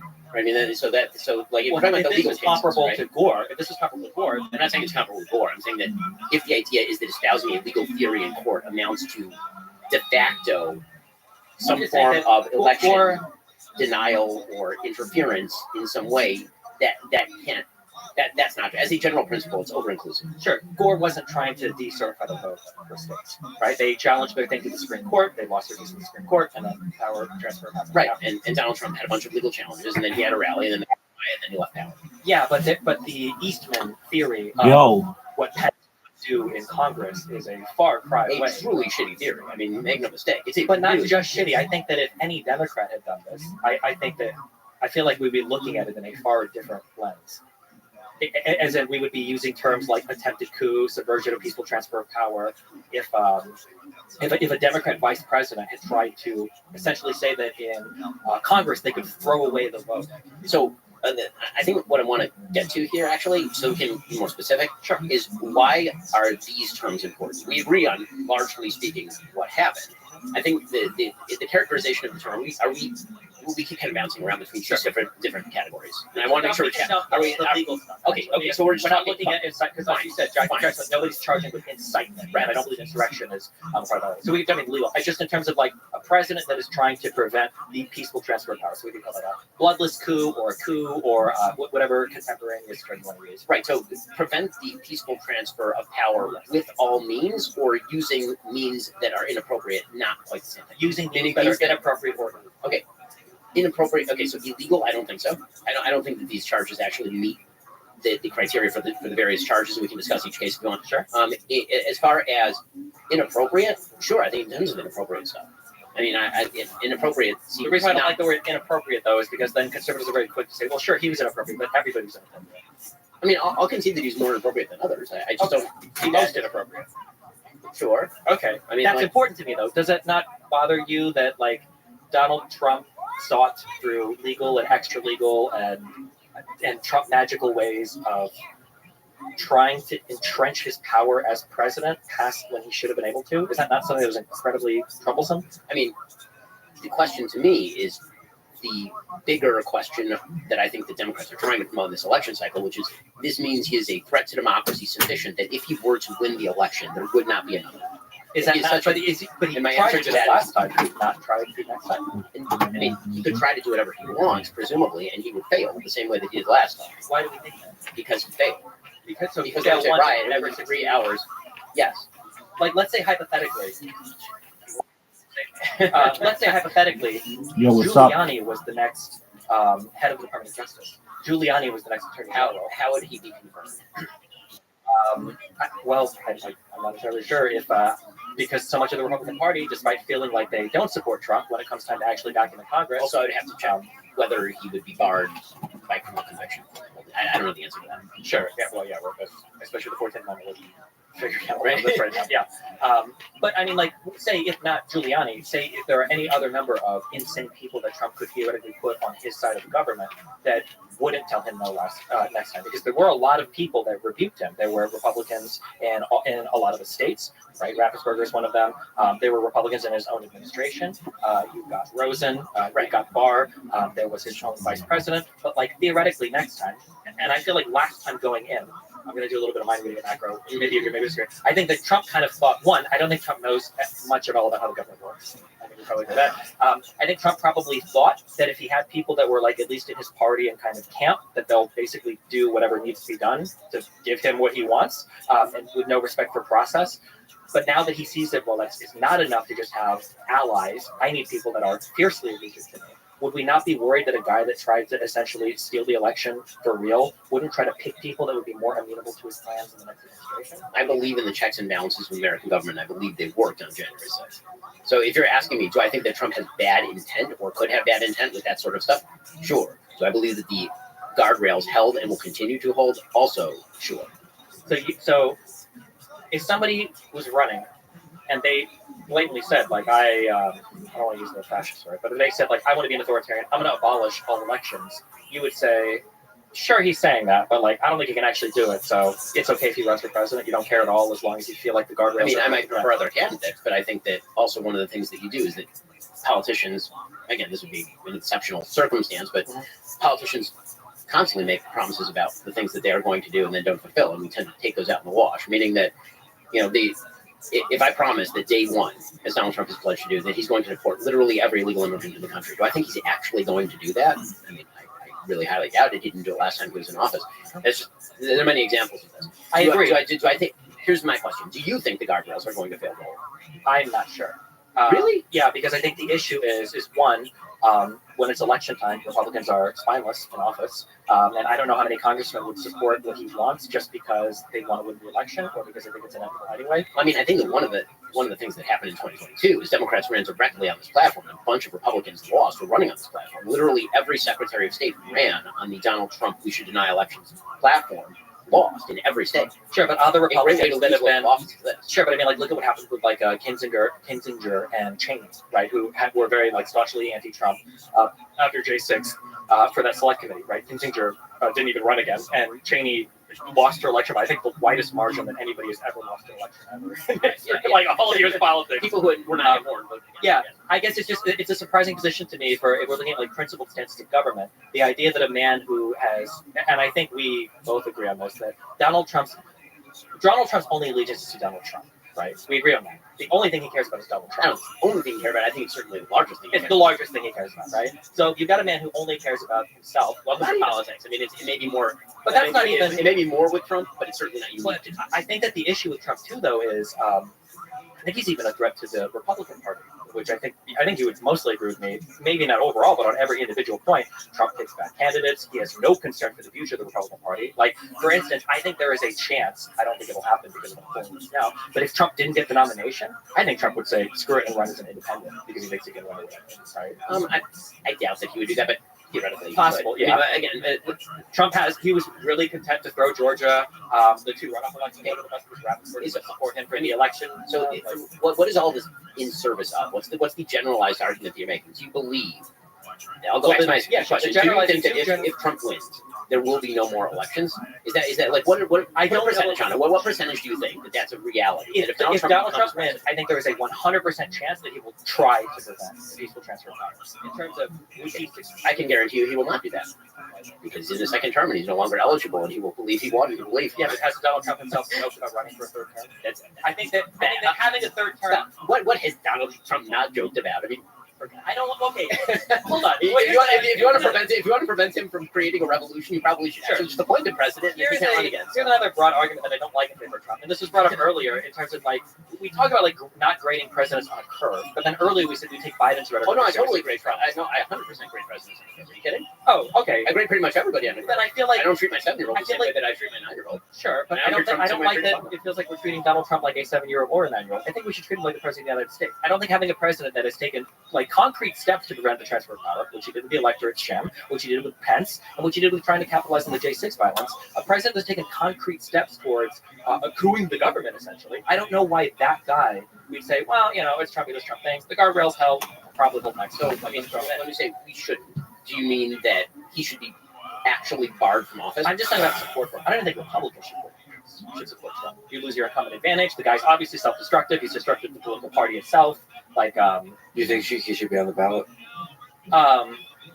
You think there's a case to be made to remove him from the ballot? I think there's a case to be made, but man, the phrasing, for as much as our governmental founding fathers and everybody else, wrote nice amendments and wrote nice constitutions, some of the phrasing is very, very, very blah. And the Section 3, the not requiring any type of actual conviction, I don't have a strong feeling on it. I will say I'm very interested in reading the majority opinion from the Supreme Court. I seriously doubt the Supreme Court is going to uphold that states should be able to decide if they leave them off the ballot or not. I think for the political future of the United States, it's probably not healthy that the leading opposition candidate is now going to be barred from the ballot. It's probably not healthy for us. Because then what? I'm talking about threats to democracy. That would be a pretty serious one. Applied across the board by it would be. However, like that threat to democracy was earned by Donald Trump and the conservatives that supported him. I think conservatives made a dangerous gamble when they threw Trump into office, and now like all of the fallout from that is something that we all as Americans have to deal with. I mean, I think that the unprecedented legal theory that a state can simply bar somebody from the ballot on the basis of, in an informal way, believing that he is quote unquote an insurrectionist is pretty wild. I mean, that's pretty wild. But there is an amendment in the Constitution, the 14th Amendment, that says that if they have engaged in this, they shall not be, or you shall, I don't remember the phrasing because it doesn't require conviction, but it's a self-executing, arguably thing. If we're getting into constitutional law, I mean, there are a number of provisions that suggest that this is, number one, not self-executing. I mean, minority opinions in the Colorado Supreme Court case are pretty thorough. The number one contention, which is that this is not self-executing, because other elements are not self-executing, that ignores subsequent actual law that happened. I mean, the Congress passed a law, for example, in 1872 defining who was an insurrectionist, who was not an insurrectionist for purposes of elections. In 1994, Congress passed a law that specifically defined insurrections as criminal activities, so that somebody could theoretically be convicted of insurrection and therefore ineligible to run for office. It is unlike, say, the analogs that are used by majority opinion, like age. Obviously, this is not the same thing. We can all tell what somebody's age is by looking at their birth certificate. I can't tell whether somebody's an insurrectionist without any reference to a legal statute or definition of the term. I would also be careful with that because remember, one of Trump's first big political actions was challenging Obama's birth certificate. Well, and I thought that was dumb at the time. Sure. I like that you both said 100% chance that Trump will try to go for third term and 0% chance. Third term, he's done, man. Are you kidding? He would want to. Trump's going to walk around, hands up high. He's going to be like, I'm a two-term president. I'm the only president since Grover Cleveland. Since Grover Cleveland, who served 2 non-consecutive terms. I kicked Joe Biden out of office, and I kicked Hillary Clinton out of office. Dude would be like, he'd be living large. You're kidding? He doesn't want the presidency anymore after that. I just think that I think it's scary that like Donald Trump, it feels like for all of the accusations that are made sometimes against Democrats, like Biden is ordering Garland to investigate Donald Trump and blah, blah, blah. It seems like Donald Trump would actually do that with his DOJ, would give them orders. He didn't. Well, he kind of did though, right? So for instance, with Jeffrey Clark, Jeffrey Clark went to Rosen and Donahue and said, hey, listen, I need you guys to sign off on a letter that we're going to use essentially to bully states into overturning their elections by saying we found significant election fraud. And part of that threat was Jeffrey Clark saying, listen, if you're not going to do it, Rosen, Trump's going to fire you and just make me the acting attorney general. That was the threat that he carried. And I think Trump repeated that threat in a meeting later on that was, I only rebuked when I think like half the White House staff said, if you do this, we're resigning. Okay, so it's a slightly different topic because now you're getting into all the election shenanigans and all this, but Trump saying he threatened to fire his acting attorney general if he wouldn't carry the same platform. Essentially, like if Trump could order his DOJ to do something, would he? It's not beyond the pale for him. It's not beyond the pale for them to order them to do it, and then it's not beyond the pale for them to reject him doing that, which is the story of his entire administration. Whereas Joe Biden orders his DOJ to do things, and then they just do them. Well, we can get into specifics there. This is one of the big problems that I have with, for example, all this talk about Trump tyrant, Trump executive power. I mean, Joe Biden has used executive power in ways that far outstrip every anything president has been stretching executive power. That's Joe Biden is going. Joe Biden has gone well beyond anything Trump even remotely attempted to maintain via just pure executive power. And actually, Trump's use of executive power is nowhere near even what Obama's was. I mean, Trump's inability to get border policy passed literally had him using executive power to march the military down the border. I mean, Joe Biden literally used the Occupational Safety and Hazard Administration to try to cram down vax mandates on 80 million Americans. That's insane. Sure, but literally said, I cannot release you on that, and then tried to release hundreds of billions of dollars. Yeah, but what happened to that? They got struck down by the Supreme Court. And then they still did it. They still did it. Biden bragged about it. For what he was able to, for what he was able to release, which I think will related to particular types of student loan debt. But I was saying that, like, well, the guardrails are holding with Biden as much as they're holding with Trump. The only difference is that once Biden, exhausts his executive power, he's not running around like lying to people or trying to extort people or trying to concoct insane schemes. Well, I mean, so here's the way I would think of it. Think of the guardrails holding as the filter, okay? Meaning like the coffee is in the filter, from what you want is going to get through and all this stuff. That's the guardrails prevent the other stuff from getting through. Now the question becomes, what liquid are you pouring into the filter? And meaning, so if a filter exists, if the guardrails hold, and if Donald Trump can't steal elections, what's the policy that comes through the other end of the filter? The policy I get from Donald Trump on the other end of the filter is a bunch of stuff that I like. The policy that I get from Joe Biden on the other end of the filter is a bunch of bullshit I don't. So that's the basic calculation. Okay, so then the idea is essentially that Donald Trump's rhetoric is insane, but we don't care. Donald Trump would probably try to steal an election if he could, but he probably won't be able to. He's not going to do it again. I told you. He's not. You don't get any. Why not? Because he won't be eligible to be on the ballot. I mean, by the way, you want to talk about 14th Amendment? That's where the 14th Amendment applies. Okay, that's where it actually applies. Meaning he is not qualified to be on the ballot in 2028 if he is the president of the United States. States can literally, in self-executing fashion, take him off the ballot. Just like he's past the age of 35. Once you have been president 2 times, you're no longer eligible to be president of the United States. Why do you have a strong little but like, why would the 14th Amendment stop it because Vice President Pence could unilaterally decide the outcome of the election? When he's not on the ballot. So now your theory is that he's going to get reelected, and then in 2028 he's not even going to be on the ballot. And he's going to direct his new vice president, Kerry Lake, to simply declare him president of the United States when he has not been on a ballot. I don't know what the scheme would be. I think we can kind of like laugh and say there's no scheme we could even concoct. But I think Camacho, look at the machine gun he's going to walk in. I think the issue though is that like the idea of electing another president that has tried to circumvent the peaceful transfer of power using extra legal means, and then pretending like we can't concoct a single scheme that he could try to circumvent other legal processes to have a third term or to have a longer term or to install who he wants as the next president. I just when a person has already shown you who they are, and when every single person around him agrees with that, when every single person that's worked with him, save for Sidney Powell, Eastman, and Giuliani, which I don't think anybody would want to throw their lot in with those 3. It just seems wild to me that we would say like, yeah, we're just going to go ahead and trust this guy with another term of president, but like he can't run for a 3rd term, so it's fine. When there's like 50 million other things, it'll make the case that if you want him not to make election trouble, you should elect him president in the next election cycle, and then he will be ineligible. I find that to be a wholly unconvincing argument. Okay. Well, recently in the news, the presidents of Harvard, Penn, and MIT failed to fully denounce calls for genocide, and that rose questions about the influence of DEI programs at universities. And so maybe either looking at this or zooming out more broadly at identity politics at universities or identity politics, wokeism in our culture, how big of a threat is it to our culture, to Western civilization? So obviously I'm going to say it's a huge threat. The reason that I think this is a huge threat, I want to give a definition of wokeism because people are very often accused of not using wokeism properly or believing that's sort of a catch-all phrase. I don't think it's a catch-all term. I think that wokeism has its roots in postmodernism, which essentially suggests that every principle is a reflection of underlying structures of power, and that therefore any inequality that emerges under such a system is a reflection, again, of that structure of power. That used to be applied in sort of Marxist ways, the suggestion being that economic inequality was the result of misallocation of power in the structure preserved by an upper crust of people who wanted to cram down exploitation on people. That was sort of the Marxist version of postmodernism. And that got transmuted into sort of a racial version of postmodernism, in which the systems of the United States are white supremacist in orientation and are perpetuated by a group of people who are, in fact, in favor of the preservation of white power and white supremacy. That is the generalized theory of critical race theory, as proposed by, for example, Gene Stefanchik and Richard Delgado in their book on critical race theory. That has taken a softer form that we refer to as DEI.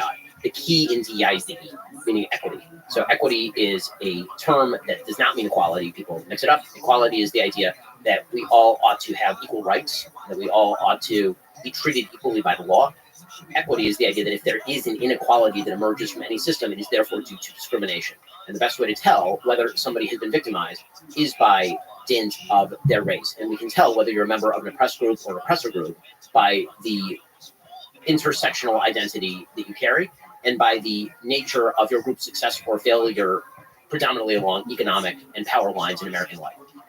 This means that if one group is predominantly successful economically, they must be a member of the victimizing class. And the only corrective for that would be, as Ibn Kendi likes to suggest, effectively anti-racist policies, racism in the service of destroying racism. That you're going to have to, discriminate on the basis of race in order to correct for discrimination that's baked into the system. That's incredibly dangerous. It leads to a victim-victimizer narrative that is unhealthy for individuals and terrible for societies. It relieves people of individual responsibility, and it destroys the very notion of an objective metric by which we can decide meritocracy. And meritocracy is the only system human beings have ever devised that has positive externalities in literally any area of life. Every other distribution of wealth, power, done along other lines that is not having to do with merit has negative externalities.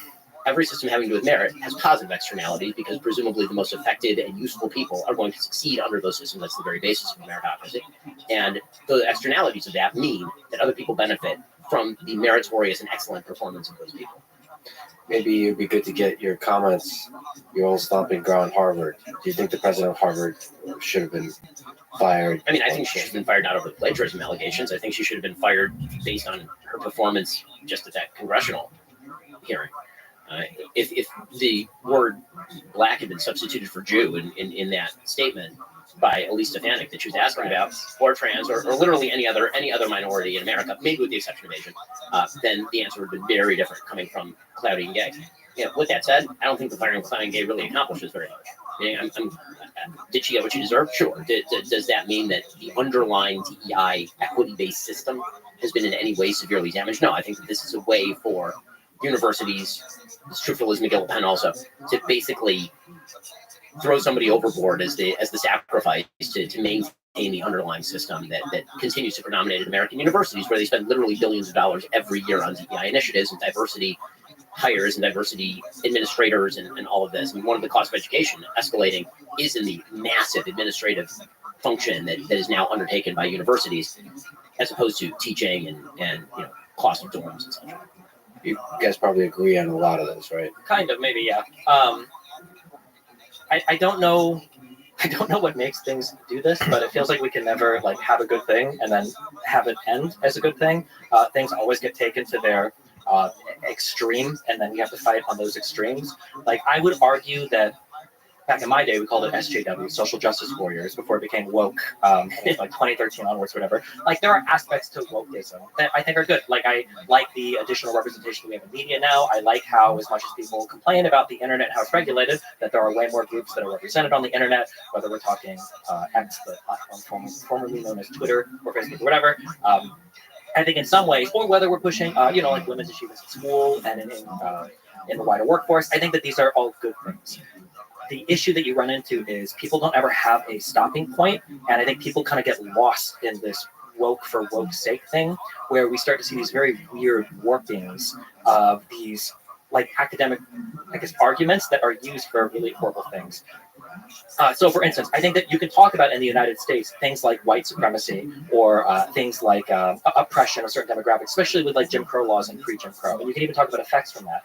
But then when you run into this weird world where we've kind of warped these things so that not only is white supremacy still as present today as it ever has been, well, actually, black people and other minorities can't even be racist. They don't have the power to, because we're going to use a different definition of racism. And we can only talk about punching up as opposed to punching down. And then we're actually going to say it's totally okay for these people to say or do whatever they want, and it's never bad. But white people who have always been the oppressors, even if you're a trailer park guy whose family's into the meth, you have all this privilege, et cetera, et cetera. I think that you run into these issues where wokeism, it starts off as a really good idea, and I would argue has achieved really good things, especially in regards to women's education and everything. And then it just gets so academia-ized, there's a word there, academic, whatever, where you take something and you put it in school too much, and then it comes out as some Frankenstein, cancer baby of horrible things, such that today, when I'm reading stuff, and I know Ben is the same way, if I even hear somebody say the word anti-racism, I'm probably ignoring every other thing you have to say. If you utter the word colonial anything, I'm probably going to say you probably don't have anything good to say. Yeah, just taken way too far. Yo, I dog. will blame on some of this. Blame conservatives for some of this. That was I really think one great. issue that That was happens, really and I think Ben might even agree with me, excellent. is I think there's two huge problems that have happened in the United States, I think broadly speaking, is that one, we become more different than we ever have. And two, we become more dog. similar than we ever have. How you living? And when I say this, what I mean is What's good, peanut butter? these groups, and then these groups are Everybody loves peanut butter. What's good? between these two. Yo, dog, do you talk? It's cool if you don't. We're watching a podcast. Hope you're doing well, peanut butter. Separate groups. And I think one of these schisms has been conservatives' reluctancy to participate in things related to higher education. So for a long time, conservatives are saying, like, oh, the educational institutions are against us. Rush Limbaugh talks about how evil the colleges are, blah, blah, blah. And then what happens is conservatives are less and less willing to engage in them. So then you get this scenario or this environment where everybody that's engaged in academia on the administrative side are fucking insane. They're very, like, even more so to, and I also want to draw a distinction between like the administrators and the faculty, because oftentimes when you're reading story after story after story of like all of these insane admins that are pushing further and further left, usually the faculty is fighting against it. A lot of the tenured professors, a lot of people in their departments are saying, hold on, well, we actually don't agree with this. But I feel like because conservatives for so long have demonized these institutions rather than like critically evaluated them and tried to like have like honest critique and engagement, that they've just like completely broken off. And when you only have a bunch of lefties or righties together, all they'll do is they'll veer off like even more into their insane directions. I feel like that's a big problem that we run into in the country, to where conservatives have totally broken off some conversations, broken away from, where they won't participate in them anymore, and then the people that you have left just run as far to the left as possible. Certainly when you look at certain institutions, I think that one of the things that people on both sides of the aisle are constantly looking at is, has the institution suffered such capture that there is just no capacity to fix it? And when you talk about the universities, I'm not going to blame conservatives for the failure of the universities, because they haven't been present in major positions at universities since effectively the late 1960s. You can go read Shelby Steele's work on this, where he talks about how, he's now a conservative black person, a liberal black person at the time. He was actually quite a radical black activist at the time in the 60s. And he talks about walking into the office of liberal administrators who were largely on his side with regard to civil rights, and being a radical, him claiming that the systems of the university were inherently broken, were inherently wrong, unfixable. And he talks about this, it's a very evocative episode, where he's talking about how he's smoking. And as he's smoking, the ash is growing more and more, and the ash falls down on this very expensive carpet. And the president of the university, who's listening to him rant and rave, he said, Shelby Steele says, I thought he was going to say something about this. I was wrecking like $1,000 carpet in his office, being a jackass. And instead, I could see him wilt inside. I could see him collapse. He didn't have the institutional credibility or the intellect or sort of spiritual strength to just say, listen, I agree with you on some of these things, but you're acting like a jackass. And what you see in the late 1960s and early 1970s is, in fact, the collapse of these institutions, to the point where, by the time I was going to college, there was this radical disproportion between conservatives and liberals. And the problem is that when it comes to a system like the universities, How many fucking basically you have times? to separate the universities off into two separate categories. One is STEM, where the universities are still pretty damn good. And American universities, when it comes to STEM, are still leading universities in the world. Harvard's main creations these days are coming from actual hard science fields. Then you have the liberal arts field, in which you basically have a self-perpetuating elite, because that's actually how dissertations work. If you have somebody who's very far to the left and you decide that you're going to write a dissertation on the history of American gun rights, the chances that that is going to be approved by your dissertation advisor are much lower than if you happen to write something that tends to agree with the political positions of your dissertation advisor. Now, listen, I think there are open and tolerant professors, even in the liberal arts of these universities. I went to these universities. I went to UCLA, went to Harvard Law School. When I was at Harvard Law School, one of my favorite professors was Lonnie Guinier. Lonnie Guinier, they tried to appoint her, I believe, Secretary of Labor under Clinton, and she was too liberal, and she got rejected. So she was like a full-on communist. By the time I went there, she was great. We had debates every day. It was wonderful. She used to write me recommendations for my legal jobs after we left.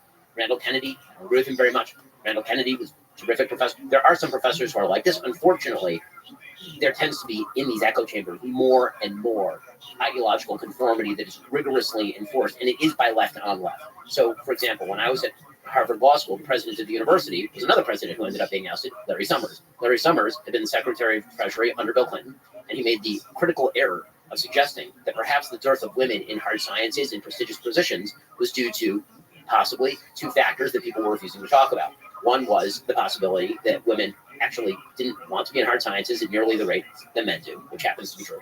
And two was the distribution of STEM IQ, right, which is something that you certainly were not allowed to talk about. The idea that the men's bell curve when it comes to IQ, particularly on STEM subjects, tends to be shallower than the women's bell curve. So when you get to the very end of the bell curve, what you tend to see is a lot of really dumb guys and a lot of really smart guys. And so when you're talking about the top universities, maybe that has something to do with the disproportion. And he's trying to explain that to say that our systems are not discriminating. If we end up with more men than women, maybe more men are applying, more men are qualified. That's quite up. He was ousted for that by a left-wing faculty and general alum network at Harvard University. So there's a lot to blame conservatives for surrendering the playing field. I totally agree that conservatives should not have surrendered the playing field in some institutions. Colleges were surrendered a lot earlier than 20 years ago. They were surrendered in the late 1960s, early 1970s. Yeah, so I think that a couple things. So one of the big issues that I have with kind of like this, I don't know if we call it era of Trumpism or populism, is this total disregard for institutions and this disconnect from participation in the system. So it's one of the big things that I fight with progressives about, who cares because they're all 20 years old, they don't vote anyway.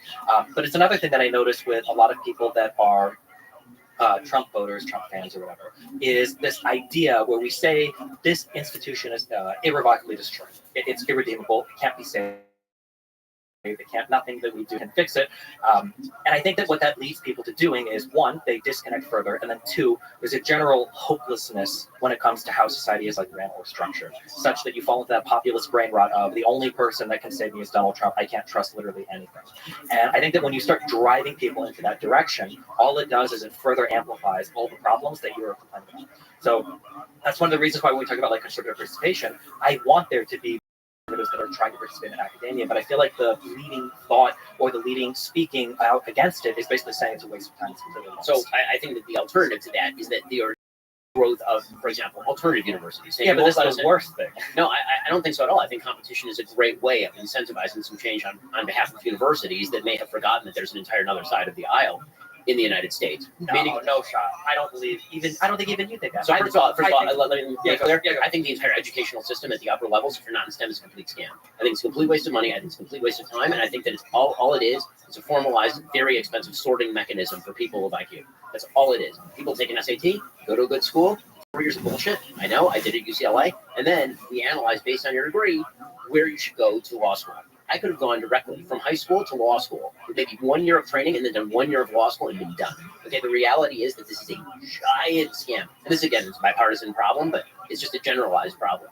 We have, you want to talk about things that hurt the lower classes in the United States? The bleeding of degrees up is so wild and crazy. There's so many jobs in the United States that should not require a college degree that we now require a college degree to do, because there was this weird idea that came over Americans where they mistook correlation for causation. They would say, oh, look, people who go to college are making more money than who don't go to college. Therefore, everyone should go to college. Well, maybe the reason is because people who are going to college were better qualified for particular jobs because on average, not all the time, but on average, a lot of those people were smarter and making more money because of that. And so all you've done is you've now created these additional layers of stratification. So a person who used to be able to get a job with a college degree now has to have a postdoc degree in order to go get that degree. A person who used to be able to just graduate high school, now it's de facto you got to go to JUCO and then you got to go to college, or nobody's going to look at your resume. It's really, really terrible for people who can't afford all of that. It's led to this massive increase in educational costs that is inexplicable, other than this particular sort of bleed up, and by the way, federal subsidies for higher education. Again, one of my problems with federal subsidies for higher education, I'd love for everyone to be able to go to college if qualified to do so and if it is productive.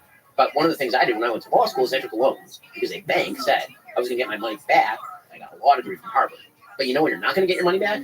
If you're a bank, you're not going to lend to some dude who wants to major in art theory, because is that a good bet? There's no collateral. Right? If I give a loan for a house, I can go repossess the house. How do I repossess your garbage college degree from UCLA? There's no way to do that. So, this is the broader conversation about education in general. I think the educational system is cruising for a bruising, and I think all that's necessary for it to completely collapse on the non-STEM side where you actually learn things is for people who employ to simply say, give me your SAT score and I will hire you for an apprenticeship directly out of high school. That it would cut out so much of the middleman. But as far as the general point that you're making about the institutions, I may disagree on the education and how far it's gone. In general, I agree with you. So it's in general, I agree.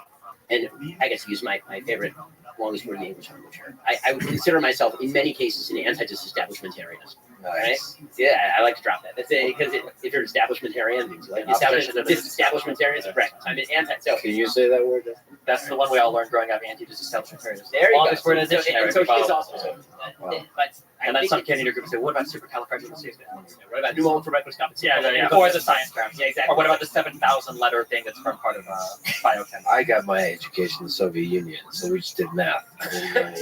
That's why you're a useful person. Soviet Union math was that 1 + 1, how to make that equal 3. We know more words, and he streams on the internet, and I talk for a living. So anyway, but the point is that I don't disagree that there is a general populist tendency on all sides of the aisle to look at the institutions and then throw them overboard. I think that some of that is earned by people who are in positions of power at institutions who have completely undermined the faith and credibility of those institutions. I think you have to examine institution by institutions which ones are salvageable, which ones are not. So I'm not a full anti-disestablishmentarianism. I'd be partially in that camp. There are certain institutions like higher education in the liberal arts that I think we may be better off without. And then there are certain institutions, like say participation in American government, where when people talk about we need a revolution, like no, we don't. That's not a thing. We need an evolution. We need change. We can use the system, and yeah. But I think you have to establish. You have to look at it industry by industry. Just institution by institution. On that position on institutions, do you think Biden or Trump would savage you more? As far as the institutions, I think the institutions in the United States at the governmental level are robust. I think the social institutions are good. Yeah, but I'm just curious on your general view of institutions. Do you think Biden or Trump would savage you more? I mean, I think that in rhetoric, Biden would, and then I think that he would tear out the face of the institution and wear it around like a mask like Hannibal Lecter. I mean, that's Even my though he actual. resisted some people's calls to like pack the court. Yes, because I think that his use of executive power was greater than that of Donald Trump. The power that he had, he used to greater effect than Donald Trump. Donald Trump, again, thrashed up against the sides of the box, but could not get out of it. Okay. For just real quick, because on that answer went a lot farther than the answer went. Yeah. But, yeah, just on the real quick thing, the reason why my main problem that I feel like we have today in society is people are getting into their own bubbles. The idea of having like conservative schools and liberal schools seems like the saddest thing in the world to me. Like, I would want conservatives and liberals going to school together because I think these people need to interact with each other more, if for no other reason than to see that the other person is not like an actual monstrous, horrible entity that wants to destroy the country. Listen, I think a classically liberal idea for many schools would not be a bad thing. It would be a good thing. Yeah. I just wonder if that's salvageable. And if it's not salvageable, then the answer to that is to I actually feel like create it alternative is. I institutions. feel like the biggest issue that we have is they sort into these different like phantom worlds to where even if you live in the same city, there are totally different worlds that exist between liberals and conservatives. And I feel like one of the big barriers to people understanding the other side sometimes it's just a little bit of information or a little bit of like firsthand experience. So in terms of information, I'm sure you saw.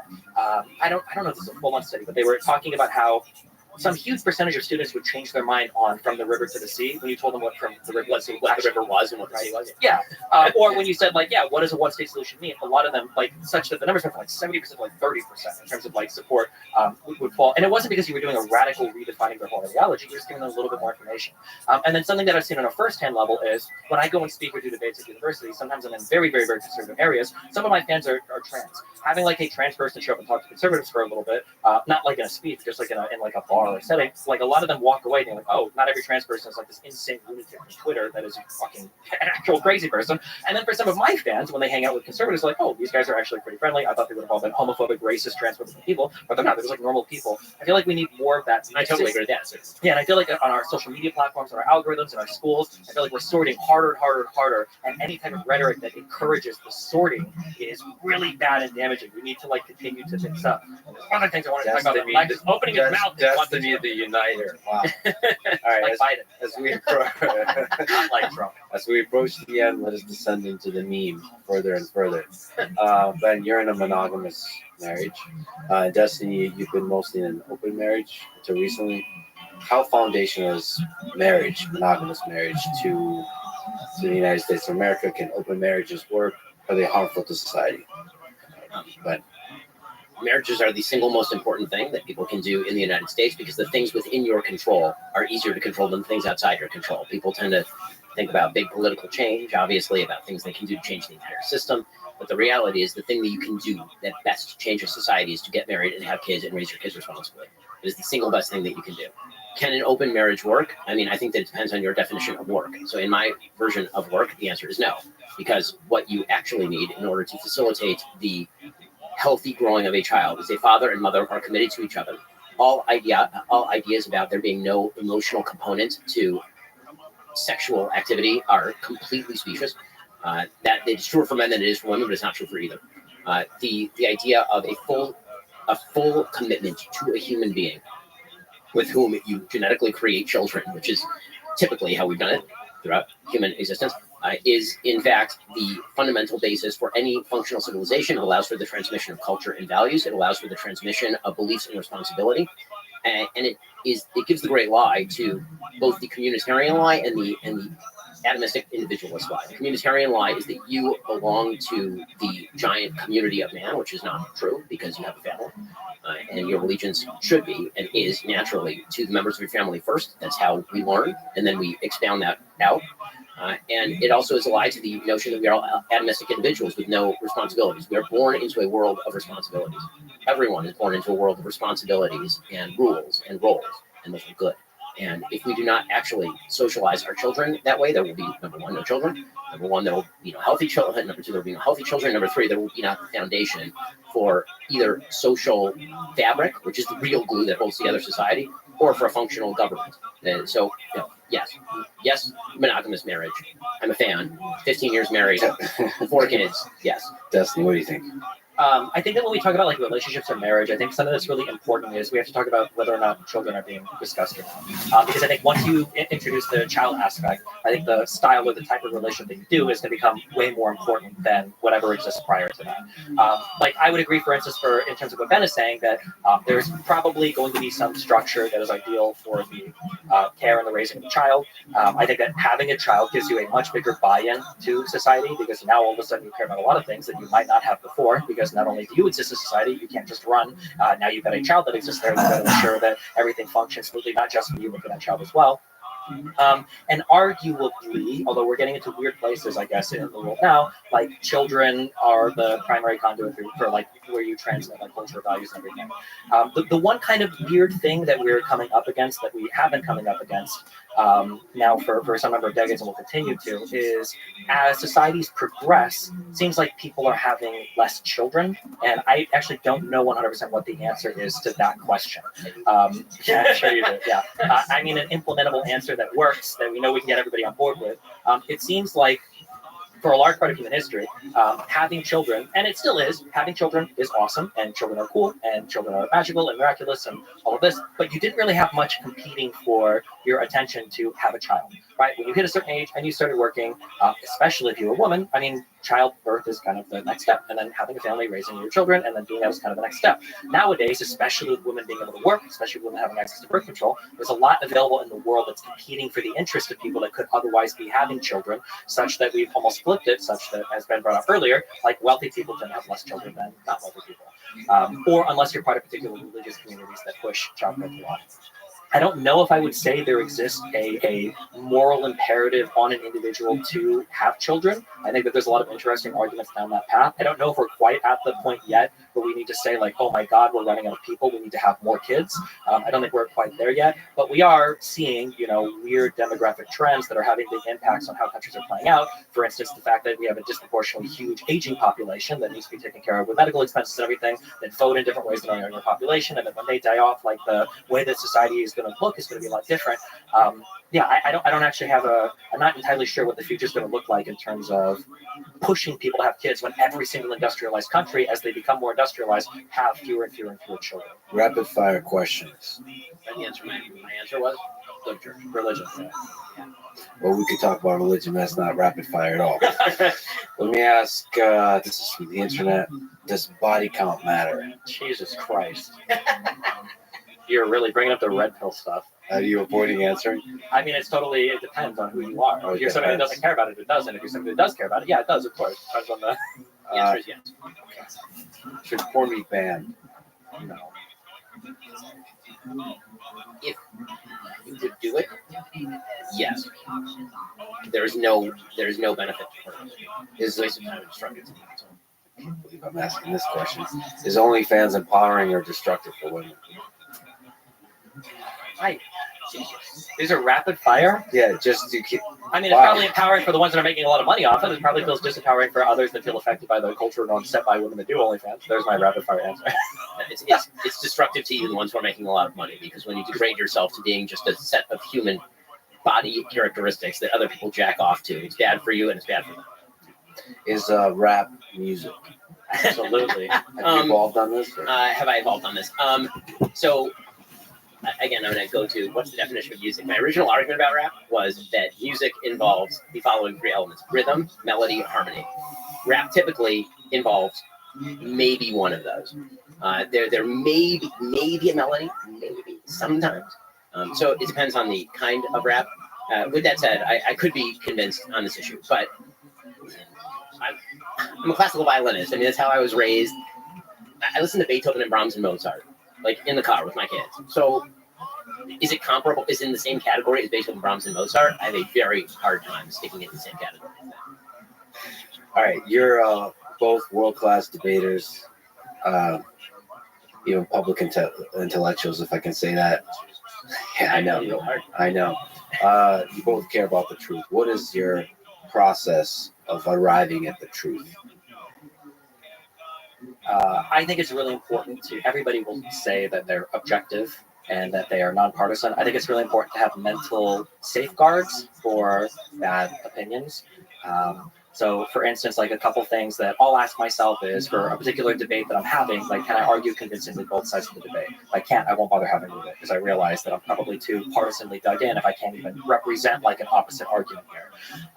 Another question that you might ask yourself is like, well, what would it take to convince you out of a certain position? If you feel very strongly that Medicare for all is a good system by which to run the United States healthcare, and somebody says, well, what would it take to convince you otherwise? If you can't even fathom, like, what would it take to convince me otherwise? You're probably too dug into a position. So I think if you go through life saying like, well, I try my best to be unbiased, rather than saying I try my best to be aware of my biases, because the latter is more realistic and the former is literally impossible unless you're a computer. So I think having like actual mental practices that you engage in to try to counter some of the biases that you have is more important than trying to pretend that you're free of all biases and then considering all your media from one source. Right. So, I mean, I agree with a lot of that. I think that the easiest practical guide is read a bunch of different things from a bunch of different sources, and where they cross is probably the set of facts, and then everything else is extrapolated opinion from different premises. That's sort of the short story. So read the New York Times and Breitbart, and they're going to disagree on a lot, but if the core of the story... And the Daily Wire. Certainly read the Daily Wire. If you read the Daily Wire and you read the Washington Post, and there's a nexus of the same thing, then you can pretty well guarantee that at least, if we're all blind men feeling the elephant, at least if we're all feeling the trunk, we know that there's a trunk there, right? You may not know what the elephant is. And if you're feeling frisky, then watch Destiny as well. You've talked about, having a conversation, debating Ben for a long time. What is your favorite thing about Ben Shapiro? My favorite thing about Ben Shapiro is, at least when we're at election season, he's very critical of his own party. I appreciate that. I feel like Ben generally tries to adhere more to the fact-based arguments than other conservatives that I listen to, which is something that I appreciate because it's more fun to fight on kind of like the factual grounds of discussing things like foreign policy or whatever, rather than people that only inhabit the idealistic or philosophical grounds because they don't want to learn about any of the facts. So I appreciate that. Ben, you've gotten a chance to talk to Destiny now. What do you like about the guy? A lot of the same sorts of things, but it's really fun to see how you do your process.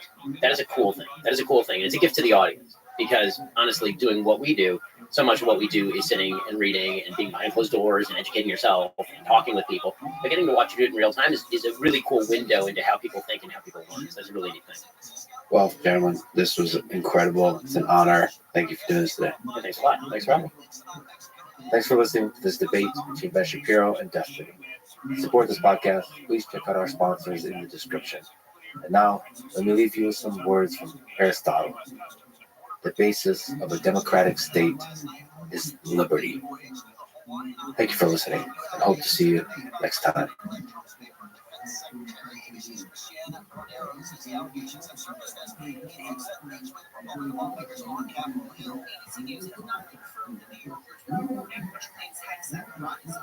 She found like $40,000 in cash in my freezer one night. So she's like, what is going on? You know, and so we have this conversation, and I tell her, look, people are looking for me. Who? Law enforcement. Which ones? All of them. You know, she's like, that doesn't even, wait for what? I go, mostly bank fraud. And she's like, well, how are they not finding you? I mean, everybody, you know, people know you, like, you know, your general contractor, if I met 4 months before, this guy 6 months before, it's 2 months before, you know, she's like, so-and-so, so-and-so, so, and I'm like, right, well, I said, well, she's like, I mean, they've got your name, they've got your, I go, well, that's identity theft. And she was like, what do you mean? I said, well, my name's not, and my name's not, it's not Joseph Carter. And, well, what is your name? I go, you know, it's you don't even worry about it. The following is a conversation with Matthew Cox, a con man recently released from federal prison where he served 13 years for bank fraud, mortgage fraud, identity theft, passport fraud, and other charges. He has admitted guilt to all of it. He has written true crime stories of many of his fellow prisoners, and now he continues this work by interviewing criminals about their crimes on his YouTube channel that I recommend, called Inside True Crime. Exploring the mind of a criminal is exploring human nature at the extremes, often in its most raw and illuminating form. And that is something I definitely want to do with this podcast, to understand the human mind and everything it is capable of. This is the Lex Friedman podcast. To support it, please check out our sponsors in the description. And now, dear friends, here's Matthew Cox. What was the first crime you committed? The first mortgage I ever did. A mortgage is me borrowing money from a bank to buy a house. Yeah. How can you find a way to commit crime in this? How can you do fraud in this space? It's very difficult for the average guy to commit fraud because there's so many safeguards set up. You know, if you were to go in and say, I make $300,000 a year. Okay, well, we want your W-2s, we want your pay stubs, we're going to call your employer, we're going to check to make sure your employer, how long they've been incorporated, we're going to check to make sure they're registered. It's like your whole plan fell apart, you know, because the average guy can't do that. He can't even know what the pay stub and W-2. So the average person, you know, or I'm going to put down this much money, but you're going to borrow that money from the seller, you know. Okay, well, then they start asking for bank statements. Where did the money come from? How long has it been in your bank? Like, you can't even have it put in your bank for a day, get a letter. You know, it's got to have been there for 90 days or 60 days, depending on the bank. And so there's all these ways for the average person. It's very difficult to commit fraud. The average guy that works at Walmart and makes $60,000 a year, and he's been there for 5 years, and he saved his deposit. Like, that's really the guy that those transactions are set up for. To borrow a mortgage from Bank of America, that's the guy they're looking for. So to commit fraud in this space, you have to misrepresent some aspect of your identity, of how much you're worth, how much money you have, this kind of stuff. Right. You have to be able to lie to the bank. Anytime you lie to the bank, you've committed fraud. And it's funny, when I was doing it, I would say, it's in the gray area. But there's no gray area. You're either lying in some capacity or you're not. So, if for instance, the very first loan I did, I whited out. My borrower had been 30 days late on her rent. So they're really looking at the last 2 years.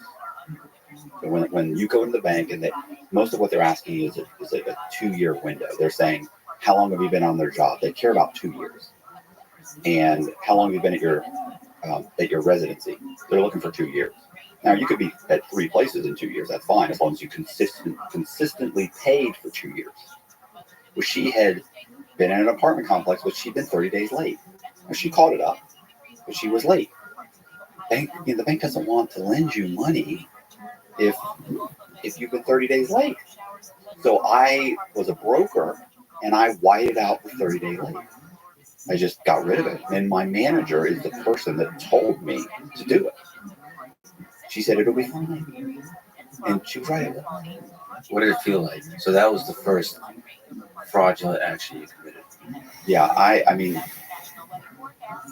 I was worried. I was say, I sweated bullets for 4 or 5 days. But I mean, I was concerned, and I don't know that I was concerned that I had broken the law. I was concerned because I was behind on my truck payment.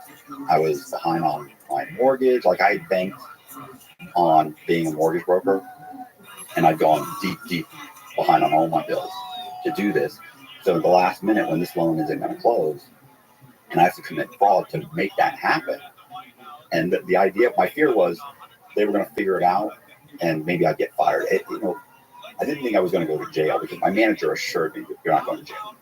Like you'll get fired at best. So my concern was they were going to catch it and I get fired and I wouldn't get paid. Like I needed that money so bad. So maybe paint the picture here. Where were you working? Who was the manager? The manager was, it's funny because I can't ever really mention this. Her name was Gretchen Zayas. She eventually, I don't mind saying it, she eventually ended up going to jail for fraud. Her name was Gretchen Zayas, and she was the manager. I was working for a company called Eagle Lending, and it was in Tampa. And this was like my first month. So my very first deal, 3 or 4 weeks into that first month. And I walk in, I put the file in front of my manager. She looks through everything, oh, great, good. And put this one piece of paper over here and sat there. And then when she was done, I said, what's going on? She goes, perfect, file's perfect. She goes, but your borrower was 30 days late on her rent. And she said it's done. So I got the deal killer. And I was like, oh my gosh, what do I do? And I remember she pulled out a thing of whiteout. Remember whiteout? Not the sticks, but the one. And she started going. And I was like, what? She goes, if I was you, and she I'd white it out, make a copy, stick it back in the file. She said, it'll be fine. And I went, I was like, that's fraud. I could go to jail. And she was like, they're never going to catch it. She said, look, we do stuff. I do stuff all the time. She said, they're not going to catch it. Nobody's calling the FBI. She said, worst case scenario, if underwriting catches it, then they'll fire you. That's it. Nobody's calling. You're not going to jail. And I was, I trusted her. I was like, okay. And so I did what she said. I stuck it in the file. And I mean, like I said, for 4 or 5 days, I was like, oh my God. How old were you at this point? Probably 29, I think. 29. Like I had gone to college and so many things had not worked out. I got a degree in fine arts. It's not there's not a lot of people looking for anyone with a fine arts degree. And, I tried to be an insurance adjuster. Tried that for about a year and a half. That didn't work out. Ended up working construction for a few years.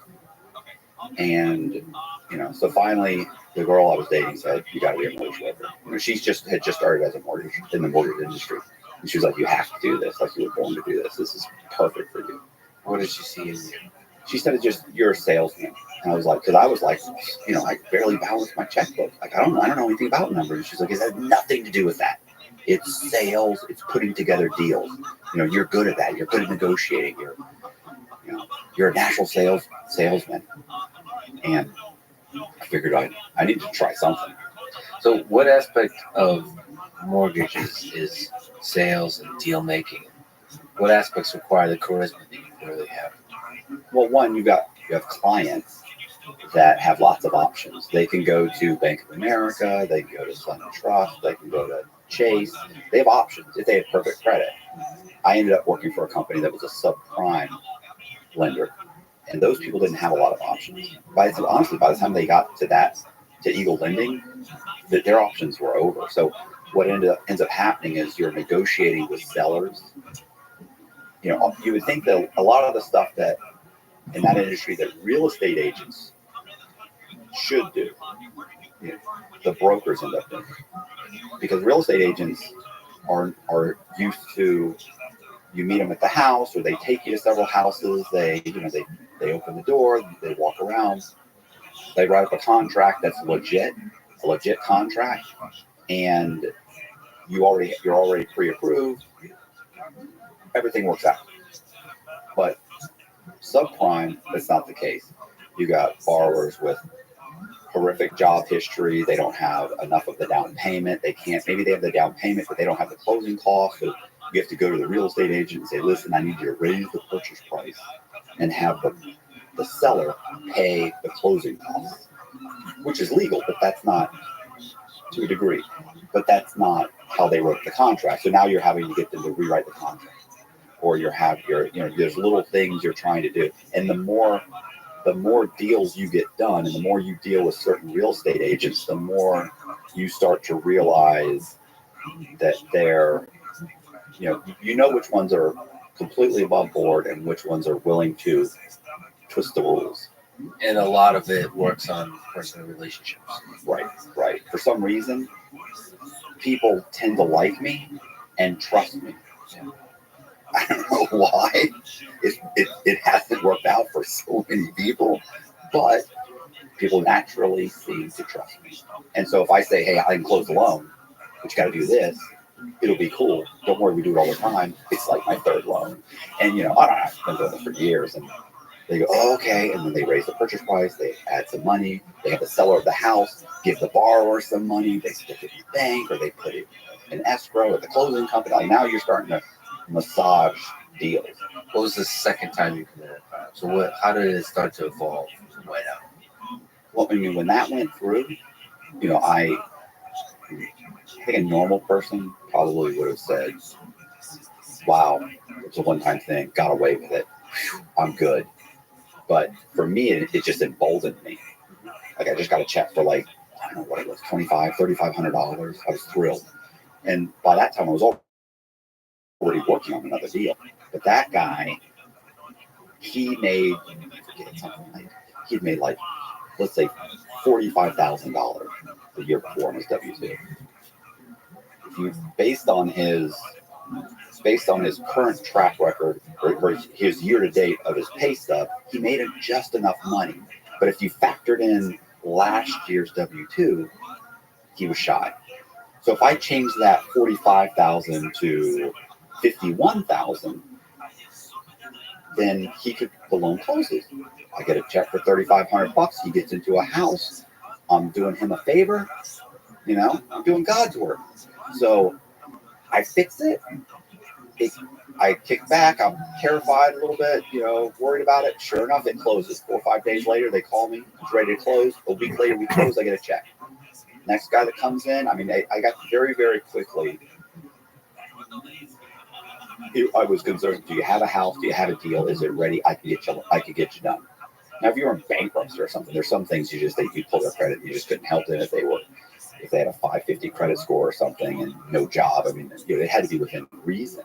But very quickly, it was changing W-2s, changing pay stubs, changing appraisals, fixing, like I said, verification of rent. So it evolved very quickly for me. You're essentially helping people. That's what I told myself.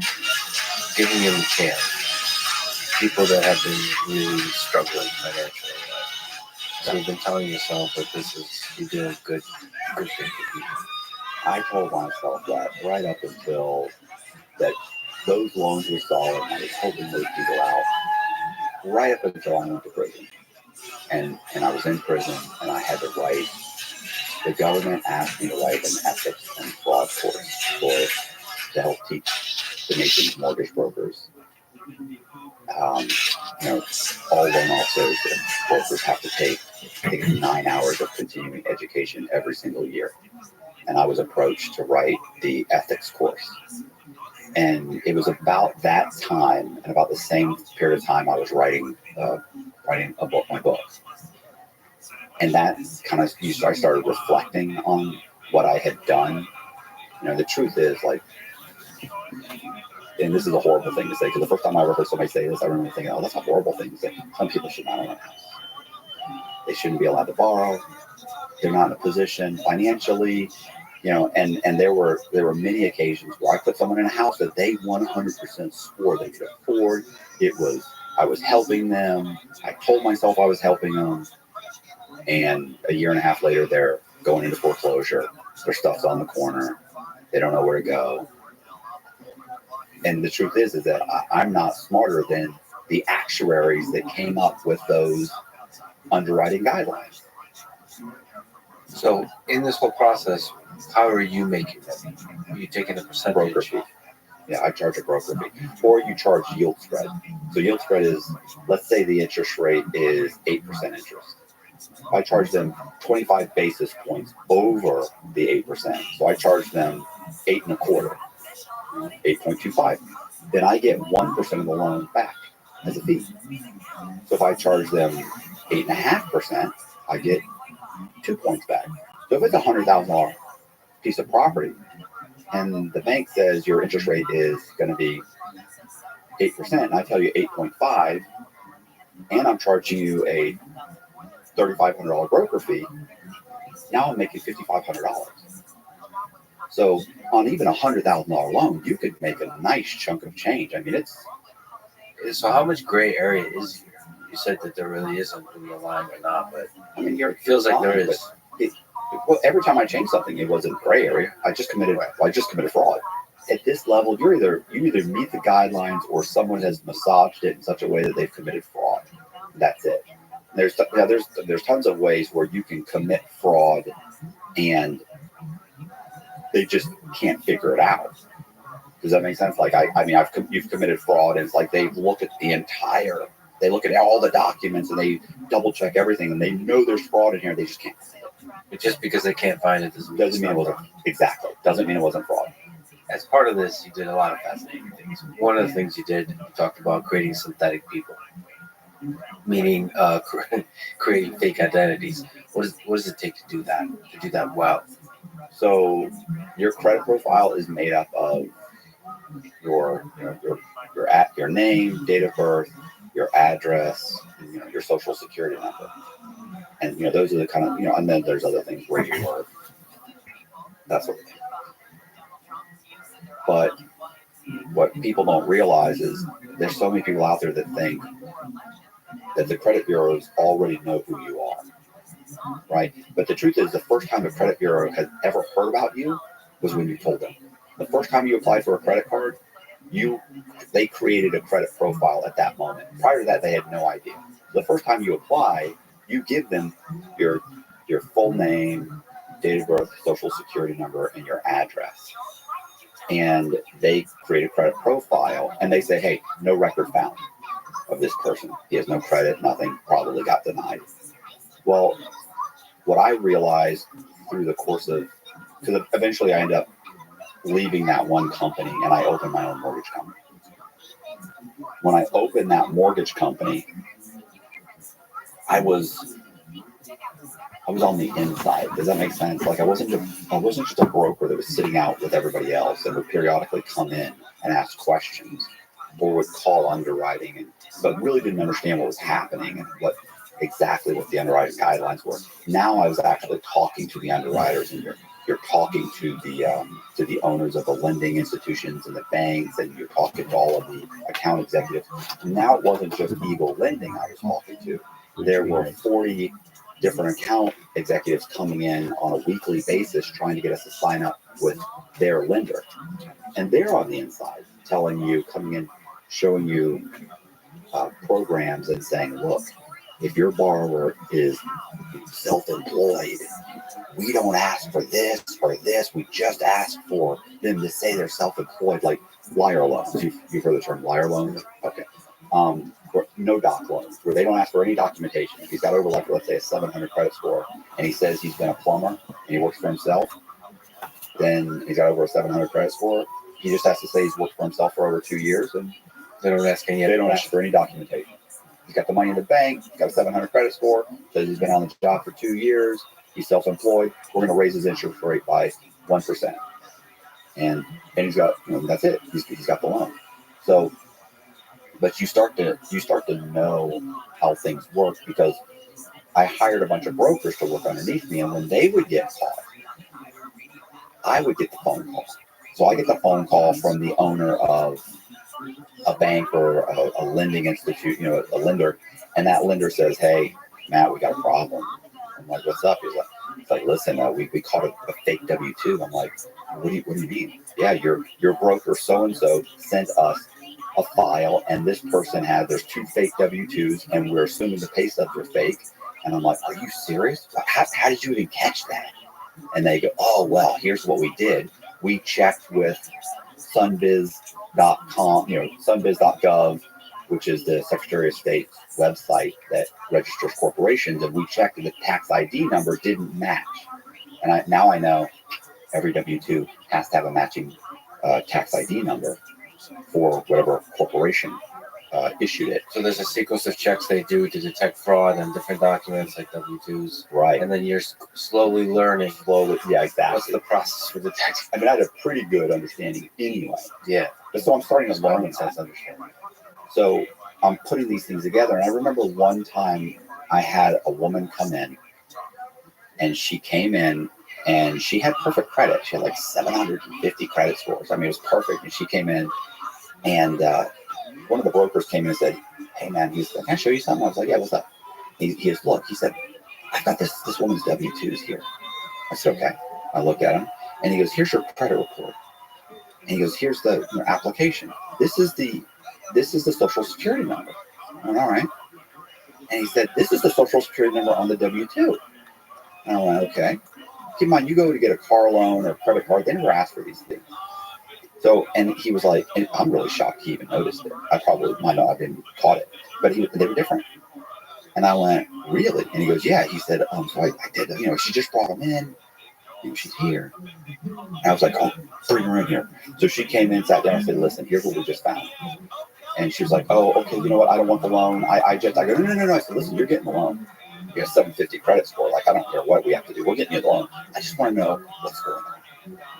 How did you get 750 credit scores under this social security number? And clearly, this is your real social security number. You've been working for this company for 10 years. And your credit profile says it's only like 3 years old. And I was like, what happened? And what she told me she did was she went through a divorce. She had been married for 10 years, used her his surname for 10 years. So she had no credit under her maiden name. But when they got divorced, she switched to her maiden name. Because when she tried to get anything in her husband's surname, it was denied. Bad credit. So he had bad credit, their credit went bad. So she switched to her name, and a friend told her if she needed to get her electric or anything turned on, she could use her name and use her daughter's or son's social security number, which was like a 4-year-old kid. So she used that, and it went through. She put a deposit down, but it went through at least. It wasn't denied. So that went through. Then she went and she applied for an apartment with that. Sure enough, it went through. She had no credit, but they said you don't have bad credit. So she said once she moved into the apartment, she then started getting these pre-approved credit cards. So she said, but I knew I had applied there using my son's social security number, let's say. So she started filling those out, and sure enough, she got a credit card. And then she got 2. And then she got a pre-approval from Ford Motor Credit. She went and got herself a new car. Got approved. She's been making the payments ever since. She has 750 credit scores. She thought she'd try her hand at buying a house in his name, in his social security number. And we caught it. And she got the house in that name. We closed it. I just was like, wow, like this is great. Can I ask you a question about that? Because it seems like she's able to pay for everything. Right. So while this is highly illegal, is it unethical? Is it like it's unethical in that it's messing with the system on which a lot of people rely. But it feels like there's some aspect of the system that's broken in that it doesn't give people like her a second chance. She could have claimed bankruptcy, and then 2 years later, 2 years out of bankruptcy, you could go into Bank of America and get a conventional mortgage, assuming you have perfect credit outside the bankruptcy, you have the down payment, you make enough money. There's a whole bunch of, underwriting guidelines you have to meet, but that's possible. But you're right. For instance, she wasn't getting an apartment with her bad credit. She wasn't getting her utilities turned on. She wasn't getting any of those things done. So getting your life back on track is just hard. It's extremely hard. So there's a temptation to take the shortcut, and the shortcut is often going to be illegal. Right, and she stumbled into it. Yeah. But she basically explained it to me, and I mean, I don't think she had walked out of my brokerage office before I went, and I just started making up names. And I think I went and into our file cabinet and grabbed some people's 1040s, which we had, their tax returns, and looked up children's social security numbers and just grabbed some random kids' social security numbers and their name and went and pulled them. But I changed their date of birth to be an adult. Pulled it, and sure enough, it came up, no file found. And it didn't say fraud alert or fraud or anything. It didn't say mismatched this, mismatched that. It didn't say anything. It just said, no file found. Well, then we went and we applied for a couple credit cards using a child's social security number. And then we went and pulled our own credit report, and sure enough, it didn't say no file found. It just said that there had been 2 inquiries applying for credit cards. So I was like, oh, wow, like that's a credit profile. So that turns into me going to Social Security and calling Social Security and trying to get them to issue me Social Security numbers to adults that had never had a Social Security number issued to them. I need to get a Social Security number to give me a clean Social Security number.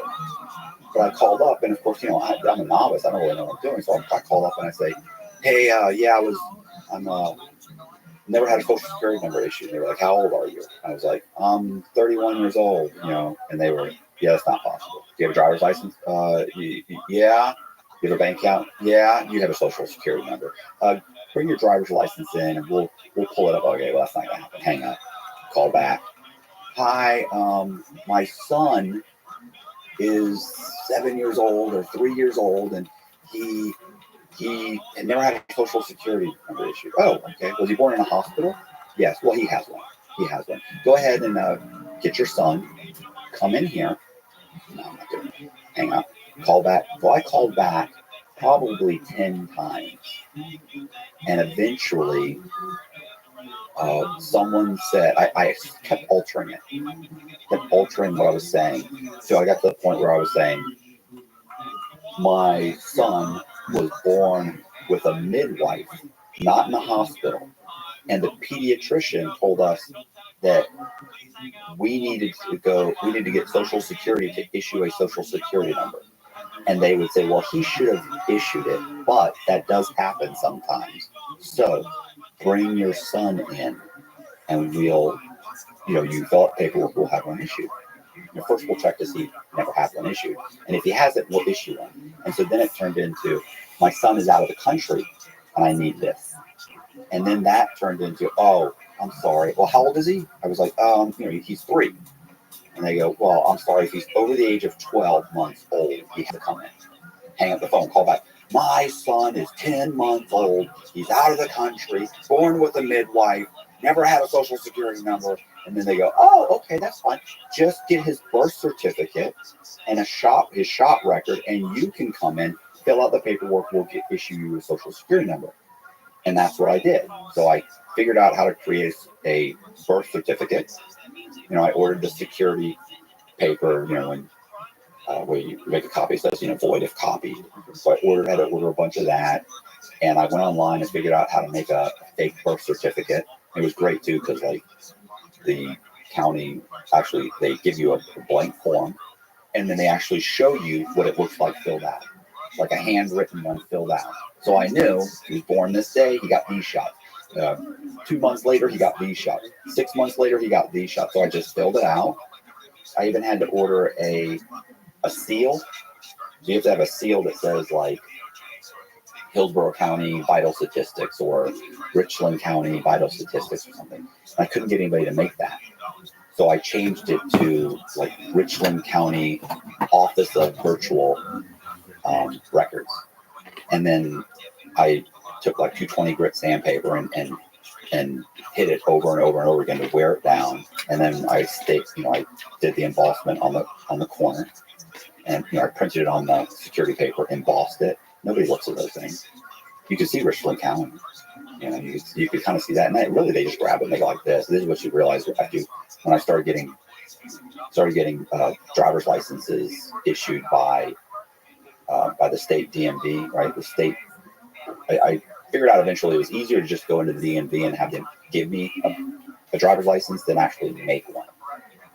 So, but you notice they would just grab the thing, they feel the form and go, okay.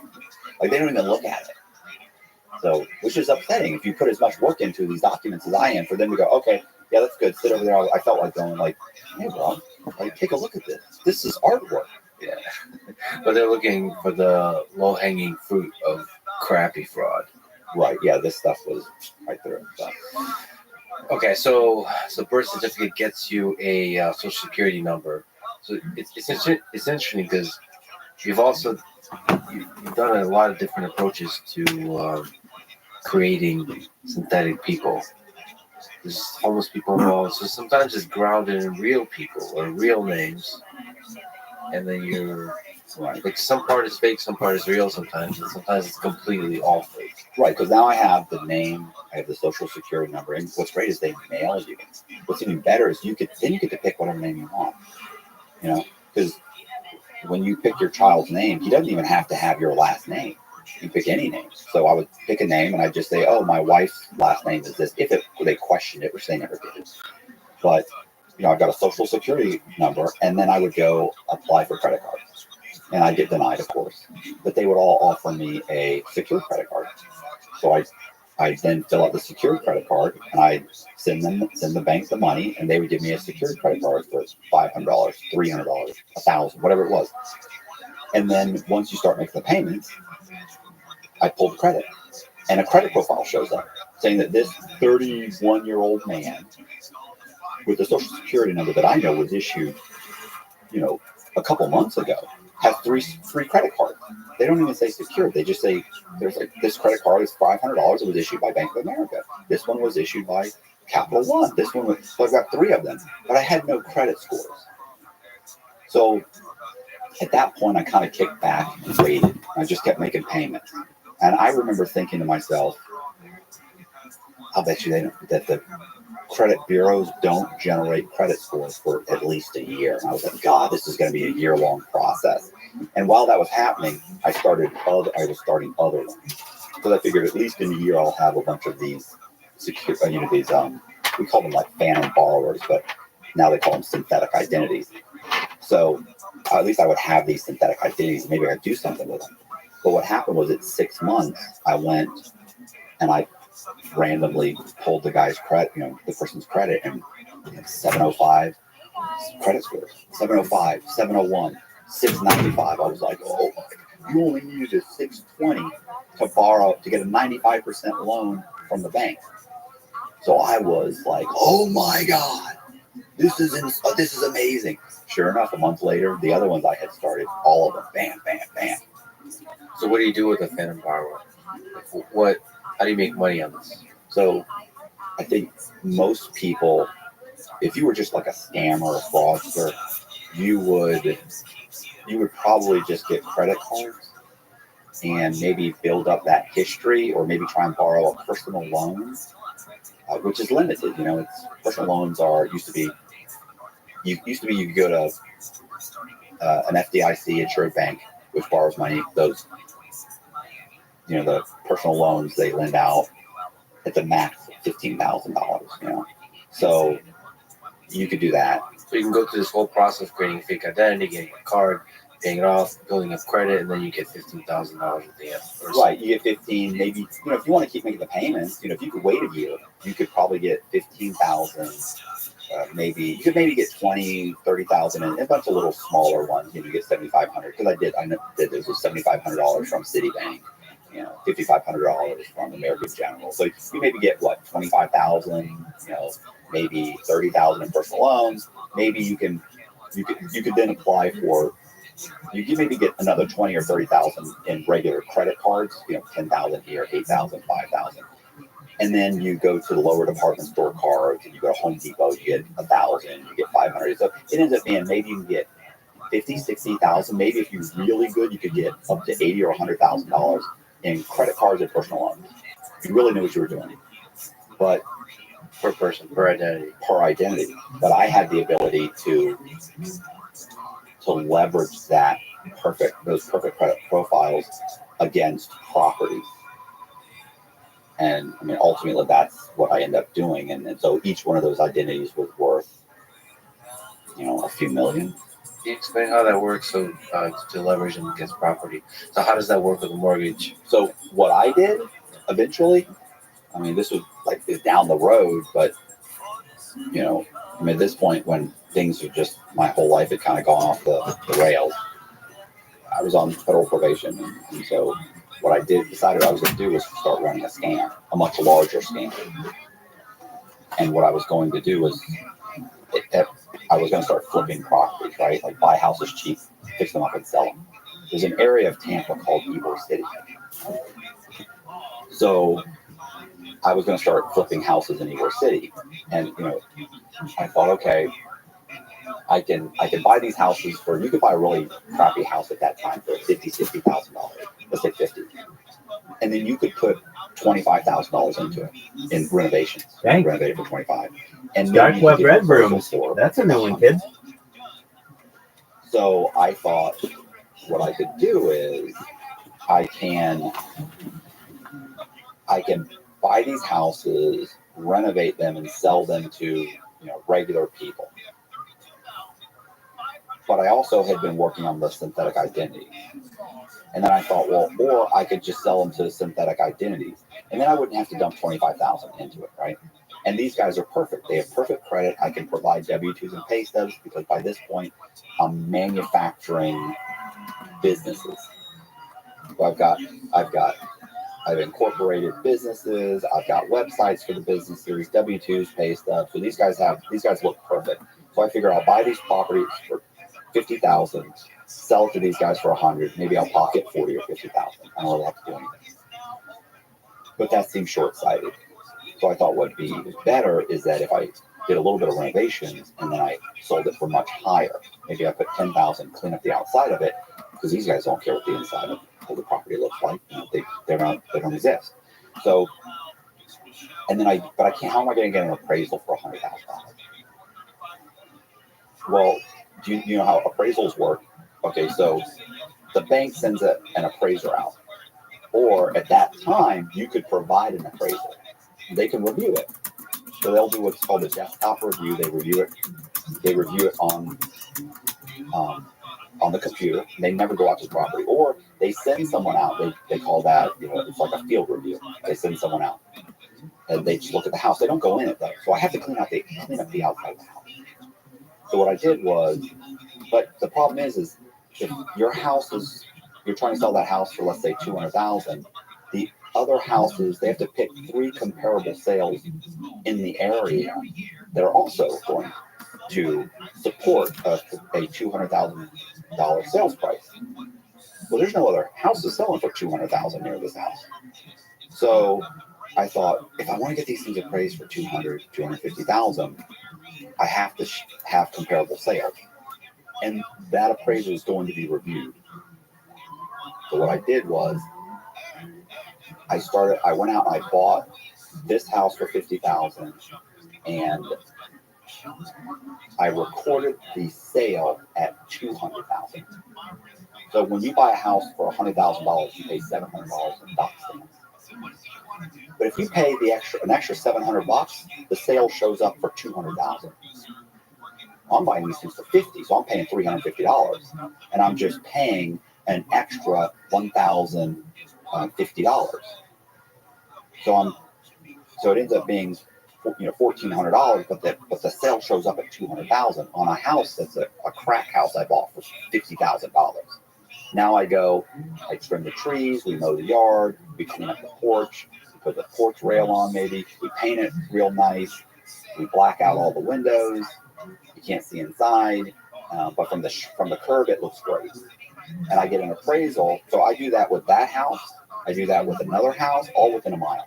So I buy 4 houses, knowing I could use there's a subject and 3 comparables for all of them. So the first thing I did is I bought 4 houses for $50,000, $60,000, $40,000, and I recorded the values at $210, $200, $190.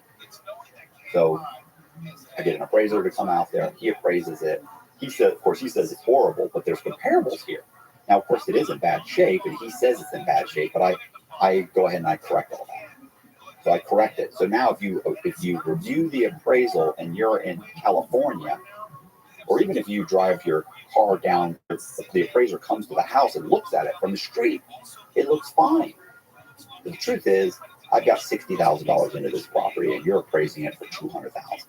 The bank's ready to they're not going to lend 200, but they'll lend 190. So the bank is ready to lend this synthetic borrower $190,000 on a house that I have $60,000 in.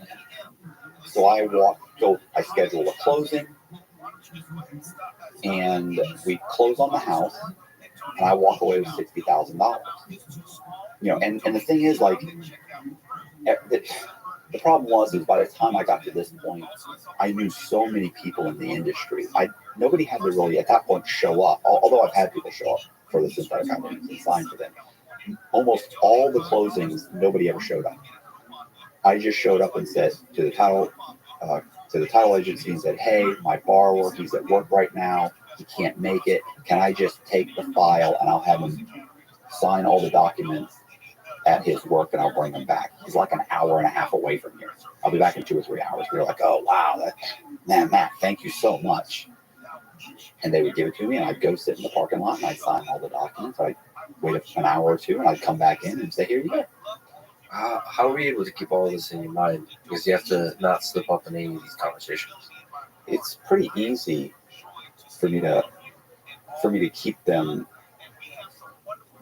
everything in the correct category. Does that make sense? Like it's I'm not great at a lot of things, but this I was very good at. Well, there's these phantom people that exist, and they were becoming real people in your mind. Isn't like you're able to tell good stories with them. Like, because if you're talking to the appraiser, if you're talking to everybody involved. Well, keep in mind, the appraiser almost never meets the borrower. Never. Well, not even almost, like 99.99% of the time, they never meet them. But you have to talk about them. Yeah. So I guess what I'm asking is you're able to converse fluently about these synthetic identities. Yeah, they all had different jobs. They all had, all the jobs were basically, they were all on the job for 5 years. They were all, like, a lot of it was, there's a template. Yeah, exactly. But, got it. Yeah, listen, matter of fact, almost every one of them had the same birthday, So, because who knows? It wasn't difficult. And keep in mind, a lot of the brokers barely ever meet the borrowers. They call in on the phone, but it didn't matter anyway, because I'm walking in saying, "I got a slam dunk deal for you."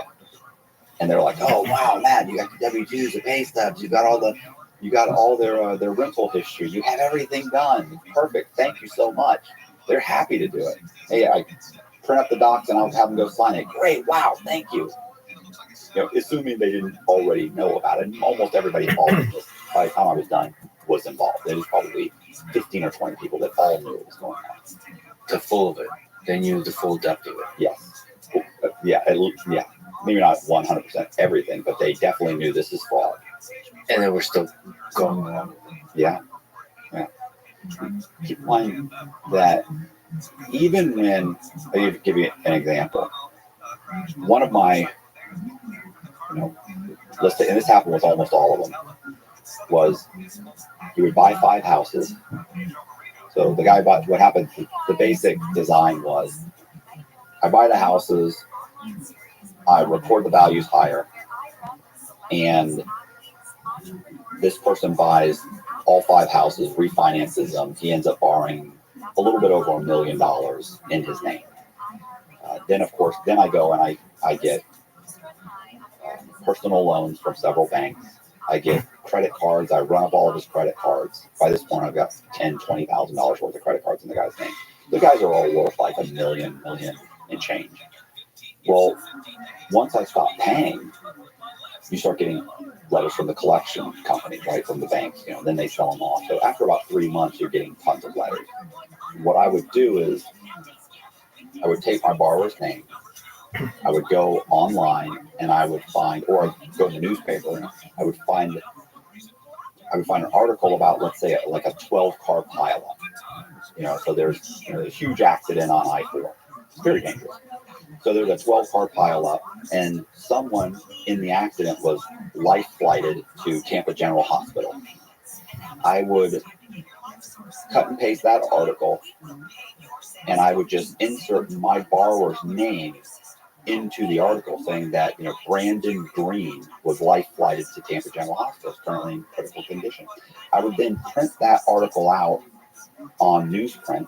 I did make a copy of cut it up, make a copy of the newsprint, highlight his name, and I would write a letter from Brandon Green's fictional sister to the collection companies saying, several months ago, my brother was in a horrible car accident. He is currently, they've got the article, they have the highlighted name. He clearly was in this accident. He is currently in a coma, and the doctors say even if he wakes up from the coma, he will never work again. That, so you might as well just foreclose on, stop writing us letters, and take the houses back. And that's all they're looking for is a reason. At this point, even if they look into Brandon Green, they can't figure out if he's a real person or not. Because he's got a social security number, and everything went bad at the same time. He's got multiple rental properties or his primary residence. All of his credit cards went bad. Everything went bad. We have an excuse. We have a letter. That happens. People get divorced. They lose their job. They get in an accident. It's reasonable. When they look into it, it all looks legitimate. Even if they ordered another appraisal. By this point, it's not 4 comparable sales or 3 or 4 comparable sales. By this point, it's like 10, 15, 20, 30, 40, 50, because I kept making more and more of these guys. What was your, just almost like a tangent, what's your thinking process? There's a lot of cleverness going on here. So like the car pileup is a solution. The newspaper, you mail it. Are you sitting there alone and thinking through this? How do you come up with that idea? It's a very interesting, a very clever, innovative idea. So at first I thought about making like a fake death certificate. He died, but I thought, I don't know, like what if, like some of these places had like, primary mortgage insurance. Like what if the primary mortgage insurance, like what if they try and claim because he was dead, or like, I don't know that side. So I'm like, I don't want to do that. I want to do something that's semi-verifiable and third parties, like a third party telling you this is what happened. I thought, well, like the newspaper, and, or do I claim bankruptcy? And I've done that. I've gone and got the bankruptcy forms. You can go to the bankruptcy court and they'll give you forms to mail to all of your creditors, and you mail them. They stop contacting you. They wait to be notified by the bankruptcy court. But my fear there is, nobody's ever going to notify them. Like I'm not going through bankruptcy for one of these guys. So it was like this is a better bet than just writing a letter saying I'm going through a divorce. My wife's keeping those houses. That's her problem. There's lots of things you could do. But to me, this was they're not going to try. How do you shut it down without him dying? How do you shut that down? This is how you shut it down. Then a coma. He'll never work again. He was in a car accident. Here's the proof. He can't even write you. I'm his sister. I wrote you the letter. It's a one-time letter that seems to tie up all. Exactly. Exactly. I don't know exactly how that, what sparked that is as much as there were so many other avenues that I could have gone that I just didn't know. But you were thinking through all those different avenues. Yeah. Are you mostly thinking alone? I mean, I had guys that I was bouncing ideas off of. There were other guys that were involved in the scam. Everybody, I think that scam ended up making like, the FBI said, it was like 11.5 million or something. And but there's so many other people that were involved in that scam that were, this guy's getting 50, this guy's getting 20, 17,000, 20,000, 25,000. And, we're just doing it constantly. And so the bank would foreclose on that property. They take it back. They put it back on the MLS. They put it back on the MLS for 200,000. It wouldn't sell.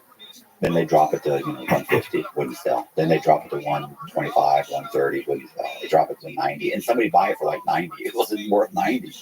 But by that point, that whole area we'd done so many houses at that point. The whole area shot up.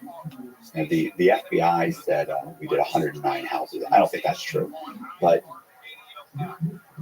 we when I end up leaving Tampa after that scam falls apart and the FBI shows up, Forbes came out with an article, whatever, 6 months later, and they said that the Ybor City zip code was one of the top 20 fastest growing appraising areas in the country. And, everybody was like, oh, that's mad, because this place is a dump. Like, this is a horrible place. Like, this is... And I remember one time I talked to a guy years later, and he saw all the comparable sales had dried up. Like, when you left, there was just nothing even close. Yo, what's going on? Right before... Living the dream, baby. Every day's a holiday. Every meal's a feast. What's good in your neck of the woods, son? Well, I mentioned that I Absolutely. I'm just slanging dick like it's going out of style.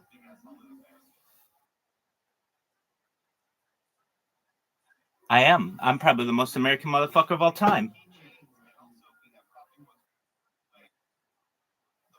All right. Well, amazing. Then we can sit at the throne of America side by side, living free, home of the brave.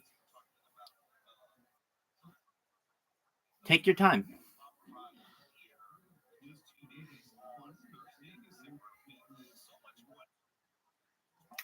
Do you know who I am?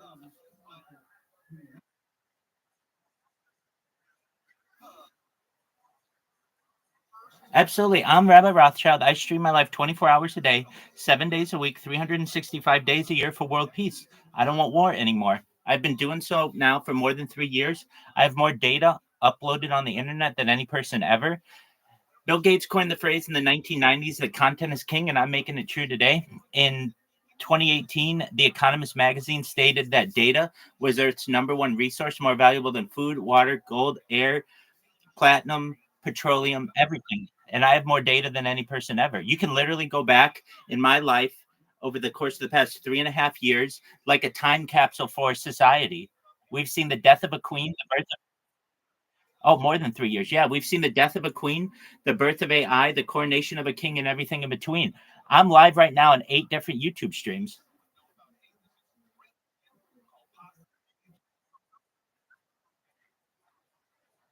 Oh, well, I have like 33 different devices. So I have a lot of different things going on. I'll send you my link to all my streams so you can watch them. You can see me in 360 degrees. And yeah, we talk about some things on the stream that aren't normally discussed in society. Things like anti-gravity, antimatter, alien disclosure. We talk about faster than light travel. We talk about quantum computing. We talk about nuclear physics, including fission and fusion. We talk about life extension technology. When you were born bald, your average life expectancy was probably about age 80. I want to get that higher, age 100, 120, through the use of stem cells, through the use of human growth hormone, nootropics, things like cold shock therapy. Go ahead.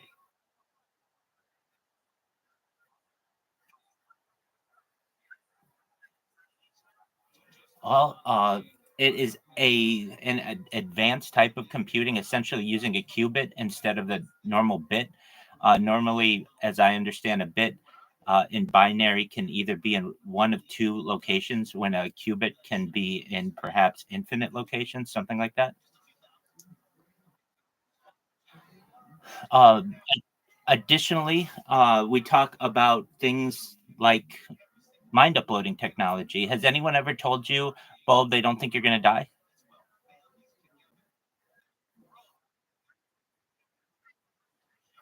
Okay, who told you that they don't think you're going to die, though?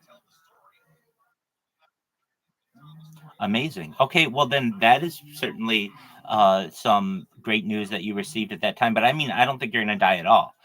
Meaning at all. Yeah. So what do I mean? Well, basically, with life extension technology, we'll be able to get your life to be around age 100, 120. Eventually, your body's going to break down, though. When your body breaks down, what we're going to do, if you want, is upload your brain into a computer like a CAT scan or an MRI, where we know exactly where every Atom is in your central nervous system and your peripheral nervous system for later download as an android, an avatar, a cybernetic being, a cyborg, a clone of yourself, a robot, an ethereal being, whatever you want to be.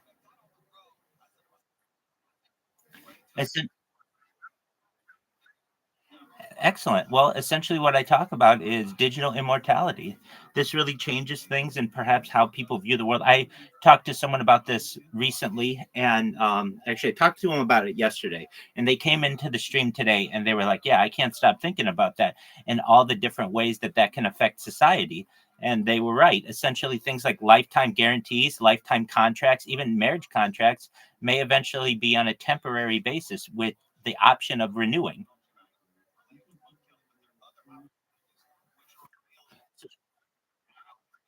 Excellent. You want to learn about some really advanced technology? Okay, just one moment. So absolutely.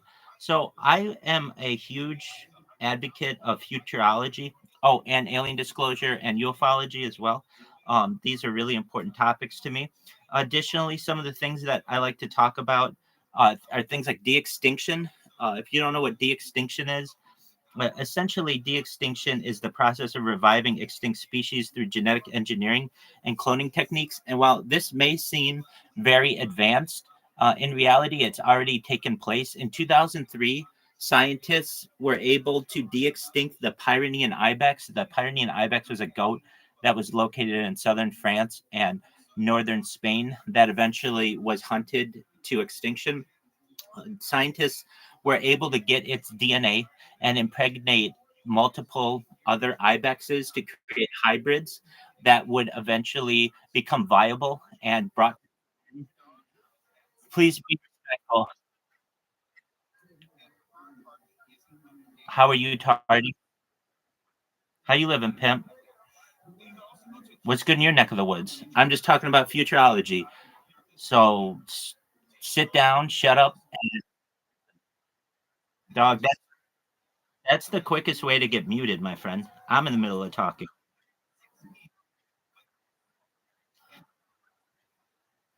Absolutely. All right. So we have de-extinction. So fast forward to the year 2021, a company called Colossal Bioscientific is founded. This company has on their agenda by the year 2028 to reintroduce the woolly mammoth, and that's 3 years from now. They want to impregnate African elephants and reintroduce the woolly mammoth into the Arctic Circle. Following the woolly mammoth, they want to reintroduce the Tasmanian tiger, and following the Tasmanian tiger, they want to bring back the dodo bird. So all of these are really exciting projects that you may be able to see within the next 5 or 10 years. Really exciting things. Some other things that we talk about on the stream that are just absolutely fascinating are things like, just for a moment, I've got a nice list that I like to use as a reference. Yeah. Okay. So these are the biology ones. So there's an acne vaccine, a vaccine aimed at preventing acne by targeting the bacteria and inflammatory processes involved. Anti-evolutionary drug, a theoretical drug designed to inhibit evolutionary processes and pathogens potentially useful in controlling diseases. An anti-prion drug, a medication aimed at preventing and treating prion diseases, which are caused by misfolded proteins. Artificial gametes, laboratory created reproductive cells that can mimic natural gametes, enabling advanced reproductive techniques. Here's a cool one: artificial gill, a device that allows humans to extract oxygen from water, theoretically enabling underwater breathing. And all of these are probably, at least will be, have started these projects within the next 20 to 50 years or so, 25 to 50 years. A caries vaccine, a vaccine designed to prevent dental caries by targeting the bacteria that cause tooth decay. A Dyson tree, this is a big one, a theoretical bioengineered a Dyson tree. It's basically a theoretical bioengineered tree designed to harness energy from the environment for sustainability. And then there's also a Dyson sphere, which is a much bigger version, but it'd basically be like putting a ball around the sun so that we could harness its energy. An ethnic bioweapon certainly has ethical concerns, but it's a hypothetical biological weapon targeting specific ethnic groups. Female sperm is engineered sperm cells capable of fertilizing eggs, potentially allowing same-sex couples to have biological children. A flying syringe, an automated drone capable of delivering vaccines or medications directly to individuals in remote locations. Hair cloning, a technique to create new hair follicles from a person's cells to treat hair loss. HIV vaccine, a vaccine designed to provide immunity against HIV, preventing the infection and its associated diseases. Here's a really interesting one. A Human Z, a speculative hybrid between humans and chimpanzees, exploring the boundaries of genetic engineering. And I mean, this sounds advanced, but this has actually been worked on for the last 100 years. In the Soviet Union, it was very popular in the 1920s, and then also in China has explored it as well. Life extension, as you know, this is an important one to me. Technologies aimed at significantly increasing human lifespan through genetic, cellular, and medical advancements. Liquid breathing, a method of breathing using liquid, also known as perfluorocarbons instead of air, theoretically enabling extended underwater survival.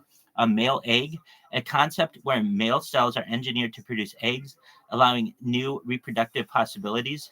Nanochondrion, a nanoscale device mimicking mitochondrial functions, potentially enhancing cellular energy processes.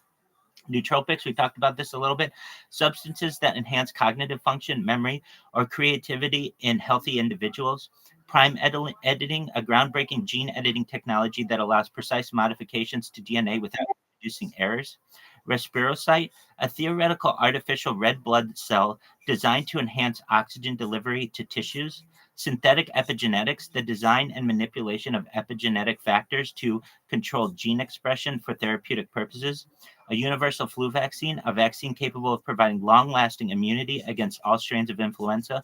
And a universal snakebite antidote, a broad-spectrum treatment effective against various snake venom types. Now, those are just the biological things we talk about.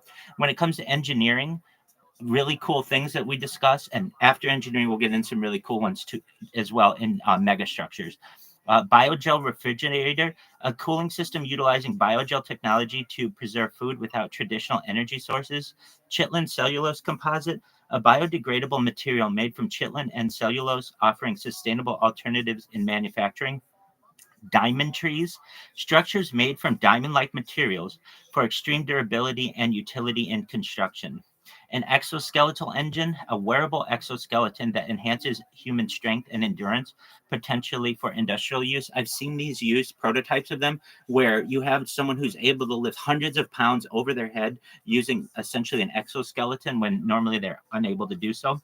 Mesoelectronics, miniaturized electronic components that integrate mechanical and electronic functions at a small scale.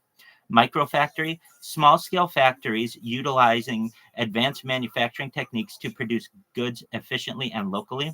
A pizer, a hypothetical device converting sound waves into electricity, enhancing energy harvesting technologies. A tectonic weapon, a theoretical weapon that could manipulate geological processes such as inducing earthquakes. A vertical zoo, a multi-level zoo design that allows for more efficient space use and more natural habitats for animals. Wearable generator, a device that converts body movement into electrical energy for powering personal electronics. Before we move into the next section, which is computing and robotics, one of the things that very much bothers me about modern technology is when the batteries run out. It's very frustrating. Lithium batteries are very much limited. And there are better types of batteries that are currently in use. One of them is an americium battery, the kind of battery that you may find in your smoke detector. But really, what I feel is the next level of battery technology is known as um, gravity battery. So basically, we use the microgravity of the Earth's gravity uh, uh, on a micro scale to be able to power different types of um, electronics. The next section is computing and robotics. A dentrift robot, an automated dental cleaning robot designed to perform dental hygiene tasks more efficiently. A hypercomputer, a theoretical computing system with capabilities for exceeding current supercomputers, utilizing advanced algorithms. Inferential programming, a programming paradigm where software can infer the intentions of users to automate tasks intelligently. Plant-based digital data storage, utilizing biological materials like DNA for data storage, offering high density and longevity. Quantum memory, a storage system leveraging quantum states to store and retrieve data with unprecedented speed and capacity. Quantum money, a form of currency based on quantum encryption, providing heightened security against counterfeiting. A robotoid, an advanced robot capable of performing tasks with a high degree of autonomy and human-like interactions. And we've already seen these. If you know about the Optimus from Tesla or the Big Dog from Boston Dynamics. We have a rollaway computer, a compact portable computer that can be easily rolled or transported, enhancing mobility. S-Money, a digital currency system using secure smart contracts to facilitate transactions in a decentralized manner, which is similar to cryptocurrency. If you didn't know, I'm sponsored by a cryptocurrency. It's known as Harry Potter Obama Sonic 10 Inu. I know that's a long name, but essentially it's worth $300 million now. So that's why I'm always wearing all this Sonic the Hedgehog stuff. Universal memory, a data storage system that can integrate and access information from various formats seamlessly. Megastructures. Now, this is one of my favorite topics. Before I go into them, some of my favorite personal megastructures are perhaps a Bering Strait tunnel, basically connecting Asia and North America. It only takes 51 miles of tunnel to be able to connect the two, and then you would be able to essentially take a road trip from Los Angeles to London or New York City to Cape Town, which is really, really exciting. Go ahead. Go ahead. Whoever's in this room. Megastructures, also Cloud9, a tensor gravity sphere, a large floating structure designed for habitation and recreation utilizing tensor gravity principles. A globus cassis, a proposed massive structure that could encompass Earth potentially for habitat or resource utilization. A sea scraper, an underwater skyscraper designed to maximize space and ocean environments for living or research. A shell world, a vast multi-layered artificial habitat encasing a planet or star capable of supporting life. A vertical city, a high-rise city design that stacks living and working spaces vertically to conserve land and resources. Next are some types of nanotechnology. A bush robot, a small mobile robot designed for environmental monitoring and restoration of natural habitats. Claytronics, a technology involving programmable matter that can change shape and properties to mimic physical objects. This one's really interesting. Gray goo, a hypothetical scenario where self-replicating nanobots consume all matter to create copies of themselves. And really, when we get into artificial general intelligence and move into artificial superintelligence, gray goo becomes something that we may need to protect ourselves against. Mechanosynthesis, a process for assembling complex molecules using nanoscale machines. Some of the other things when it comes to transport, I talked about a Bering Strait crossing, a proposed transportation link like a bridge or tunnel across the Bering Strait to connect continents. An ET3 Global Alliance, a proposed transportation system utilizing vacuum tubes for high-speed travel. A flying submarine, a vehicle capable of operating both underwater, in the air, enhancing military and exploration capability. A gravity train, a transportation system using gravitational forces for high-speed travel along a rail network. Gravity vacuum transit, a system leveraging vacuum tubes and gravitational forces to transport passengers efficiently. A transatlantic tunnel, a proposed undersea tunnel connecting North America and Europe for rail or vehicle transport. Vacuum airship, an airship that uses vacuum instead of helium for buoyancy, potentially reducing costs and improving efficiency. Water fueled, pardon me? Go ahead. Sure.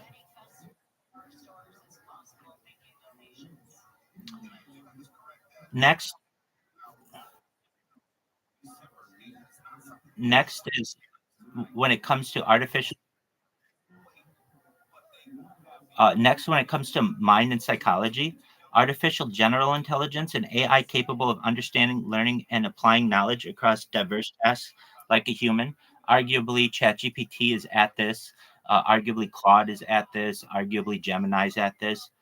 Brainwashing, techniques for altering beliefs and behaviors through psychological manipulation, often viewed negatively. Cortical modem, a device interfacing directly with a brain's cortex to enhance communication and data transfer capabilities.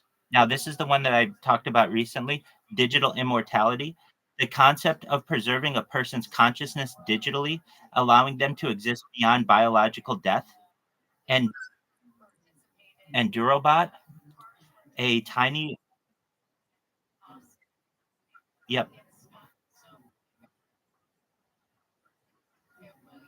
yeah, I'm not going to do that.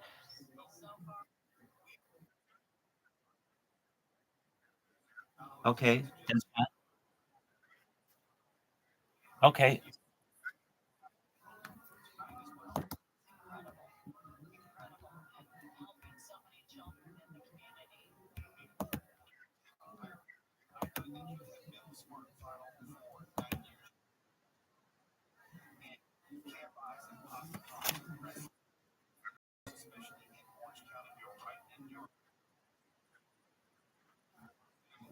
thank you.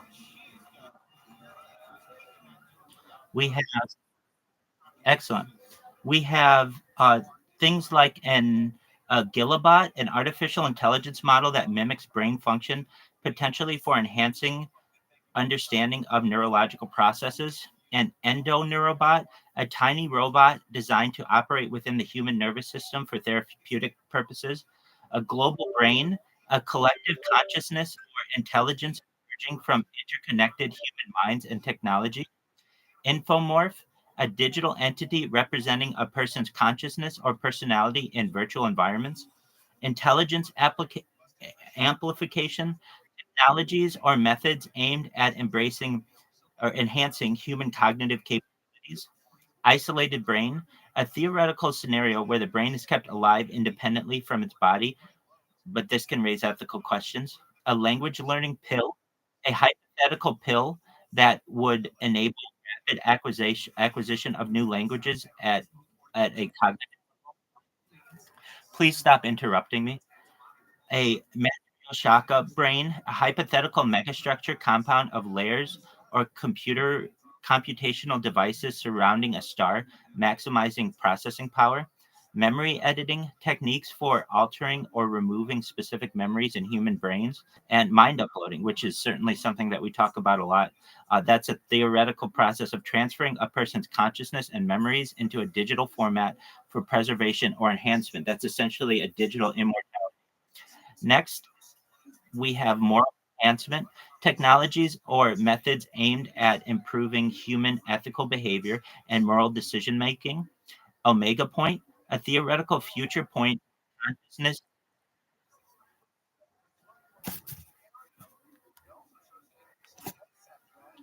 where consciousness, just one moment, and technology evolve to achieve a state of universal connectivity. Just one moment.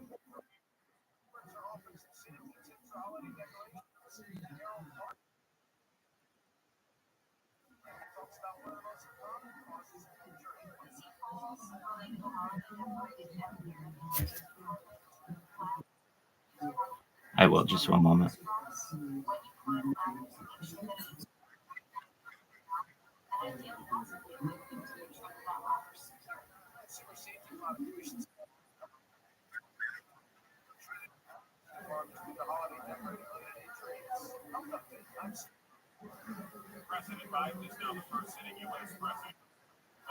What would you like? Yeah, that guy sucks.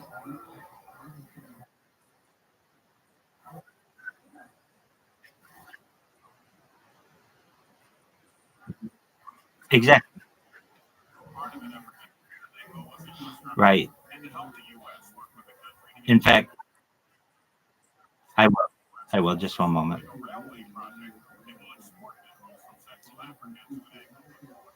Bulb, if you're still in here, just know if you don't behave, I'm going to ban you and anybody else.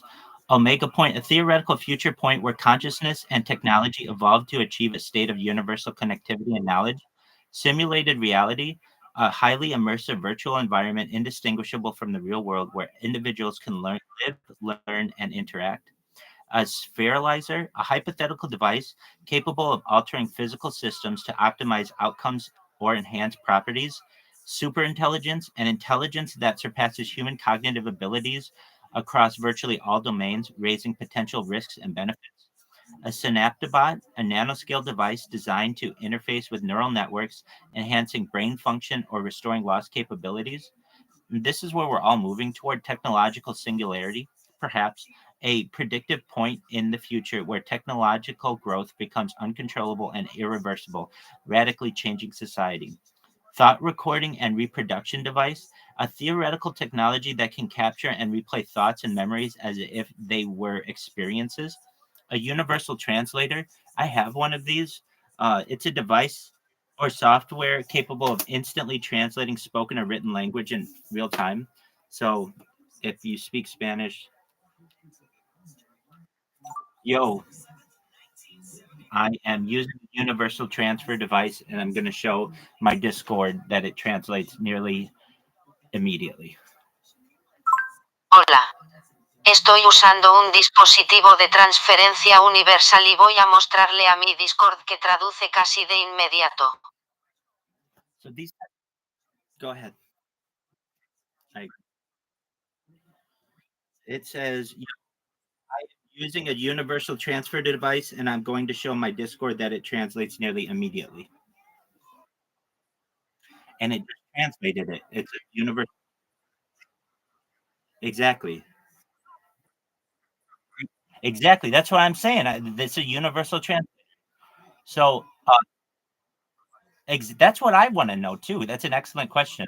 So it does just about any language. Here it is. It'll do Japanese. Shout out to everybody. Shout out to everyone on Earth. Here we go. No. 地球上の全員に叫べ。さあ行くぞ。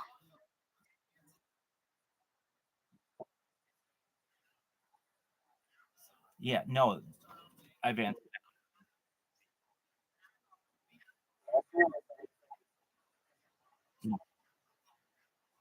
Yeah, exactly. Wonderful.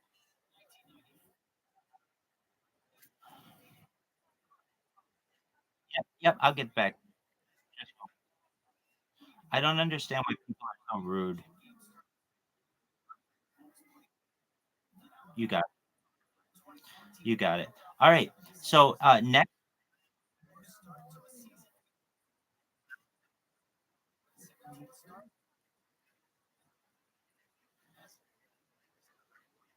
he shouldn't be.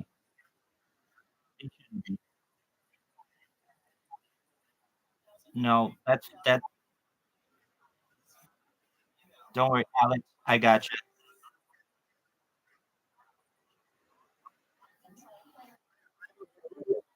Apologies.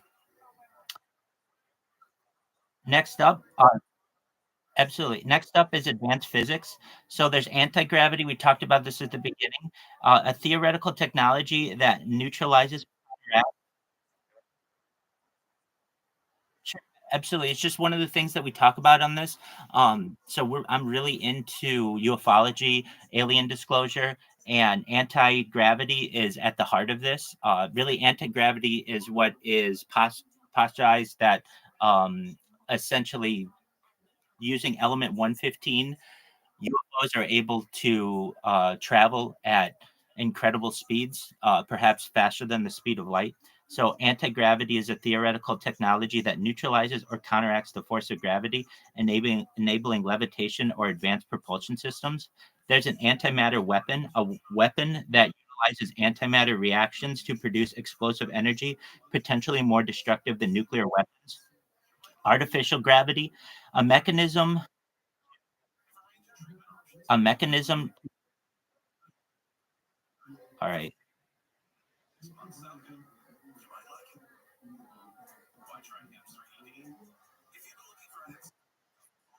Go ahead. It's advanced types of physics. So, well, okay. So, what is it? What is it like? What is it? It's levitation. So basically, if you've ever seen like a Harrier jet that uses, it's called vertical takeoff and landing.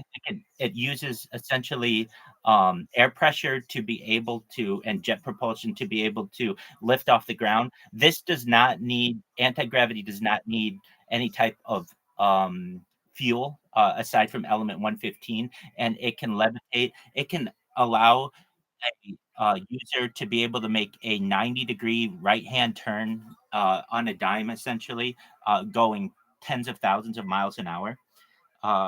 We have a cloaking device technology designed to render objects invisible or undetectable by bending light around them. Cold fusion, a proposed method of nuclear fusion at room temperature, which could provide a virtually limitless energy source. A coleopter, a theoretical advanced technology for efficient energy conversion inspired by the mechanics of beetle wings.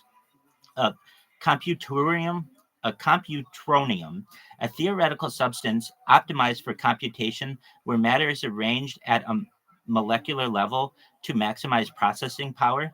Electrogravitics, a proposed method of propulsion that uses electric fields to manipulate gravitational forces. Faster than light communication, theoretical communication methods that would allow information transfer faster than the speed of light.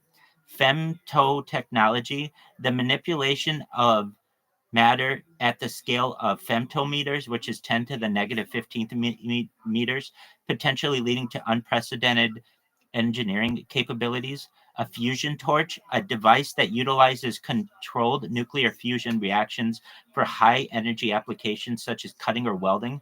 A gamma ray bomb, a weapon designed to produce a destructive wave of gamma radiation, causing widespread devastation.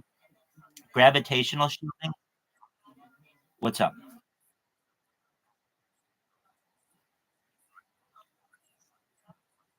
Okay, if he can see right above this, it says "Ask Rabbi anything." He can type any question that he has in there, and I will get to it again. Okay, well, that's not my problem. A gamma ray laser, a laser that uses gamma rays for precision targeting or other potentially revolutionizing energy delivery. A hafnium bomb, a theoretical nuclear weapon utilizing hafnium to enhance explosive yields and efficiency. Inertia negation, a theoretical concept where the effects of inertia can be minimized or eliminated for rapid acceleration. Monopolium, a hypothetical exotic form of matter that exists in a unique state, possibly with distinct properties. A muon collider, a proposed particle accelerator using muons instead of protons, enabling higher energy collisions and insights into fundamental physics. Neutronium, a hypothetical form of matter composed entirely of neutrons, theorized to exist under extreme conditions. A nuclear bullet, a theoretical projectile that uses nuclear reactions to enhance its explosive power on impact. Nuclear light bulb, a conceptual device that uses nuclear reactions to generate light, providing a powerful illumination source. Nuclear shaped charge, a weapon that focuses nuclear energy in a specific direction to maximize damage. Organic nuclear reactor, a theoretical reactor utilizing biological materials to sustain nuclear reactions for energy production. Perpetual motion, a hypothetical machine that can operate indefinitely without an energy source, violating the laws of thermodynamics. Phased array optics, a technology that allows for the manipulation of light waves to create advanced imaging and communication systems. Pico technology, the manipulation of matter at the picometer scale, which is 10 to the negative 12 meters for precision engineering application. Plasmonster, a hypothetical device utilizing plasma technology for advanced generation or propulsion. Project Excalibur, a theoretical space-based defense system capable of targeting and neutralizing incoming threats. Pure fusion power, a nuclear weapon that relies solely on fusion reactions without the use of fission triggers. Room temperature superconductor, a material that exhibits superconductivity at ambient temperatures, revolutionizing energy transmission. A space-time cloak, a device that manipulates space-time to make objects undetectable by bending light and other signals around them.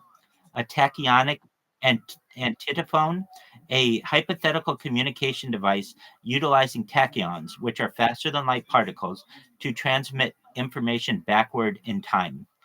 Teleforce, a theoretical beam weapon that uses directed energy to incapacitate targets without conventional projectiles. A teleporter, these are also known in science fiction as jump rooms, a hypothetical technology that allows for instantaneous transfer of matter from one location to another. And we talk about these things because with enough time, this may be a reality. A time machine, a theoretical device capable of transporting individuals or objects through time, raising numerous paradoxes. A Tipler cylinder, a hypothetical solution in general relativity that allows for closed time-like curves, enabling time travel.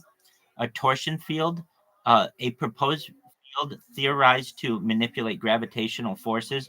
Many times these are dismissed, but potentially could be a reality.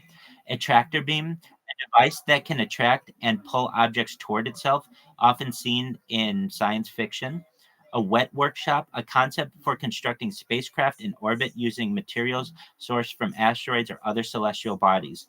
The next thing that we'll talk about, and we talk about a lot, are things having to do with space. An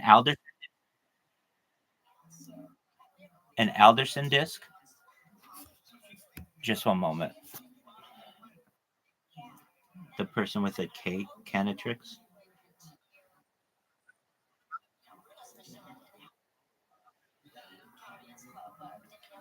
We have Alderson disk, a theoretical megastructure constructed around a star, providing vast living space and energy. An Alcubierre drive, a speculative faster-than-light propulsion system that would contract space in front of a spacecraft and expand it from behind. Antimatter rocket, a propulsion system utilizing antimatter reactions to generate thrust, offering immense technology and efficiency. An artificial universe, a simulated or constructed universe designed for experimentation or entertainment. An asteroid laser ablation. Okay, just one moment.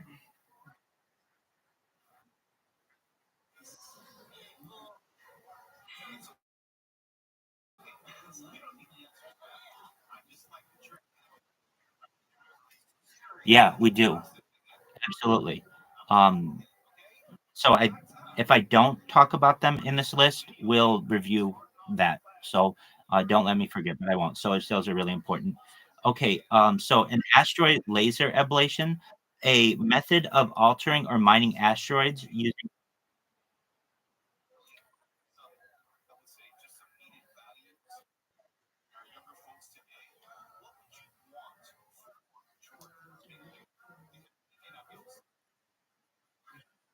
Absolutely.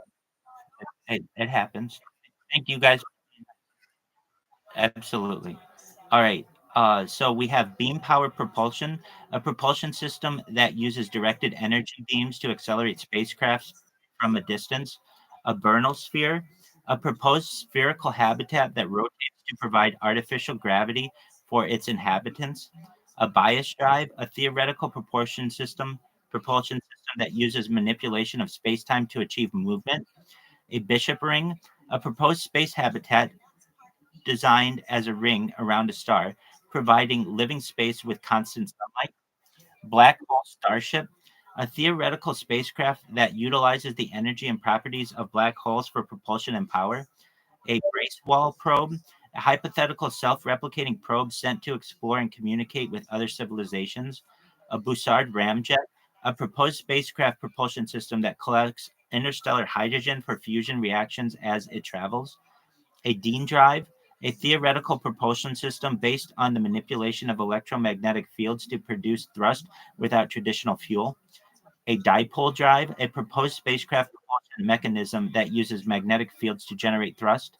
A Dyson sphere, a hypothetical megastructure that surrounds a star to its energy output for advanced civilizations. A Dyson Harrop satellite, a variant of the Dyson sphere designed for satellite applications around a star. An Ensman starship, a theoretical spacecraft powered by harnessing the energy of a star for long distance space travel. Field propulsion, a propulsion concept that uses advanced physics to manipulate gravitational or electromagnetic fields for movement. Fission sail, a proposed spacecraft that uses nuclear fission reactions for propulsion, utilizing a sail-like structure to harness thrust. A Ford Spader mirror, a theoretical.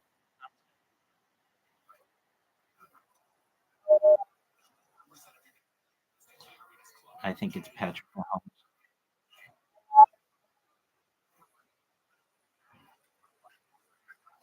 Sure. Who was the name of that person?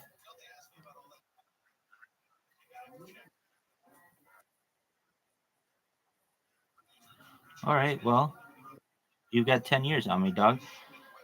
Thank you. And appreciate the people who are here who are generally interested in the benefit of the world. So shout out to you guys. Uh, absolutely. A fusion rocket, a spacecraft propulsion system utilizing nuclear fusion reactions for high thrust and efficiency. A gravity tractor, a method of asteroid deflection using the gravitational pull of a spacecraft to alter an asteroid's trajectory. Halo drive, a theoretical propulsion system that would create a rotating magnetic field to propel a spacecraft. Information information panspermia, the idea that life or information about life could be distributed through the universe via cosmic means. Isotropic beacon, a hypothetical communication device transmitting signals uniformly in all directions across the universe. A Krasnikov tube, a theoretical concept for space-time shortcut that allows faster than light travel between 2 points. A laser broom.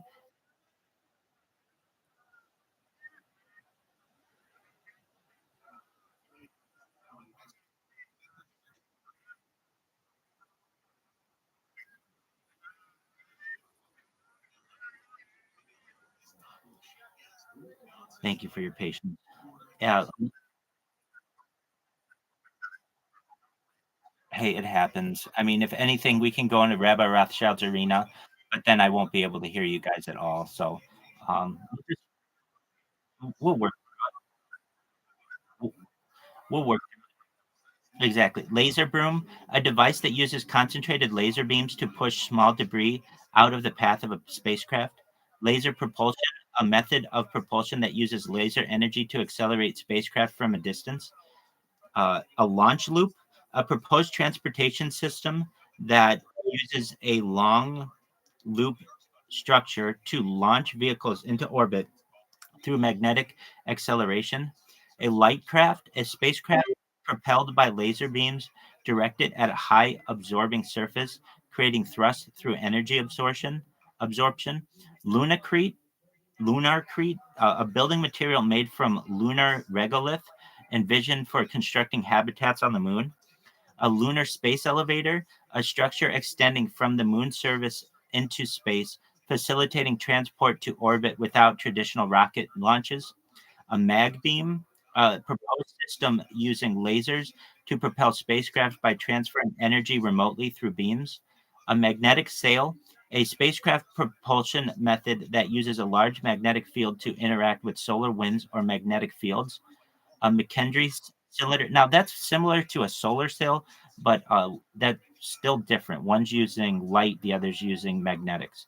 A McKendree cylinder, a theoretical space habitat designed as a rotating cylinder to simulate gravity for its inhabitants. Momentum exchange tether, a system that uses long tethers to transfer momentum between spacecraft for propulsion.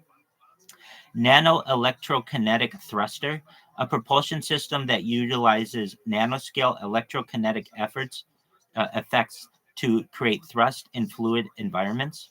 A nanoship, a hypothetical microscopic spacecraft designed for exploration or at the nanoscale, possibly for medical applications. Non-rocket space launch, techniques for launching payloads into space without traditional rockets, such as mass drivers or space elevators. nuclear pulse propulsion, a spacecraft propulsion concept using nuclear explosions for thrust proposed for interstellar travel. Nuclear saltwater rocket, a rocket design that uses a mixture of nuclear materials and water for propulsion, enhancing efficiency. O'Neill cylinder, a space habitat design consisting of two counter-rotating cylinders to create artificial gravity for human habitation. An orbital ring, a proposed circular structure in orbit that could facilitate transportation and energy transfer across regions of space. An Ouroboros habitat, a self-sustaining habitat designed as a closed-loop ecosystem in space, providing life-supporting and support for its inhabitants. A photon rocket, a propulsion system that uses the momentum of photons for thrust, potentially providing efficient space travel. A photonic railway, a theoretical transportation system using light-based propulsion for high-speed transit. Pitch drive, a proposed spacecraft propulsion system that adjusts its angle to optimize thrust during travel. A plasma bubble, a theoretical method of creating a bubble of plasma around a spacecraft for propulsion or shielding. A quantum telescope, a telescope that uses quantum technologies to enhance imaging capabilities and observe distant celestial objects. A quantum vacuum thruster, a propulsion device that exploits quantum fluctuations in the vacuum of space for thrust. Quasite, a proposed spacecraft capable of using advanced technology to navigate and operate in a near light speed environment. A ring world, a massive artificial ring structure orbiting a star, providing living space with artificial gravity to its rotation. Reactionless drive, a hypothetical propulsion system that does not require traditional reaction mass, offering potential for advanced travel. RF resonant cavity thruster, a proposed propulsion device that uses radio frequency waves to produce thrust in a vacuum. A rocket sled launch, a system that uses a sled to launch payloads along a track, providing initial speed for.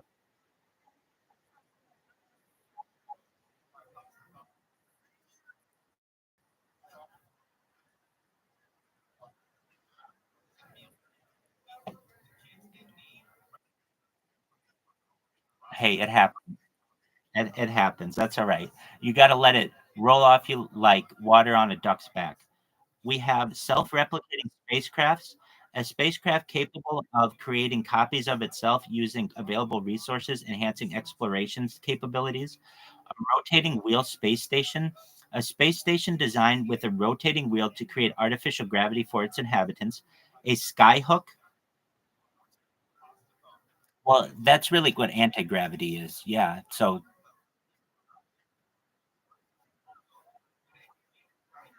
100%. Exactly. That's how we think UFOs, like the discs that are seen, that's how they are able to uh, pro- use advanced propulsion techniques to be able to travel interstellarly or intergalactically so quickly. Is they are able to essentially manipulate gravity and use anti-gravity as the method of propulsion. Next is Skyhook, and we'll learn all more about that. Just once I get through these, then we'll learn all about anti-gravity propulsion and UFOs and stuff. Skyhook, a tethered structure in space designed to capture and accelerate objects for transport to and from orbit. A solar thermal rocket, a propulsion system that uses concentrated solar energy.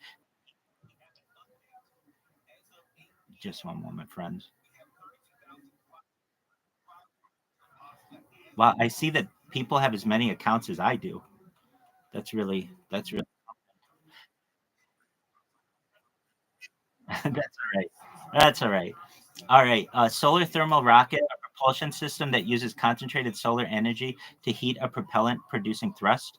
Space coach, a vehicle designed for comfortable transport of passengers in space, possibly within a space tourism context. Space dock, a facility in space for constructing, repairing, and launching spacecraft. A space elevator, a structure extending from the Earth's surface to geostationary orbit, facilitating transport to space without rockets. And I've seen some really nice animations of what a space elevator would look like. and I'll show them in a little bit. They're fascinating. It basically is just an elevator that starts on the ground and goes into low Earth orbit. It's really fascinating. A space, absolutely, a space fountain, a proposed transportation system utilizing high-speed propulsion techniques to move objects vertically into space. A space gun, a theoretical device that launches payload into space using kinetic energy rather than chemical propulsion. A space mirror, a large reflective surface in space designed to direct sunlight or energy for various applications. A space tether, a cable or rope in space used for various purposes, including propulsion, stabilization, or transport. A space tug, a spacecraft designed to assist in maneuvering other spacecraft, often for orbital adjustments or transport. A spomified like a tugboat, yeah. A spomified asteroid, a conceptual method of modifying asteroids for resource extraction or colonization. Star lifting, a theoretical method for extracting energy or matter from stars for use in advanced civilizations. A starseed launcher, a proposed device for sending life or biological materials to other celestial bodies. A star tram, a proposed transportation system for moving payloads between the Earth and orbit using a tram-like mechanism. A statite, a theoretical structure that hovers in the atmosphere of a planet or moon without propulsion, utilizing buoyancy. A stellar engine, a hypothetical megastructure designed to harness the energy output of a star for advanced civilizations. A sun scoop, a concept for capturing solar energy directly from the sun for transportation or power generation. Terraforming, the process of altering a planet's environment to make it habitable for Earth-like life. And as I understand, the first proposed planet for terraforming will be Mars. Some other things, Terrascope, a theoretical device that allows for the observation of distant planets and their environments, possibly using advanced imaging techniques. A thermonuclear microbomb engine, a proposed engine using controlled thermonuclear reactions for propulsion in space. A Topopolis, a conceptual city designed to optimize urban living through advanced architecture and transportation systems. And finally, at least in this list, is xenoarchaeology, the study of alien civilizations and their artifacts, possibly through exploration in other planets or moons. So those are some of the things that we talk about on this. And one of the things that was mentioned was a solar sail. So let's learn about the solar sail. Just one moment. Absolutely. If you guys are interested in aliens, I'll show you what a crashed UFO looks like. I'll show you what aliens look like. Just one moment. Please tell me everything you know about solar sails.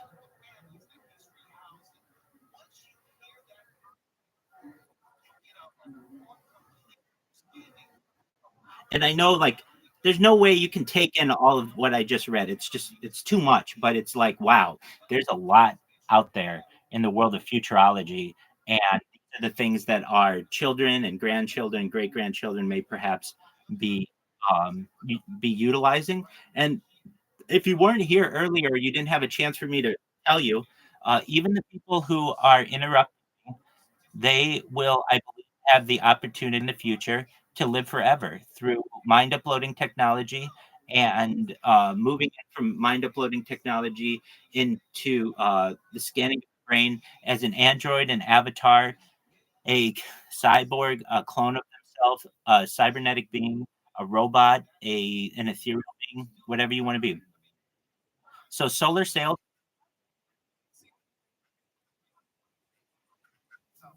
Do I want to set? Yeah, I do. I have a good heart. Thank you. I appreciate it. Solar sails. Look, and let me just say this. Everybody's had a day where they wanted to troll someone or something like that. And I understand. They just don't recognize that their behavior is being recorded for the entire world. And in the future, they don't want their children and grandchildren to be the people who came from this asshole who kept interrupting Rabbi when he's trying to teach everybody about solar.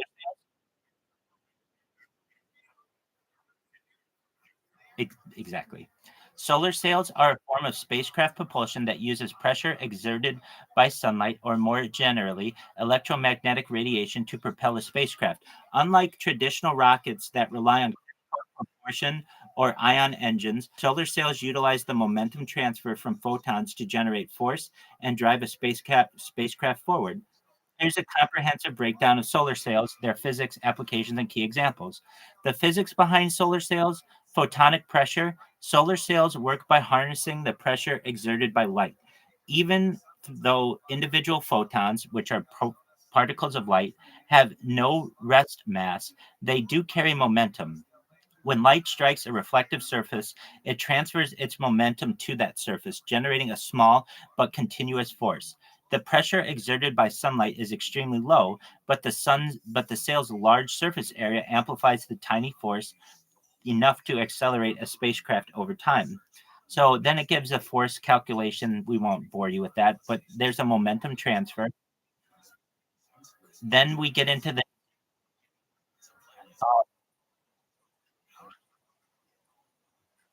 I will show you a picture, an animation of a um a space elevator. If you want to know the force calculation, it looks like force. I'll show it to you. Force is equal to P over C, where P is the power of the photon and C is the speed of light.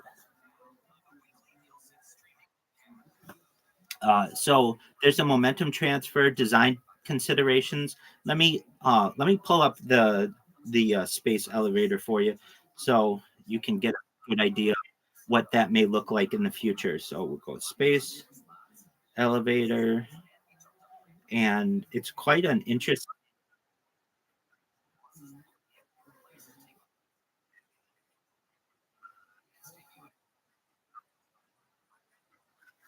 Here, here's a space elevator. So as you can see, it's like on a tether, flying up into the air, and you'll see it's at least in like Florida, and you'll see it start to. I understand. I mean, that's what I've got right now. So it's flying up to its dock essentially, and then when you look down, you can see like that's Florida, and it is exactly. So if you want to see what a crashed UFO looks like, here it is. Top secret KGB files. Okay, well, NASA stands for never straight answers, so keep believing them.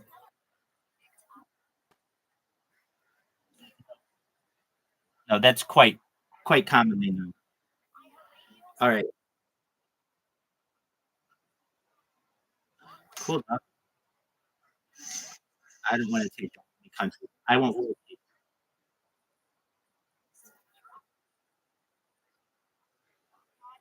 You're welcome.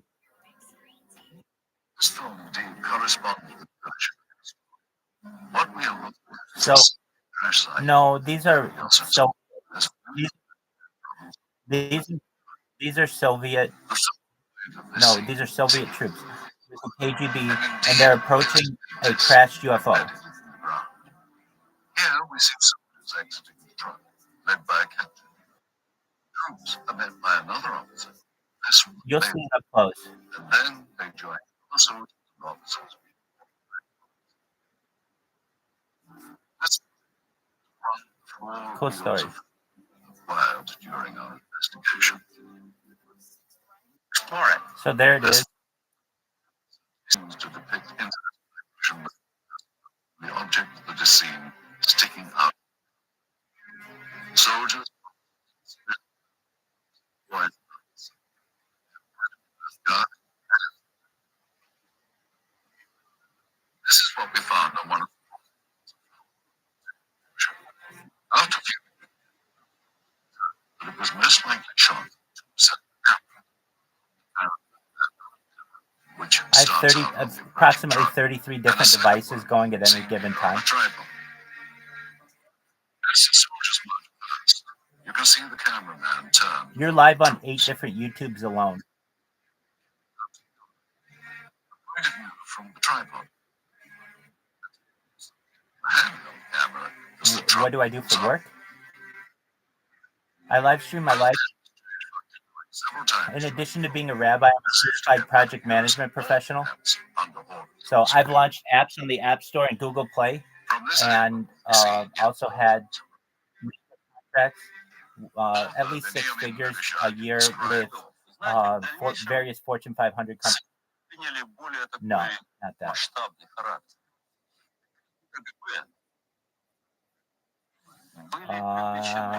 Not at this time. But if you did, they rejected me twice. I have, yeah, because I mean, they want people who are like, models and such, and not people who just stream their life. Yeah, I am. I am in my own way. But yeah, I've tried twice. I appreciate that. Thank you. Absolutely. Just one moment. We're looking at a UFO. This is basically a vehicle from another planet. It's pretty fascinating. It's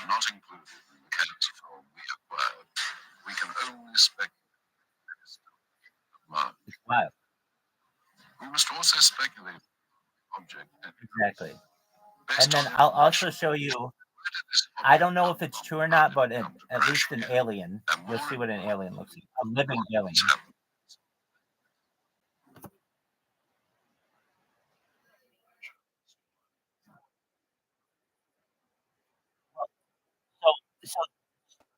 So this one, cool. Hey guys, no, you're fine. If you don't mind, I have to use the restroom. I'll be right back. Feel free to watch this documentary in the meantime. Be right back.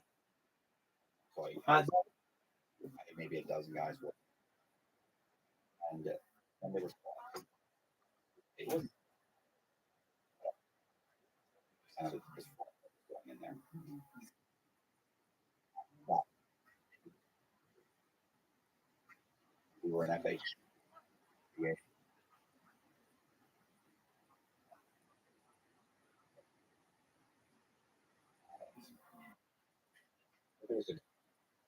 And kept getting, it became a game, right? I started getting just more and more creative. Like I said, every nice, like hey, man, that's what am I gonna do? What we could do? Eat our own. Yeah, here's what you go on. Like, how do they know if this bank exists? These people are in California, or they're in no. So what we're gonna do is we're gonna go 2000.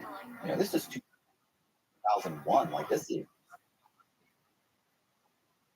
in its infancy still, right? So you could build your own website with a buddy of mine, and we create something called the bank. We cut and pasted things that we like from other banks, and we got a 1-800 number you could call, or a 1-800, and you could call it, and it would go to a voice. At this point, I already had been making bank statements. Down people enough credit to buy. They don't have their down payment, so we bring for their 5 or 10% down payments, and we would bring their down payment for them, or we'd have the bring the down payment, a check out of the that I own.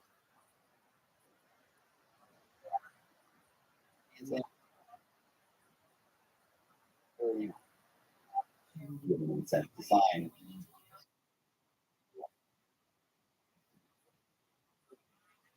Same thing. Some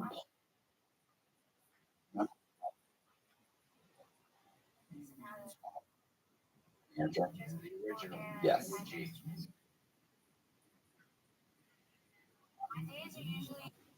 She and her husband own should have known it was going to be fraudulent. Creative finance. CFN, creative finance. Great was in the name. Yeah. So she's doing very well.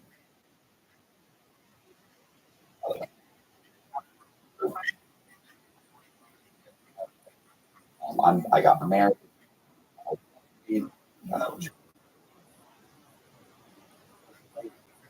Babysit. We go to each other's parties. And she's got a company. She calls me up periodically and asks me, "Hey, can you make a W stuff?" Sure, no problem. Fraudulent. If I needed somebody to verify rent, verify somebody's rental history.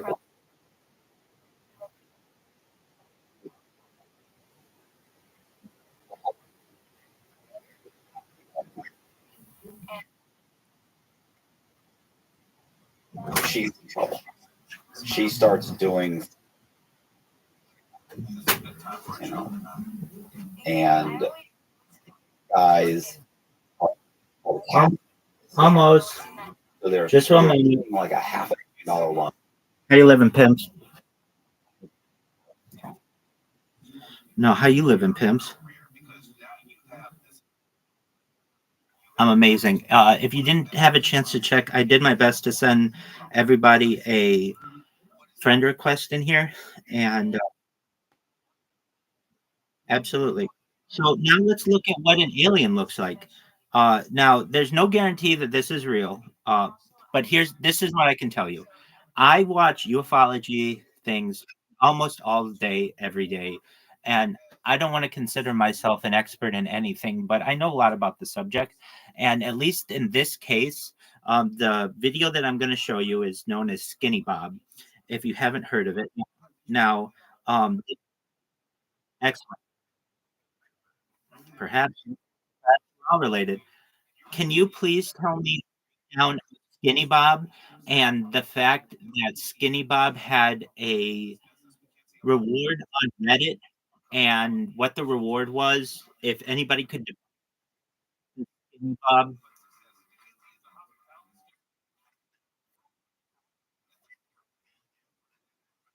sure, absolutely. So basically, Skinny Bob is a just one moment. Here we go. So Skinny Bob is a name for widely discussed in UFO and ufology circles of a purported video that was released online showing an alleged extraterrestrial being. Here's a breakdown of what Skinny Bob is, along with information about the Reddit reward for debunking the video, which was never claimed. What is Skinny Bob? Skinny Bob refers to a video released in 2011 claiming to show an extraterrestrial being which some people believe was part of secret government footage. The video showed a thin humanoid creature with large eyes that was supposedly filmed by Russian authorities.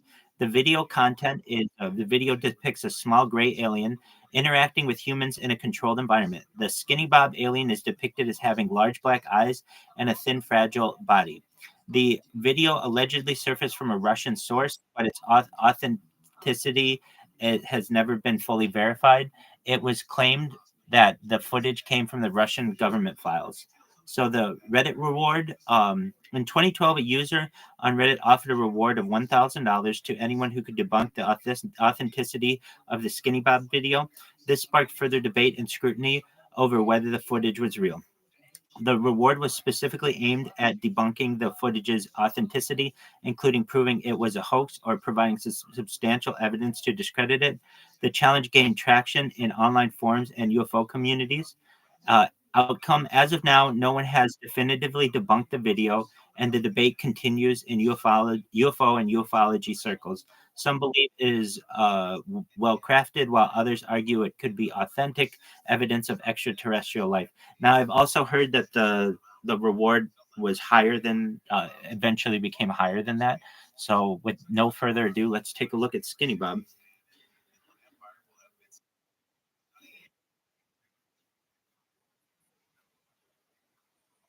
Oh, you guys, you all can look into Freak Bob as much as you want. Okay, so so I believe the like Skinny Bob has his own subreddit with 11,000 people in it, and the reward went up to $30,000, and absolutely. Okay, here we go. Well, hold on. Before I say this,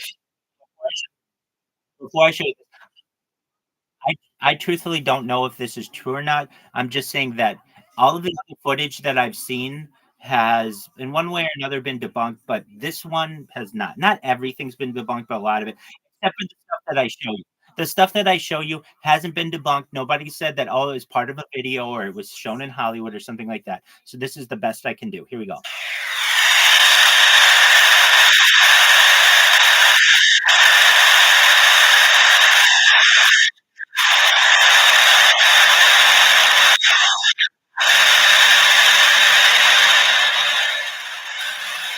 If it's too loud, I can mute it. Yep. So if you're like, I don't see an alien, that's fine. This is like grainy footage from Russia of apparently of a UFO, and you'll see the UFO.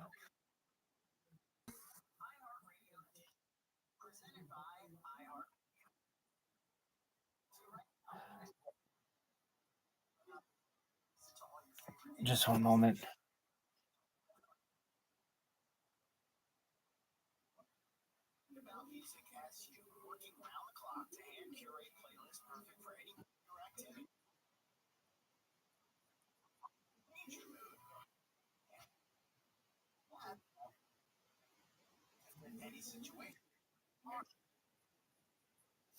Not at this time. We're okay. Any question that you have regarding that, in the section above this, it says Ask Rabbi Anything. Feel free to ask any question that you want about any topic, and I'll do my best when I have time.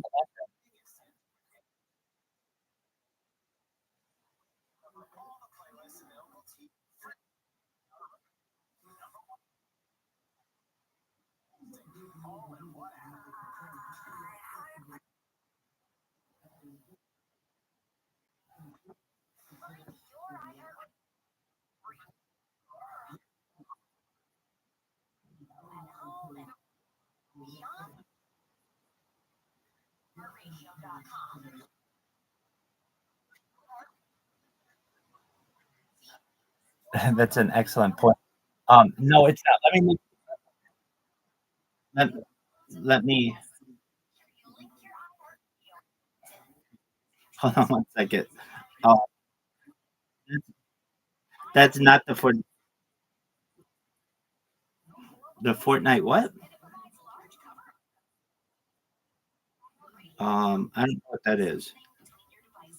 So if you want to find everything that you want on this, it's skinnybob.info. And just one moment, let me pull up the original video. Here it is. And to the person who's like, "Hey, isn't that a tracker?" Here we go. I don't want to. I want to just mute it though.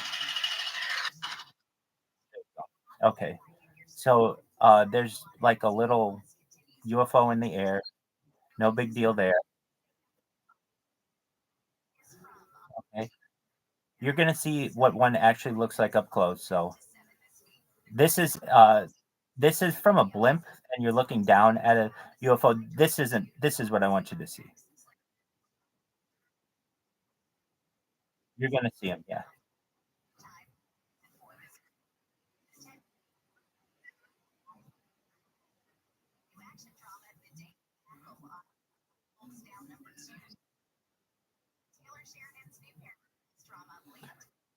Just-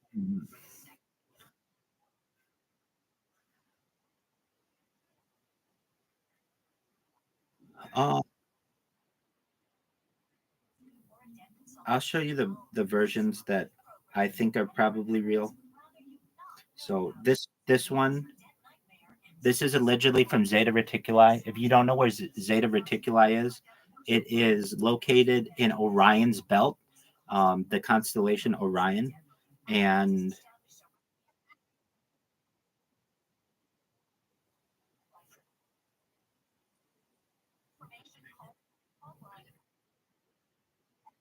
that's okay. Just one moment.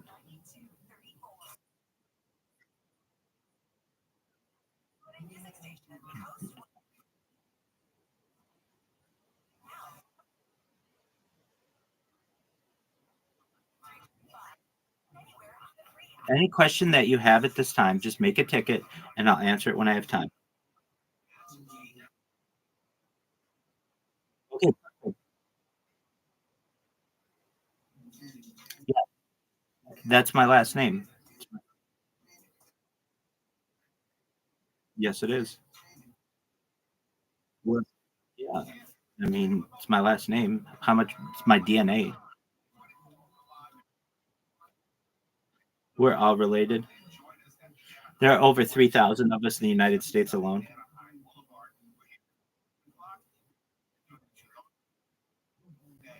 We're dog. All right. If you're like,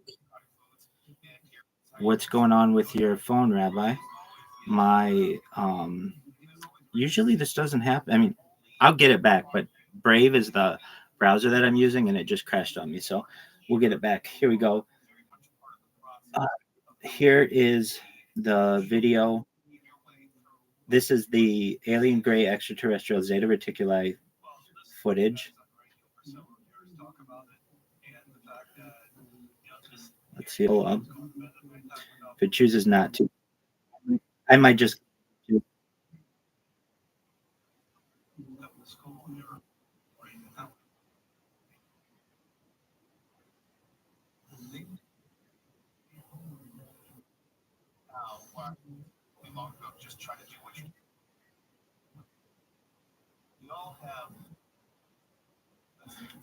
In the free speech channel below.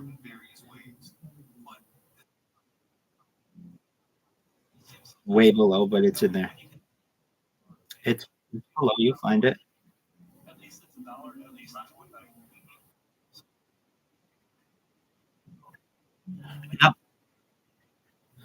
People who have been in here the longest.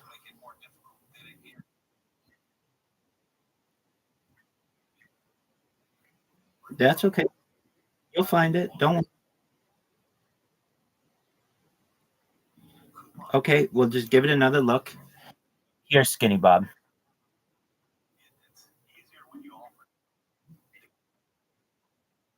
He's cute. I would hope not.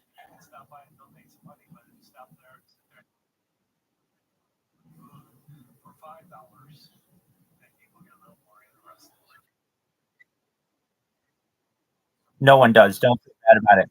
I used to let people post in general, but then somebody posted a circumcision video and put it all over the Discord. So I stopped that.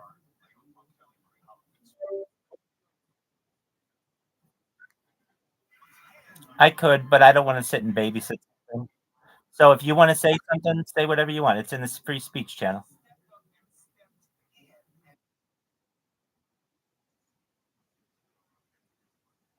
Excellent point. Excellent point. So this is what he looks like. He's a little thing. I don't know. But yeah, so that's what we've got on aliens. If you guys weren't aware, I live stream on YouTube, and every 12 hours or so, I have to restart my YouTube streams. If you're not familiar, do you guys know who Bob Lazar is? Excellent, excellent. Well, Bob Lazar, perfect. That's what we're gonna watch right now. Just one moment. LFG, baby. So you should see I have another device.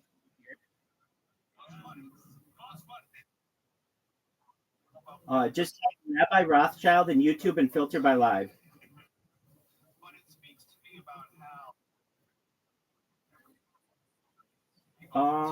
I mean, at any given time, it varies. Exactly.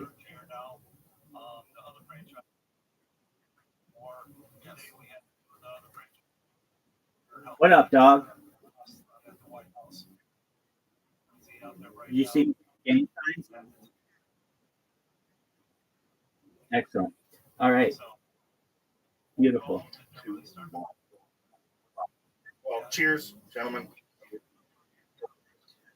Max, thank you very much for doing this. I really appreciate it. I understand that you've told the story many, many times. You've been grilled Okay, many, so many if you guys are times. wondering, what am I doing? I just have to restart my streams. Don't worry, I'm here, and I'll be back.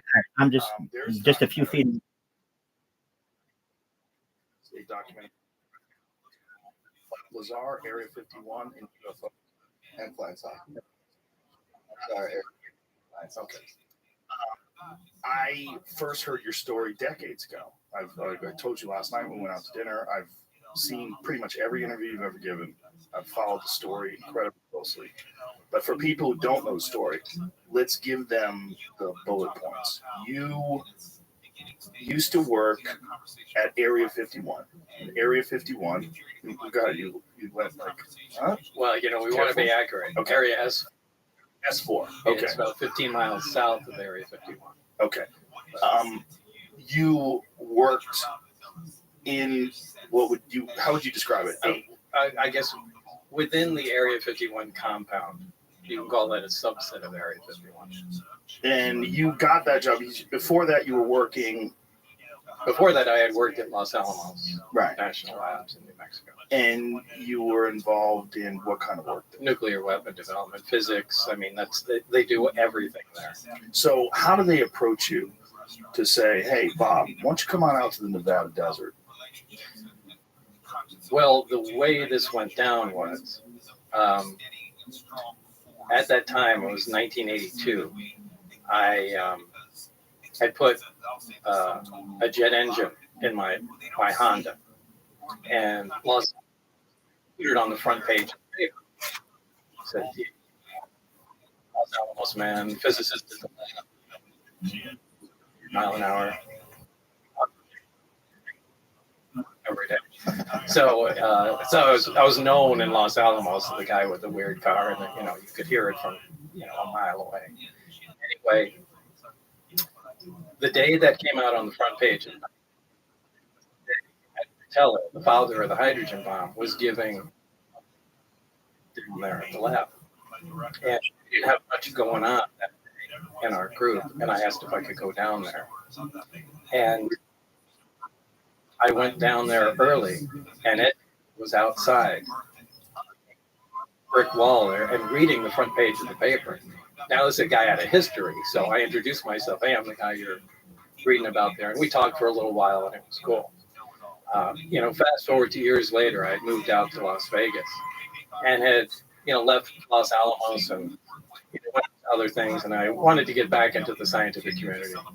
I left to start other businesses and that sort of thing. So I sent resumes out, and one of them went out to Ed Teller and referenced our meeting, back in the day. And anyway, he remembered me and gave me a reference, somebody to contact at EG&G. And that's pretty much how it started. So you get a phone call or a letter? Like, what do you get? Well, I got what did I get? I got a letter initially, and went down for an interview probably a couple times, and it was down at EG&G Special Projects, which was at McCarran Airport at that time out in Las Vegas. And did they give you any sort of job description? What you're applying for? They said, I remember exactly. I'm here. I'm just restarting or something like generic, and they said it's in a remote area. It's going to be some days on, some days off, and it was kind of not exactly a full-time job, but you might have to be out there for 2 weeks at a time and take 2 weeks off, and so it was kind of work schedule would be kind of broken up. And did this seem attractive to you, or did it seem weird? No, it really wasn't weird because people that work at the test site, anybody that's familiar with the area up there, working at the nuclear test site or at the Tonopah test range north of there, that's typically how things go. So you had known about it from the scientific community? Because Area 51 at that time was no, they didn't say anything classified. About Area 51. Okay, so they just said it was in a remote location, and you just know it was up at the test site. Right. So, but there was no mention of Area 51 at that time. So they've done hundreds of nuclear tests in Nevada. That whole area there's giant chunks of Nevada that people. Yeah, there's a big piece of Nevada, and it's split up into different areas. There's a nuclear test site. There's Area 51. There's the Tonopah test range north of that. There's little sub areas. There's areas where they test chemical weapons and things like that. So it's all broken up as a gigantic test area. So take me back to first day on the job. You accept the job. They take you out there. Yeah, it's the first day. Really, I didn't really get to see a whole lot. The first day was essentially just paperwork. That's when I flew into Area 51 proper. And I left McCarran Airport and flew what they call the Janet flights. Just, a passenger plane from Las Vegas to Area 51. And it was really just going through mounting the paperwork that day. From security clearances to, it was like 2 or 3 hours of just solid paperwork. And that was really an uneventful first day. When did things get weird? When did you realize, at what point in time did you say, hey, this is not normal work? Like, this doesn't even seem like it's from this planet. That, I can't tell you what day that occurred on because so much time has gone by, the days have kind of fused into one, and I can't separate the days. Was it a slow burn, or was there a moment of recognition? Well, the first inkling I had was when I came in. There's this facility that is at S4. It's in the side of a mountain.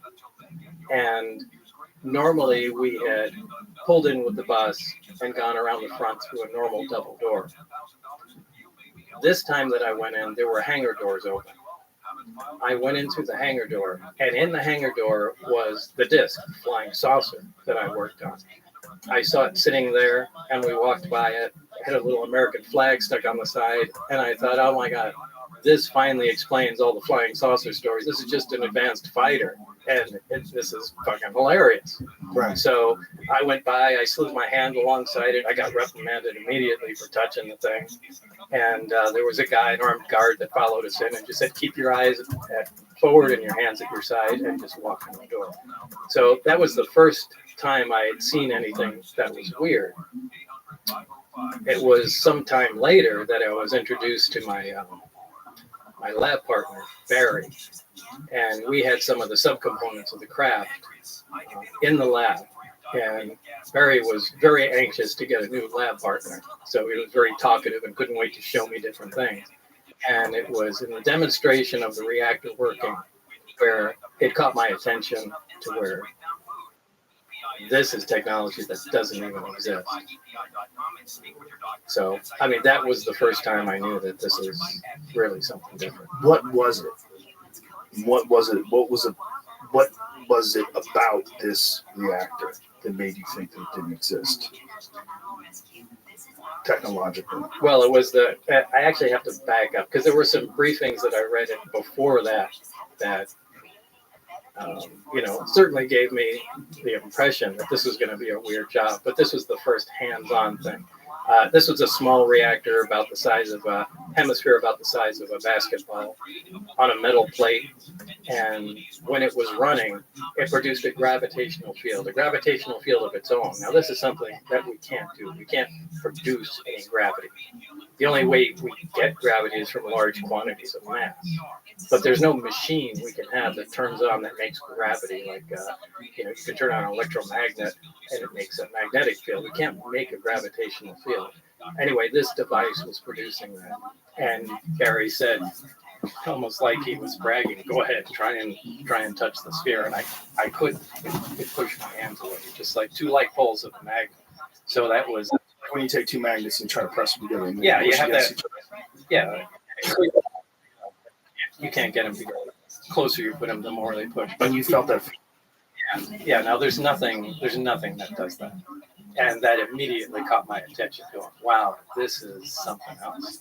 What was your thought? Like when you felt that and you knew that there was nothing that you were aware of that could produce Then this. that connected me to the briefings that I read on the first day at S4 was that everything that I had read was apparently accurate.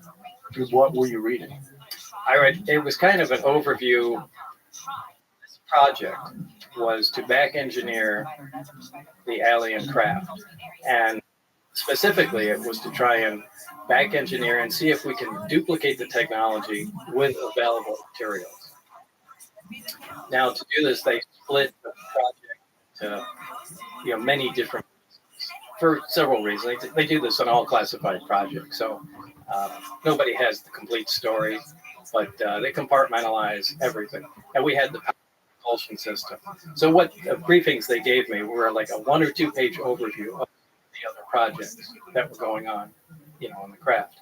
The only reason they do that is just in case what you're working on is connected intimately in some way that we don't know of to one of the other projects. You have to know their existence. So, again, they have everything from metallurgy to, weapon potential of the craft. And these were all, essentially very short briefings, but mine was just power and propulsion. And it made it very clear that what I read was accurate. So when you're reading that, before you actually saw the reactor, what were your thoughts on what they were describing? If you knew that something like that didn't exist, and they're describing it in the briefings, what did you think you were going to see? I didn't know at the time. I mean, I was reading, I thought, is this some kind of test? See if you're crazy. Well, not to see if I'm crazy, a lot of times they'll take in real high security jobs. I mean, they'll intentionally insert nonsense into them, whether it's to confuse the fact or if for someone was to leak it out, they would carry that information along and know where it came from. So I read through the documents, but, I didn't know if this was, part of some kind of test or, or what, or was it potentially realistic? I mean, I really didn't consider it being all that possible as far as being the actual thing that I was going to work on at the time. How did they turn it on? The reactor? Yeah. The reactor can be turned on or turned off in a lot of different ways. The way Barry showed me, if the hemisphere is removed, there's a small tower in the middle. When you put the hemisphere on, the reactor activates. The reactor shuts down. It's load sensing. So if there's no load on the reactor at all, it shuts down. When there's a load present on it, it starts up again. Load meaning? You can consider it an electrical load. So although it doesn't necessarily operate electrically, there's no wiring that connects any of the subcomponents together whatsoever. They just have to be in the immediate vicinity. The stuff is borderline magic. And that's essentially where we left it, when I left the project. So there was no progress, man. There was some progress. I mean, we did identify, at least we think, some processes and had a rough idea, we think, of what was going on. But I think this is a problem that they've had for a long time. And, I was replacing somebody that Barry worked with prior to me. And I think there was some horrific accident that I didn't have a whole lot of information on, but, Barry alluded to that. A horrific accident, like where someone died, or? Yeah, where somebody died. Because they were trying to tamper with things or figure out how something worked? Yeah, the reactor in particular. But yet he let you touch it. Yeah, I think what they were trying to do was cut into one. Now they had more than one there, and that was supposedly there was an unannounced nuclear test And that's what it was. At the time, remember, they were still doing underground nuclear tests at the test site. But from what I understand, according to Barry, there was an attempt made. Now, this must have been a pretty desperate attempt because it's not a very scientific process to analyze something that way. But it looked like they used a plasma cutter or something like that to cut into an operating reactor. How many of these things did they have?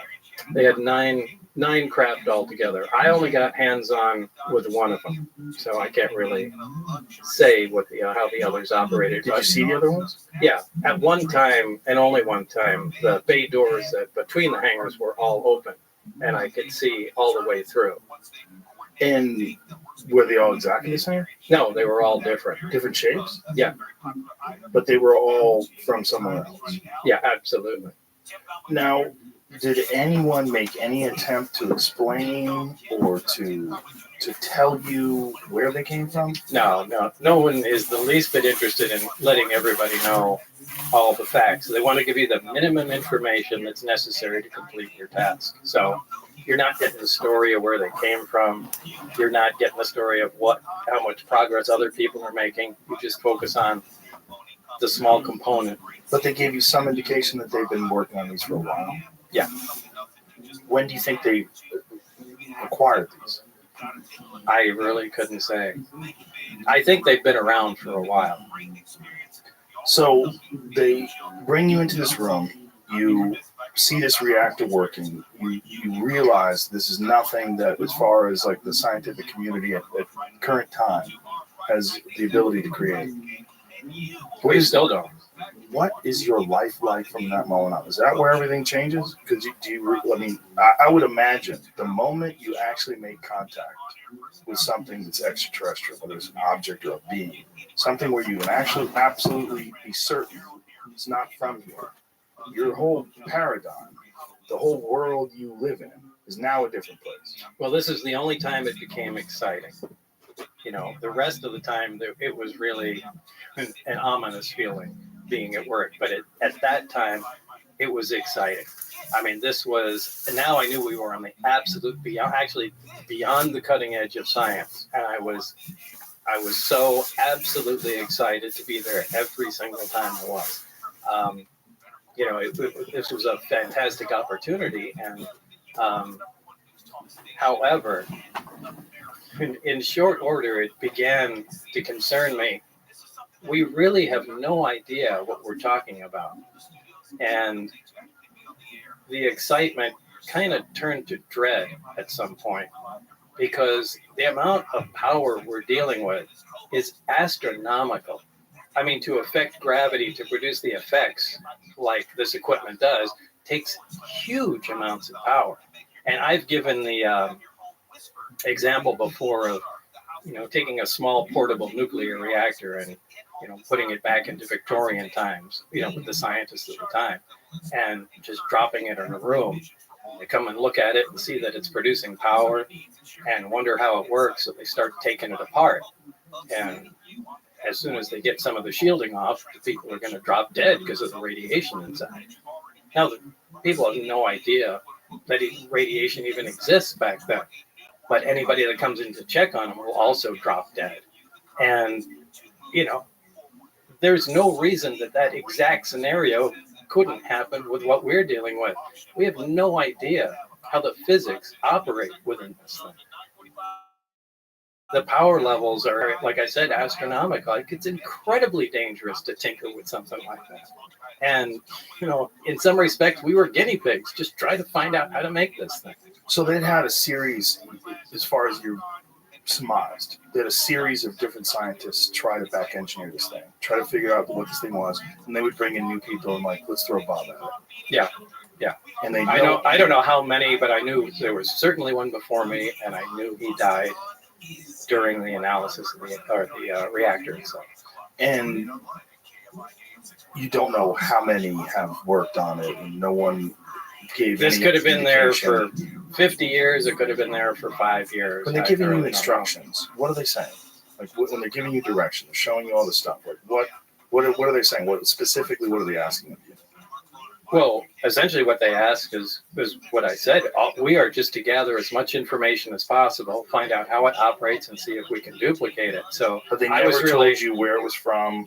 They never let you ask questions about where it's from. Well, if the information I read in the briefings was accurate, now what I do have to say is the information that pertained directly to the reactor was accurate. What I read did jive with reality. In terms of how? In terms of how it was made, what we saw, how it operated, the materials, how it, turned on, and what was discovered about it. I'm sorry, the migraine is really making it hard for me to think here. Sorry, no, we talked that before the podcast. You're telling everybody Bob is getting a migraine. I know you're very stressed out, but this is just one of the reasons why I appreciate you doing this. Where was I? We're talking about right, the way you explained it. And so there was some paperwork that indicated that this was from the Zeta Reticuli star system. Now, how they obtained that, I haven't the slightest idea. But it wasn't just from the Zeta Reticuli star system. It was what they called ZR3. So it was a third planet in that star system. So there was no other information about it other than that's supposedly where the craft came from. Now, is that true? I don't know. I have no way of verifying that. But that was printed in the same materials that referenced the reactor. Now, I looked that stuff up when I went home. And Zeta Reticuli is a binary star. Two stars that orbit one another, and it's only visible in the southern hemisphere, and it's about 30 some odd light years away. So that's literally all the information I have about that. I don't know how they found out it came from there. And you also probably have some suspicions that they give you some disinformation, like you were talking about before. Yeah. I mean, if you ever decided to talk about this, they added a bunch of nonsense to make whatever is factual look ridiculous. Right. Or be able to trace it down. Like, hey, this fax came out, and this Lazar guy said it came from Zeta Reticuli, so they knew it was. When you read Zeta Reticuli, you're like, what in the fuck is this? Well, reading all of the stuff, it was what in the fuck is that? You're like, why did I sign up for this? No, it would. To me, this was cool. This was interesting. I said I was just excited to be out in a secure area, in the middle of the desert. I said, this is awesome. How old are you at the time? I was in my 20s. Yeah, so you're probably totally geeked out. Oh yeah, this was great. I mean, I was excited. So I didn't care. I'm reading through everything, and so you read through all the Zeta Reticuli thing, but then when you see the actual starship with the little American flag sticker on it, well, that was that later or before? That was before. So before. So you see the thing before, and you say, "Oh, this is Wait, what's that before?" Hard, so many years. Yeah, I can't. Either way, it doesn't matter. The days have fused together. It's so hard to separate what happened in each visit. Do you remember the thought process when you read that it's from Zeta Reticuli? Yeah, it didn't hit me like a ton of bricks or anything. It's just like, yeah, okay. And, you think it was bullshit? I don't know. You just were like, okay. Now I don't. I mean, because when I read it, I hadn't verified anything, and this was just a bunch of stuff I was reading, and I thought maybe after this they're just going to give me a test and see what I can remember and crazy information. And, but like I said, when I finally went in with Barry and had hands-on experience with what they were talking about, it took on a completely different meaning. So there's a plate, there's this thing that looks like a half a basketball, and when it's on, you can't come anywhere near it. You can't touch it. Right. How is it? What is gravity about that? Like the concept of gravity.